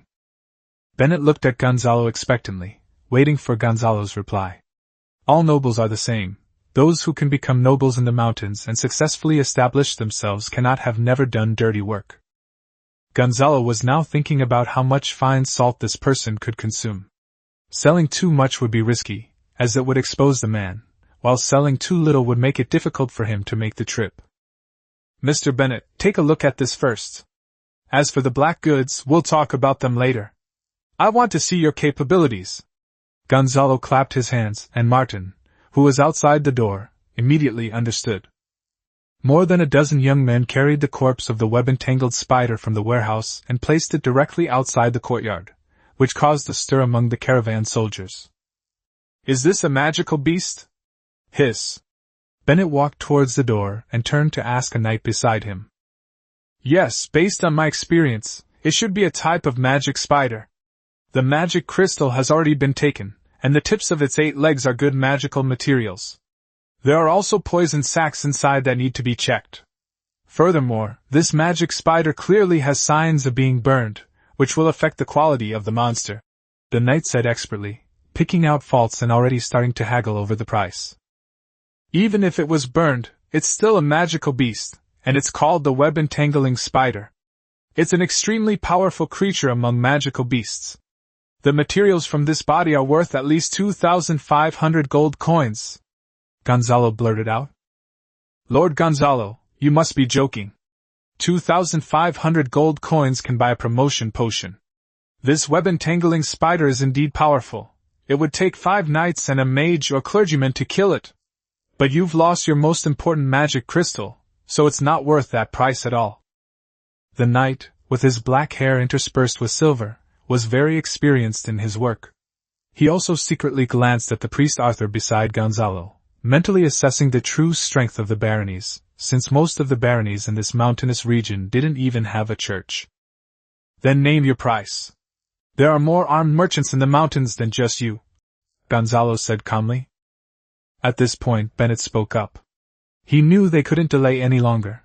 The longer they dragged it out, the more other merchants would arrive. After all, some deals weren't made in a day. They could take 2 or 3 days, or even a week. Just like how nobles manipulate slave traders, they would delay them. Knowing that you have a large population and consume food every day, they would keep you on the run. If you wanted to leave and go to other territories, they would delay you for a while. This seemed to have become an unspoken agreement among the nobles. If it weren't for the fact that small merchants like them had to travel to the mountains themselves for higher profits, the slave traders under the banner of the great nobles would have been collecting goods at the ports, and waiting for the nobles to come to them to buy slaves. It was convenient, but the competition was fierce, since the great nobles didn't just have one slave trader under their control, and the kingdom didn't just have one great noble. A spider with 8 legs, each leg is worth 100 gold coins, burning it costs 20 gold coins, the venom sac is half burned off, worth 200 gold coins, which is converted to 100 gold coins, so take the whole thing for 740 gold coins. Gonzalo knew that this spider was not a magical plant like the Bauhinia tree, which was 400 years old. The price was in a completely different league. Some domesticated magical beasts could only be sold after they had been raised to produce magic crystals. They could only sell the magical beast meat and magic crystals for a price, without even selling the magical materials in their bodies. Therefore, the value of wild magical beasts lies in the fact that their body parts are weapons and magical materials that can be sold for money. Given that Gonzalo had already taken the life-bound spider silk and magic crystal, the price of 740 was indeed fair. As for any remaining value inside the corpse, that was Bennett's profit. Gonzalo nodded and said, "Deal made. Now let's go back to the castle and see the goods." Chapter 56 Purchasing Slaves. The people carried out wooden crates from the storeroom and neatly stacked them in front of Bennett, a total of 20 crates. Bennett stepped forward and opened it. It was full of snow-white fine salt, with bloodstains on it. This made Bennett's heart pound. He touched it with his little finger, put it in his mouth, and savored the taste. "One box of fine salt weighs 100 caddies, and there are 2,000 caddies of fine salt in total. I want 1 gold coin per caddy. That's not expensive, is it, Boss Bennett?" Gonzalo stepped forward and closed the lid, the shape-measuring silver armor on his arm pressing against the wooden box with a dull thud. "Lord Gonzalo, I need to inspect this shipment for mold, dampness, and purity. I'm taking this shipment." Bennett's breathing quickened as he tasted the fine salt. Fine salt was an absolute hard currency, never in short supply, and there were always countless buyers. In the daily lives of nobles, fine salt was used at banquets. The closer someone was to the salt, the higher their status. It was also used for gifts among nobles, rewards for meritorious subordinates, and even bribery by officials. Gonzalo's heart skipped a beat. Had he underreported the price? His father, Raymond, had bought fine salt in Varangian for 2 gold coins per pound. Northwest Varangian was inland, and salt production was very slow in the north. In winter, even the salt fields couldn't be used for drying.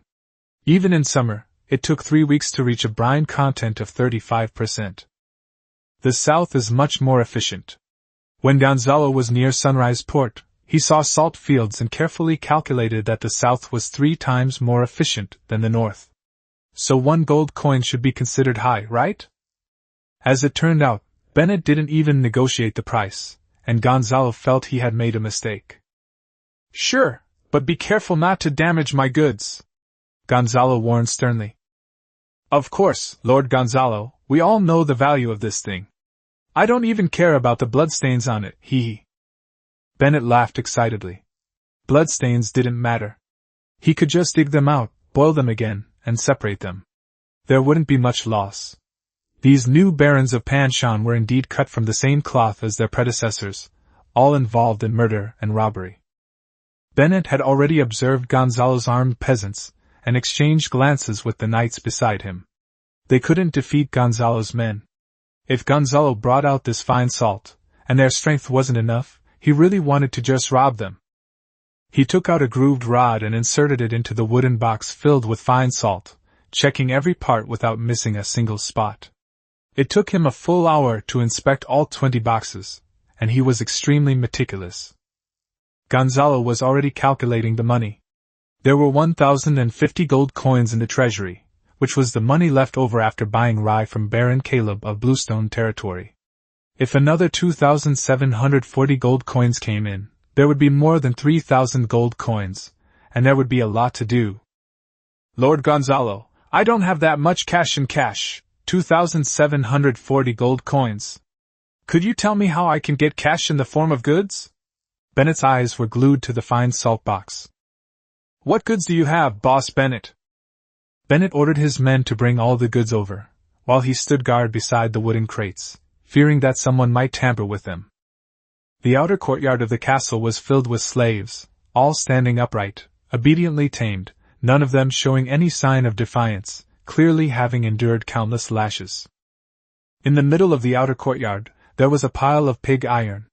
This pig iron consisted of dismantled second-hand farm tools, dilapidated iron gates, and ironware that had been picked up from who knows where. All of these had a common name: pig iron. 1 gold coin and 5 silver coins for a slave. This is the lowest price I can offer, Lord Gonzalo, Bennett said with a sincere smile. Gonzalo wasn't buying it.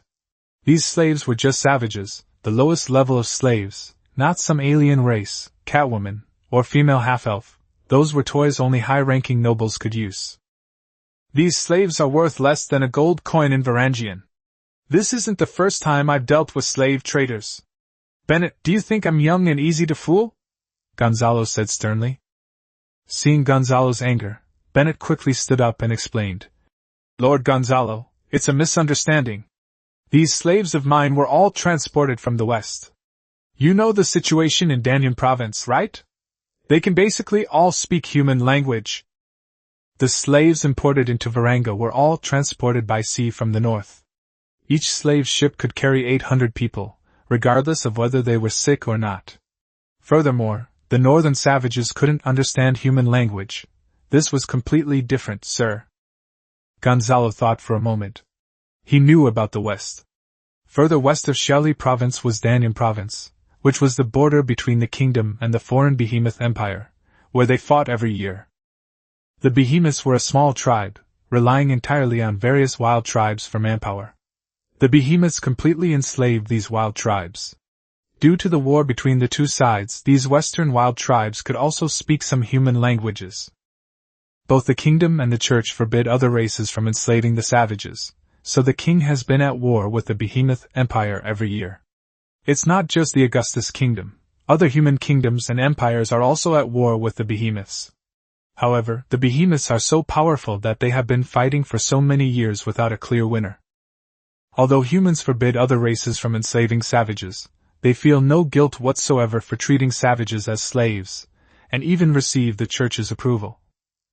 What's your name? Gonzalo asked one of the slaves. Name Mai Sherwu. Level 1. Age 22.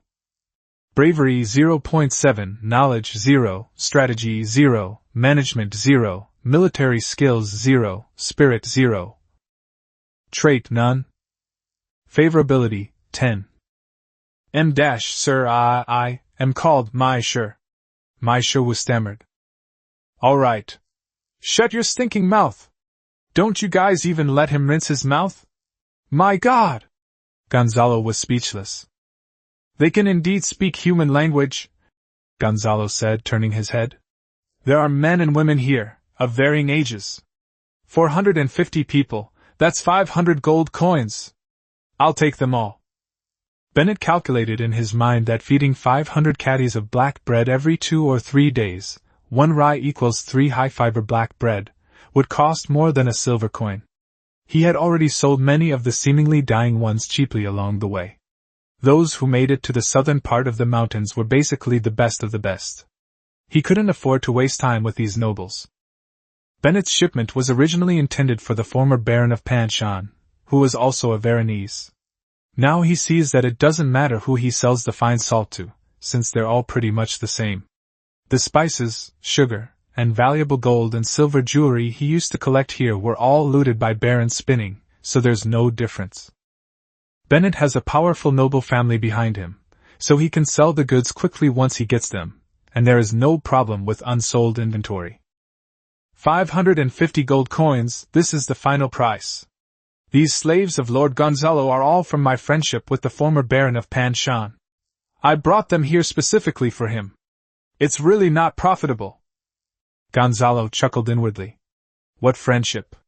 Did he really think that just because they said they were Varangians, they were one of his own? Why didn't your favorability increase when I said Varangians? Didn't you only waver after seeing the appointment letter? It's all just dirty deals. Okay, but what about the pig iron? Gonzalo didn't want to drag it out any longer. If it dragged on for a few more days, the slave's health would probably deteriorate. Lord Gonzalo, the price of pig iron is uniform. It's a uniform price in the Fairmont Mountains, and all caravans pay the same price. It was personally set by Duke João Rafael, the governor of the Arlan province.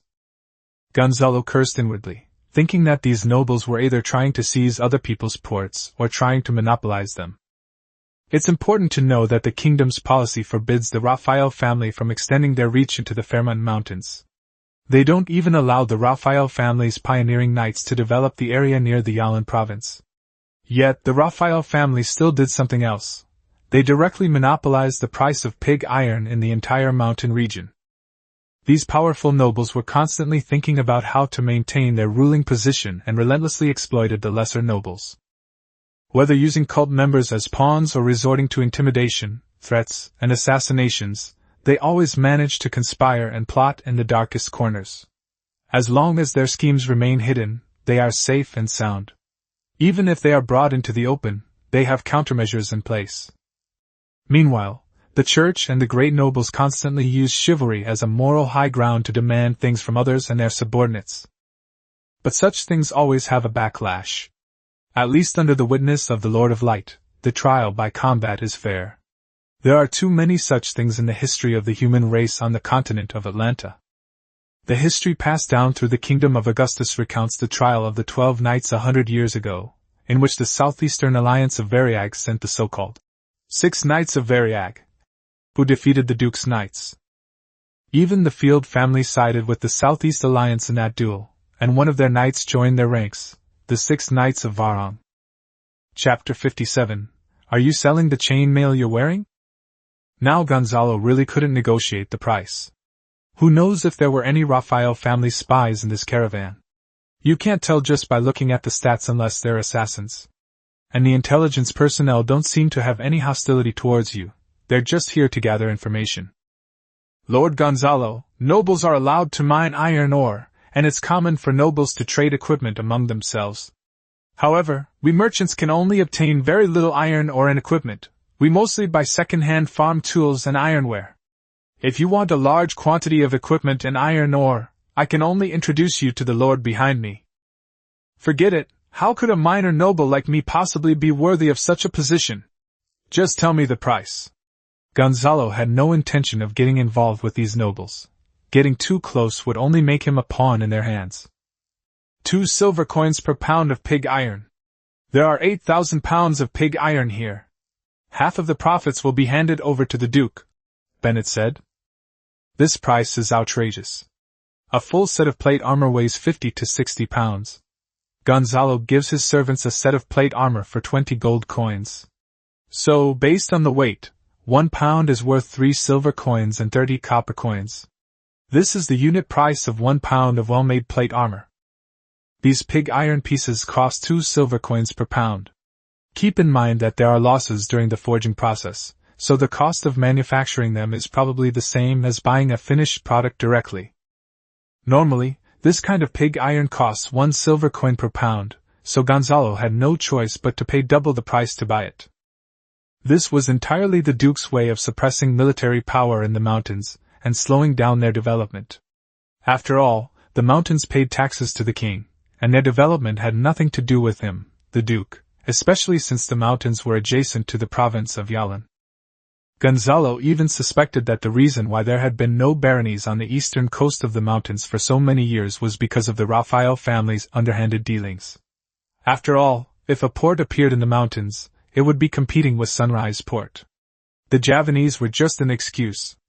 The Raphael family also had Spice Island overseas, so why didn't the Javanese attack them? Alright, I'll take it all. 1,600 gold coins for pig iron plus 500 gold coins for slaves. That's 2,100 gold coins in total. My goods are worth 2,740 gold coins in total. Boss Bennett, you still owe me 640 gold coins, Gonzalo said, walking into the main castle and knocking on the table. No, Lord Gonzalo, wasn't it agreed that there would be 450 slaves for 550 gold coins? Bennett was a little excited. 50 gold coins was no small sum.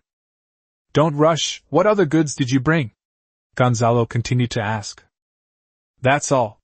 These are the only valuable items left. There's basically no more cargo in the southern part of the mountains. I still need to make a detour to collect some grain and goods before heading back to Sunrise Port. It'll probably be autumn by then. That concludes my caravan mission across 3 provinces and 2 pioneering provinces for the year. Are you selling these chain mails you're wearing? Gonzalo asked, pointing to the caravan soldiers. Bennett's eyes lit up as he mentally calculated that armor was generally divided into 4 types. Full plate armor was the most expensive, lamellar or scale armor was the second most expensive, chain mail was the third most expensive, and iron-plated armor was the least expensive. The weight of these armors also decreased from the highest to the lowest. Merchants are all about money. The Baron only has 30 soldiers, and the development in the mountains is slow, so there will be even fewer. 60 soldiers are indeed a bit too many. Anyway, we're almost at Sunrise Port, so there's no need to deploy so many. I can offer 30 sets of chain mail, 9 gold coins each, Bennett said, rubbing his hands together. Anyway, it wouldn't matter if these 30 men didn't have armor, as long as they had weapons. He certainly wouldn't sell the weapons, he wasn't stupid. Gonzalo estimated that, based on the price of finished equipment at 3 silver coins and 30 copper coins per pound, chain mail generally weighed between 13 and 24 pounds. Calculating it to 24 pounds is almost equal to 8 pounds of gold coins. This money-grubbing Bennett made another gold coin from each suit of armor. Okay then, Mr. Bennett, you still owe me 370 gold coins, Gonzalo continued with a smile. Bennett's eyes darted around again as he continued. Lord Gonzalo, do you have any more sugar or spices? I'll pay 2 gold coins for a pound of the finest sugar. I'll buy spices like cinnamon, cloves, and pepper for 5 gold coins per pound. I'll buy a pound of saffron, nutmeg, and ambergris for 10 gold coins. As you know, the fine salt boxes of nobles are so precious because they contain these spices. Hee, what are you thinking, Lord Bennett? This fine salt is spoils of war I obtained from suppressing the cultists in Varang. The spices were sold long ago in Varang, and this fine salt is what I've saved up along the way. Gonzalo waved his hand and said that he had indeed sold spices in Varangian, but only a little bigger than a money bag, which he found in a treasure chest in the castle of Pine Snow territory. When he was a child, Gonzalo had secretly eaten some food from his father's food box. It was fine salt with cinnamon and pepper, a memory that was very vivid. But for him after transmigrating, it was nothing special. Could there be any spices more potent than instant noodle seasoning packets? Bennett inwardly sighed in regret, muttering, What do you mean by accumulated along the way? You clearly stole it all. Your stuff is stained with blood. Bennett handed Gonzalo 370 gold coins and quickly left Panshan territory. He was now really afraid of being double-crossed, especially when Gonzalo gave him a fake smile, which always gave him a creepy feeling. Now he only had 30 armored soldiers left. Gonzalo had no intention of double-crossing these merchants. If he emptied their coffers, who would come after him? Unless they actually had something worth robbing, and right now the Bennett caravan was full of fine salt, which Gonzalo had a huge amount of, so it didn't matter whether he robbed them or not. Gonzalo always prioritizes self-interest in everything he does. Killing this merchant would only demonstrate his short-sighted, childlike thinking, offering no benefit whatsoever. He would only do things that bring him profit, and he would never engage in a war with someone who offers no benefit. Forcibly displaying his ruthlessness without gaining any advantage is not the style of a mature lord. Lyle brought the 8,000 caddies of pig iron to the blacksmith and asked him to quickly forge equipment and weapons with his apprentices. All that was needed were chest and back armor, helmets, arm guards, and leg guards. If there wasn't enough leather, they could use hemp rope instead. All weapons had to be one-handed long swords, but the territory didn't lack shields. And these slaves, little Martin, you'll have to work hard. Register them all and make sure each of them learns farm work immediately. Summer is coming soon, and there's wheat to harvest in the fields. These people are the main force for harvesting the grain. Yolok, take Duke to Bluestone territory and ask around. Leave the bargaining to Duke.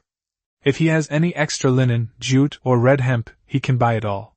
There's a severe shortage of linen textiles right now. If Baron Caleb is willing to sell, or if he has any ironware or slaves, let me know and I'll talk to him. He also instructed Tom to cultivate another 1,000 acres as hemp and flax fields, and that these newly arrived slaves could practice cultivating jute and flax fields in Panshan town. Lyle, Yolok, and Martin all answered in unison and quickly set about carrying out their tasks. Gonzalo thought that the shortage of farm tools was not too great. He had purchased various supplies as soon as he arrived at Sunrise Port. For example, the 100 people at the salt field did not need farm tools at all, and had all become salt guards. Prioritizing the production of weapons and equipment is the most crucial step in enhancing the territory's strength. Now that we have fine salt, it's like a treasure trove. Only if the nobles covet it will we have the resources to contend with them. Now he has to stay here, personally supervise the harvesting of farmland near Panshan town, and also wait for other merchants to arrive. Gonzalo currently has 1320 gold coins, which he needs to spend entirely. As for the merchants who come later, Gonzalo will not sell them any fine salt. A big tree catches the wind. If every merchant sells fine salt, anyone with a discerning eye can easily figure out that Gonzalo is up to something. Chapter 58 Training Slaves. Snap. Gonzalo lashed his long leather whip across the slaves, the constant cracking of the whip urging them to line up in formation. Gonzalo wouldn't tolerate these slaves. If anyone's formation was off, he'd whip them. Gonzalo didn't even need to lift a finger. "My chi! If you don't do it right, you'll ruin us all. If you make another mistake, I'm going to beat you to death tonight." Mai Sherwu stood in the formation and said fiercely to his compatriots. Mai Sherwu has now been appointed as the captain of a slave team of 20 men. If one person in each team makes a mistake in lining up, the daily ration will be reduced by 10%. If 10 people make a mistake, the ration will be gone for the day. Mai Sherwu knew perfectly well that the food provided by Lord Gonzalo included black bread, vegetables, and mushrooms, and that these foods were provided every day. The slave traders would give them only a tiny bit of black bread full of sawdust each day, and if you took a bite, you could find pebbles in it. They were given one meal a day, and that was it for the second day. On the third day, they would be given some black bread full of sawdust and pebbles, just enough to keep them from starving. When they were so hungry they had no choice, they would pick up leaves and bark from the ground to eat. If the slave traders saw them, they would be whipped. Lord Gonzalo, on the other hand, gave us black bread that smelled of rye, every day, and in quantities at least 3 times that of the slave traders. This moved Mai Sherwu deeply. If anyone dared to make a mistake again today, it would mean they were threatening his bread and everyone's food supply. Such a person must be severely punished to teach them a lesson. Seeing the captain's excited gestures, Gonzalo knew that the effect had been achieved. The captains Gonzalo had chosen were all highly loyal and could speak human language. Sorted by their loyalty, those at the front had the highest loyalty, and those at the back had the lowest. Not far behind these slaves, 30 citizens were practicing archery. If these slaves in the back row dared to run away, they would become live targets. The tendons and intestines plundered from the 130 animals in the Wallangling River area were used to make 5 bowstrings from the tendons of a large animal, but only 3 bowstrings from the intestines. Because the intestines were not tough enough, the material consumption was much greater. Therefore, a large animal could make 8 bowstrings. When it comes to bow and arrow making and archer training, the Garcia family is second to none in the entire kingdom. This is part of the family tradition. Gonzalo watched his father make bows and arrows from a young age. That's right, even the Baron would occasionally make bows and arrows himself. This is what the Garcia family relies on for survival, and they will never forget it. There are now more than 2,000 bowstrings in the territory. They have also hunted many animals in various parts of Panshan territory. When the hot summer wind blows, these tendons and intestines are quickly dried. Gonzalo's plan was to first train a group of peasant archers, training them regularly so they could work in the fields when it was time to harvest the wheat. Looking again at these new slaves, Gonzalo put away his whip and said loudly, "Everyone count! 1, 2. Speak louder, all of you! Didn't I feed you?" He took out a long, black loaf of bread and smashed it against Mai Sherwu's forehead. The hard bread stunned Mai Sherwu. He didn't dare to look at the bread that had fallen to the ground. He could only swallow his saliva and answer loudly. "Reporting to Lord Gonzalo. The team of 20 men has finished counting. 20 men are present." Mai Sherwu shouted at the top of his lungs. As for being hurt by the black bread just now, that's not important. Even if the food kills you, it only means that you are not worthy of this food. Reporting, sir. All 450 men have reported. Ali jogged over to Gonzalo and said. Ali was originally in charge of harvesting hay, but now Gonzalo has replaced him with someone else. Gonzalo started the job, and Ali is now in charge of training the slaves. Ali was well suited to be the training captain of this slave team. Ali's dark skin gave him a natural affinity with the slaves, making him more obedient. All right, everyone come and get your bread. It was hot, so Gonzalo took off his shaped silver armor and sat back down in his chair. The table in the open space was covered with black bread, and next to it was a pot of mushrooms and vegetables cooking. Gonzalo was also holding a handful of fine salt, which he secretly sprinkled into the pot. He didn't want to feed his people inferior coarse salt, so he added fine salt to the meat soup from now on, secretly so that his people wouldn't know.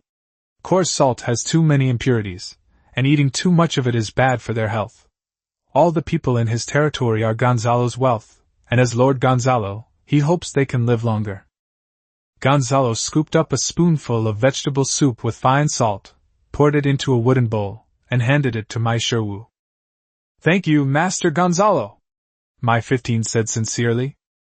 Gonzalo squinted at his loyalty, which was indeed rising slightly. He was telling the truth. The slaves behind them all started to imitate them, speaking broken human language, which was the language of the human race. The grammar of the human language was the same in all human races, only the pronunciation was different. For example, the pronunciation of the language of the Varangian province was different from that of the Yalan province. In the Fairmont Mountains, it was even more chaotic, with the accents of the pioneer knights from different places being different. The nobles, however, were different. They all spoke fluent Augustine, the official language of the capital. The loyalty of these slaves decreased as they progressed, especially the last dozen or so, whose loyalty was a staggering -50. They outwardly thanked Lord Gonzalo, yet harbored such deep hatred for him. Gonzalo gave a wink to the guard beside him, then deliberately turned to talk to Ali, ignoring the slave in front of him. His fighting spirit was already surging within him, which gave the seemingly obsequious slave an opportunity. The slave kneeling before Gonzalo, holding a bow, couldn't even find a decent weapon. Those who could stand before Lord Gonzalo had all been searched by his men. The slave picked up a sharp pebble from the ground and lunged at Gonzalo. Snap! Gonzalo slapped the slave across the face. With a mere 0.something in bravery, he couldn't even reach the speed of a normal person, yet he thought he could ambush a knight with at least a bravery of 5. Dream on. Gonzalo deliberately gave him a weakness, wanting more samples as a reference for the panel, so that when a real threat is encountered in the future, the performance gap between different loyalty levels can be clearly understood. These savages were captured and enslaved, unaware of what the Lord represented. The Lord represented the cornerstone of the human kingdom, the absolute military ruling class in a small place. The slave was slapped to the ground, tumbling several times, his mouth split open, blood splattering on the ground, sending chills down the spines of the other slaves present. You've been training for almost a week now, and I've given you chances. Which lord feeds his slaves every day? Don't you savages go hungry or full sometimes in your own tribes? Mai Sherwu, tell me about your tribe. Gonzalo was confident because he knew all this. The behemoths treated these savages very harshly, completely regarding them as a reserve food source. Reporting to the master, our Mai Sherwu tribe is indeed starving every day. If we encounter a natural disaster, we can only resort to cannibalism. We also have to pay tribute to the Behemoth Empire with 30 people every year. Those savages have all been eaten by the behemoths. Mai Sherwu's voice was filled with sorrow and helplessness. You traitor! Mai Sherwu, that was an offering to the behemoth god, that was an honor. Those were offerings that would allow our people to ascend to the behemoth god's kingdom after they died. The slave lying on the ground, blood dripping from the corner of his mouth, pointed at his compatriots and roared angrily. Mai Chi! Those are your brothers and sisters, they shouldn't have died. They shouldn't have been eaten by the behemoths. Mai Sherwu rushed forward and punched Mai Chi hard in the face. He couldn't understand why Mai Chi had become like this. He remembered that they were good friends who ate tree bark together when they were young. At least Lord Gonzalo. He'll make sure you don't go hungry every day. Which tribal chief in the Behemoth Empire dares to say he can ensure his people don't go hungry for even a day?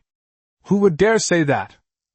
Mai Shiwu roared like a madman, even more frenzied than Mai Chi, relentlessly punching Mai Chi in the face. Chapter 59 The Seal of Faith. These slaves, none of whom have any special characteristics as shown on the panel, are all adults. Anyone with special characteristics would be expensive. Those who can make it to the southern part of the mountainous area are basically the ones that have been screened out. At least one thing is certain, they must be healthy. Otherwise, they wouldn't have made it here alive. Gonzalo looked at Mai Shiwu, who was sitting on the ground crying, while Mai Chi had been helped up by Ali, and it was confirmed that he was not seriously injured. Ali thought to himself, "That's Lord Gonzalo's property. I won't allow these people to kill him. These are all laborers. To me, these savages are not the same kind of people at all." Ali's parents were captured from the north and brought to Brighton territory. They couldn't even speak the same language as these Behemoth Empire slaves. Ali himself grew up in Brighton territory and didn't consider himself to be one of these savages. The punishment will not change. Gonzalo's rules are paramount. Maj 15 was publicly lashed 30 times for privately assaulting Lord Gonzalo's property. Mai Chi's head was already stuck in the farmland, so that every working serf and slave could see it, and it could also prevent birds from eating the grain in the farmland. His body was transported to the compost pit, and everything was put to good use. The men waited for Lord Gonzalo to speak, for only Lord Gonzalo could decide the fate of the slaves. Gonzalo's rules were strict, and they dared not let their noble lord make decisions on such matters. At this moment, the red-haired Pastor Arthur arrived at the open space carrying a shrine. With a solemn expression, Pastor Arthur began to pray to everyone. "Today we're going to do a faith test, a necessary step in the process of turning a savage into a true slave." These savages, upon seeing the red-haired man, instinctively felt fear, knowing that in every mythology, red-haired beings are portrayed as ferocious. If they pass the test, the savage becomes a human slave. If they fail, it means they need to be domesticated, and if that doesn't work, they can only be branded with a faith stamp. These savages may not know the origins of their ancestors, but Gonzalo and the priest Arthur know very well where they came from. Long ago, there was no difference between humans and savages. They were all slaves of the elves. As time went on, more and more humans escaped the control of the elves. In the wild, without writing, construction, or inheritance, they only knew how to reproduce, eventually forming savage tribes on the land of Atlantis. The humans enslaved by the elves learned and evolved human languages and scripts under their rule, and even secretly learned light magic. The elves had a lifespan 10 times longer than humans, so they always restricted the reproduction of the enslaved humans, resulting in a much larger number of savages than humans in that era. Finally, the first pope received a revelation from the Lord of Light, rebelled against the elves' enslavement, and ultimately drove the elves out of the continent of Atlantis. This is the history of human origins recognized by both the nobility and the church, and it is also a compulsory course for every scholar. These humans, who broke free from the elves' enslavement, began to establish human kingdoms on the continent of Atlanta. The savages were gradually captured and enslaved by these humans, and were raised generation after generation. Some slaves became serfs or even commoners after 100 years, and their skin even turned whiter with each generation. Therefore, from the Church's perspective, these savages and human ancestors are all the same kind of people. They are confused, not hostile, and their heretical thinking needs to be corrected so that they can embrace the Lord of Light again. Even in the human kingdoms, the second largest slave trader is the Church, because the Church can truly bring these slaves back to the embrace of the Lord of Light, and the nobles dare not have a group of heretics running around in their territories. Mai Sherwin knelt before the shrine. The silver cross on the stone shrine gleamed, signifying that he had accepted the Lord of Light, and no longer believed in the evil god. Gonzalo had secretly tried it before, and it did light up. Because he received the blessing of light in Varanga with his eyes closed, all he saw in his eyes were scenes of church history, so he didn't see what was on the shrine. Gonzalo's faith is not so pure. After all, he has the experience of his past life. Gonzalo also firmly believes that there is a Lord of Light in this world because he has indeed seen divine magic, can use it himself, and there are clear historical records of miracles, not just once or twice. These are all supported by historical relics that can withstand scrutiny. This shrine contains at least a month's worth of Priest Arthur's divine magic. Unlike magic crystals, shrines can only store divine magic within them and cannot absorb the divine power of the shrine. They are used by the church for rituals and are all church products. This particular shrine was brought over by Priest Arthur from Varanga. Item name, small shrine, quality, green, item information, a small shrine created by the Church of Light. Clergy members use divine magic as an energy carrier to store energy inside. After being used, it can distinguish whether a believer is a follower of the Lord of Light. Medium-sized shrines can also be used for mental testing, while larger ones can serve as tools for bestowing blessings of light. Having a panel like Gonzalo makes things much more convenient. You can directly see loyalty and attributes, and you can easily see how much mental strength you have without having to go through the trouble of testing. In the end, all 450 people completed the faith test. Only a little over 100 people did not light up. These people did not have a high degree of loyalty, so they still had a chance to be saved. In these days, everyone else has been converted into believers of the Lord of Light. There were more than 10 people, and Gonzalo saw that their loyalty level was -50, which hadn't changed since the beginning. Alas, Pastor Arthur, it seems these dozen or so people will have to be stamped with the seal of faith. Gonzalo sighed. There's no other way. We feed you well every day and don't let you go hungry. We just make you form ranks and stand at attention. We haven't even made you do any farm work yet, but your loyalty has dropped to -50.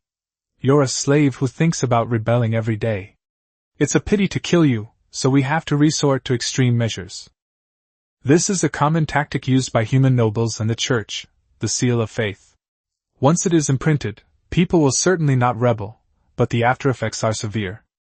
Pastor Arthur nodded seriously. The church's primary task is to eliminate heresy. This is what Father Rory taught them from childhood.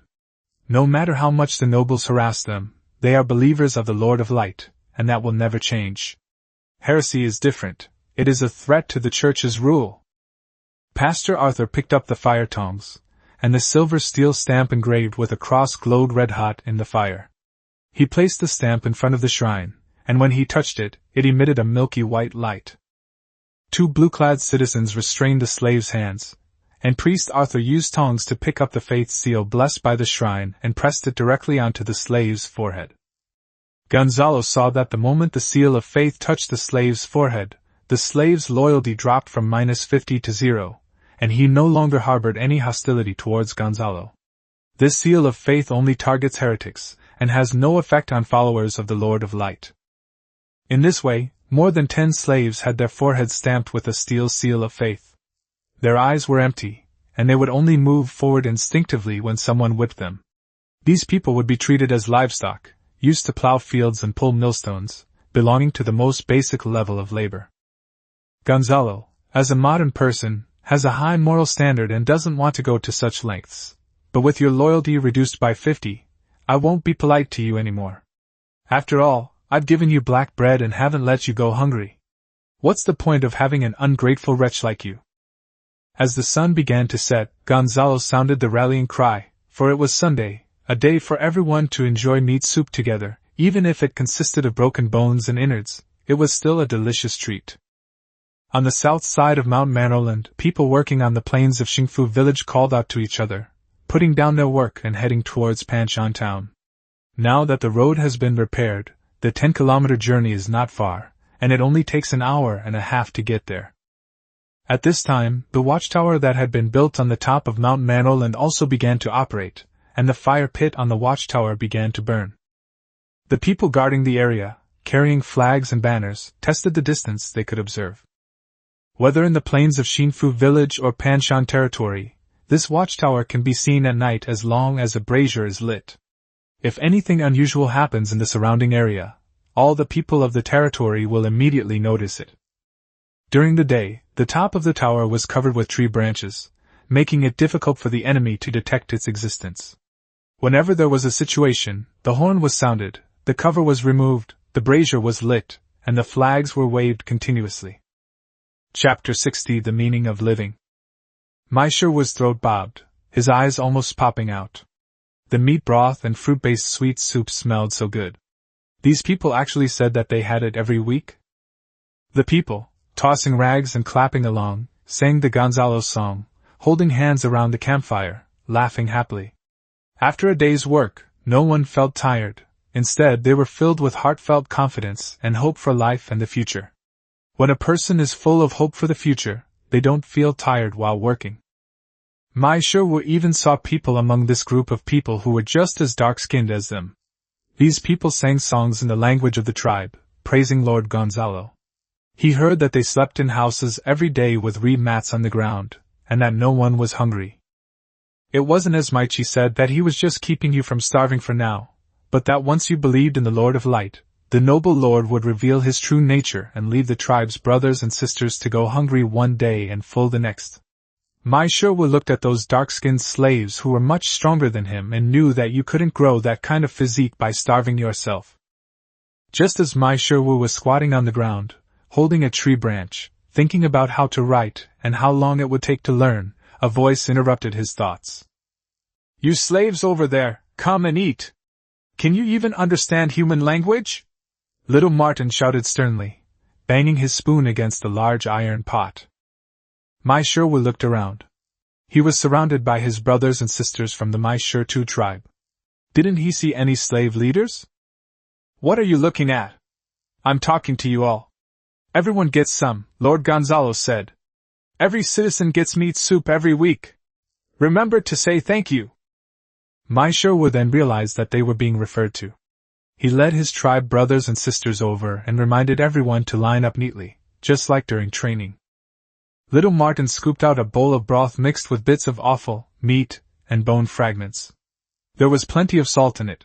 Following Lord Gonzalo's instructions, Little Martin would secretly add salt each time, making the broth even more fragrant than before. The people would lick the bottom of the wooden bowls dry before smacking their lips, still wanting more. Note that they licked them dry, not clean. They licked the bottom of the wooden bowls until there wasn't a drop of moisture left. Mai Sherwood held the wooden bowl of meat soup in both hands, his voice trembling slightly as he shouted loudly, mimicking the words spoken by the people. Thank you, Lord Gonzalo." As soon as he uttered these words, the surrounding people nodded and showed smiles of approval. 1, 2, all 449 slaves drank meat soup. As Mai Sherwood drank the meat soup, he was certain that he had never tasted food with such a strong salt content in his life. In the Behemoth Empire tribe, meat was the exclusive domain of the tribal warriors, while others were called lowly servants, born to serve the warriors, priests, and chiefs. This was called the divine will of the Behemoth god, and lowly servants were born to obey. After being captured and taken to the human kingdom, people along the way explained human history to them, saying that the ancestors of the savage tribes were all humans, that it was wrong to believe in the Behemoth god, and that the Lord of Light was the god that humans should worship. They also said that the human race would forgive the confused savages. On the way to be enslaved by the captured slave caravan, stubborn people like Maichi kept emphasizing that Behemoth was the right one, and called on everyone to pray to Behemoth. As a result, many of their tribe brothers and sisters died along the way. Upon arriving here, and under Lord Gonzalo's command, after these days of contact, Mai 15 had completely severed his faith in the Behemoth. From a young age, he couldn't understand why the tribal chief and priests demanded that everyone kneel and pray to a statue that looked just like the hateful behemoths every day. He couldn't understand why every year, his brothers and sisters would become sacrifices to the behemoths. At least in happiness territory, he never suffered oppression, never went hungry, and never ran to the mountain cliffs to compete with the ibex for the salt stains on the cliffs. Regardless of which god it is, Mai Sherwood feels it's more practical to believe in Lord Gonzalo. At least Lord Gonzalo really gives you meat soup, and he adds a lot of salt. Salt is the most precious ingredient no matter where you are. The wooden bowl was quickly licked clean. Just then, Ali came over with a wooden bucket and a spoon and said jokingly, "From now on, be sure to save some black bread from Sundays to eat in the evening. Dip the black bread in the meat broth, you should try it, hee." Ali took a wooden spoon and scooped a small spoonful of hot jam from the wooden bucket. This jam, cooked at high temperature, was very sweet, but the quantity was too small, and each person could only eat a tiny bit, even the knight's attendants. "Yes, Captain Ali!" Mai Sherwood gently touched the hot, sweet jam at the bottom of the bowl with his tongue. The sweet jam made his whole body feel weak. Suddenly, Mai Sherwood's mouth felt a little sore. He suddenly thought, why didn't I come here sooner? Then I wouldn't have had to suffer so much in this life. Mai Sherwood suddenly grabbed Ali's hand and asked, "Captain Ali, can I live a life like yours in the future? I heard there are detached houses in Happiness Village. As long as you achieve merit in battle, Lord Gonzalo will allocate houses to everyone, houses of your own. Is that true? Lord Ali, you must tell me the truth, don't lie to me, please." Mai Sherwood's eyes were red and swollen, his voice trembling with tears. He wanted a definite answer, a real hope, a reason to live his life. Ali looked at Mai Sherwood with a serious expression, and with his arm around Mai Sherwood's wrist, he spoke slowly and deliberately. "Lord Gonzalo, everything you said has been fulfilled. I swear to the Lord of Light." Ali knew very well that even if some promises could not be fulfilled in the territory at present, they would definitely be fulfilled in the future. Mai Sherwood knelt down before Ali with a thud and pleaded, "Captain Ali, teach me how to fight. I want to become a warrior. I want to fight for Lord Gonzalo and earn merit." Within the Behemoth Empire tribes, lowly servants are not qualified to learn combat skills. Only members of the tribe with warrior blood flowing through their veins are qualified to take up arms. Ali quickly helped him up. "Find some wooden sticks. I can spend an hour every night teaching you combat skills. These are what I learned from Knight Hans. But I require that you ensure your tribe's brothers and sisters can train flawlessly during the day, with 450 people making no mistakes each day, before I will teach you for 1 hour." "Okay, Captain Ali, I will do it." Mai Sherwood knew it was a difficult task, but he had no choice. Late at night, Mai Sherwood and his people lay down in the open space in the middle of Panshan town, sleeping on the ground covered with reed mats. They had all had their hair shaved short by the barber, Japas. Summer nights in the mountains can be a bit chilly at times, but thankfully there's a campfire in the middle of the open space so you won't get cold. If it rains, you'll have to squeeze into the cramped wooden house in Panshan town. Right now, the territory is short-handed, so there's no time to build anything in Panshan town. Before going to sleep, Mai Sherwood used the tribal language to remind each of his brothers and sisters in the tribe that they must not make any mistakes during training tomorrow. Manoland Hill, Watchtower. The watchtower was built before Happy Village, but it was only completed now because Gonzalo had very high requirements. The pillars of this watchtower were built from the thickest trees found in the mountains, and the foundation was very solid. Several of the bases were charred to prevent insects. The watchtower has a climbing ladder that allows for quick ascent and descent, as well as a spiral staircase that winds around the watchtower to the top floor. There is a small hut that can accommodate 2 people sleeping, with platforms extending outwards around the hut for people to walk on. A fire is lit on the roof every night to make it easy for scouts on night watch to see. Gonzalo stood on the rooftop, holding a monocular telescope, observing the town of Panshan with its bonfires lit in the distance under the night sky. He smiled with satisfaction. These new slaves were relatively well behaved, and the real troublemakers had been eliminated through the panels and the steel seal of faith. After inspecting the watchtower, Gonzalo, under the protection of his people, descended south of Mount Manoland, reaching his small huts halfway up the mountain. In the early stages of territory building, it wasn't that I didn't trust my subordinates, but rather that I feared they weren't capable enough and wouldn't do things well enough. Lying in bed, I recalled my past life, my younger self, who was selected and assigned to work at the grassroots level. Every task was the same, requiring me to do everything myself. Gradually, I drifted off to sleep. Chapter 61 Belt and Iron Armor. On a summer morning, the orange-yellow rays of dawn bathed the earth, and the crowing of roosters rang out. The house on the mountainside was slightly cool. Gonzalo, wearing a white linen undershirt, got up and began to wash himself. He also fed the little guy in the cage. The little guy had eaten dried spiders and was growing much faster. Gonzalo couldn't bring himself to feed Gugu the corpse of the entangling spider, because he had done the math, and it wasn't worth it at all. He figured it would be better to save up some money and buy Gugu the advancement potion for griffins. Meanwhile, the servants Hughes and Belen were preparing breakfast, while Gonzalo stepped out of the cabin and looked westward. Driven by the water wheel, the water-powered forging hammer has already started to operate.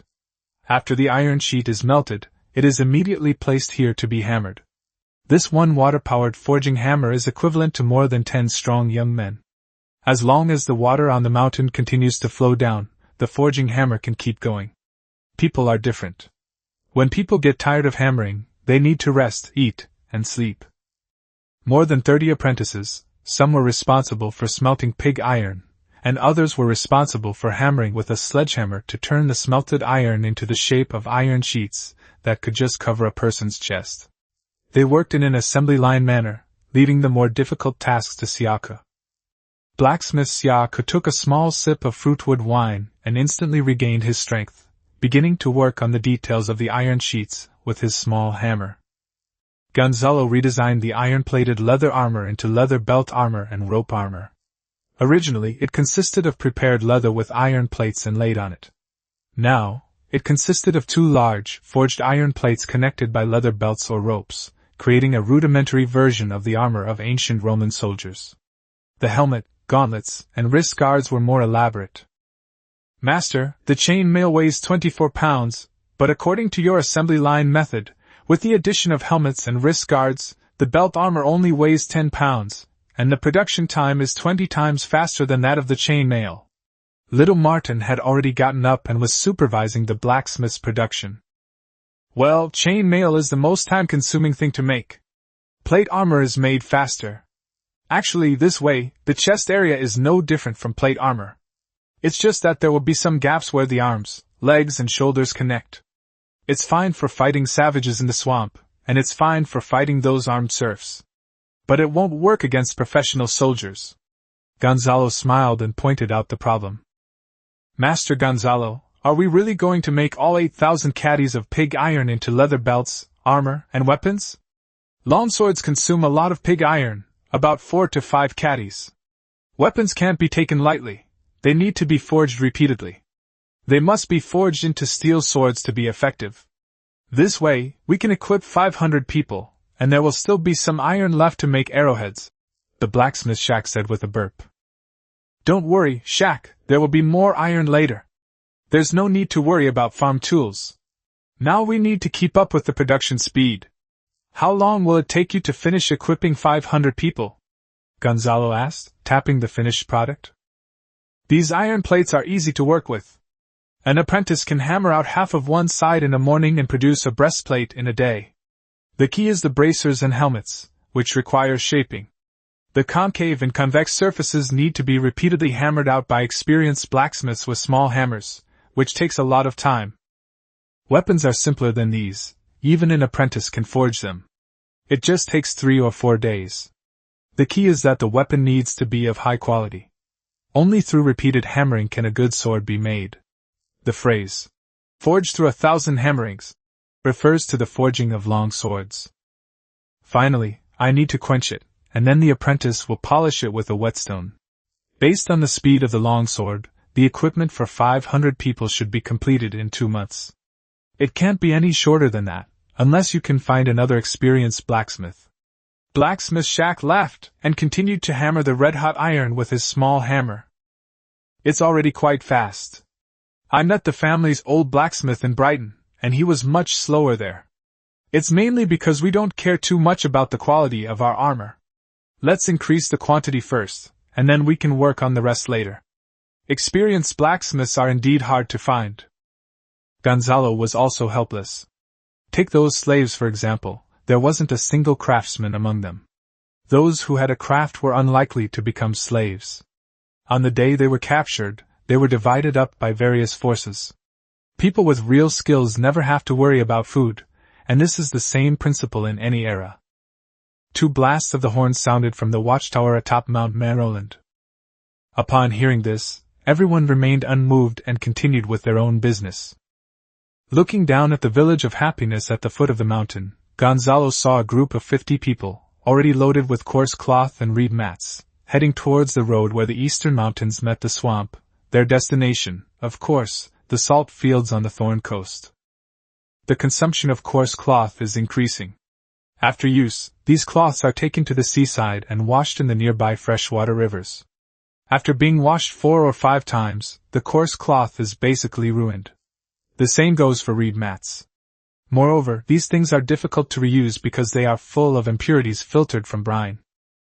The only solutions Gonzalo could think of were to sew coarse cloth together to use as bags for carrying gravel and mineral particles, while reed mats could only be used as firewood, which could only be used as filler fuel for blacksmithing and could not be used for campfires. The ashes from the campfire were to be used to neutralize the brine, and if the ashes were not pure, it would also cause problems. As for building a roof shed, that wouldn't work either, because the water from the roof would have to flow into the backyard of the wooden house and be collected and stored. It can be said that these kinds of filter impurity items are the biochemical waste of this era, and are really difficult to reuse. Gonzalo must instill in his people the good habit of thrift, and not let them become extravagant just because they have fine salt. If this bad habit is formed, one can imagine that the territory will be full of parasites in the future, and then it will be doomed. 3 bugle calls rang out from the mountaintop watchtower. This time, Gonzalo needed to go up the mountain. Looking through his monoculars, he saw that Yolok and Duke, with their men pulling red and yellow hemp, had already reached Panshan town. Judging from the number of ox carts, it seemed they had made a considerable haul in Bluestone territory. He picked up the white bread handed to him by the servant, dipped it in fine salt and jam, and ate it with bits of meat in the middle. After he finished eating, he would ride his horse to Panshan town. I've been spending most of my time in Panshan town these days. Sometimes I sleep in the castle next to Panshan town, and sometimes I go to check on the blacksmith's progress. Running back and forth is tiring, but I can clearly see that the territory is developing faster and faster. Master Gonzalo, the quality of the red and yellow hemp from Bluestone territory is poor. I've observed that it's due to water shortages and the infertile soil in the mountains. This season is the harvest time for hemp, and the price has been exorbitantly priced, much to the steward's dismay. The speaker was Duke, who had studied all kinds of plants, not just herbs. After all, he used to be a herb merchant, so he definitely had an advantage in negotiating prices. Yolok was responsible for protecting him. What about ironware? And livestock? What did the steward of Bluestone territory say? Gonzalo asked, having finished breakfast and riding his horse. Bluestone territory is also short of ironware. They need to forge chisels to dig pits. Bluestone territory grows a lot of coarse hemp raw materials because when they were mining ore, they needed a lot of hemp cloth to pack small stones. The excess was originally meant to be sold. As for livestock, the Bluestone territory steward said he couldn't make the decision. Caleb had to agree first. Duke continued. Gonzalo could only purse his lips. Baron Caleb had bought up all the rye and was just waiting for the summer harvest.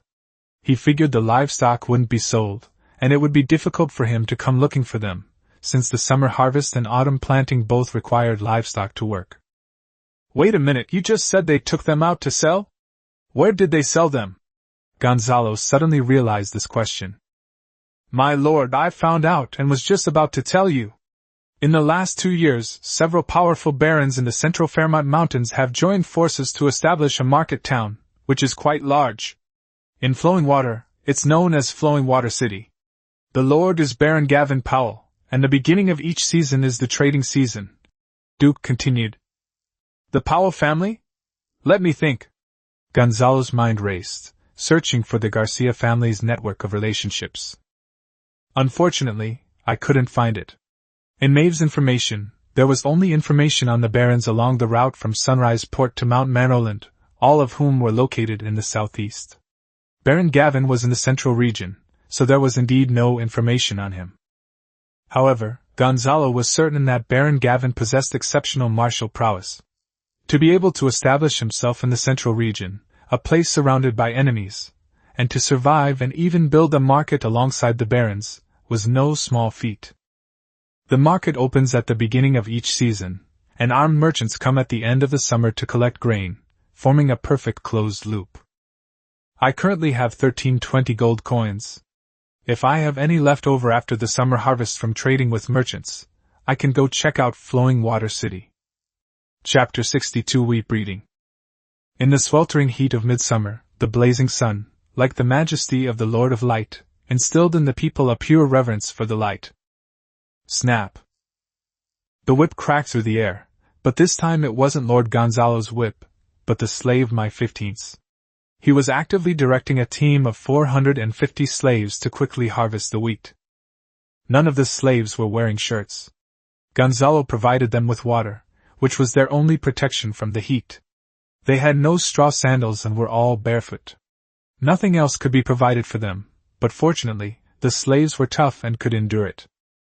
Blacksmith shops, carpentry teams, construction teams, quarrying sites, salt fields, basalt mining sites, stonemason teams, logging teams, livestock teams, garrison teams, terrain reconnaissance teams, scouts guarding territory boundaries, maintaining territory security, and mountaintop watchtowers all require manpower. Now even mushroom gathering, fishing, and hunting have stopped.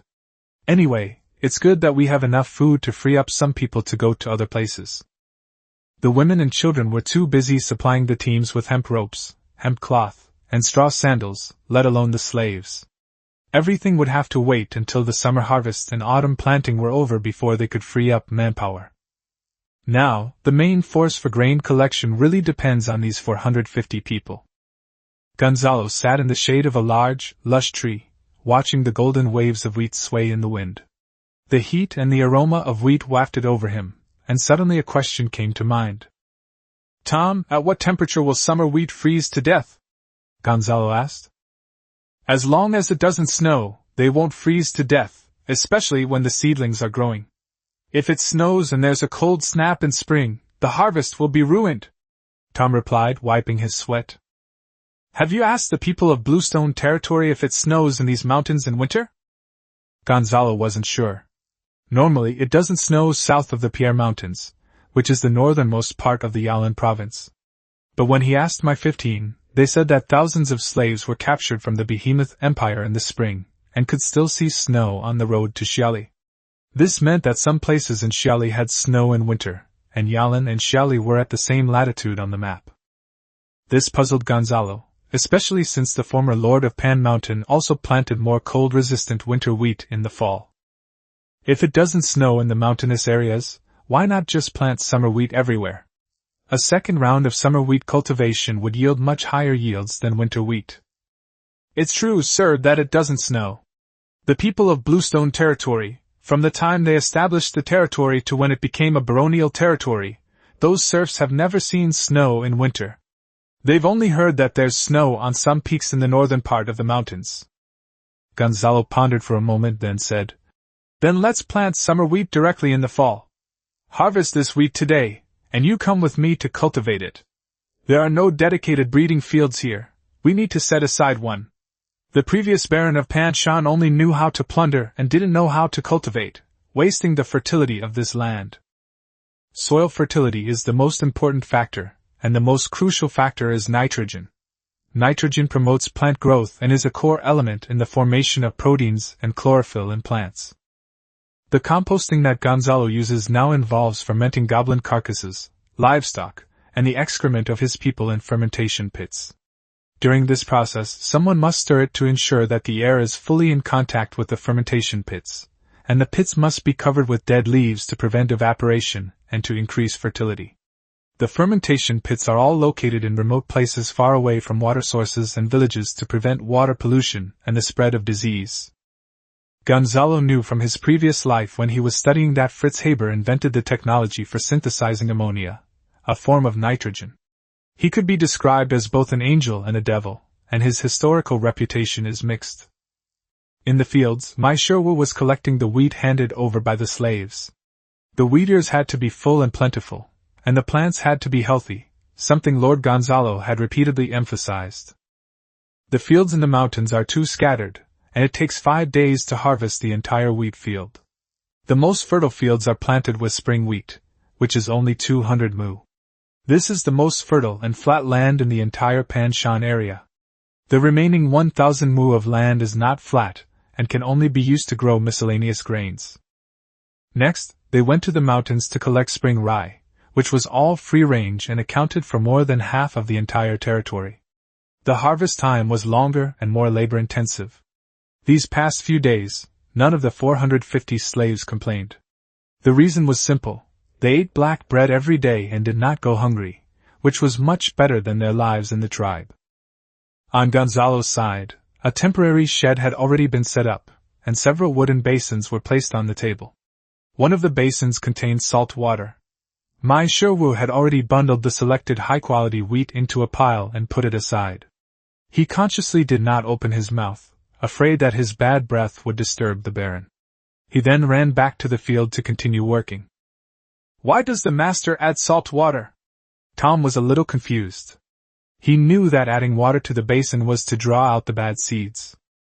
"You'll understand once you go swimming at the beach," Gonzalo said, unable to explain to him that salt water is denser and bad seeds float more easily on the surface. Gonzalo estimated the salt content to be around 20%, which would kill wheat nematodes. Other noblemen wouldn't use salt like that. Gonzalo had pure, fine salt, making it unique in this era. Wheat kernels were placed in a wooden basin and stirred continuously. Soon, the plump seeds sank to the bottom, while the shriveled and insect-damaged seeds floated on the surface. Immediately pour the salt water into an empty basin, then pour in clear fresh water from the wooden bucket to rinse it off completely, making sure to wash away all the salt. "You must be careful here. Wash off the salt water quickly, otherwise it will affect the development of the wheat. Also, this salt water can be reused," Gonzalo instructed carefully while rinsing. Around him, more than a dozen experienced farmers were learning diligently. "The rest, drying the seeds and planting them, will be up to you. You are more professional than me," Gonzalo said. After all, he only knew half of it. Unlike salt, which is purely physical and chemical knowledge, he could figure it out by simulating it in his mind. He really couldn't simulate plant development in his mind.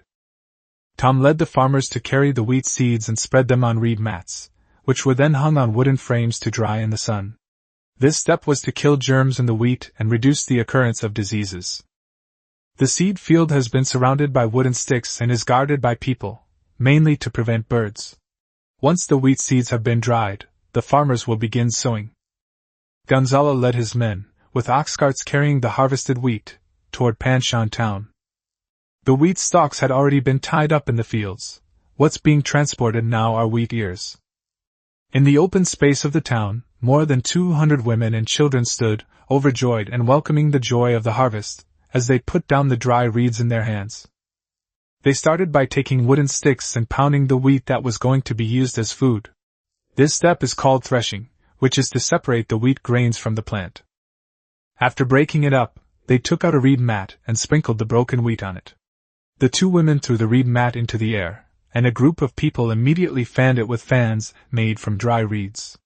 The shriveled chaff, wheat husks, broken wheat straw, dust and other things were all blown away by the wind.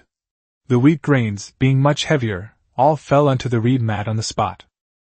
If there were water-powered windmills, the windmills on top of the mills could blow the water directly, which would be more efficient. Unfortunately, we don't have any now. The children happily took brooms and collected the husks and chaff that had been blown away. These were all edible. If you ground them up and added rye, barley, and oats, you could make whole grain bread, which was much more fragrant than rye bread. "Brother Gonzalo, I think these children should start learning to read after the summer harvest?" Pastor Arthur asked, looking at the happy children. Pastor Arthur was in a particularly good mood after converting 450 slaves to the faith. He had also lost his former timid nature, and even started to address Gonzalo affectionately today. Gonzalo and Reverend Arthur were both students of Father Rory, and they should have addressed each other as fellow students, but Arthur had been rather unfamiliar with Gonzalo before. Indeed, this group of children has learned the basics of farm work. It's time for them to learn more comprehensively. The future management of the territory will depend on them. These women and children were from serf families in Brighton, Songxue, and Lingshui, and were of much higher quality than these slaves. For example, these women didn't need to be taught how to do farm work, they could do it instinctively. Senior Brother Arthur, then I'll trouble you. I'll leave the task of teaching these children to read and write to you, Gonzalo said with a smile to Arthur.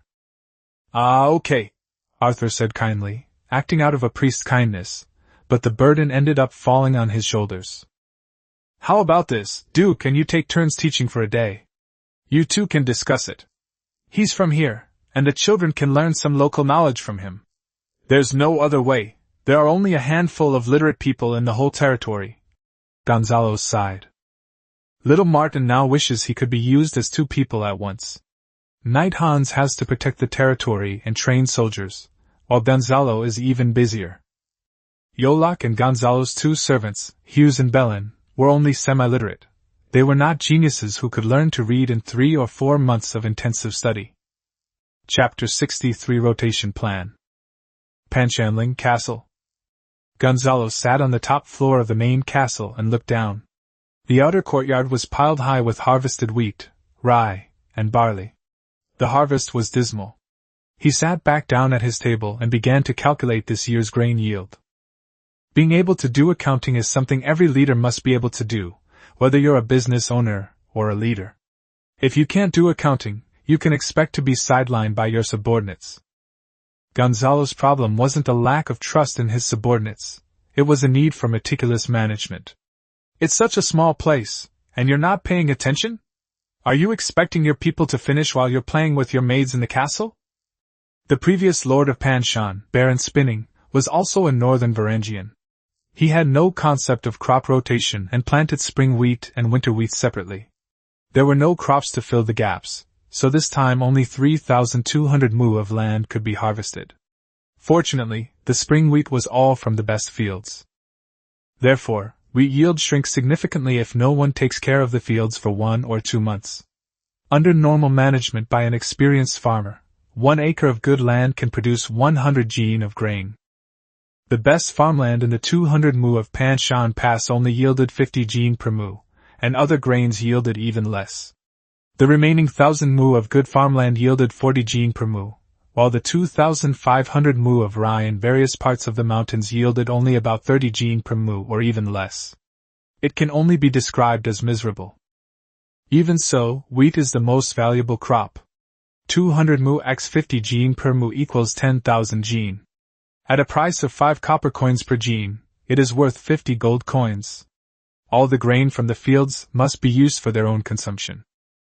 With scientific planting methods, wheat is really valuable and extremely profitable. Farming is very lucrative.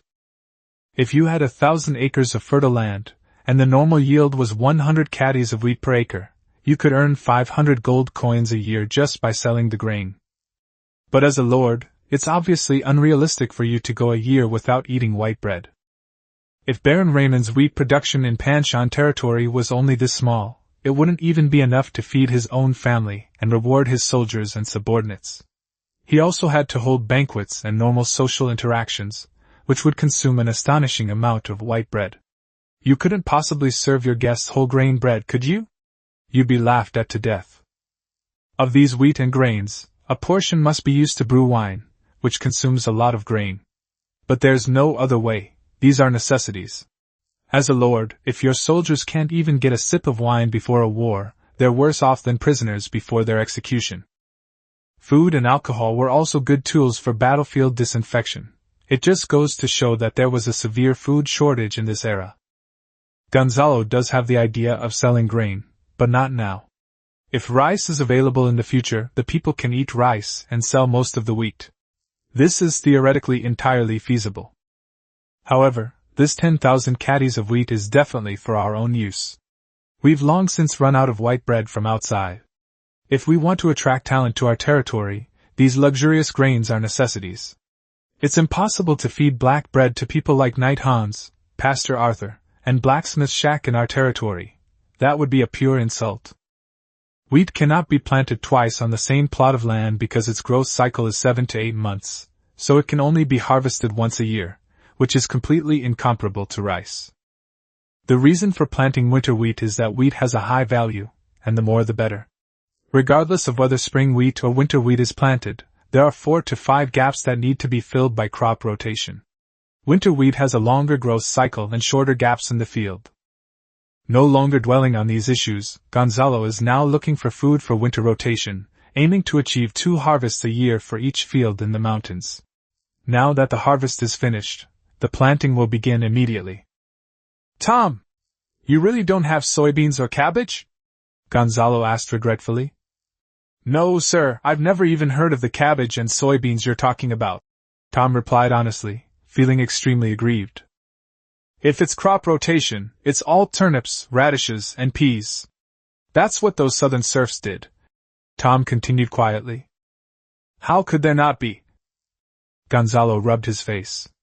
In some movies and TV shows from his previous life, potatoes existed in medieval Europe. How come they're gone here? Couldn't plants from the Americas have entered this era earlier? Then let's follow your planting methods and plant mostly legumes. At least that will be better for the land.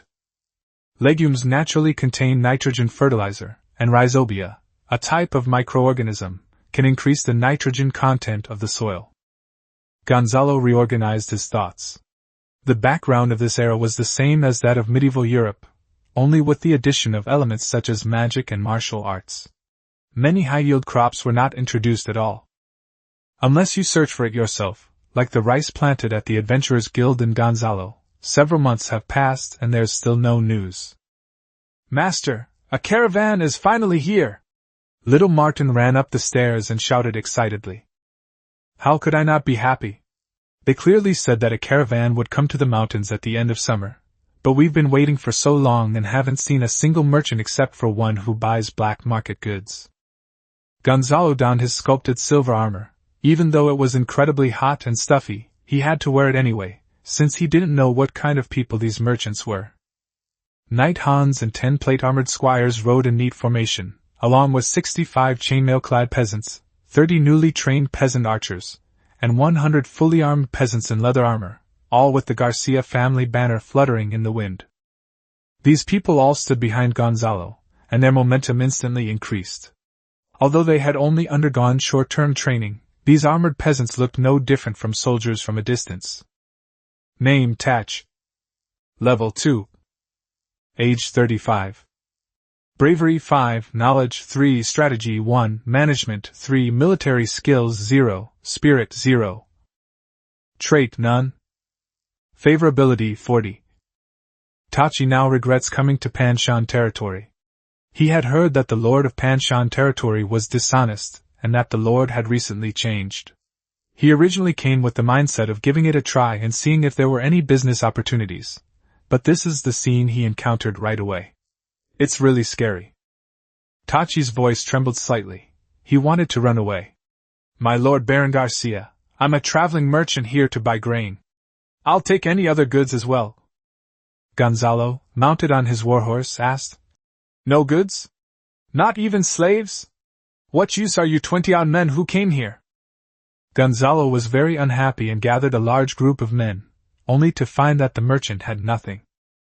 My lord, please understand. We started from Xiali province, came from the northwest side of the mountainous area, and basically sold out all the goods here at the southernmost point. Then we started to collect goods, and continued to collect goods all the way to the northeast, and finally shipped them out at Sunrise Port in Yalin province. After the goods are sold out, we'll collect them at Sunrise Port, and then make another round trip along the original route. The routes through the baronies and the mountains are all fixed, and I know all those nobles, so the risk is minimal. By the time we reach the southern end of your mountainous region, there's basically no more stock left. Good heavens, it means that by the time it gets to Gonzalo, it's all the sewers, nothing's left. No wonder the former Baron of Pan Mountain was robbing everywhere. Besides grain, what other goods do you buy? Gonzalo asked. Tachi hesitated to answer, and could only say it tactfully, because he knew that Panshan territory had nothing but grain, while the nearby Bluestone territory could collect some bright blue dye. Take anything valuable, sir. Tachi's voice trailed off. Gonzalo was speechless. He had valuable fine salt, but he dared not sell it now. He had already made it clear to Bennett last time that he had no more. Only when Gonzalo's military strength is enough to make the great nobles wary, and that they would have to lose a few pounds to defeat him, would he dare to truly open up his market. Get out of here! Next time you come to my territory, bring more slaves! The more the better. And if you need to bring more, discuss it with little Martin. Gonzalo ordered his servants to bring out a chest, scattering over 1,000 gold coins on the ground. This gave Tachi quite a shock. Seeing the gold coins lying on the ground, the armed merchant's mouth watered. Tachi quickly asked a question. Who is Lord Martin? Let's discuss this. If you look down on Panshan territory and think it's too poor, then we'll give you a shock. Chapter 64 Rian. Gonzalo and Hans the Knight, leading 100 armored peasants, marched toward flowing water. The entire autumn planting work in Happiness territory has been completed. Gonzalo didn't know much about planting grain, but he only instructed that the seeds should be carefully selected and sown, and that the plains should continue to be cultivated. The main source of grain in the future will still be the area from the plains to the swamps. Now that the busy farming season is over, many surplus laborers are idle, so it's time to visit Lushui's city. According to the merchants, Gonzalo could roughly imagine his route, from the northwest of the mountains to the south and then to the northeast, which is a V-shape, indicating that these merchants consciously avoided the city of flowing water in the middle. Because there were no goods, the march was very fast, and they arrived in 5 days. Flowing Water City. It's actually just a large village, surrounded by wooden fences. The roads are muddy and the children run around barefoot in the mud, completely unhygienic, and no adults care. The banners of various families fluttered at the city gate. Gonzalo also planted the banner of his Garcia family, signifying that he was there and that it would be convenient for the nobles to discuss matters. 100 armored peasants set up camp outside flowing water. There were many Baron and Pioneer Knight camps in the area, and they began trading with each other outside. Just as they were about to enter, a guard reminded them. Sir, if you bring goods in, you'll have to pay a tax every time you sell them. This is the city building fee for the Central Mountain Alliance. Good heavens, unauthorized tax collection. This refers to so-called city building fees. How you collect taxes from commoners and serfs on your territory is your business, but Gonzalo and his ilk are nobles, and according to the kingdom's regulations, they are supposed to pay a portion of the taxes. This city building fee is unauthorized tax collection. On a grand scale, according to the kingdom's laws, the maximum penalty is hanging. On a smaller scale, whatever you do in your own territory is your business, and others can simply choose not to interfere. How much? Gonzalo asked, raising an eyebrow. Not much, sir, just 1/10, based on your actual earnings. If you spend directly inside, you can also waive the city construction fee. The guard replied honestly. They certainly know how to do business. Gonzalo could only say. And what about those nobles camped outside, who don't come into the city? Do you trade privately with them? Gonzalo asked curiously. We won't accept them. But once these lords leave the vicinity of Flowing Water City, we won't interfere. If they encounter any problems on the road, that's their business, hee. And if any transaction takes place in our Flowing Water City, and someone steals your goods on the way back to your territory, our Central Mountain Alliance will be responsible for recovering them. The guard revealed a lewd smile. Gonzalo understood. To put it bluntly, this Flowing Water City was a den of bandits. Who knew if they were the ones who committed these robberies? It was all a business of half robbery and half selling. For those pioneering knights, this was actually a good thing, since their goods were not worth anyone else's attention, and at least their safety was guaranteed. But for the security of the mountainous area, it would be a disaster. If you really have goods that they covet, the Central Mountain Alliance will definitely snatch them up. For Gonzalo now, there's nothing to fear. A standard baronial lordship has 30 soldiers, and Gonzalo's 100 leather-armored peasants, while not professional soldiers, are at least well-trained. The Central Mountain Alliance only has 6 barons, according to information Gonzalo had gathered. Even if they all joined forces to attack Gonzalo, they would have to consider how many of their own men would die. Moreover, the Noble Alliance has never been united. We clearly agreed on the river as the boundary, so why are you encroaching on my land? What do you mean by encroaching on your land? That's my land. The river changed course during the summer floods, so it was originally mine. If you're trying to extort me, I'll have a trial by force. Who's afraid of who? Let's fight. Inside the city, two pioneering knights were arguing incessantly. Upon inquiry, it turned out that they only had 3 acres of land, but the river had changed course due to the summer floods. Now, both sides had their reasons, and they had started a trial by combat. Gonzalo had no interest in watching this spectacle. It was just a bunch of young men with nothing better to do. They should use that time to clean up the upstream river so that this wouldn't happen next time the water level rose. Trial by force couldn't solve the fundamental problem, but it could get rid of the people who raised it. The main purpose of this trip to flowing water is singular: to recruit talent. The territory is short of blacksmiths, carpenters, and all kinds of literate Gonzalo. There are 2 types of job markets here. One type consists of freelancers who are all craftspeople but do not sell themselves. They work for a few years, earn money, and then return to their hometowns. These people are bold and have some minor flaws, otherwise, they wouldn't have come to the mountains. It's important to distinguish between them here. Serfs who escape their territory may also impersonate free citizens. These people are basically there to freeload, stay in the territory for a while, steal some things, and then run away. The second type is the slave trade, which exists everywhere. Few of the first generation of slaves could even speak human language, let alone become artisans.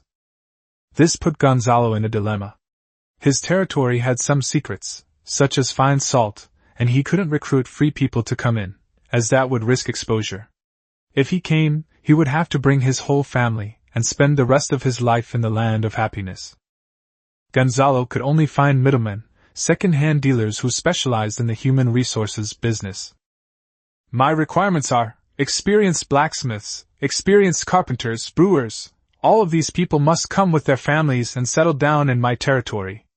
I can provide them with whole grain bread, wine, broth, jam, high wages, and occasionally white bread, independent housing, and if they are single, I will arrange a marriage for them with a pastor as a witness. It is real and effective. Ryan took a sip of wine. He was a seasoned slave trader, but he was too old to run around anymore. For the past 2 years, he had been working as a middleman in flowing water. Based on his experience, Ryan would record slaves who might have potential or free men who were suitable for various lords, categorize them, and then negotiate with suitable noble buyers to earn a commission. Lord Gonzalo, the kind of craftsman you're talking about is in short supply in every mountain territory, but the conditions you've offered are the most generous. I've never seen a lord willing to provide white bread to a non-noble. Gonzalo took out a gold coin and waved it in front of Ryan's eyes, which followed the movement of the coin and swayed from side to side. I'll stay here for 2 days. For a skilled craftsman who meets my requirements, I'll give you a gold coin as commission. Lien couldn't sit still any longer. Lord Gonzalo, it won't take 2 days. I can get it done for you before sunset this afternoon. In the entire flowing water city, no one knows more about human resource trading than me. Please don't look for anyone else. I swear to the Lord of Light, I am the best. Ryan scrambled out, eager to make money off others. Who wouldn't want to do this kind of easy money? He quickly considered the possible deals. Chapter 65 Sylvie. Name Sylvie. Level 1. Age 15. Bravery 0.9, Knowledge 0.9, Strategy 0, Management 0, Military Skills 0, Spirit 0. Trait None. Favorability 50. Name Damien. Level 1. Age 45. Bravery 2, Knowledge 0.5, Strategy 1, Management 1, Military Skills 2, Spirit 0. Trait None.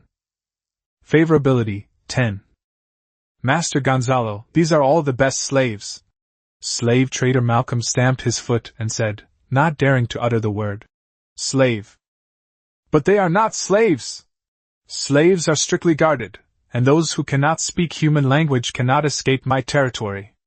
These are mostly serfs who can speak human language and have hands and feet. Once they are sent to work, they run away," Gonzalo said disdainfully. While Lien was looking for craftsmen, Gonzalo was not idle. He found the slave traders here to see if he could find some good goods through the panel.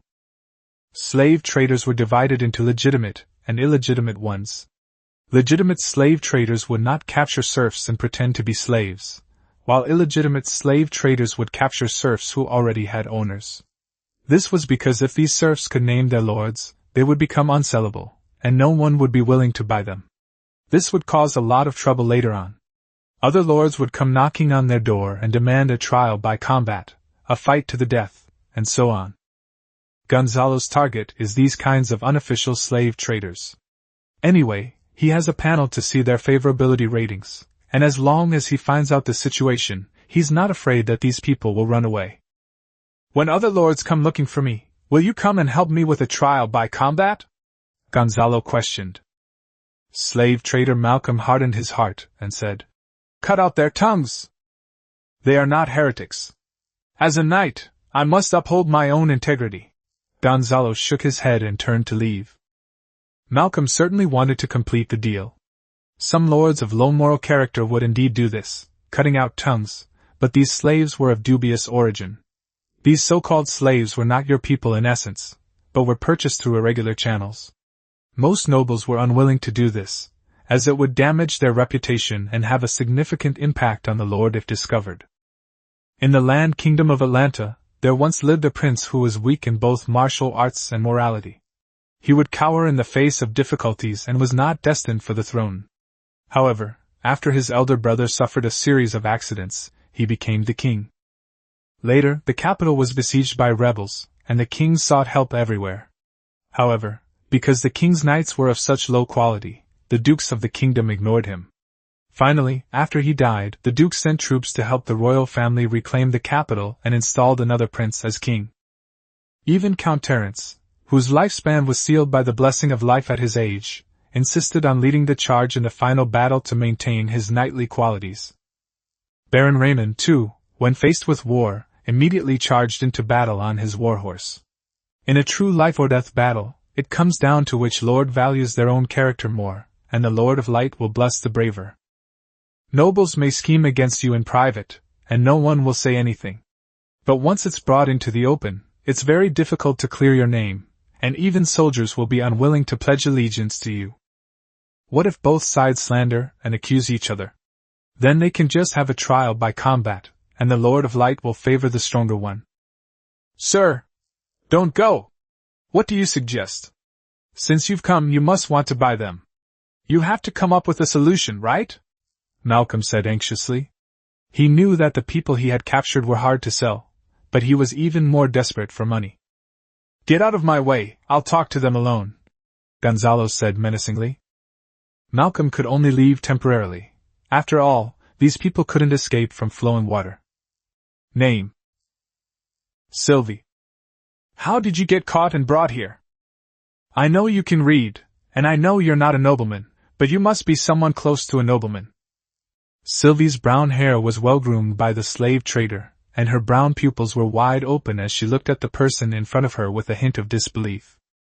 "How did you know? Are you perhaps a nobleman from the golden autumn plains of Guyun province?" "How would I know?" Gonzalo thought to himself. "Do you think I wouldn't guess with my stats? No family name after the name, female, 0.9 knowledge, no one but my personal maid could match that perfectly. Speak, I am a baron, I can help you. Even if you ran away from a noble castle, as long as you are willing to stay in my territory, I will protect you," Gonzalo persuaded. This woman's knowledge could be used to teach children. Pastor Arthur and Duke are both useful, and they should be freed up to do other things. "Master, I didn't sneak out, my young lady is dead, sob sob sob." Sylvie broke down and burst into tears. "Don't cry, tell me slowly."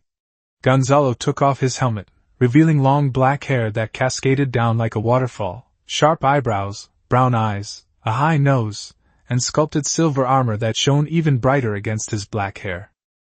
Sylvie was immediately captivated. Most nobles were more attractive than commoners. This wasn't just a matter of genes, but also of clothing and lifestyle. After all, nobody wanted to be stunned by Mai Shiwu's breath. When people are excited, their thoughts become muddled, so Gonzalo had no choice but to take Sylvie to a small, private room. He pulled out a thin, long. The necklace inlaid with rubies was seized from Elijah. It couldn't be sold on the black market. It might be useful for manipulating ordinary people, but its effect on knights would be very short-lived.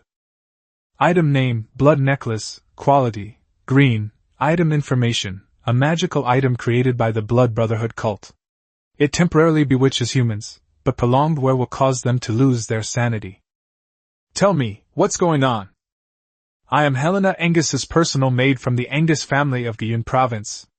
My mistress eloped with Master Jeremy, and I came with her. We traveled by ship with her brother Pratch to Sunrise Port. Young Master Pratchett refused to leave once he arrived at Sunrise Harbor. Young Master Jeremy, fearing his family would pursue them, dared not remain in Sunrise Harbor and instead took me and Miss to the mountains, where we encountered robbers. Gonzalo took the blood necklace from Sylvie's neck, wrapped it in fine linen, and put it in his pocket, another melodramatic elopement story. The noble ladies and gentlemen of this era usually read chivalric romances as their extracurricular reading material. The serfs listened to the old men telling chivalric stories under the big tree at the village entrance, and the bards also sang about the same things. It can be said that the influence of chivalric romances on people was no less than that of the four great classical novels of the previous era. Eloping with a handsome knight, what a wonderful thing! Well, at least they loved each other. From this perspective, Pratch Angus, who hired a group of robbers as bodyguards, seems incredibly wise, even knowing to wait for the nobles to arrive before setting off together. All right, you can stay in my territory from now on. You'll continue to be my personal maid. I won't let you eat black bread, at least it will be whole grain bread. Gonzalo definitely needs a personal maid now. Back in Veron, as the second son, things weren't so particular. The only real male servant was Martin, while Hughes and Belen were both brought over from their father, Raymond. While personal maids don't have the same hair as noble ladies, who have beautiful black, blonde, or white hair, personal maids at least don't have bad figures. Generally, when choosing a personal maid, the ideal candidate is a girl who is less attractive than the noble lady but has a similar figure. The management of noble servants was very strict. Servants ate in the same room, and they only dared to eat after the stewards started eating. And those who are served first are the personal maids and personal servants. After these people finish eating, the servants of lower status will clear the table of cutlery before it is their turn to eat. In short, the key point is that a qualified noble servant must absolutely follow the rules. Chapter 66 Finding Talent. Sir, I am a retired soldier. The Lord freed me from serfdom, so I moved to town. But my son stole all my savings, gambled it away, and got arrested. I came to the mountains as a mercenary to earn money to ransom my son, but now I've been arrested myself. He took off the blood necklace, wrapped it up, and put it in his pocket. Get out of here! Gonzalo couldn't buy from this kind of person. He had to run back to save his son after making the money. He wouldn't stay in the territory for long. Luckily, he had the blood necklace, or he would have been scammed. This old soldier didn't say that at first. Damien looked bewildered, unsure what to do. Master, buy me! I'm a veteran, with extensive combat experience. As long as you pay me, I'll kill anyone. Gonzalo kicked him out the door, paid you a salary, and then you ran away, right? Who will pay you back for the money you paid to buy your freedom? Next. Sir, I'm a gold prospector. We've been scammed. They said there was gold in the Fairmont Mountains, and dozens of us came, only to be arrested. That's normal. The mountainous area is nicknamed Little Myanmar. Who else would we lie to if not you? Gonzalo scoffed. Sir, what is a small cotton pad? Asked Quentin, the gold prospector, puzzled. No reply is needed. Simply remove the blood necklace and wrap it up. Gonzalo shouted towards the door. Those who are gold miners, step forward. As a result, more than 50 people stood up, and Gonzalo picked out those with high favorability and questioned them one by one with the blood necklace. In the end, they managed to select 15 miners to stay in the territory, which was a huge success. Just as Gonzalo was about to ask more questions, he noticed that the ruby on the blood necklace had dimmed and become dull. Gonzalo immediately understood and took out the magic crystal.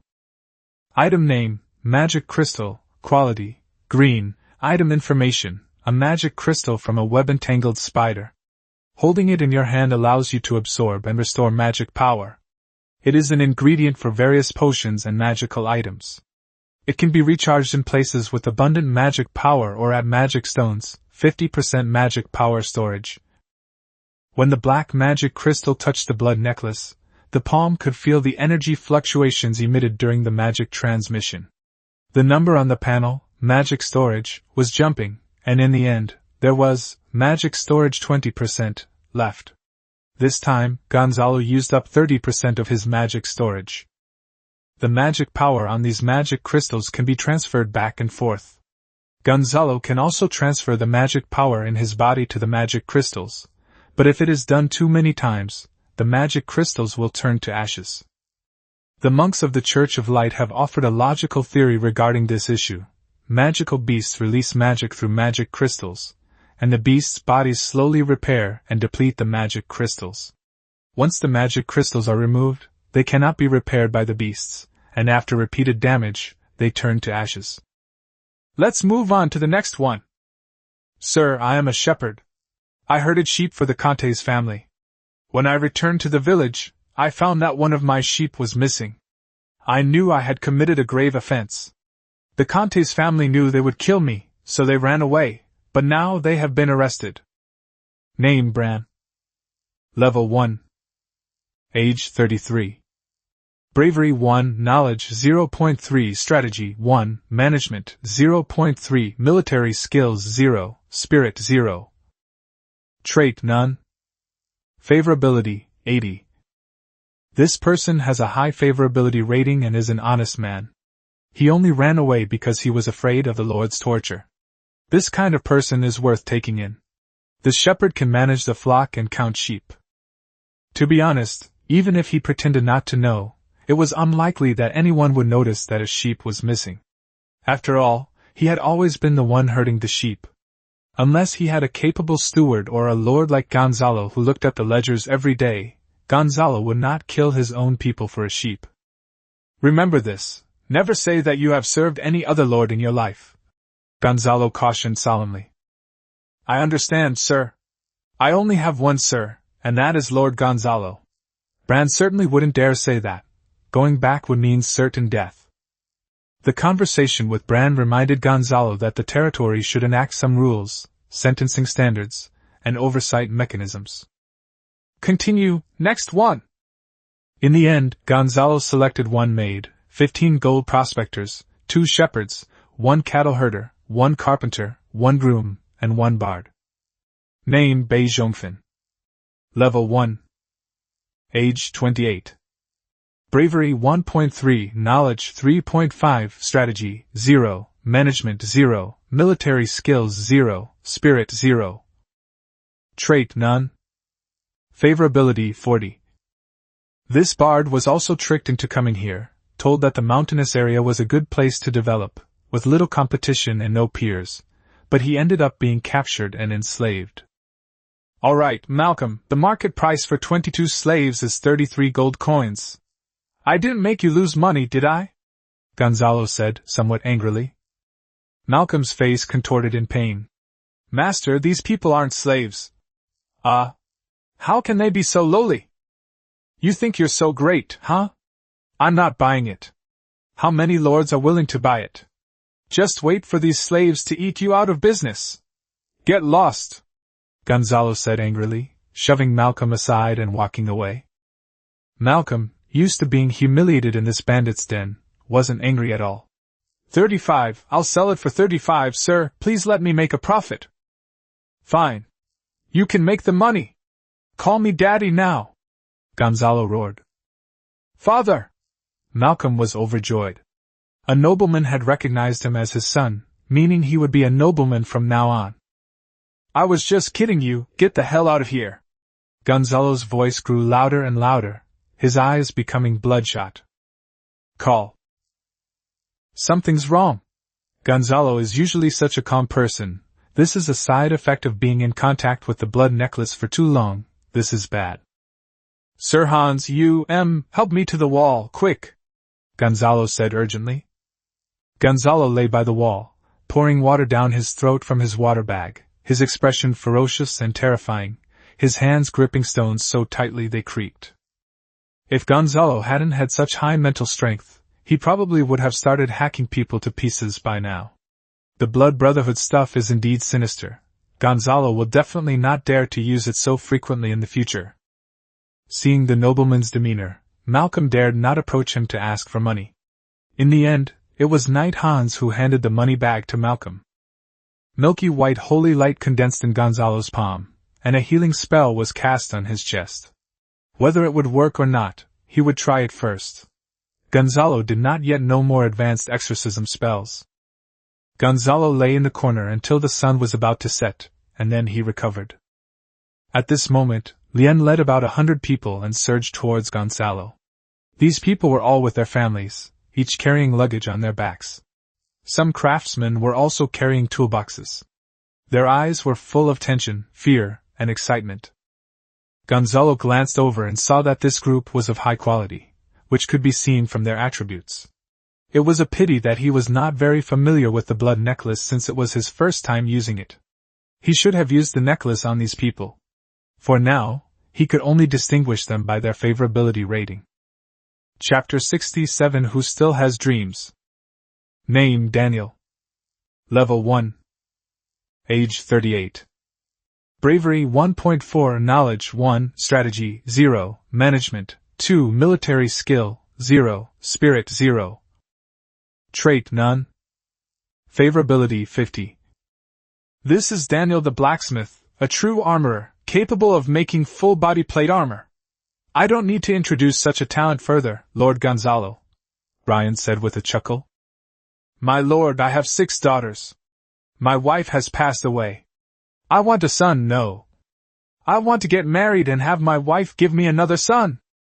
Daniel had a large beard, strong arms, and a pink face and forehead, the typical look of a blacksmith, a face that only appears after prolonged exposure to high temperatures. Gonzalo was looking at these people's panels. Daniel immediately added, My lord, my demands are not high. I only need the blacksmith's wages, but you must provide food and lodging for my 6 daughters, and also find me a wife. As long as I can give birth to a son, no. As long as my wife can give birth to a son, I, Daniel, will follow you for life. Gonzalo sighed inwardly. Even if you have 6 daughters, you can't afford the dowry even if you're an armorer. You know, a skilled blacksmith like Shaq earns twice the salary of an ordinary soldier, which is 4 to 6 gold coins a year. An armorer who can make full-plate armor is already at the top level below the extraordinary level in this era, earning 6 to 8 gold coins a year. The daughters of armorers also needed to be of equal social standing, since they were among the highest-paid commoners, and their dowries were naturally generous. Gonzalo immediately saw the crux of Daniel's problem. He wanted a son or daughter as a dowry. Gonzalo held up 2 fingers, but Daniel didn't understand what they meant. I'll arrange 2 wives for you. I can't go through the proper procedures with the pastor, since both the church and the kingdom's laws prohibit bigamy. But as long as you don't get married, it won't be illegal. You want a son, right? I'll arrange your daughter's future marriage for you, guaranteeing a good match in terms of social standing and family background, and I won't make things difficult for you regarding the dowry. Physiologically speaking, if a person is born with daughters, they will continue to have daughters. This is a natural evolutionary rule and a self-regulating ability of humans to maintain balance within the population. The twin sisters in Happiness are 29 years old. In this era, they are practically unmarriageable at that age. Back in Varanga, their parents didn't want to pay for their dowries, so they sent them to Gonzalo. Now, Daniel has just gotten lucky. Gonzalo would love for more people to be born in his territory. Families like Daniel's, with 7 members, are the most welcome in Gonzalo. Gonzalo would also love for more women, as the current male-to-female ratio in his territory is too unbalanced. Good! Lord Gonzalo, Daniel said, panting. He managed to get 2 wives. This was something else entirely. Now they were sure to have a son. I don't know what Lien said to these people, but they were so excited. It's true that professional things should be left to professionals. Everyone was amazed that the Lord, so considerate, had arranged 2 wives for the blacksmith who couldn't have a son. It was as if the Lord of Light was burning candles. He had too much money to burn. Who still has dreams? Gonzalo asked loudly, looking around. Me! Me! Lord Gonzalo! The young man shouted enthusiastically. Please tell me your dream. I have 2 older sisters, both 25 years old, and still unmarried. At this moment, the armorer Daniel's eyes widened, his face saying, Isn't this exactly what was assigned to me? I won't marry the blacksmith. My lord, please arrange marriages for my sisters, and also for my parents who are old and frail and need care. I need someone to take care of them. Everyone burst into laughter. You think you're some kind of lord, taking care of your parents? Humph! Don't look down on me. I can brew wine. I can brew all kinds of wine. My parents can brew wine too, they're just too old to move around easily. Name, Brooks Jingshili. Level 1. Age 18. Valiance, 1.3 Knowledge 3 Strategy 1 Management 1 Military Skills 1 Spirit 0. Trait, Heart of Water, not activated, Valor Training Growth plus 10%, Water Affinity. Favorability, 60. It's a pity this person lacks spiritual power. If he could activate his family's inheritance, he would be a water mage. Judging from the surname Jingshili, he is clearly not from the Kingdom of Augustus, but more like someone from the Solomon Empire. Your dream will come true. I'll arrange your sister's weddings, and I'll arrange for people to take care of your parents. Gonzalo replied directly, without asking about his background. Everyone has their own past, and since his favorability rating was 60, he would tell him sooner or later. Who still has dreams? Me! Me! Me! People cheered, shouted, raised their hands, and some even did a somersault on the spot. They had never seen a lord like this before, who arranged marriages, allowed his son to have 2 wives, and even helped take care of his parents. It's already a miracle that the Lord of Light didn't take your daughters first night, let alone grant you so many dreams. Lord Gonzalo, I want to become a priest! A middle-aged man shouted, his eyes filled with fanaticism. The atmosphere instantly fell silent. Is this guy crazy? Everyone knows whether someone can become a priest depends on talent. He's this age and he's still dreaming. People were talking and thought this guy had something wrong with his head. Name, Robert. Level 1. Age 30. Bravery, 1.1 Knowledge, 1 Strategy, 0 Management, 1 Military Skill, 0 Spirit, 0 Trait, none. Favorability, 80. Gonzalo looked at the man. His spirit was at 0, making it impossible for him to become a priest. After all, Gonzalo wasn't the Lord of Light. Name, Robert Jr. Level 1. Age 13. Bravery 0.6, Knowledge 2 Strategy 1 Management 1 Military Skills 1 Spirit 0.1 Trait, Intelligence, Knowledge plus 1, Strategy plus 1, Management plus 1, Military plus 1, Knowledge Training Growth plus 10%. Favorability, 80. I can't make you a pastor, but I can make your son one. I think this child has a real talent for being a pastor, Gonzalo said, pointing at the child. Ah. Robert was shocked. He had spent his life building houses for churches in various baronies, and was the most skilled craftsman in the villages. He was very devout and often consulted the priests in the church to understand the scriptures. He even refused to charge for repairs in order to win the favor of the priests. His dream was to become a priest. As a result, she devoted all her attention to this and neglected her son's upbringing. She didn't even teach her son to read, and the child learned to read on his own. How is that possible? How could the Lord possibly see that your son could become a priest? It's impossible. A priest goes to church, to the shrine, under the witness of the Lord of Light. The surrounding crowd had mixed feelings. They were jealous and envious. I am the church's Knight of Judgment. Gonzalo grasped a magic stone with his right hand to absorb magic power, and released a healing spell with his left hand. The milky white divine light did not lie. My God! The Lord of Light has truly appeared. I understand.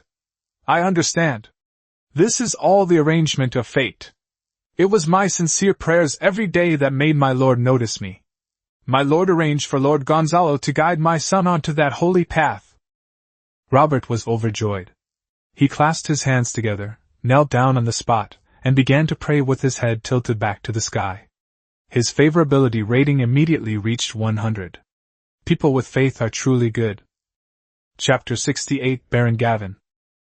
Lien, you're truly a talent. I only spent 35 gold coins buying slaves, but I gave you 30 gold coins just for that. Gonzalo exclaimed. Not only did we recruit people, but I don't know how Ryan managed to persuade them. These people have a very high level of goodwill towards us. Ryan is indeed a talented person. I feel that his abilities are no less than those of the masters in Myanmar in my previous life. Master Gonzalo, this is my job, it's only natural that I'm capable. Lien held the bag of gold coins in his hands and put it into his pocket, his palms tightly clenched. Luche City was chaotic, and there were many thieves. This was a huge sum of money, and he dared not be careless. Where are you from? Gonzalo suddenly asked. Not far, just in Xiali province. Lien's expression was somewhat melancholy. You're almost 50, aren't you? Haven't you thought about going back to Xiali to retire? You earn quite a bit every year. Gonzalo asked doubtfully, trying to see if he could recruit this talent. Alas, sir, all of us who come to the mountains to make a living, we all came here because we couldn't make a living here locally. I can't even go back now, I have a criminal record in Xiali, Lien said sadly. Not being able to return to one's homeland and dying far from home is one of the greatest regrets for ordinary people. What criminal record? Gonzalo asked. I was illegally buying and selling slaves. I was young and naive back then. I didn't have any permits, so I started doing this, and later I got arrested. Lien's words were quite tragic. Slave-catching teams were supposed to have permits, and if there were no rules and they arrested noble serfs as slaves, wouldn't that lead to chaos? Gonzalo thought about it, and realized that he couldn't get his criminal record cancelled, but he had connections who could, and now was not the time. If you can find these craftsmen again in the future, write to Panshan territory and I will bring people to trade, Gonzalo said, tapping his fingers on the wooden table. His father, Raymond, also had the habit of tapping his fingers on the table when he spoke. Sir, there's no need for such trouble. I know quite a few armed merchants. I'll just come to Panshan territory with them, Ryan said confidently. All right, as long as you can guarantee your own safety, that's fine. I don't want to see you betrayed by your accomplices the next day, Gonzalo joked. Don't worry, sir, I know the mountainous area well, Lien said with a smile. Gonzalo no longer cared about this talent, but simply told him that if he was not doing well, he could come to Panshan territory to find Gonzalo. It was already late, and Gonzalo had no intention of spending the night in flowing water, so he took his 52 new citizens to their encampment outside. Sitting at the wooden table, I opened the ledger and began to calculate today's earnings. 22 of them were recruited by Gonzalo, and were considered private property with slave-like status. The other 30 were craftsmen who were employed by Baron Raymond. In Brighton, Amy's family had a similar relationship with Baron Raymond, except that they rented the land to Baron Raymond, while Gonzalo employed them. Both belonged to the free class. Anyway, it's already agreed that we'll stay in Happiness territory and not leave. It doesn't matter if you're a free citizen or not. Once you come, you're a member of Happiness territory. If these 30 high-quality craftsmen are paid at twice the soldier's wages, 4 to 6 gold coins a year, Gonzalo would have to spend 180 gold coins a year. In addition, there are the things he promised to do that would also cost money. This is really burning money. If it weren't for fine salt, he really wouldn't dare to recruit so many people. These 180 gold coins must be paid out upon arrival in Panshan territory. Although it is paid monthly to prevent anyone from running away, the money still needs to be prepared. After deducting the 35 gold coins for buying slaves, there are 1,105 gold coins left. The plan is to increase the development of the territory, especially for craftsmen with families of 5, 6, 7, or 8 people. Their row houses need to be upgraded. Various entertainment facilities should also be built, such as taverns. A small free trade market can be established in the center of the village, since some artisans and those who have been rewarded for their military achievements have some savings and can engage in some internal trade activities. To further motivate serfs and slaves, a point system could be implemented, rewarding them with essential supplies such as salt. Gonzalo can only open internal trade for the time being, and dares not allow traveling merchants to enter Happy Village. If some foolish citizen takes the fine salt he received as a reward and trades it with an outside traveling merchant, it would be a disaster. Without sufficient military strength, Gonzalo will never open trade between its citizens and the outside world. For now, external trade can only be conducted by Gonzalo organizing armed forces to make contact, explore new avenues, and purchase additional supplies to sell in the internal market. Gonzalo plans to establish a performance troupe composed of bards to enhance the cohesion of the territory. The performances will depict the hardships Gonzalo and his people endured leading them from Varanga, giving this story an artistic touch so that it can be passed down from generation to generation. Gonzalo didn't sleep too soundly that night, remaining in a semi-awake state. 30% of the armed farmers were responsible for night patrols, as the area was surrounded by the camps of pioneer knights and barons, places where trouble was most likely to occur at night. Wake up in the morning. We also need to go to Flowing Water to purchase supplies. This time, we'll talk directly to Baron Gavin Powell because we need to buy iron and war horses, which Flowing Water monopolizes. The castle was located at the highest point on the edge of Flowing Water. Gonzalo saw armored soldiers patrolling on both sides, and there was also a dueling arena where 2 knights were fighting. There are 8 arrow towers in sight, each with 4 archers, facing all 4 directions to ensure a complete field of vision. Gonzalo handed over his iron sword and quiver to the castle guards, but refused to give them his purple wood longbow, since it was no threat without arrows. Thus, Gonzalo entered the castle wearing his shaped silver armor. Name, Gavin Powell. Level 2. Age 42. Valiant, 9.5, 7.5 plus 1 shaped silver armor plus 1 refined iron demon sword, knowledge 3, strategy 4, management 6, military 5, spirit 0. Trait, Knight's Heart, activated after taking the advancement potion. Valor training growth plus 10%, weapon proficiency growth plus 10%. Favorability 0. The Knight's Heart is the most common inheritance, but it at least shows that his ancestors had great knights. According to Gonzalo's observation of nobles over the years using the panel, nobles are basically divided into 2 categories. The first type is where all family members possess special traits. By looking through these family genealogies, it can be found that their ancestors all produced great knights. Therefore, the bloodline inherited from the great knights has inherited the heart of the bloodline. However, some of them have activated it by taking family advancement potions, while others have not taken them and therefore cannot activate it. The second type is those of commoner origin who are granted promotion potions or become barons due to their military achievements. These people only have the trait, none, displayed on their names, and their children also have no traits. Furthermore, if this generation doesn't receive an advancement potion to activate their bloodline heart, the next generation will likely not inherit it. Some traits, such as intelligence, strength, and stamina, are random and can occur in anyone, and cannot be inherited. Baron Gavin was tall and kind-looking, wearing shapely silver armor, but his belly was still bulging, making the silver armor fit him perfectly. Haha, Baron Gonzalo, the Garcia family's name is already famous throughout the country, Xiaowang Divine Arrow. It's truly a case of a hero emerging from among the young. Come sit down, let's talk about any business you'd like to do. Baron Gavin laughed heartily. His manners and actions were very enthusiastic. Gonzalo feigned surprise and delight, but inwardly he distrusted Baron Gavin completely, giving him a dislike rating of 0. Such enthusiasm seemed like a wolf in sheep's clothing. Lord Gavin, you flatter me.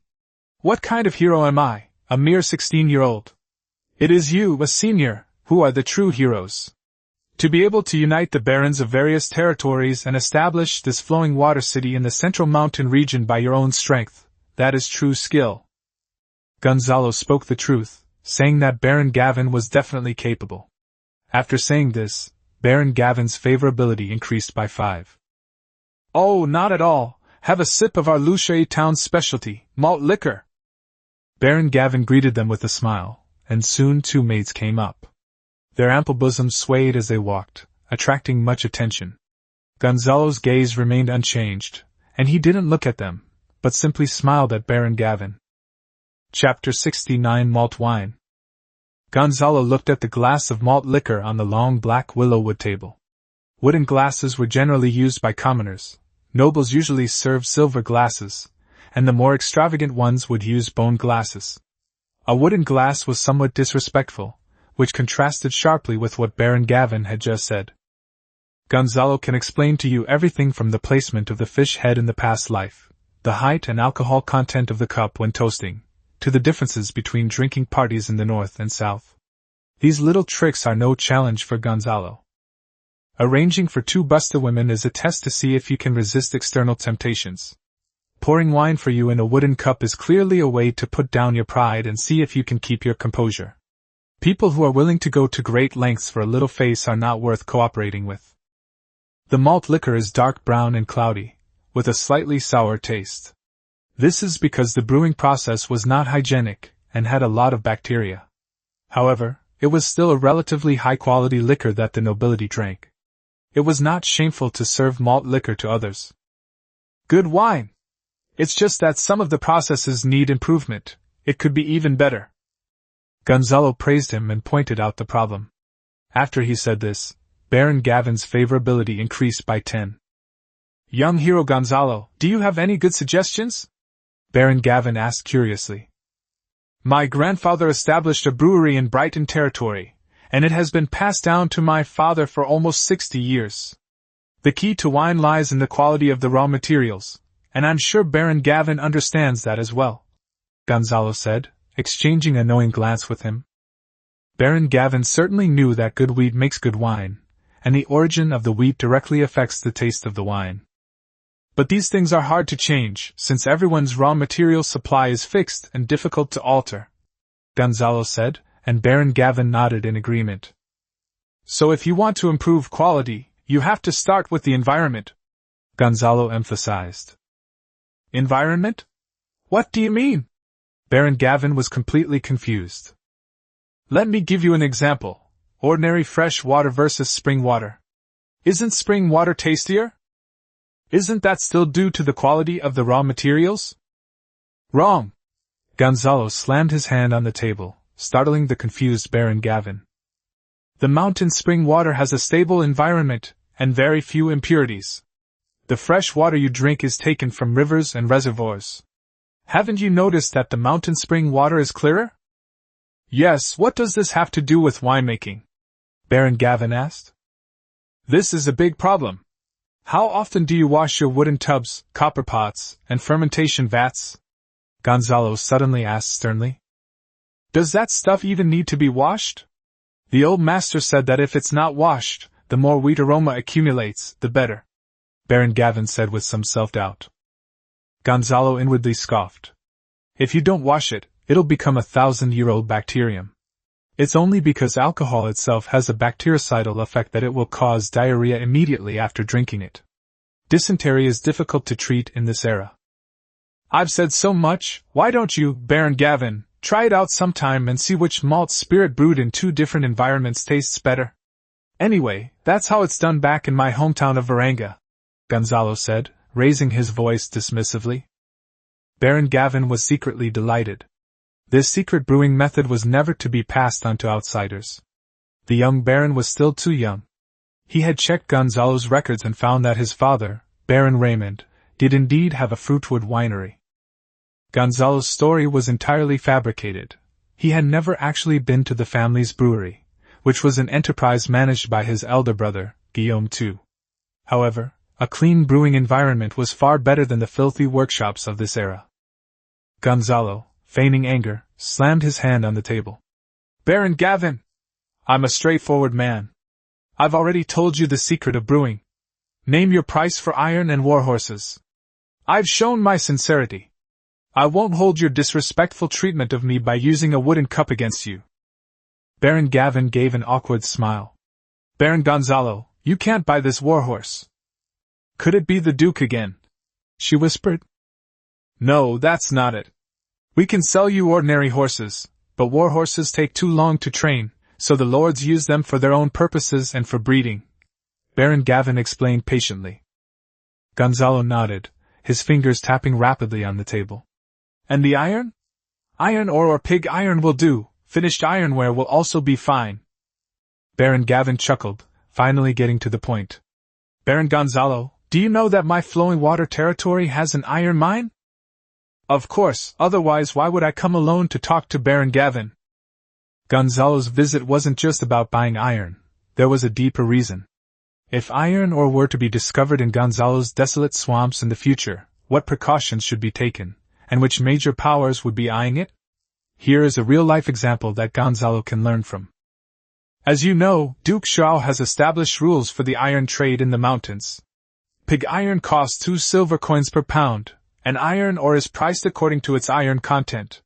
There are currently 2 trading models. I'll sell the first one to you for 2 silver coins per pound. The second option is to transport the goods to the edge of Yalin province, where I will sell them to you at the market price of 1 silver coin per pound. However, a transaction tax must be paid to the governor of Yalin province, our duke. You will pay this tax, which translates to 1 silver coin and 50 copper coins per pound of pig iron. Upon hearing this, Gonzalo understood the situation. Regardless of the method, a fee for the iron trade had to be paid to Duke Xiao. Furthermore, choosing the second option is even more troublesome. It would be fine if he were in the northern part of the mountainous region, but the southern route is too far from the Yalin province. Gonzalo didn't ask what the consequences would be if he didn't pay the Duke of Zhao, the kind of consequences his father Raymond told the 3 Gonzalo brothers ghost stories when they were young. A castle fire that happens out of nowhere, a knight's sudden accidental death, a stone falling from the sky, there's bound to be one that suits you. Of course, as long as you follow the rules and abide by the rules of the nobles will also abide by the rules for you. The lords of the mountains should normally pay taxes to the king. As for why the king would condone such a thing, that's a matter of power struggles at the highest levels, and Gonzalo doesn't need to guess. It's not something he should be involved in. Let's go with the first option, a direct pig iron trade. How about that? I need 100 gold coins worth of pig iron, which is 500 caddies. Gonzalo said he really didn't want to buy this expensive iron anymore. The price was outrageous. He had only come to test the waters. What does 2 silver coins per gene mean? A full set of plate armor weighs at most 60 gene, and it requires 12 gold coins of pig iron. And that's the minimum. After forging, the loss is as high as 20% to 50%, so you have to add several more 12 gold coins. Add the labor costs, and it's basically the same price to buy a full set of plate armor as to buy the ore and forge it yourself. The price of these finished ironwares in the mountains fluctuates proportionally, and all the money goes to supply Duke Xiao. This is the pattern throughout the mountainous region. It's no wonder that these mountain barons can develop. No wonder they all engage in plundering. The province of Yalin is located right next to the mountains. Duke Xiao will not allow a powerful force to emerge in the mountains. How can I allow others to snore beside my bed? Our ancestors were right. Slaves are looked down upon by serfs, and freemen despise both of them. Minor nobles exploit commoners, while major nobles ruthlessly exploit the minor nobles. Perhaps being a knight serving a nobleman and helping manage the manor is the most pleasant thing for an ordinary person, without having to think about so many troublesome things. Chapter 70 Horse Farm. 100 gold coins worth of pig iron. Baron Gavin frowned. It wasn't a small amount, but it didn't meet his expectations. Baron Gonzalo, I've heard rumors that you have a stockpile of fine salt. If you can offer some fine salt in exchange, we can barter. I can compensate you with other goods, which wouldn't violate the Duke of Joao's rules. Baron Gavin was actually one of the biggest opponents of this rule, as it greatly affected his iron ore sales. However, he dared not speak out against it, as many nobles preferred to trade outside the mountains rather than be ripped off at double the price. Gonzalo thought to himself. As expected, the news has leaked out.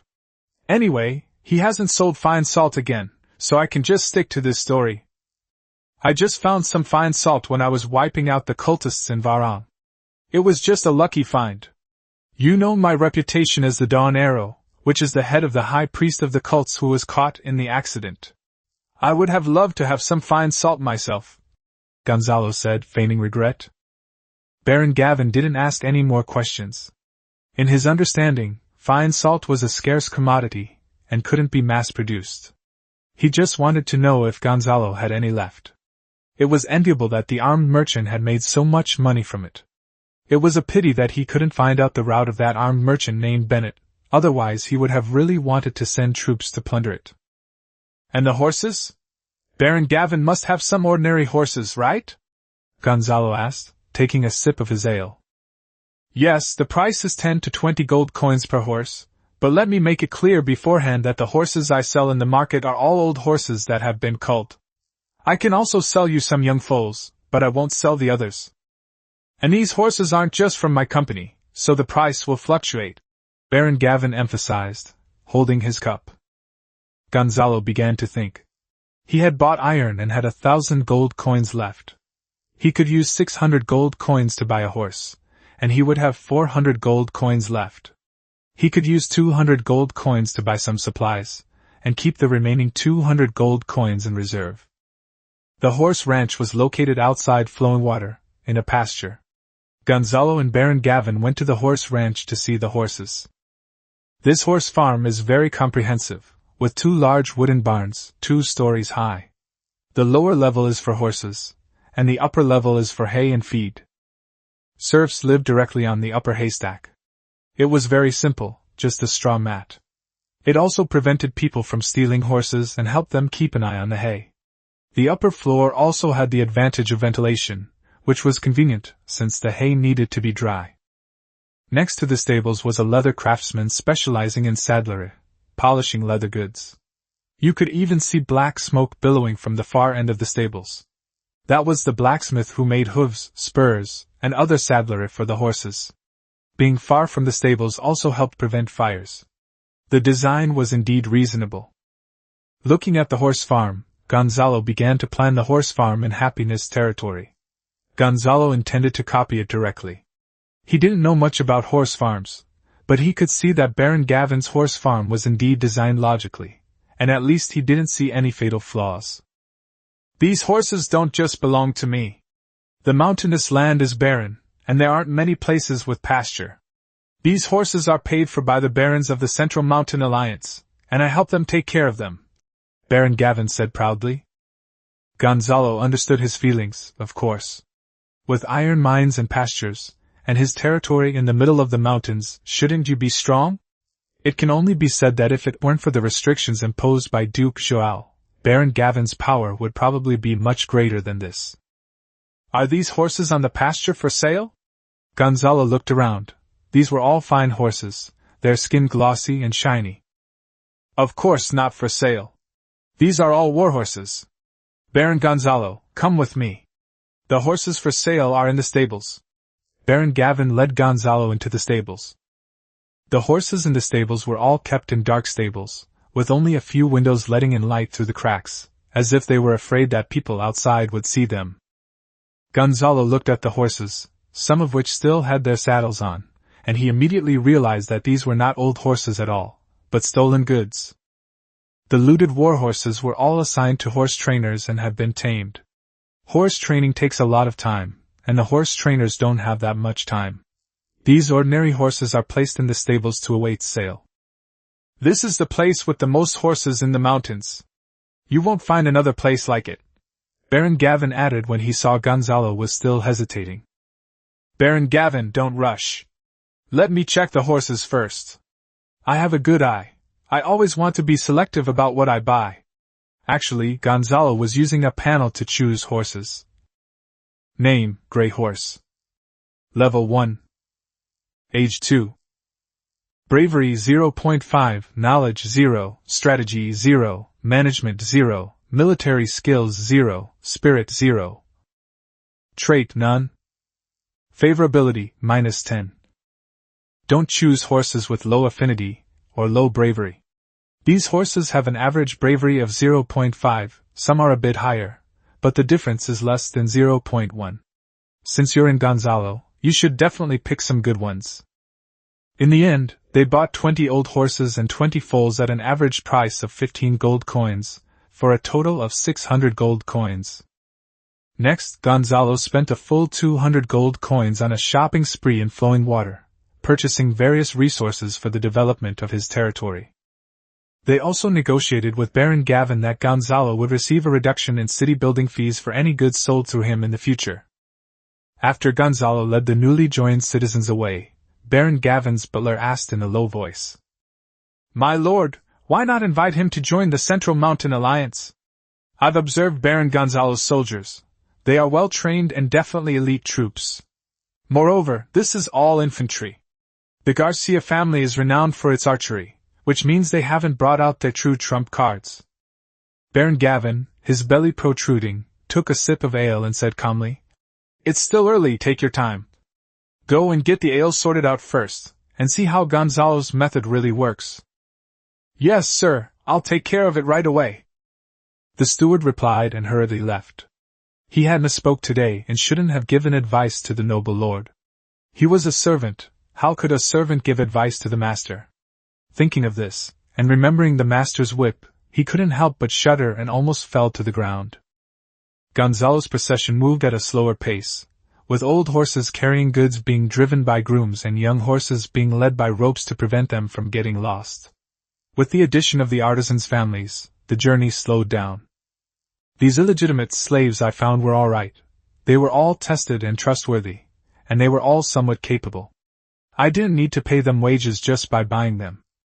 These artisans' families were not carefully screened, and Gonzalo had already instructed the armed farmers to keep a close watch on them to prevent any accidents from happening on the road. After assessing the strength of his own group, Gonzalo decided to visit the lords along the way again, at least to make an appearance, and let them know that he existed. This would make things much easier for them in the future, whether it was trade or other matters. Chapter 71 Brooks. Happiness Ridge, south of Mount Maryland, Happiness Village. As the number of artisans and their families increases, some terraced houses have begun to be renovated. The partition wall where the fireplace used to be was knocked down, and the two original separate rooms were merged into one, upgrading a house from 24 square meters to 48 square meters, which is close to 50 square meters. The house that was merged was then divided into 2 rooms, so that the upgraded detached house could accommodate a large family. Brooks pushed open the door and entered the living room. There were 2 doors on the right, leading to his parents' room and his 2 older sisters' room. He went to the back door and locked it, then closed the window on the right. Below the window was his bed. After making sure all the doors and windows were closed, he knocked on his 2 older sisters' bedroom doors. Thud. The 2 older sisters knelt down directly in front of Brooks and cried out pitifully. "Young master! Young master! I don't want to get married, I want to serve you for the rest of my life." Brooks panicked and quickly whispered, "Keep it down!" His 2 older sisters then stopped shouting. Looking at it this way, these aren't Brooks's sisters at all, they're clearly 2 maids. "The family territory is gone, I'm not even a knight anymore, I can no longer be considered a nobleman. My father is deeply poisoned, and my mother is in poor health. I no longer have the ability to support you two." Brooks' voice was a little hoarse. He was also very sad. A nobleman had fallen to such a state. "Young master! We don't want to leave you." The 2 maids began to sob softly. "It's the best choice for both of you to get married. If you stay with me, you won't be able to get married when you get older. I'm doing this for your own good. I'm a nobleman and I have to be responsible for my people." Brooks' voice was unwavering. He had made up his mind to spend the rest of his life as a brewer here. As for revenge, he wasn't even a knight. What could he possibly do to get revenge? Even if he became a knight, it would be like throwing an egg against a rock against those people. I will give you 2 dowry funds, and I will also leave you both some money.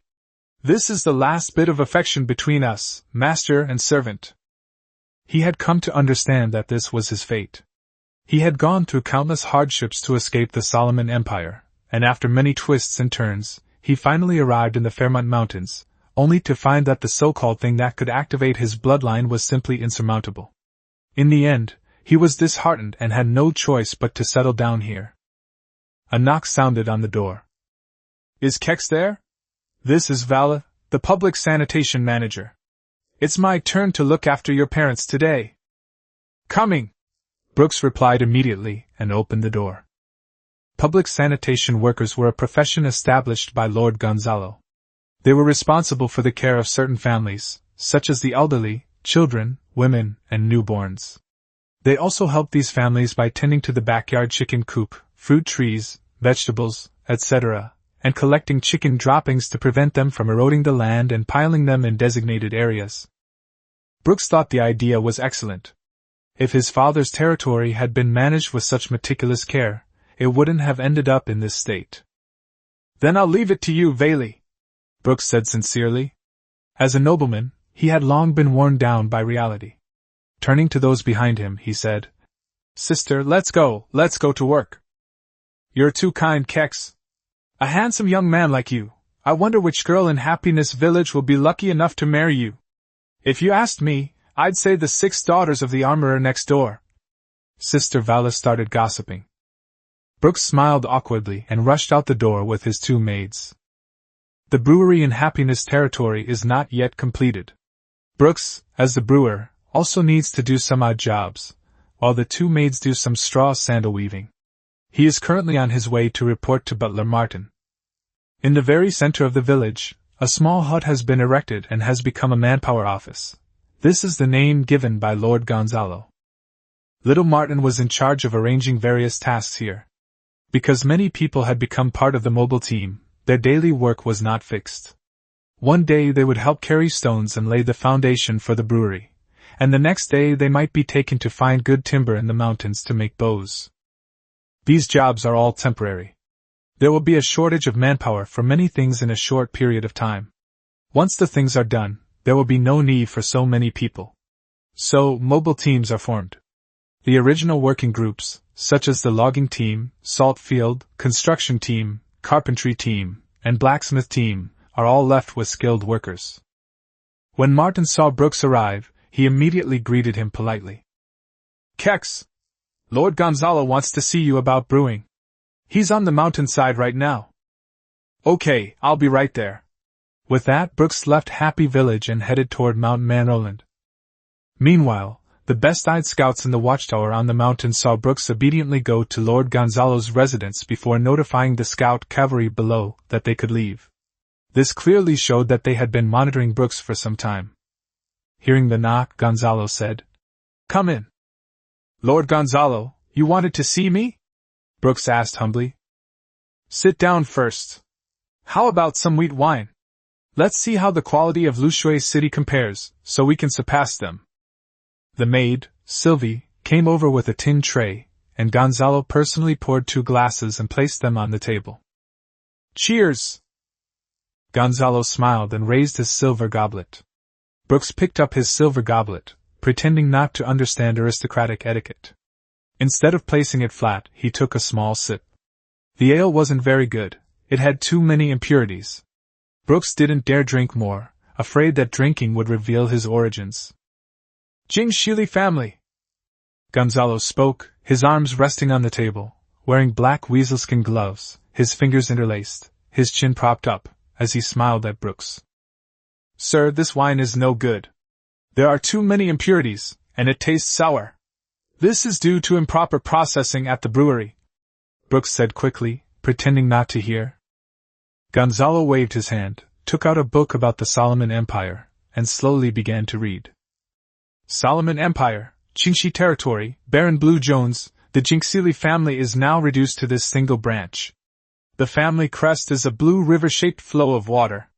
Most family members have light or dark blue hair and brown blue or dark blue eyes. Mr. Gonzalo, I don't understand what you're saying. Brooks touched his hair and found that his wig hadn't fallen off. People with blue eyes were not uncommon. Heh! Gonzalo chuckled, shook his head, and continued. Any commoner should know that a nobleman's silver cup is not meant for wine, and you just picked it up and drank from it. Although your acting was passable, pretending you didn't know how to toast, you still lack common sense. Brooks's expression changed drastically, and he quickly said, Lord Gonzalo, I have no ill intentions toward your territory. Please forgive my rudeness. I am willing to accept punishment. I still have some money to pay the fine. Brooks had no choice but to take out the dowry money of the two maids, otherwise he would have committed suicide in prison. When nobles capture noble prisoners, they want to pay ransom to maximize their own profits, while nobles from other countries want to squeeze every last drop of value out of them. Brooks believed that his most likely fate would be that Gonzalo would contact Solomon's enemies and hand him over in exchange for ransom, and he would rather commit suicide than fall into their hands. Chapter 72 Impersonation. Your acting is passable, Gonzalo emphasized again. Sir, what do you want me to do for you? Brooks suddenly realized. Gonzalo stood up, walked behind him, and patted him on the shoulder with his hand, which was gloved with black weasel fur. His on-the-spot reaction was all right. The blood necklace was hung around Brooks' neck. Tell me about your ordeal, your enemies, Gonzalo commanded. He wouldn't take in a hot potato if there were any real future troubles. Brooks looked blank and began to answer. A gold mine has been discovered in Qingxi territory. My father, Baron Blue Jones, ordered us brothers to keep it a secret. We organized the people of the territory to mine for gold, but the news leaked out later. Earl Hunt Marshal ordered us to split the profits equally, and we planned to use our connections and bribe other high-ranking nobles as backers rather than share with Earl Hunt. My father had a long-standing feud with Earl Hunter, and on the very first night of our conspiracy, the shameless Earl Hunter attacked our territory. He killed my brothers and refused to even ask for a ransom. That devil! My father was seriously injured protecting me, and we fled the Solomon Empire to get here. Gonzalo asked in a deep voice. Did you encounter Count Hunter's pursuers again? Why did you choose to come to the Fairmont Mountains? Once we left the Solomon Empire, we never encountered any pursuers again. The reason we came to the Kingdom of Augustus is that our ancestors' notes recorded that in the southern overseas area of the Fairmont Mountains, there are magical materials needed by the Jinxili family. These are the key to concocting the family's inheritance and advancement potion. As Brooks said this, his face began to show resistance, as if it were an instinct.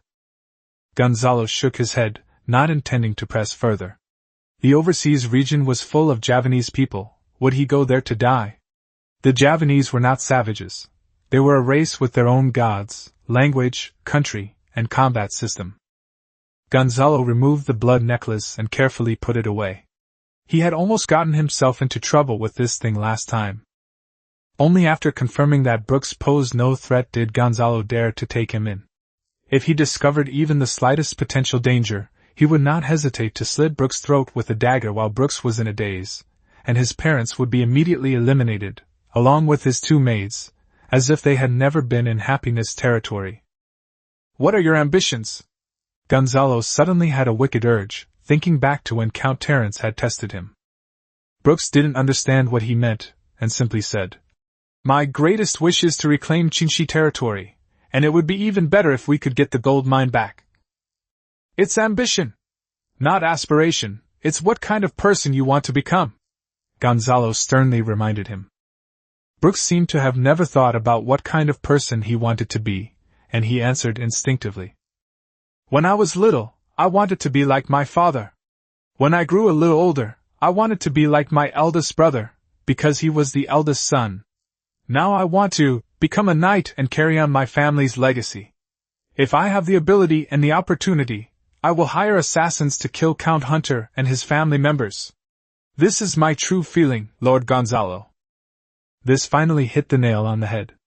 Just as Gonzalo had guessed, which impoverished nobleman didn't want to regain his original social standing? Now I'm giving you this chance. How will you repay me? Birds chirped outside the cabin, and light pierced through the dust, shining behind Gonzalo. The edges of Gonzalo's tall figure radiated a divine, milky white light, making him appear incredibly solemn and sacred at this moment. At this moment, the tacit understanding between the two reached its peak, and Brooks realized that this was the moment that would determine his fate. Brooks knelt on one knee, placed his right palm on his chest, and raised his left hand to swear. I, Brooks Jinxili, swear allegiance to Lord Gonzalo Garcia. Do not be swayed by slander, do not betray your cause by profit, and do not shrink back in the face of danger. Your enemy is my enemy, your grand plan is my journey. Even if I become a baron, my banner will forever stand beneath your Bohemia banner. In the name of the Lord of Light, I will forever fulfill my vow. Amen. This is a declaration of allegiance, not a knighthood. Gonzalo doesn't need to place a sword on his shoulder. Get up, I feel your sincerity. Gonzalo saw that Brooks' loyalty had reached 100, and of course he felt his sincerity. Master Gonzalo, what do I need to do? Brooks asked earnestly. From now on, you are not allowed to call me master anymore. You are a nobleman, so address me as you would a nobleman. Secondly, I need you to become a pioneer knight and help me manage the grasslands. It's that simple. In addition, I will support your development in your pioneer territory, Gonzalo emphasized, holding up 2 fingers. Lord Gonzalo, I am not a nobleman of the Kingdom of Augustus and do not have the right to become a pioneer knight, Brooks said in confusion. Therefore, Prachi, the pioneer knight, you need to learn more about the etiquette of the Kingdom of Augustus. Sylvie, help Prachi, the pioneer knight, get dressed. You are the personal maid of the Angus family, and no one knows your young master's attire better than you. Gonzalo clapped his hands, and Sylvie walked in from outside, speaking respectfully to Brooks. Master Prachette, let me help you with your appearance, Sylvie said, bowing as she led Brooks into the inner room. They quickly changed and came out. Brooks was dressed in aristocratic attire, with a ginger-yellow wig. The only difference was his brown-blue pupils. He looked somewhat similar to the Pratch pioneer knight in Gonzalo's memory. He had the air of a noble youth, and you couldn't fake this feeling by just finding a serf in the territory. Lord Gonzalo, the territory is exempt from taxes for 5 years. After paying taxes for another 3 years, you can become a baron. What will happen if the Angus family comes? Brooks now knew what role he was playing. His acting skills had been honed during his escape. This isn't difficult. There are many procedures in the Kingdom of Augustus. Just focus on being a pioneering knight. Gonzalo took out a box and handed it to Brooks. Inside were Pratch's pioneering order and family crest, all of which were found in the camp after killing the mercenaries that night. Every spring, the kingdom's Griffin Knights would conduct a thorough inspection of all the pioneering territories. If a knight in a pioneering territory died, the Griffin Knights would report it to the kingdom, and the kingdom would then sell the pioneering rights to the territory and arrange for pioneering knights to come and cultivate it.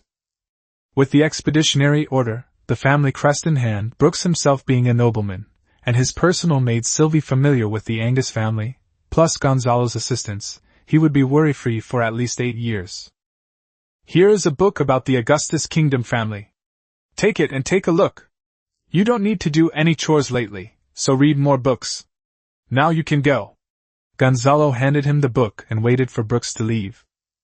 Gonzalo sized up Sylvie. Her features were fairly regular, her brown hair was carefully styled, she had large brown eyes, and her thin, slightly red lips.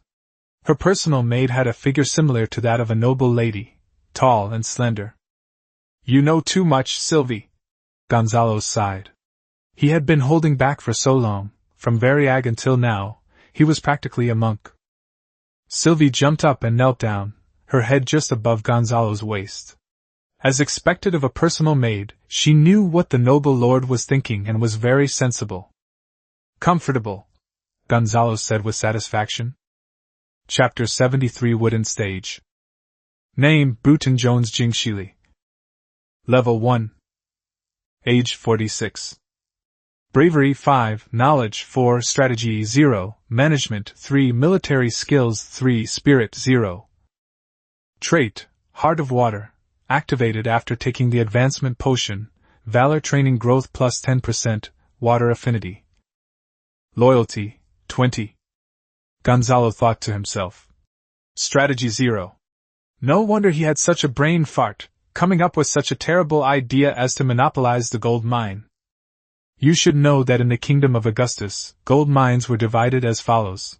The local lord received 30%, the provincial governor received 30%, the king received 30%, and the church paid a tithe of 10%. Inside the cabin, the scent of herbs filled the room. Gonzalo pulled back Blue Jones's eyelids with 2 fingers, revealing a dark green vein in his pupils. Rolling up his sleeves revealed bulging veins, and his skin was cracked like parched earth. Gonzalo looked up and asked, "What do you think, Senior Brother Arthur?" Arthur first cast a milky white healing spell, the holy light brushing over Blue Jones's skin, and the cracked skin began to heal gradually. Then the blue veins turned eerie green, green blood vessels reappeared on the skin, and cracks began to appear again in the healed areas. "It must be an evil poison. It will require multiple exorcisms to completely eradicate it. It would be best if several people took turns casting divine spells." Pastor Arthur tucked Blue Jones' sleeve in and helped him cover himself with the blanket. Upon hearing this news, Brooks looked despairing. Exorcisms must be performed by priests, and there were no priests in the mountains. It would require several priests to take turns performing the treatment, which was simply impossible. "I can't use my mental power to cast exorcisms either, for now, I can only suppress it with some herbs," Gonzalo said helplessly. "Actually, there are some other ways. We could send Blue Jones to the church in the provincial capital and spend a lot of money to hire the bishop or a few priests to help. But Gonzalo doesn't have that kind of money right now. He only has 200 gold coins left to buy supplies recently. Furthermore, since Blue Jones is currently in a vegetative state, his loyalty level is too low. It needs to rise to at least 60 before Gonzalo will choose to spend a lot of money to completely cure him. Because of the evil poison, even if Blue Jones recovers, his valor will only be 5, which is the minimum threshold for a knight. He can't improve it any further. This is the highest value shown on the panel after recovery. Perhaps it's because his age and the evil poison have damaged his body. Furthermore, the calamities suffered by the Jingxi family were far more complex than described. Evil poison is something that only cults possess. Most of the cults that we can hear about can be traced back to the Second Revolution. The extermination of an entire noble family is something that nobles would never do. It violates the most basic rules of nobility. "Lord Gonzalo, thank you for coming to treat my father. I know he may not live to see next year," Brooks said sadly. He had spoken to the priest at the church and received the same answer. Let's go out and take a look," Gonzalo said, leading Brooks away. At this time, villagers began to arrive at the center of the village. Today was Sunday, the day when the happiness leader would distribute meat soup. Everyone also knew that there might be other surprises today. In the center of the village, a wooden stage has been erected. The stage backdrop is made of stained wooden planks, carved with images of the sun, moon, wilderness, and forest. If you go behind the stage and take a closer look, you'll find that each of these carved props has a handle on its back, allowing it to move freely. The most enthusiastic were the women and children of Xingfu village. They swept the ground clean, sat down on the ground, and with their hands full, began weaving straw sandals and mats from the leftover wheat stalks. They chatted as they worked, while the children gazed expectantly at the moving sun and moon on the stage. "Mr. Gonzalo, the script has been rehearsed exactly as you requested. I've added some artistic lines," said Bei Zhongfen, dressed in a dark blue coarse cloth coat and wearing a small top hat, beaming with joy. He was always happy when it came to art. Gonzalo frowned as he read the lines. "A grand feast, jewels gleaming, pearls everywhere. The Rococo-style staircase is crowded with elegant women and distinguished men, guests wearing graceful masks. The air is filled with the rich fragrance of flowers and the sound of music. What kind of garbage is this? Change it all. Make it easy to understand." Bei Zhongfen looked stunned. Such beautiful words should be appreciated by a nobleman. In his previous life as a leader, Gonzalo believed that the most important thing in propaganda work was to be down to earth. Many people thought that hanging big banners with large slogans was just being unsophisticated. They don't even consider that in their previous life, when the market was just developing, the proportion of people in different social classes was different. Were there more ordinary people working all day or more petty bourgeois people drinking afternoon tea and gossiping? There's an old saying. If an official doesn't serve the people, he might as well go home and sell sweet potatoes. When society develops to a certain point, when everyone no longer needs physical labor, and when the cost of a large number of audiovisual works is the same as that of large banners, that will be the time when art and literature truly flourish. The people of Happiness Village are eating black bread right now. What's the point of you giving me this? Do you even know what you're saying? You need to get this straight. This is for the people of Happiness Village, not for me. Gonzalo threw the script directly at Bei Zhongfen's face. Yes, sir, I'll change it right away. Bei Zhongfen finally understood the crux of the problem. He had assumed that, just like in big cities, a script only had value if it met the aesthetic standards of the aristocracy, since the aristocracy was the one paying for it. Gonzalo shook his head helplessly. He had thought that since Bei Zhongfen had a 3.5 in education and was a bard, he must be quite accomplished in literature. But it turned out that he was an idealist who was far from reality. He was being cultivated as a talent, and it seemed that he would have to be slowly trained. When Gonzalo renamed the frontier territory the Territory of Happiness, he had already thought it through. The most important thing was that it was easy to understand. How could you expect the people of this era, who couldn't even read, to understand any elegant language? Do the common people of this era know what happiness is? Of course they don't, but in the territory of Gonzalo, they will be shown what happiness truly is. As for nobles feeling that a name sounds bad and makes them lose face, they believe that only those with power have face. If you don't have power, no matter how good your name is, others will look down on you. Mai, how's your rehearsal going? Gonzalo asked the people in front of him. Sir, let us perform a piece for you now. Mai was very confident. Coming from a circus, performing these things was a piece of cake for him. He used to do acrobatics, and if he didn't do it well, he would be whipped. He envied those dwarf performers. They only needed to put on their costumes and shout a couple of times to get black bread. Yes, you've been working hard lately, grinding that sand. It must have been tiring. Gonzalo comforted him. Master Gonzalo, I'm not tired at all. I used to go hungry and be whipped in the circus. I can't even imagine living like this in my life. Soon the drumbeats began, and Mai and the people dressed in costumes started their performance, which proceeded exactly as Gonzalo had requested. After watching the entire performance, Gonzalo felt it was still lacking. Lyle, you guys should use the plate armor as props. The wooden helmet armor is too stingy. My lord, Lyle was a little aggrieved. He was definitely not happy to give his plate armor to someone else. Some knights valued their war horses and armor more than their own family. But Gonzalo's orders could not be disobeyed, and Lyle began to remove his plate armor. Suddenly, Gonzalo had an idea. Lyle, why don't you just go up there and do a cameo? Wear plate armor for your first performance, and then switch to chain mail for the rest of the time. Sir, can I perform too? Lyle was overjoyed. The mindset of a commoner immediately came to mind. Showing off in front of everyone was a great thing to do. Why not? If any of you are interested, you can all do a cameo role. Just act the way you usually do. Gonzalo laughed. Yes, sir. We'll give it a try. The knights and squires said happily. They thought to themselves that those still outside would never have such a good opportunity. Knock, knock, knock. A group of people began to beat drums, while Bei Zhongfen played the organ with one hand and a flute in his mouth, demonstrating impressive skill. Chapter 74 Law. The open space in the center of the village was filled with people, including the families of the newly joined artisans. Everyone was curiously watching the excitement, and the villagers were holding bowls of hot meat soup, eating and watching at the same time. On the wooden stage, the moon hung high in the sky, and the opening music suddenly turned eerie. A cultist wearing a red devil mask and holding a torch began to devour people's heads. Suddenly, flames spewed from the devil mask's mouth. The women and children in the audience screamed in fright, and the atmosphere reached a fever pitch. At this moment, the carved wooden sun begins to rise, and lights fall from the ceiling of the wooden stage, illuminating the darkness.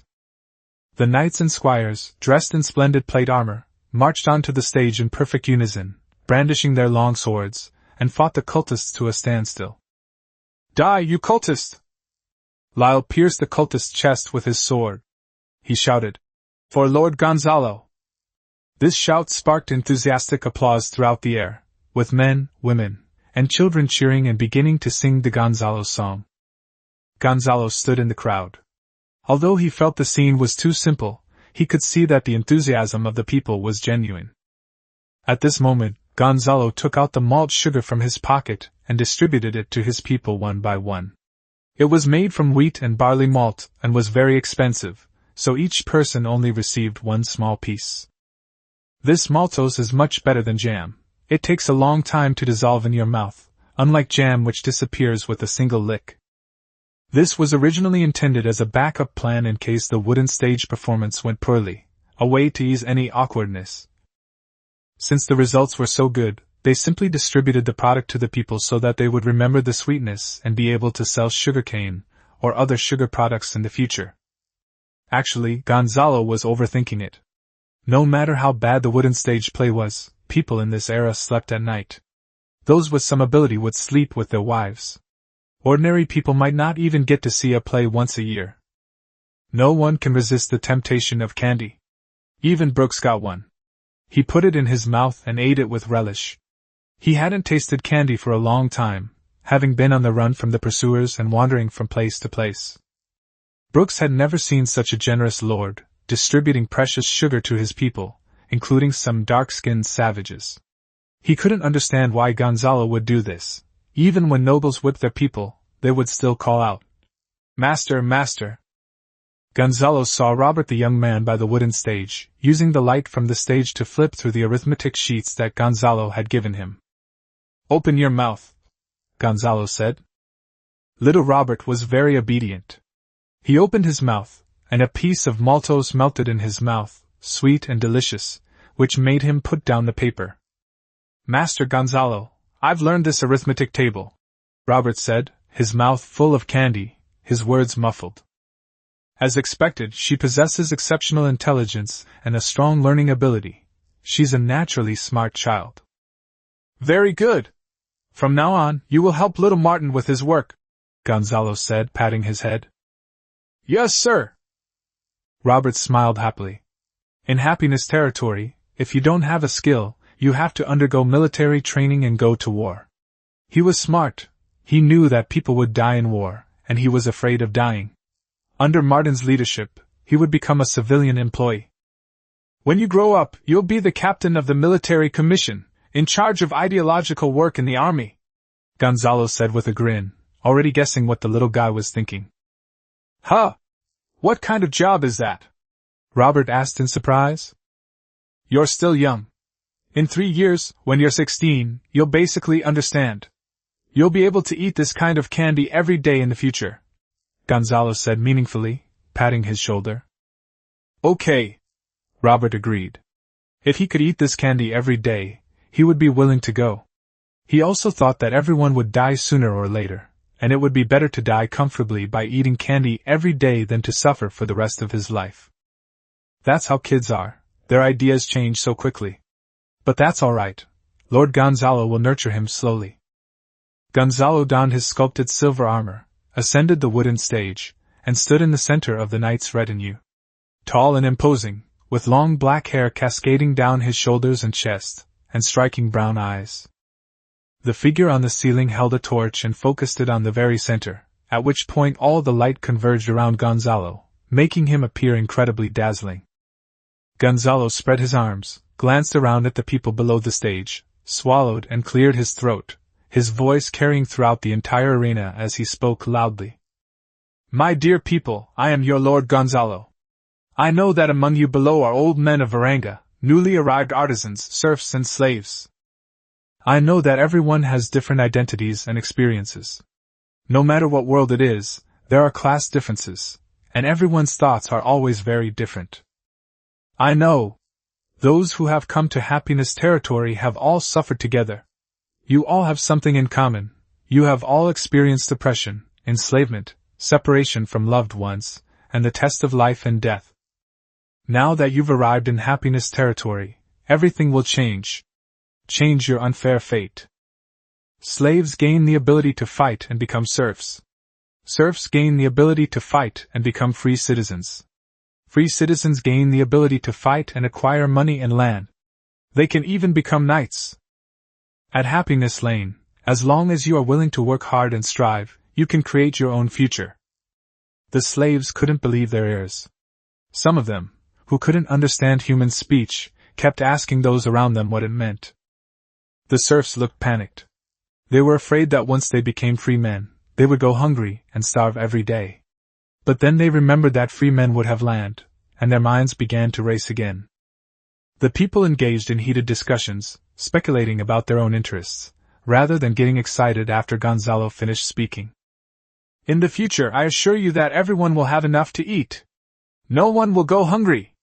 Everyone will have clothes to wear. Everyone will have a decent life. Everyone will live with dignity. Gonzalo's words caused a huge stir. The voices of the people grew louder and louder, eventually converging into a burst of enthusiastic applause. They shouted Lord Gonzalo's name, laughing happily with tears in their eyes. They knew that if Lord Gonzalo said it, he would do it. Little Martin ran up and directed a few people to carry up a notice board with a piece of paper pasted on it. This will be the first law in happiness territory. It may not be perfect yet. If anyone has any ideas for improvement, you can directly bring them up with little Martin. Someone will read it aloud here every night. If you have time in the evening, you can also sit down and study the text. Gonzalo pointed to the notice board and said that this was the real purpose of gathering everyone together today, not just for the performance on the wooden stage, but also to let everyone know the laws of the territory. The law is very detailed, covering everything from loyalty and duty, assault, theft, slow work, and fugitive homicide. For example, theft. If someone steals a chicken, they are imprisoned for 30 days with half the food. These 30 days are not just about being locked up, but also include being sent to a quarry to do the most dangerous work in the quarry. Another 40 lashes and compensation. If compensation is not possible, labor is required instead. If the criminal dies, the compensation obligation is fulfilled by his children or other close relatives. This simplified version of the joint liability mechanism can prevent crime from occurring. Because Lord Gonzalo understood very well that the most dangerous work should be done first, and then the whipping should be done, otherwise, the work would be impossible after the whipping. Lord Gonzalo was used to maximizing the use of everything. It also details the rewards for military achievements. For example, military achievements, rewards for fighting savages, rewards for fighting foreign tribes, rewards for fighting bandits, rewards for fighting nobles. For example, rewards for obtaining rare plant seeds, discovering mineral deposits. Rewards are based on difficulty level and requirements, and the document details the rewards for acting as a spy and gathering intelligence. Gonzalo enshrined these in law so that everyone would remember them. Both sweet treats and harsh punishments are necessary for long-term success. A combination of kindness and severity is essential. Strict laws in the early stages of a territory are crucial to teach the people a lesson. Chapter 75 Wolves on the Grassland. Since Brooks has already impersonated a pioneering knight of past territory, then a portion of the past grassland can be developed. The team heading to the PA grasslands included Gonzalo, Ali, and a few others. They were all quite clever, and their dark skin as slaves could also deceive the savages. They could also escape in time if something happened, so they were in charge of harvesting the grass on the entire grassland. Gonzalo is now preparing to establish a settlement on the PA plains for permanent grazing, which will greatly help in the future breeding of high-quality war horses. The PA's meadow wasn't as far as the salt flats, but the mountain roads were difficult to navigate, and it took a whole day to get there. It was also Gonzalo's first time here. In the distance, you can see a high mountain covered with snow. A river runs through the entire PA's grassland, leading directly to the eastern coast. The moist sea breeze is blocked by the high mountain and flows back to the grassland, making this place humid and rainy all year round, forming a natural grassland. Gonzalo took a long tree branch and probed the river. The water was deep enough to carry a boat. The downside was that the eastern coast might be inhabited by Javanese people, so a port couldn't be built there. Otherwise, the value of this land could have increased several times over. 200 people set up camp near the mountains and trees. Most of them were construction workers. They started taking out planks, and some cut down trees on the spot, preparing to build a horse farm here. "Ali, you said there are wolves here?" Gonzalo asked, holding up his binoculars. "Yes, sir, our herding team often sees wolf packs," Ali said while hammering a wooden stake. "We need to eliminate the wolf pack first." Gonzalo didn't want all his horses, cattle, and sheep to be eaten. Wolves are cunning by nature and not easy to hunt. Gonzalo and several veteran hunters from the hunting party began to discuss and finalize the details and plans. Until night. Gonzalo and his group lay prone in the dense bushes, holding their breath and waiting quietly. In the distance, a sheep was left behind on the grassland. Its feet were tied to a small wooden stake, and it kept eating carrots, completely unaware that danger was approaching. A cunning gray wolf was slowly crawling forward. Just as it was about to reach the sheep, it ran away, watched from a distance for a while, and then went up and began to tear at the sheep. "Master, is it our turn?" Lyle lay on the ground, his tall frame uncomfortable from not moving for so long. "Don't rush, wait a little longer. This wolf is thin and weak, it doesn't seem like a lone wolf. Lone wolves are usually wolf kings that have been eliminated, they wouldn't be this thin and weak," Gonzalo said in a low voice. Sure enough, just as Gonzalo finished speaking, a pack of wolves followed. They began to drive the working wolf aside, and the strong wolves began to enjoy the mutton. "Now! Charge!" The warhorse had been blindfolded and its mouth covered, but now those things were removed. Gonzalo mounted it, took out his longbow made of purple thorn wood, drew the bow fully, and began to fire. There were only 3 such warhorses, ridden by Gonzalo, Hans, and Brooks. The other riders were not skilled enough to ride ordinary horses, and they dared not approach the wolf pack. Only the warhorses dared to bravely advance even when facing millions of enemy soldiers. The armed farmers who had been lying in wait on all sides began to gather and start hunting down the wolves. Dang! The arrow slashed through the air, its iron tip shattering the skull of the strong gray wolf. With a pitiful howl, the wolf collapsed instantly, and the pack scattered and fled. 30 peasant archers, who had been training for 2 months, began shooting at the wolves, but unfortunately their accuracy was too poor, and the wind was too strong, so they all missed. Finally, it was up to Hans the Knight and Brooks to catch up with the gray wolves and begin to stab them with their spears, reaping the wolves one by one. Soon, the entire pack of gray wolves was killed. "Lord Gonzalo! Look over there, there's another gray wolf!" It was Ronan who spoke. He had previously been in charge of reconnaissance and watchtower construction, and he had a special skill, excellent eyesight. Gonzalo took out his binoculars and looked into the distance. A gray wolf was crawling away, looking extremely cunning. A strange smile appeared on Gonzalo's lips. "Wait here for me, I'll be right back." Gonzalo spurred his horse and charged toward the gray wolf.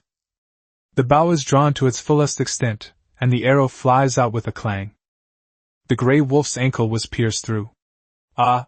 The gray wolf let out a human scream. Gonzalo dismounted, pulled back the gray wolf's skin, and underneath was a dark-skinned savage. Name: Dasam, Grey Wolf Tribe. Level 1. Age: 14. Bravery 1, Knowledge 0.5, Strategy 0, Management 0, Military Skills 0, Spirit 0. Trait: None. Favorability: -50. Little savage, can you understand human language? Gonzalo picked up the savage, tied his hands and feet, put him on the horse's back, and spurred the horse toward the camp. Gurgle, gurgle. The little wild man, wearing colorful feathers on his head, made a series of incomprehensible noises. Upon arriving at the camp, Gonzalo placed Das Sen on a straw mat and summoned Japas, the barber and surgeon. Pull the arrow out for him. Who speaks the language of the mountain tribes? Gonzalo said to the crowd. There was complete silence. No one answered, which meant that no one knew the answer, including Ali and Elu. They were both northern wildlings, and their second or third generation had lived in Brighton territory, yet they couldn't even speak the northern wildling language. My Sherwood didn't say anything either. He couldn't understand what the savage was saying at all. Savages were like that. They didn't just escape from the elves in one group, but in more than 10 generations. They fled to different regions of the Elven Empire. Over the years, the savages in different places had long since developed their own languages. At this point, Yolok spoke up. Duke should understand. He used to collect herbs in the mountains, and he told me that he had come into contact with the savages of the mountains. Ride a horse and get there overnight. Call Duke over, and also call the mobile team. Tell them to bring their combat equipment and march at full speed toward Pass Grassland. Gonzalo commanded that Duke was now in charge of foreign trade and frequently had to travel to the baronies surrounding Happiness territory to buy and sell territorial resources with the stewards. Soon Yolok began to move. He put on his iron armor to lighten his weight, took his weapons, mounted his horse, and galloped toward Happiness Land under the moonlight. By this time, Japas had sterilized the scalpel with fire, poured some grain liquor on Dassan's ankle to disinfect it, and cut the arrowhead with forceps. With a heart-wrenching scream, Dassan pulled the entire arrow shaft from his ankle, and Japas tenderly wrapped it up with linen. Linen is a fabric used by noble gentlemen, yet it was used to bandage a savage child. If it weren't for Lord Gonzalo's insistence that every wounded person be bandaged with linen or hemp for its antibacterial effect, Japas would never have been willing to use it on a savage. Soon after, Dasang stopped screaming and fainted from the pain. Gonzalo began by giving orders. Everyone, put on your armor today. Don't sleep too soundly. Be alert for any savage activity around you. Yes, Sir Gonzalo. The people all shouted, knowing the seriousness of the situation from Gonzalo's tone. Chapter 76 Grey Wolf Tribe. As dawn broke and birdsong filled the air, the Paz meadow. Duke rode up behind Yolok on horseback. Duke's horsemanship was still the same as before, which he had honed through years of training while being chased by bandits, while collecting medicine.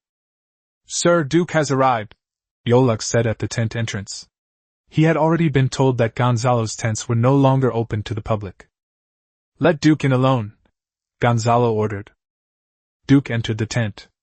Dasang was already awake, his eyes glazed over. He was covered with a rag used for cutting hair, and was tied to a bench. I'll ask you, and you'll translate for me.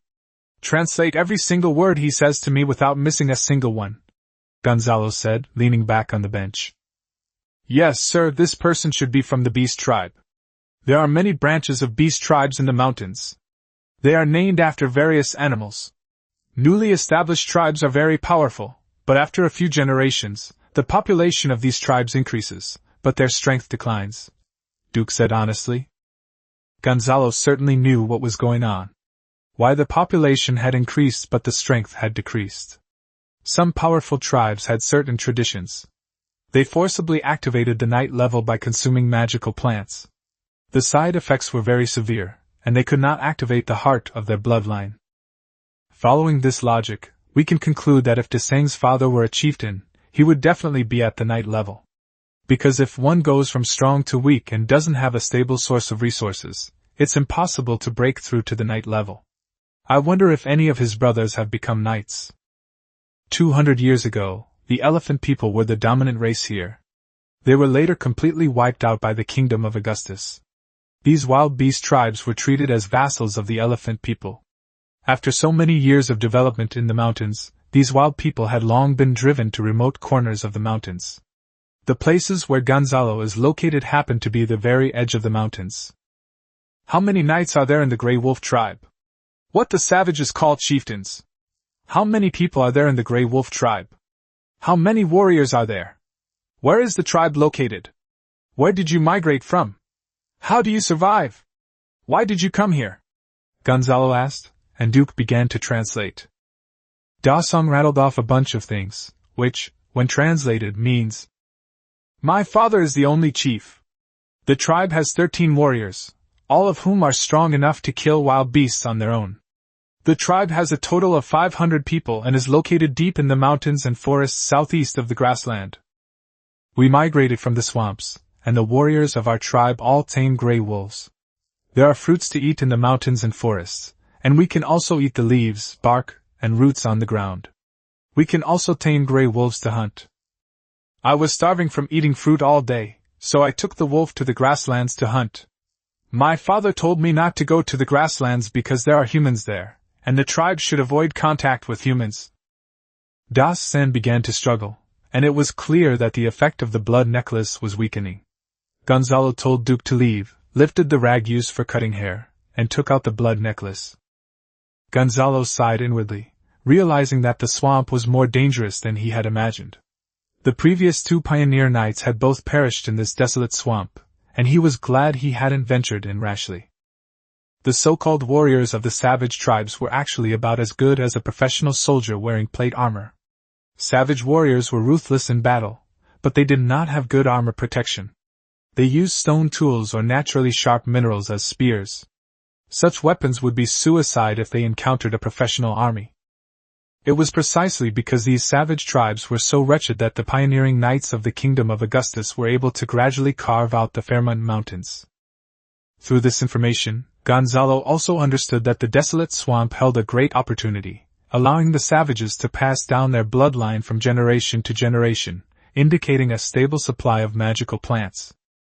The primary objective now is to control this gray wolf tribe and stabilize the security of the grasslands. Gonzalo stepped out of the tent. York, how much longer until the mobile unit arrives?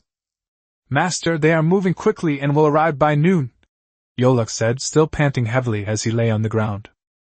Okay, everyone, once we arrive, let's rest in the forest first. The Grey Wolf tribe chief's son is missing, they'll definitely be searching everywhere. Let's hide and wait for the right opportunity, Gonzalo instructed. At noon, 800 armed peasants arrived with their weapons.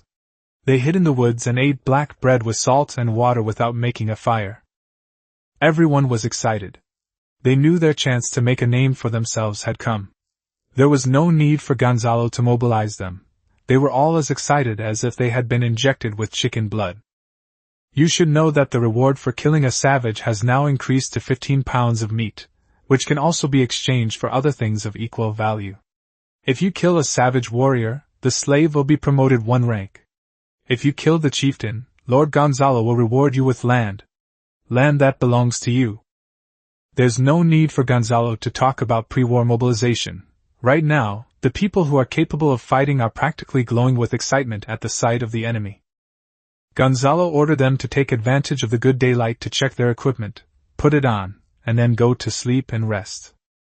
This time, apart from one night squire who remained at the salt field, all 14 other night squires came, including Pastor Arthur. It should be noted that the Church of Light was more enthusiastic than the nobles in fighting heretics. The night was eerily quiet, the Grey Wolf tribe. You wretched servants! You've lost my son! You deserve to die! You deserve to die! You really deserve to die! Sang Lyman wielded a large hammer, a trophy obtained from killing humans. With each, "Damn it!" he uttered, the lowly savage's body collapsed, from head to toe, and finally to feet. The savage, who was tied upright to a tree, was smashed into a pulp. The 13 tribal warriors in the camp howled like wolves, their eyes gleaming with excitement and bloodlust. They believed that killing their lowly servant in this way demonstrated the chief's absolute authority over the tribe. Directly in front of Sanglibin, a group of lowly servants and savages knelt and crawled on the ground, their bodies pressed tightly against it. No matter if the ground was made of stones or spikes, they stuck to it firmly, not daring to move an inch even if their skin and flesh were pierced. These lowly servants knew that if they made even the slightest mistake, Chief Sanglibin would once again wield his great hammer and smash anyone who dared to defy his authority into a pulp. Even a soft sob was forbidden. These lowly servants were already numb. They were losers, a fate ordained from birth. These warriors, too, shared the same lineage as the chieftain. Sang Lyman released more than a dozen grey wolves from the cage. The wolves greedily devoured the pile of meat on the ground, which was quickly eaten up. The wolves stared greedily at the meat, and the lowly servants who were crawling on the ground looked at it as if they were staring at the meat that had just been eaten. It was the look of eyes that looked at food. Chapter 77 sang Lyman. Dang! A sharp arrow, glowing with purple light, hurtled swiftly towards Sang Lyman's head. Just then, the alert grey wolf sensed the danger in advance, quickly raised its head, and prepared to howl. The moment the grey wolf slightly raised its head, Sang Lyman sensed something was wrong. Instinctively, he took a step forward, and the purple light pierced through his entire ear. Ah! Sang Lyman screamed in agony. The grey wolves began to howl, their cries incessant. All the grey wolves still in their cages were released, a total of more than 30. "Who's there? Come out!" Sang Lyman shouted into the woods, but the woods were so quiet that you could hear the rustling of leaves in the wind. More than 30 grey wolves issued a low warning, indicating a major crisis in the forest. However, it was too dark, and most of the savages were night-blind, so they couldn't see what was going on inside. "Go over there! Take a look!" Sang Lyman addressed the lowly servants who were prostrate on the ground at the front. Those servants who had originally thought to be Sang Lyman's closest confidants were now flustered and dared not enter the woods. "Damn it! Damn it! Damn it!" Sang Lyman slammed down his hammer once, twice, 3 times, and 3 human-shaped piles of flesh quickly took shape. The grey wolves pounced on them to snatch the food. The remaining savage servants fled into the woods as if fleeing, thinking that at least they could live a little longer. "Lord Gonzalo, we can't wait any longer, we've reached our limit, those savages are coming," Knight Hans warned. Gonzalo saw the figures ahead clearly. Now the people could eat meat soup once a week. The meat soup contained offal, especially liver, which could supplement vitamin A and was the best way to treat night blindness. Name, Sang Lyman, Grey Wolf Tribe. Level 2. Age 35. Bravery 10, Knowledge 1, Strategy 2, Management 1, Military Skills 4, Spirit 0. Trait None. Favorability, -100. Gonzalo could see farther than anyone else. He had a control panel, and as long as there was a sliver of a human figure visible through his field of vision, he could determine the person's exact location through the panel. Furthermore, the numbers displayed in brackets indicated the approximate position of the person's head within the characters, much like drawing a red dot in the center of a computer screen in a shooting game in his previous life, which served as a physical cheat. Of these savages, only the chief and his 13 warriors were not night-blind. The savage servants who entered the forest were like blind men, stretching out their hands. The leaves blocked out even the moonlight. These savages bumped into tree trunks several times, and a few of the smart ones simply fell down and pretended to be dead. "You lowly servants! Go in! Kill them!" Sanglibin roared. He didn't care what was in the woods. As long as he shouted, everyone in the tribe had to obey his orders. More than 400 lowly servants began to advance into the woods, while the families of 13 warriors hid at the very back, following behind these lowly servants, ready to unleash grey wolves to kill them if they dared to run away. "Duke, tell them we don't kill lowly servants, we only kill chiefs, shout it out loud," Gonzalo whispered. Duke shouted at the top of his lungs, but these savage servants dared not run. There were grey wolves behind them, and running meant death. No man could outrun a wolf. At this point, Gonzalo had no choice but to adopt the second plan. Immediately, a group of burly armed peasants, each carrying a golden brown, crispy chicken leg sprinkled with a touch of precious spices, tossed it high over the tree branches and directly into the savage camp. The grey wolf had never even smelled such a thing before. Using this to test a grey wolf? Which grey wolf could withstand such a test? Ignoring the command of the person in sight, it pounced on the golden crispy chicken leg. "Come back here, all of you! You stupid wolves! You deserve to die!" This time, Sang Lyman didn't have the heart to be ruthless. He smashed the grey wolves with his hammer. He knew very well that the lowly servants were just expendable resources, while the grey wolves were the tribe's true fighting force. Without the grey wolves to restrain them, the scoundrels began to scatter in all directions, leaving the woods and camp exposed. "I see you, humans! Sang Li was overjoyed at this moment, finally seeing the group of creatures hiding in the darkness. There's a saying that goes, "When you gaze into the abyss also gazes into you." 30 captains emerged from the front row of the woods, throwing their spears as they charged straight at Sang Liman. The people were skilled with spears, they were professionals. However, their archery skills were clumsy and ineffective, so Gonzalo abandoned them in this battle. The savage warriors moved nimbly, and together with Sang Liman, they blocked the spear attacks. At this moment, the battle horn sounded, and more than 700 armed peasants in the distance were running quickly towards the battlefield, and the ground began to tremble. "Quick! Kill them!" Sang Liman knew there were a large number of people behind them, and if they all arrived, it would be too late. As the tribal chief, he could not run away. If he did, his tribal authority would be seriously challenged. Sang Liman, wielding a large hammer, had locked onto Gonzalo. He knew that this silver armor belonged to the human chieftain, and that killing Gonzalo would end the battle. Gonzalo's once-a-day purple light had been used up, so he could only draw his bowstring again and shoot it at Sang Liman's hand. Sang Liman laughed mockingly. The humans actually wanted to shoot his hand instead of his foot. How incredibly stupid! As long as Sang Liman reached the human chieftain, one blow from his hammer would make the silver armor as flimsy as paper. Sang Liman's arm was pierced by an arrow, but it had no effect on him. He then charged straight at Gonzalo. Just as Sang Liman was halfway there, Han's knight, wearing modified shape-forming silver armor, blocked his way. Although Sang Liman's bravery was 10 and Han's knight's bravery was 9, 8 plus 1 from the shape-forming silver armor, the armor protected him from being instantly killed.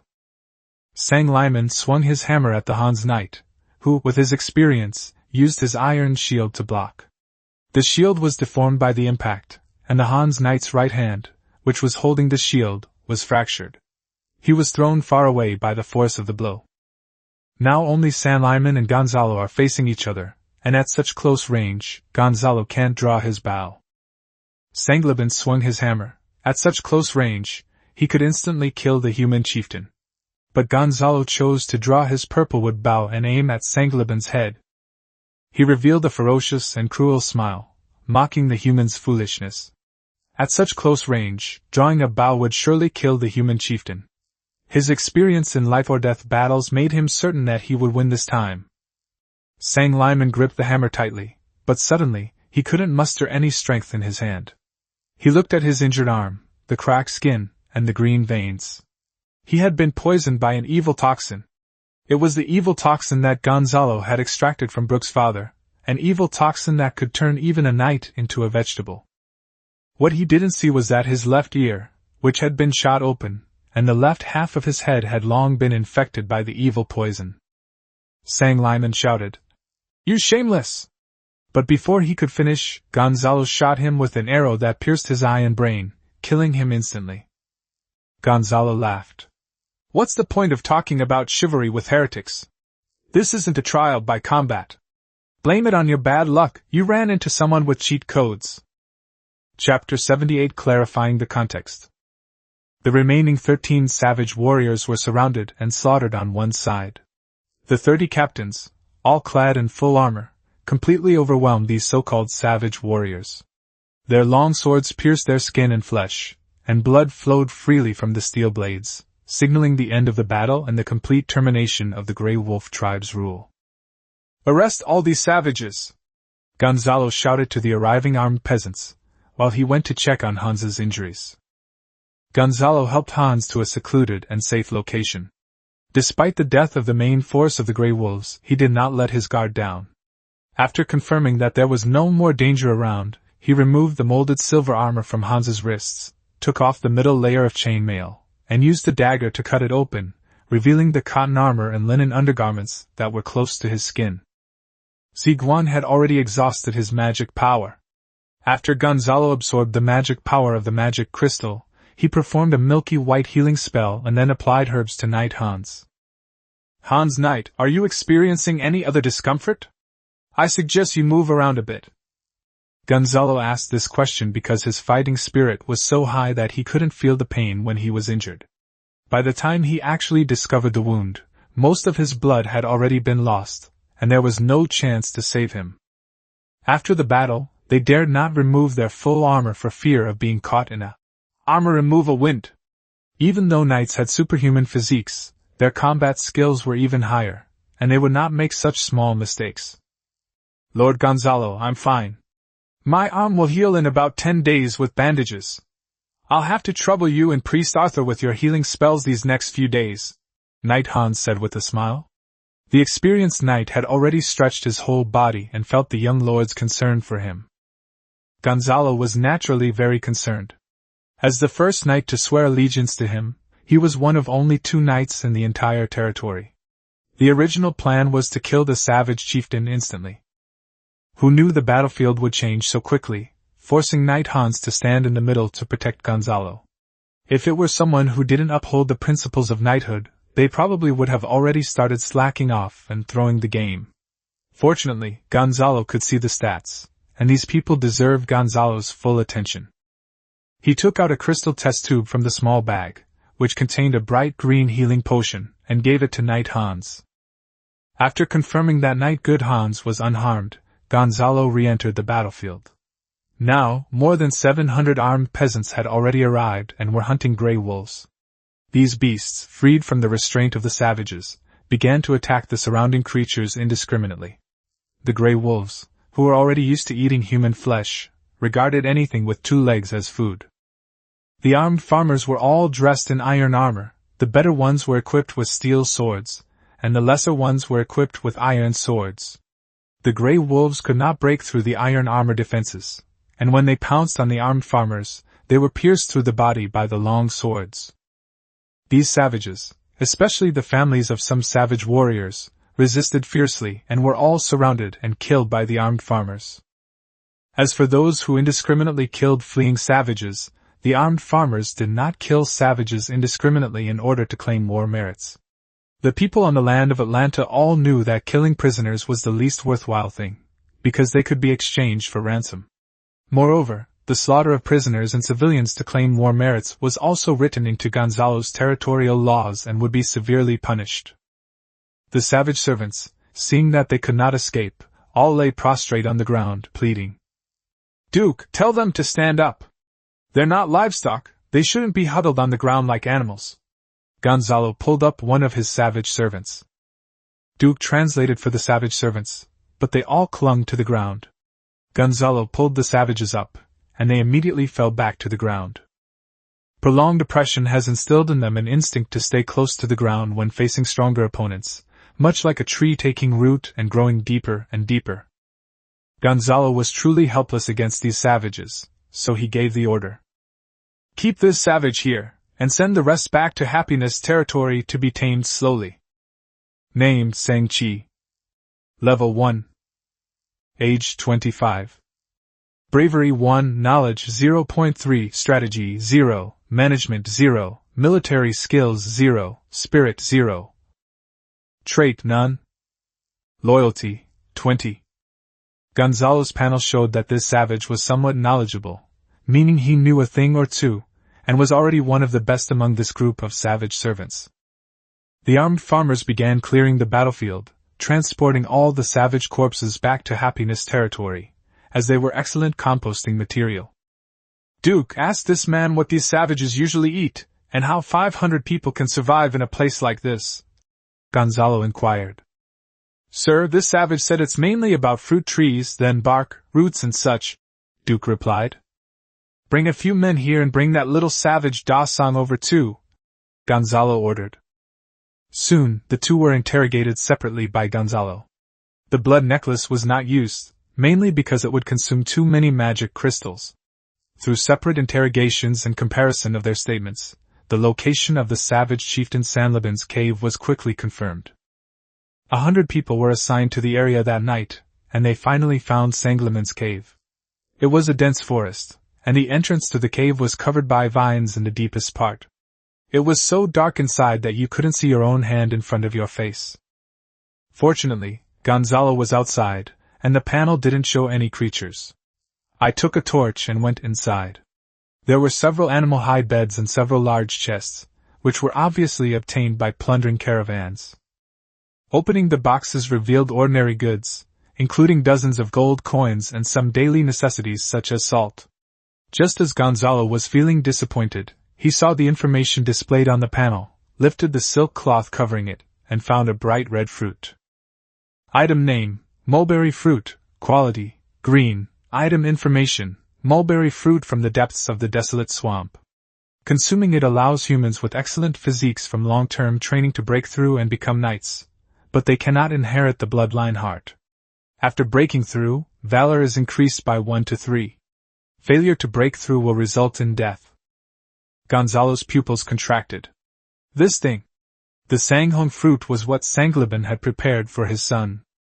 The Sanghong fruit is very likely one of the materials for the advancement essence, but the recipe of the Augustus kingdom is different, and after purifying the fruit, the lethal substances are removed. There was another piece of information. The desolate swamp actually contained magical plants that could reliably produce knights for advancement. This made Gonzalo re-examine that swamp. The dangers within were far greater than he had imagined. The source of the savage tribes in the entire mountain area has finally been found. If it weren't for Gonzalo having the interface, the Augustus Empire probably wouldn't have been able to find it even in another 100 years. The reason is simple. The entrance to the depths of the desolate swamp is too difficult to find, and there is also a thick fog, so even the Griffin riders can't find it.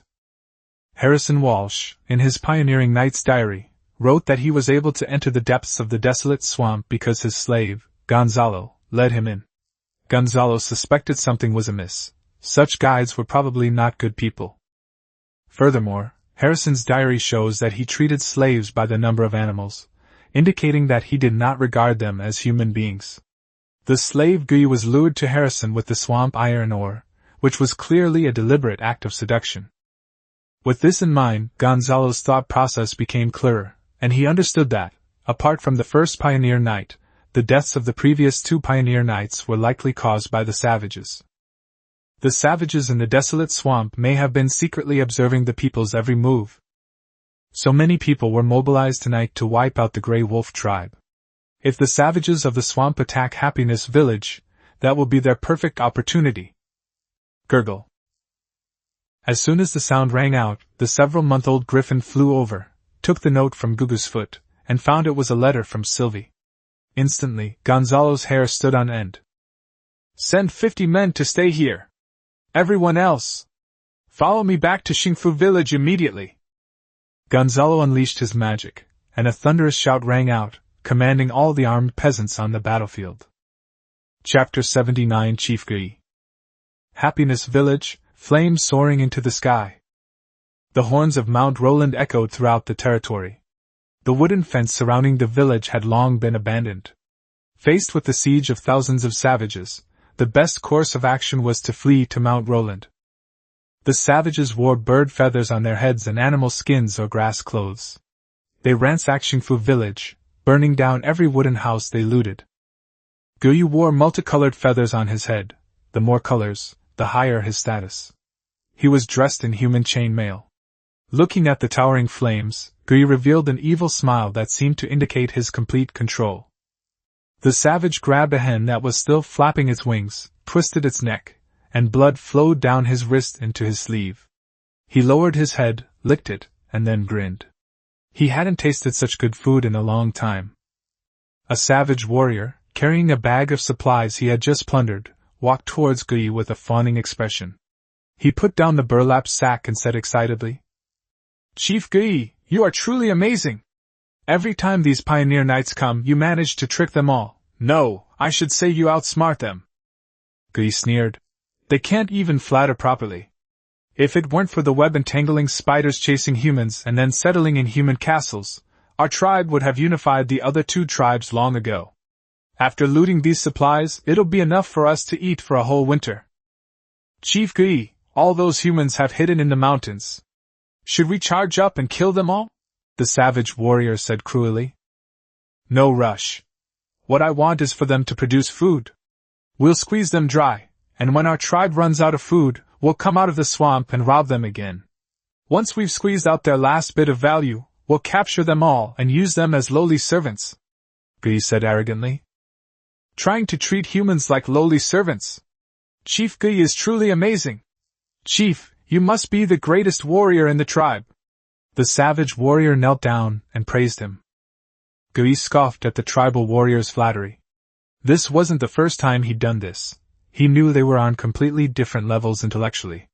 He could speak the human language and had twice lured pioneer knights into the depths of the swamp to kill them, though Harrison had escaped the second time. He originally planned to use the same trick again, but then he discovered that the castle on the plain had been cleared. He had been a slave to Harrison, who had a habit of keeping a diary. Gui knew that acting as a spy to lure the knights again would be easy to expose, so he had been secretly observing the movements of Happiness territory.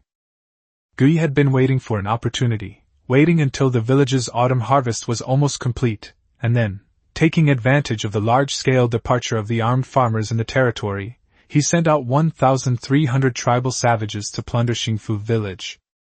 He was like this from a young age, displaying amazing wisdom in the beast tribe, looking down on his ignorant fellow humans, and secretly running away to the human settlement to serve as a slave. He learned the human language and books by stealing, torturing, and killing humans. The more he learned, the more he realized the power of the human race. Later, Gui was grateful that the mountainous area was remote, and he had not encountered any territory with a church. If he had been tested on his faith, and had his face stamped, he would have been finished. After learning these things, he fled the human territory and returned to the tribe. Through his own schemes, he gained the trust of the old chieftain and successfully obtained the Sanghong fruit, which he then consumed to become a knight. After Gui became the chief, he immediately turned against the old chief and refused to move away from the desolate swamp. The beast tribe was divided into two, one was the old chief and the other was him. The two sides fought several times. At first, Gui was severely suppressed. Later, he used food and other means to lure the lowly servants of the old chieftain's tribe to rebel. Gradually, the roles of offense and defense were reversed. Later, he plotted against the pioneer knights on the edge of the desolate swamp, gradually eroding these pioneer knights and strengthening himself. Now, he can mobilize 1,300 savages at a time, including dozens of warriors. Chief Gu, what should we do next? Should we go straight back to the desolate swamp? The savage warrior asked. What's the use of going back? After this raid, the pioneer knights will definitely be more vigilant. Do you know the human idiom, waiting for a rabbit to run into a tree stump? Gui looked at the savage warrior with a mocking smile. The savage warrior scratched his head and grinned sheepishly. I don't understand. You're right if you don't understand. Go and pack all these supplies up. If you miss even one chicken, I'll chop off your arm, Gui said viciously, stepping on the savage warrior's head. He could see clearly that this idiot had actually broken a chicken's neck. Chickens can lay eggs, after all. The savage warrior dared not resist. It was an honor for him to be trampled by the chief. With a few cracks, his head was crushed by Gui. The other savages could only slink away and go to collect supplies. Gui looked at Mount Manoland, at the watchtower atop the mountain, where flames burned and flags waved incessantly. His expression gradually darkened. If it weren't for this, he wouldn't have chosen to wait for the rabbits to run into the tree stump today. He would have already captured enough humans and returned to the desolate swamp. When they emerged from the edge of the desolate swamp in the afternoon, they realized something was wrong. The watchtowers began to ring incessantly, and all the people fled up the mountain. During the past few months, Gui would occasionally wear clothes made of tree branches during the day and observe the village from a distance. The forest on the mountaintop was so dense that he didn't notice the watchtower on the mountain. The watchtower was covered by tree branches during the day, and sometimes he could hear a whistling sound, which he thought was the sound of the armed farmers training. As for why we didn't observe at night, it's too dark to see anything clearly. In this day and age, there's really nothing else to do at night except sleep with women. There's a village halfway up the mountain, with 8 arrow towers visible from the top. It's surrounded by people on all 4 sides, and the walls are high and made entirely of basalt. If you were to attack it head-on, the losses would be extremely heavy. There is only one way: to feign a retreat, hide under the cover of darkness, circle around to the only route the pioneer knight would take back to the village, besiege the village, and ambush and kill the pioneer knight. On the watchtower, little Martin looked at the burned-down Happiness Village, tears streaming down his face, his teeth grinding together. It was a village that all of them had built with their own hands, sweat, and blood. Have all the villagers been counted? Have they been notified in Panshan Town? Little Martin asked the person next to him. There are 1,720 people in the whole village. 800 people went out from Mr. Gonzalo's side, 100 people went out from the salt field, 100 people went from Panshan Town, and 703 people gathered on the mountainside of Xingfu village. No one was left out. Even the old man in a vegetative state, Mr. Blue Jones, was moved to the mountainside by everyone. Robert answered. He didn't even need to write it down. He remembered everyone clearly. If Lord Gonzalo hadn't said that the lives of the people are the most important thing in this situation, I would have really wanted to take up arms and fight these savages. Martin's eyes were bloodshot, his fists clenched so tightly that his nails pierced his skin. He had fought alongside the knights and squires during the night raid on Pine Snow territory, capturing the outer gate together. He was not just a butler. In critical moments, he could also become a soldier. I wonder how long it will take for the scouts sent to inform Lord Gonzalo to arrive. Little Martin saw that the savages were packing up the looted supplies and preparing to leave. According to the calculations, the savages will appear near sunset. The scouts will set off for the Paz grasslands, and even at top speed, they won't arrive until dawn. Lord Gonzalo will return on horseback in the morning, and the entire army of 800 men will be on foot, so they won't arrive until noon tomorrow at the earliest, Robert said quickly, looking somewhat nervous after a moment of thought. Chapter 80. A lone rider with a red spear sweeps across the land. 30 horses galloped along the newly built road north of Mount Maryland. They were all the most elite of the tribesmen, with only 3 being true war horses. Gonzalo looked at the flags waving incessantly on Mount Maryland and understood what was going on. The village has been burned down, and those savages are trying to escape. Gonzalo took off his monocular telescope, his heart filled with rage. He had never been so angry since he came from another world. In his past life, he was a shrewd leader who was good at scheming. Even in this life, he was not at a disadvantage when he was playing against others, but his body was still that of a 16-year-old boy. Seeing the territory ablaze with flames was like a thorn piercing Gonzalo's heart. He traveled all the way from Varanga to the Fairmont Mountains, all for this territory.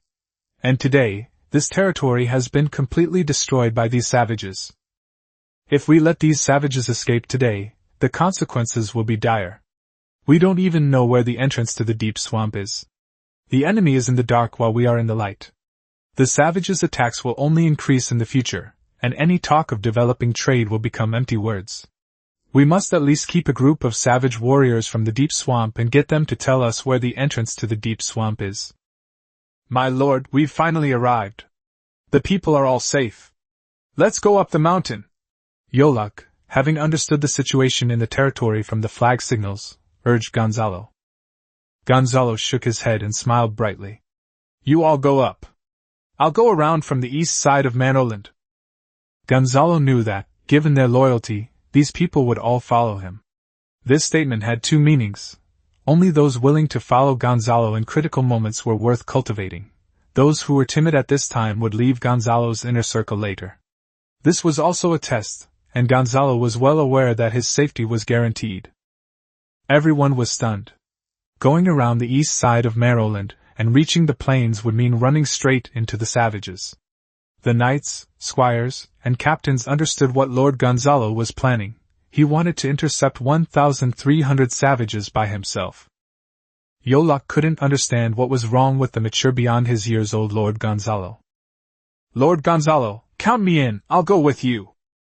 The speaker was Knight Hans, who was holding the reins with his right hand and his left hand was slinged by linen, so he could only ride with one hand. He smiled at the crowd, bit the reins with his teeth, and took out a lance from beside the harness with his right hand, proving to everyone that he could still fight. Master! Count me in! Yolak, tell my wife Amy not to be afraid and to wait for me to come home tonight. Lyle shouted, not forgetting to mention his wife. Go to hell! I'm not a coward! I'm going too! My life was given to me by Lord Gonzalo. Yolok laughed and cursed at Lyle. I'm going too. As the top leader, one must be responsible. In the past, there were two of the most cowardly figures in East Asian history, Sima-e and Tokugawa Ieyasu. Although they were cowardly, they were both capable of handling things independently when they were young. They were not timid when they were young. Moreover, Gonzalo has his own means of self-defense. He has shape-forming silver armor, divine magic, and magic crystals, so he has no problem with safety. Including these cavalrymen and squires, they are all wearing plate armor and are not a problem for fighting these unarmored savages. These savages absolutely cannot be allowed to escape. Once they do, they will hide deep in the swamp, facing constant harassment from the savages, making it impossible for the territory's production and development to proceed. The red-haired Pastor Arthur was panting heavily on horseback. He was still not very skilled with horses and followed at the very back, looking towards the direction of Happiness Village, which was ablaze with fire. He had followed the people all the way here and had long regarded this place as his home. Watching the cavalrymen shout, he, who had been timid since childhood, ridiculed for his red hair and looking like a devil, and who had become increasingly self-conscious, also mustered up his courage. I'll go too. I can unleash divine magic, and I can fight in armor. Finally, the shouts turned into the thunderous sound of horses' hooves, rushing towards Xingfu village. In Xingfu village, flames blazed to the sky, and the air was filled with the laughter of wild men. Guyu was wearing chainmail. He couldn't ride a horse, and there was nowhere for him to practice in the desolate swamp. He was carried by 4 savage warriors in a 4-person sedan chair made of tree trunks. He held a whip and waved it around the center of the crowd, driving his lowly servants forward. He had already planned it out. He would pretend to leave, put away the looted supplies, plan his route to avoid being observed by the watchtower on the mountain, and then circle back under the cover of night. Just as Guyu was smugly thinking about his plan, he saw the sound of horses' hooves in the distance, but he couldn't see the details clearly because of the darkness. Chief Guyu, it's cavalry! The warrior from the Beast tribe shouted in fear, knowing the power of human cavalry. Shut up! Just one pioneer knight and a few cavalrymen, you idiots! All savages are idiots! Except me! Guyu picked up a leather whip and lashed it hard on the warrior's body. The warrior wanted to cry out in pain, but dared not make a sound. Guyu was surprised that he had miscalculated. It was too fast. Even if the cavalry scouts of the pioneer knights went to report the news, they shouldn't have been able to deliver it so quickly and return in time. Could it be a trap? But that didn't make sense. Who would watch their village burn down just to ambush Guyu? He didn't believe there would be such a person. Stop! All of you, stand in front, pick up your weapons, and stand still. No one is allowed to back down. Brave warriors of the tribe, keep an eye on them. Guyu shouted cruelly. Name Guyu. Level 2. Age 23. Bravery 6, Knowledge 3, Strategy 6, Management 1, Military Skills 1, Spirit 0. Trait Cunning, Strategy +2, Strategy Learning Growth +20%. Favorability, -100. Gonzalo could already see the wild men, even in the darkness. He could tell their location just by seeing their outlines. This savage chieftain, judging from his appearance and attire, is quite different from Sangliban. He is just an ordinary savage servant or warrior. Yet he was able to devour the Sanghong fruit and advance to the level of knight, all thanks to his cunning talent. Upon seeing Chief Gu, who was wearing chain mail and a helmet, his bow and arrows were no longer of much use, and the purple light was still cooling down. Gonzalo, clad in sculpted silver armor, set down his iron mask. His chestnut warhorse, draped in black tack, snorted heavily. He took out the magic stone, placed it under his tongue, and took out a long spear with a red scarf tied to its iron head from the horse harness. He held his breath and could hear the sobbing of the people coming from the mountainside. It was the lament of losing everything, the sound of the houses that the people had built with their blood and sweat. Gonzalo held the horse medicine in his hand and fed it to his warhorse. Through the narrow observation hole, with its flat, rectangular field of vision, He had only one target in his eyes, the savage chieftain Gui. He killed 2 pioneer knights, he attacked the village, burned down the houses, and ruined Gonzalo's hard work. He is unforgivable. Gonzalo only wants him dead. Warhorses charge. Activate. With red scarves and spears held high against their ribs, warhorses roared as they charged towards 1,300 savages. Courage is the hymn of humankind. Gonzalo! What does it take to become a knight? The harsh questions his father, Raymond, had asked him when he was a child still echoed in his ears. Father! It is courage, honor, loyalty, justice, faith, humility. The thin Gonzalo, holding a long sword in both hands, slashed at his father, Raymond. What are you trying to protect? Raymond knocked the long sword out of Gonzalo's hand with one hand. Their family, Gonzalo said firmly. He didn't give up. He got up from the muddy training ground and picked up his long sword. And what if you were the Lord? Raymond asked loudly, pointing his long sword at young Gonzalo. Lord! Gonzalo had never thought of becoming a lord. He was the second son and the third in his family, and he was very clear about his position. Answer me loudly! Raymond knocked Gonzalo's long sword away once again. Yes, yes, protecting territory, it's our duty to defend it. The thin Gonzalo said tremblingly. He mustered his courage, picked up the long sword again, and slashed at his father. He wondered, could I become a lord too? The scenes and emotions blend together, and the memories of the 2 lifetimes are completely merged into one. The sculpted silver armor gleamed, its milky white radiance growing ever brighter. The second-level divine spell, Armor of Light, had been cast upon him, illuminating the entire darkness. From the cavalry behind him to the people on Mount Manoland in the distance, everyone could see the radiant knight. In the darkness, like a god, a lone rider with a red spear sweeps across the land.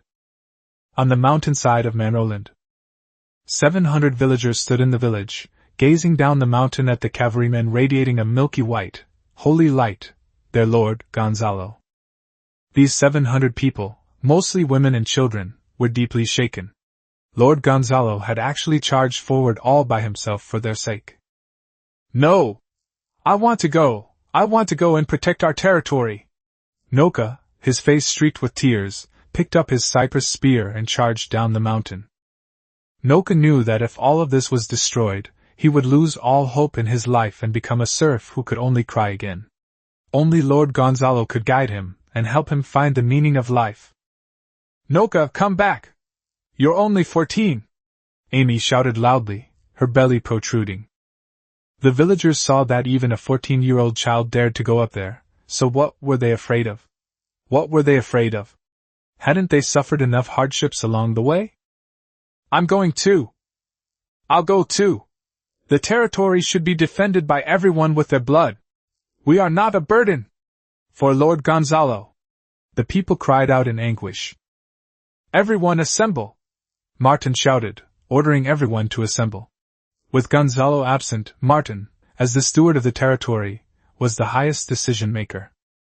Just when the people thought that Martin would stop them, because Lord Gonzalo had said that if they encountered someone they couldn't beat, they should conserve their strength, run away if they could, and hide in the mountains, they looked at Martin with dissatisfaction. At this moment, Amy stood up with her pregnant belly, picked up the large drum of the barbazan, and began to beat the drum with both hands. I'll beat the drum to cheer you on. Martin nodded his thanks to Amy, then raised his long sword high in his chain mail and shouted. All who can move! Take up your weapons and march down the mountain! Charge! Men, women, young and old, anyone who could fight picked up weapons at this moment, cypress spears, short swords, even blacksmith's hammers and stone chisels.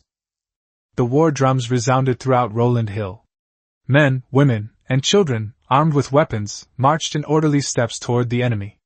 The power of the people is as vast as the ocean.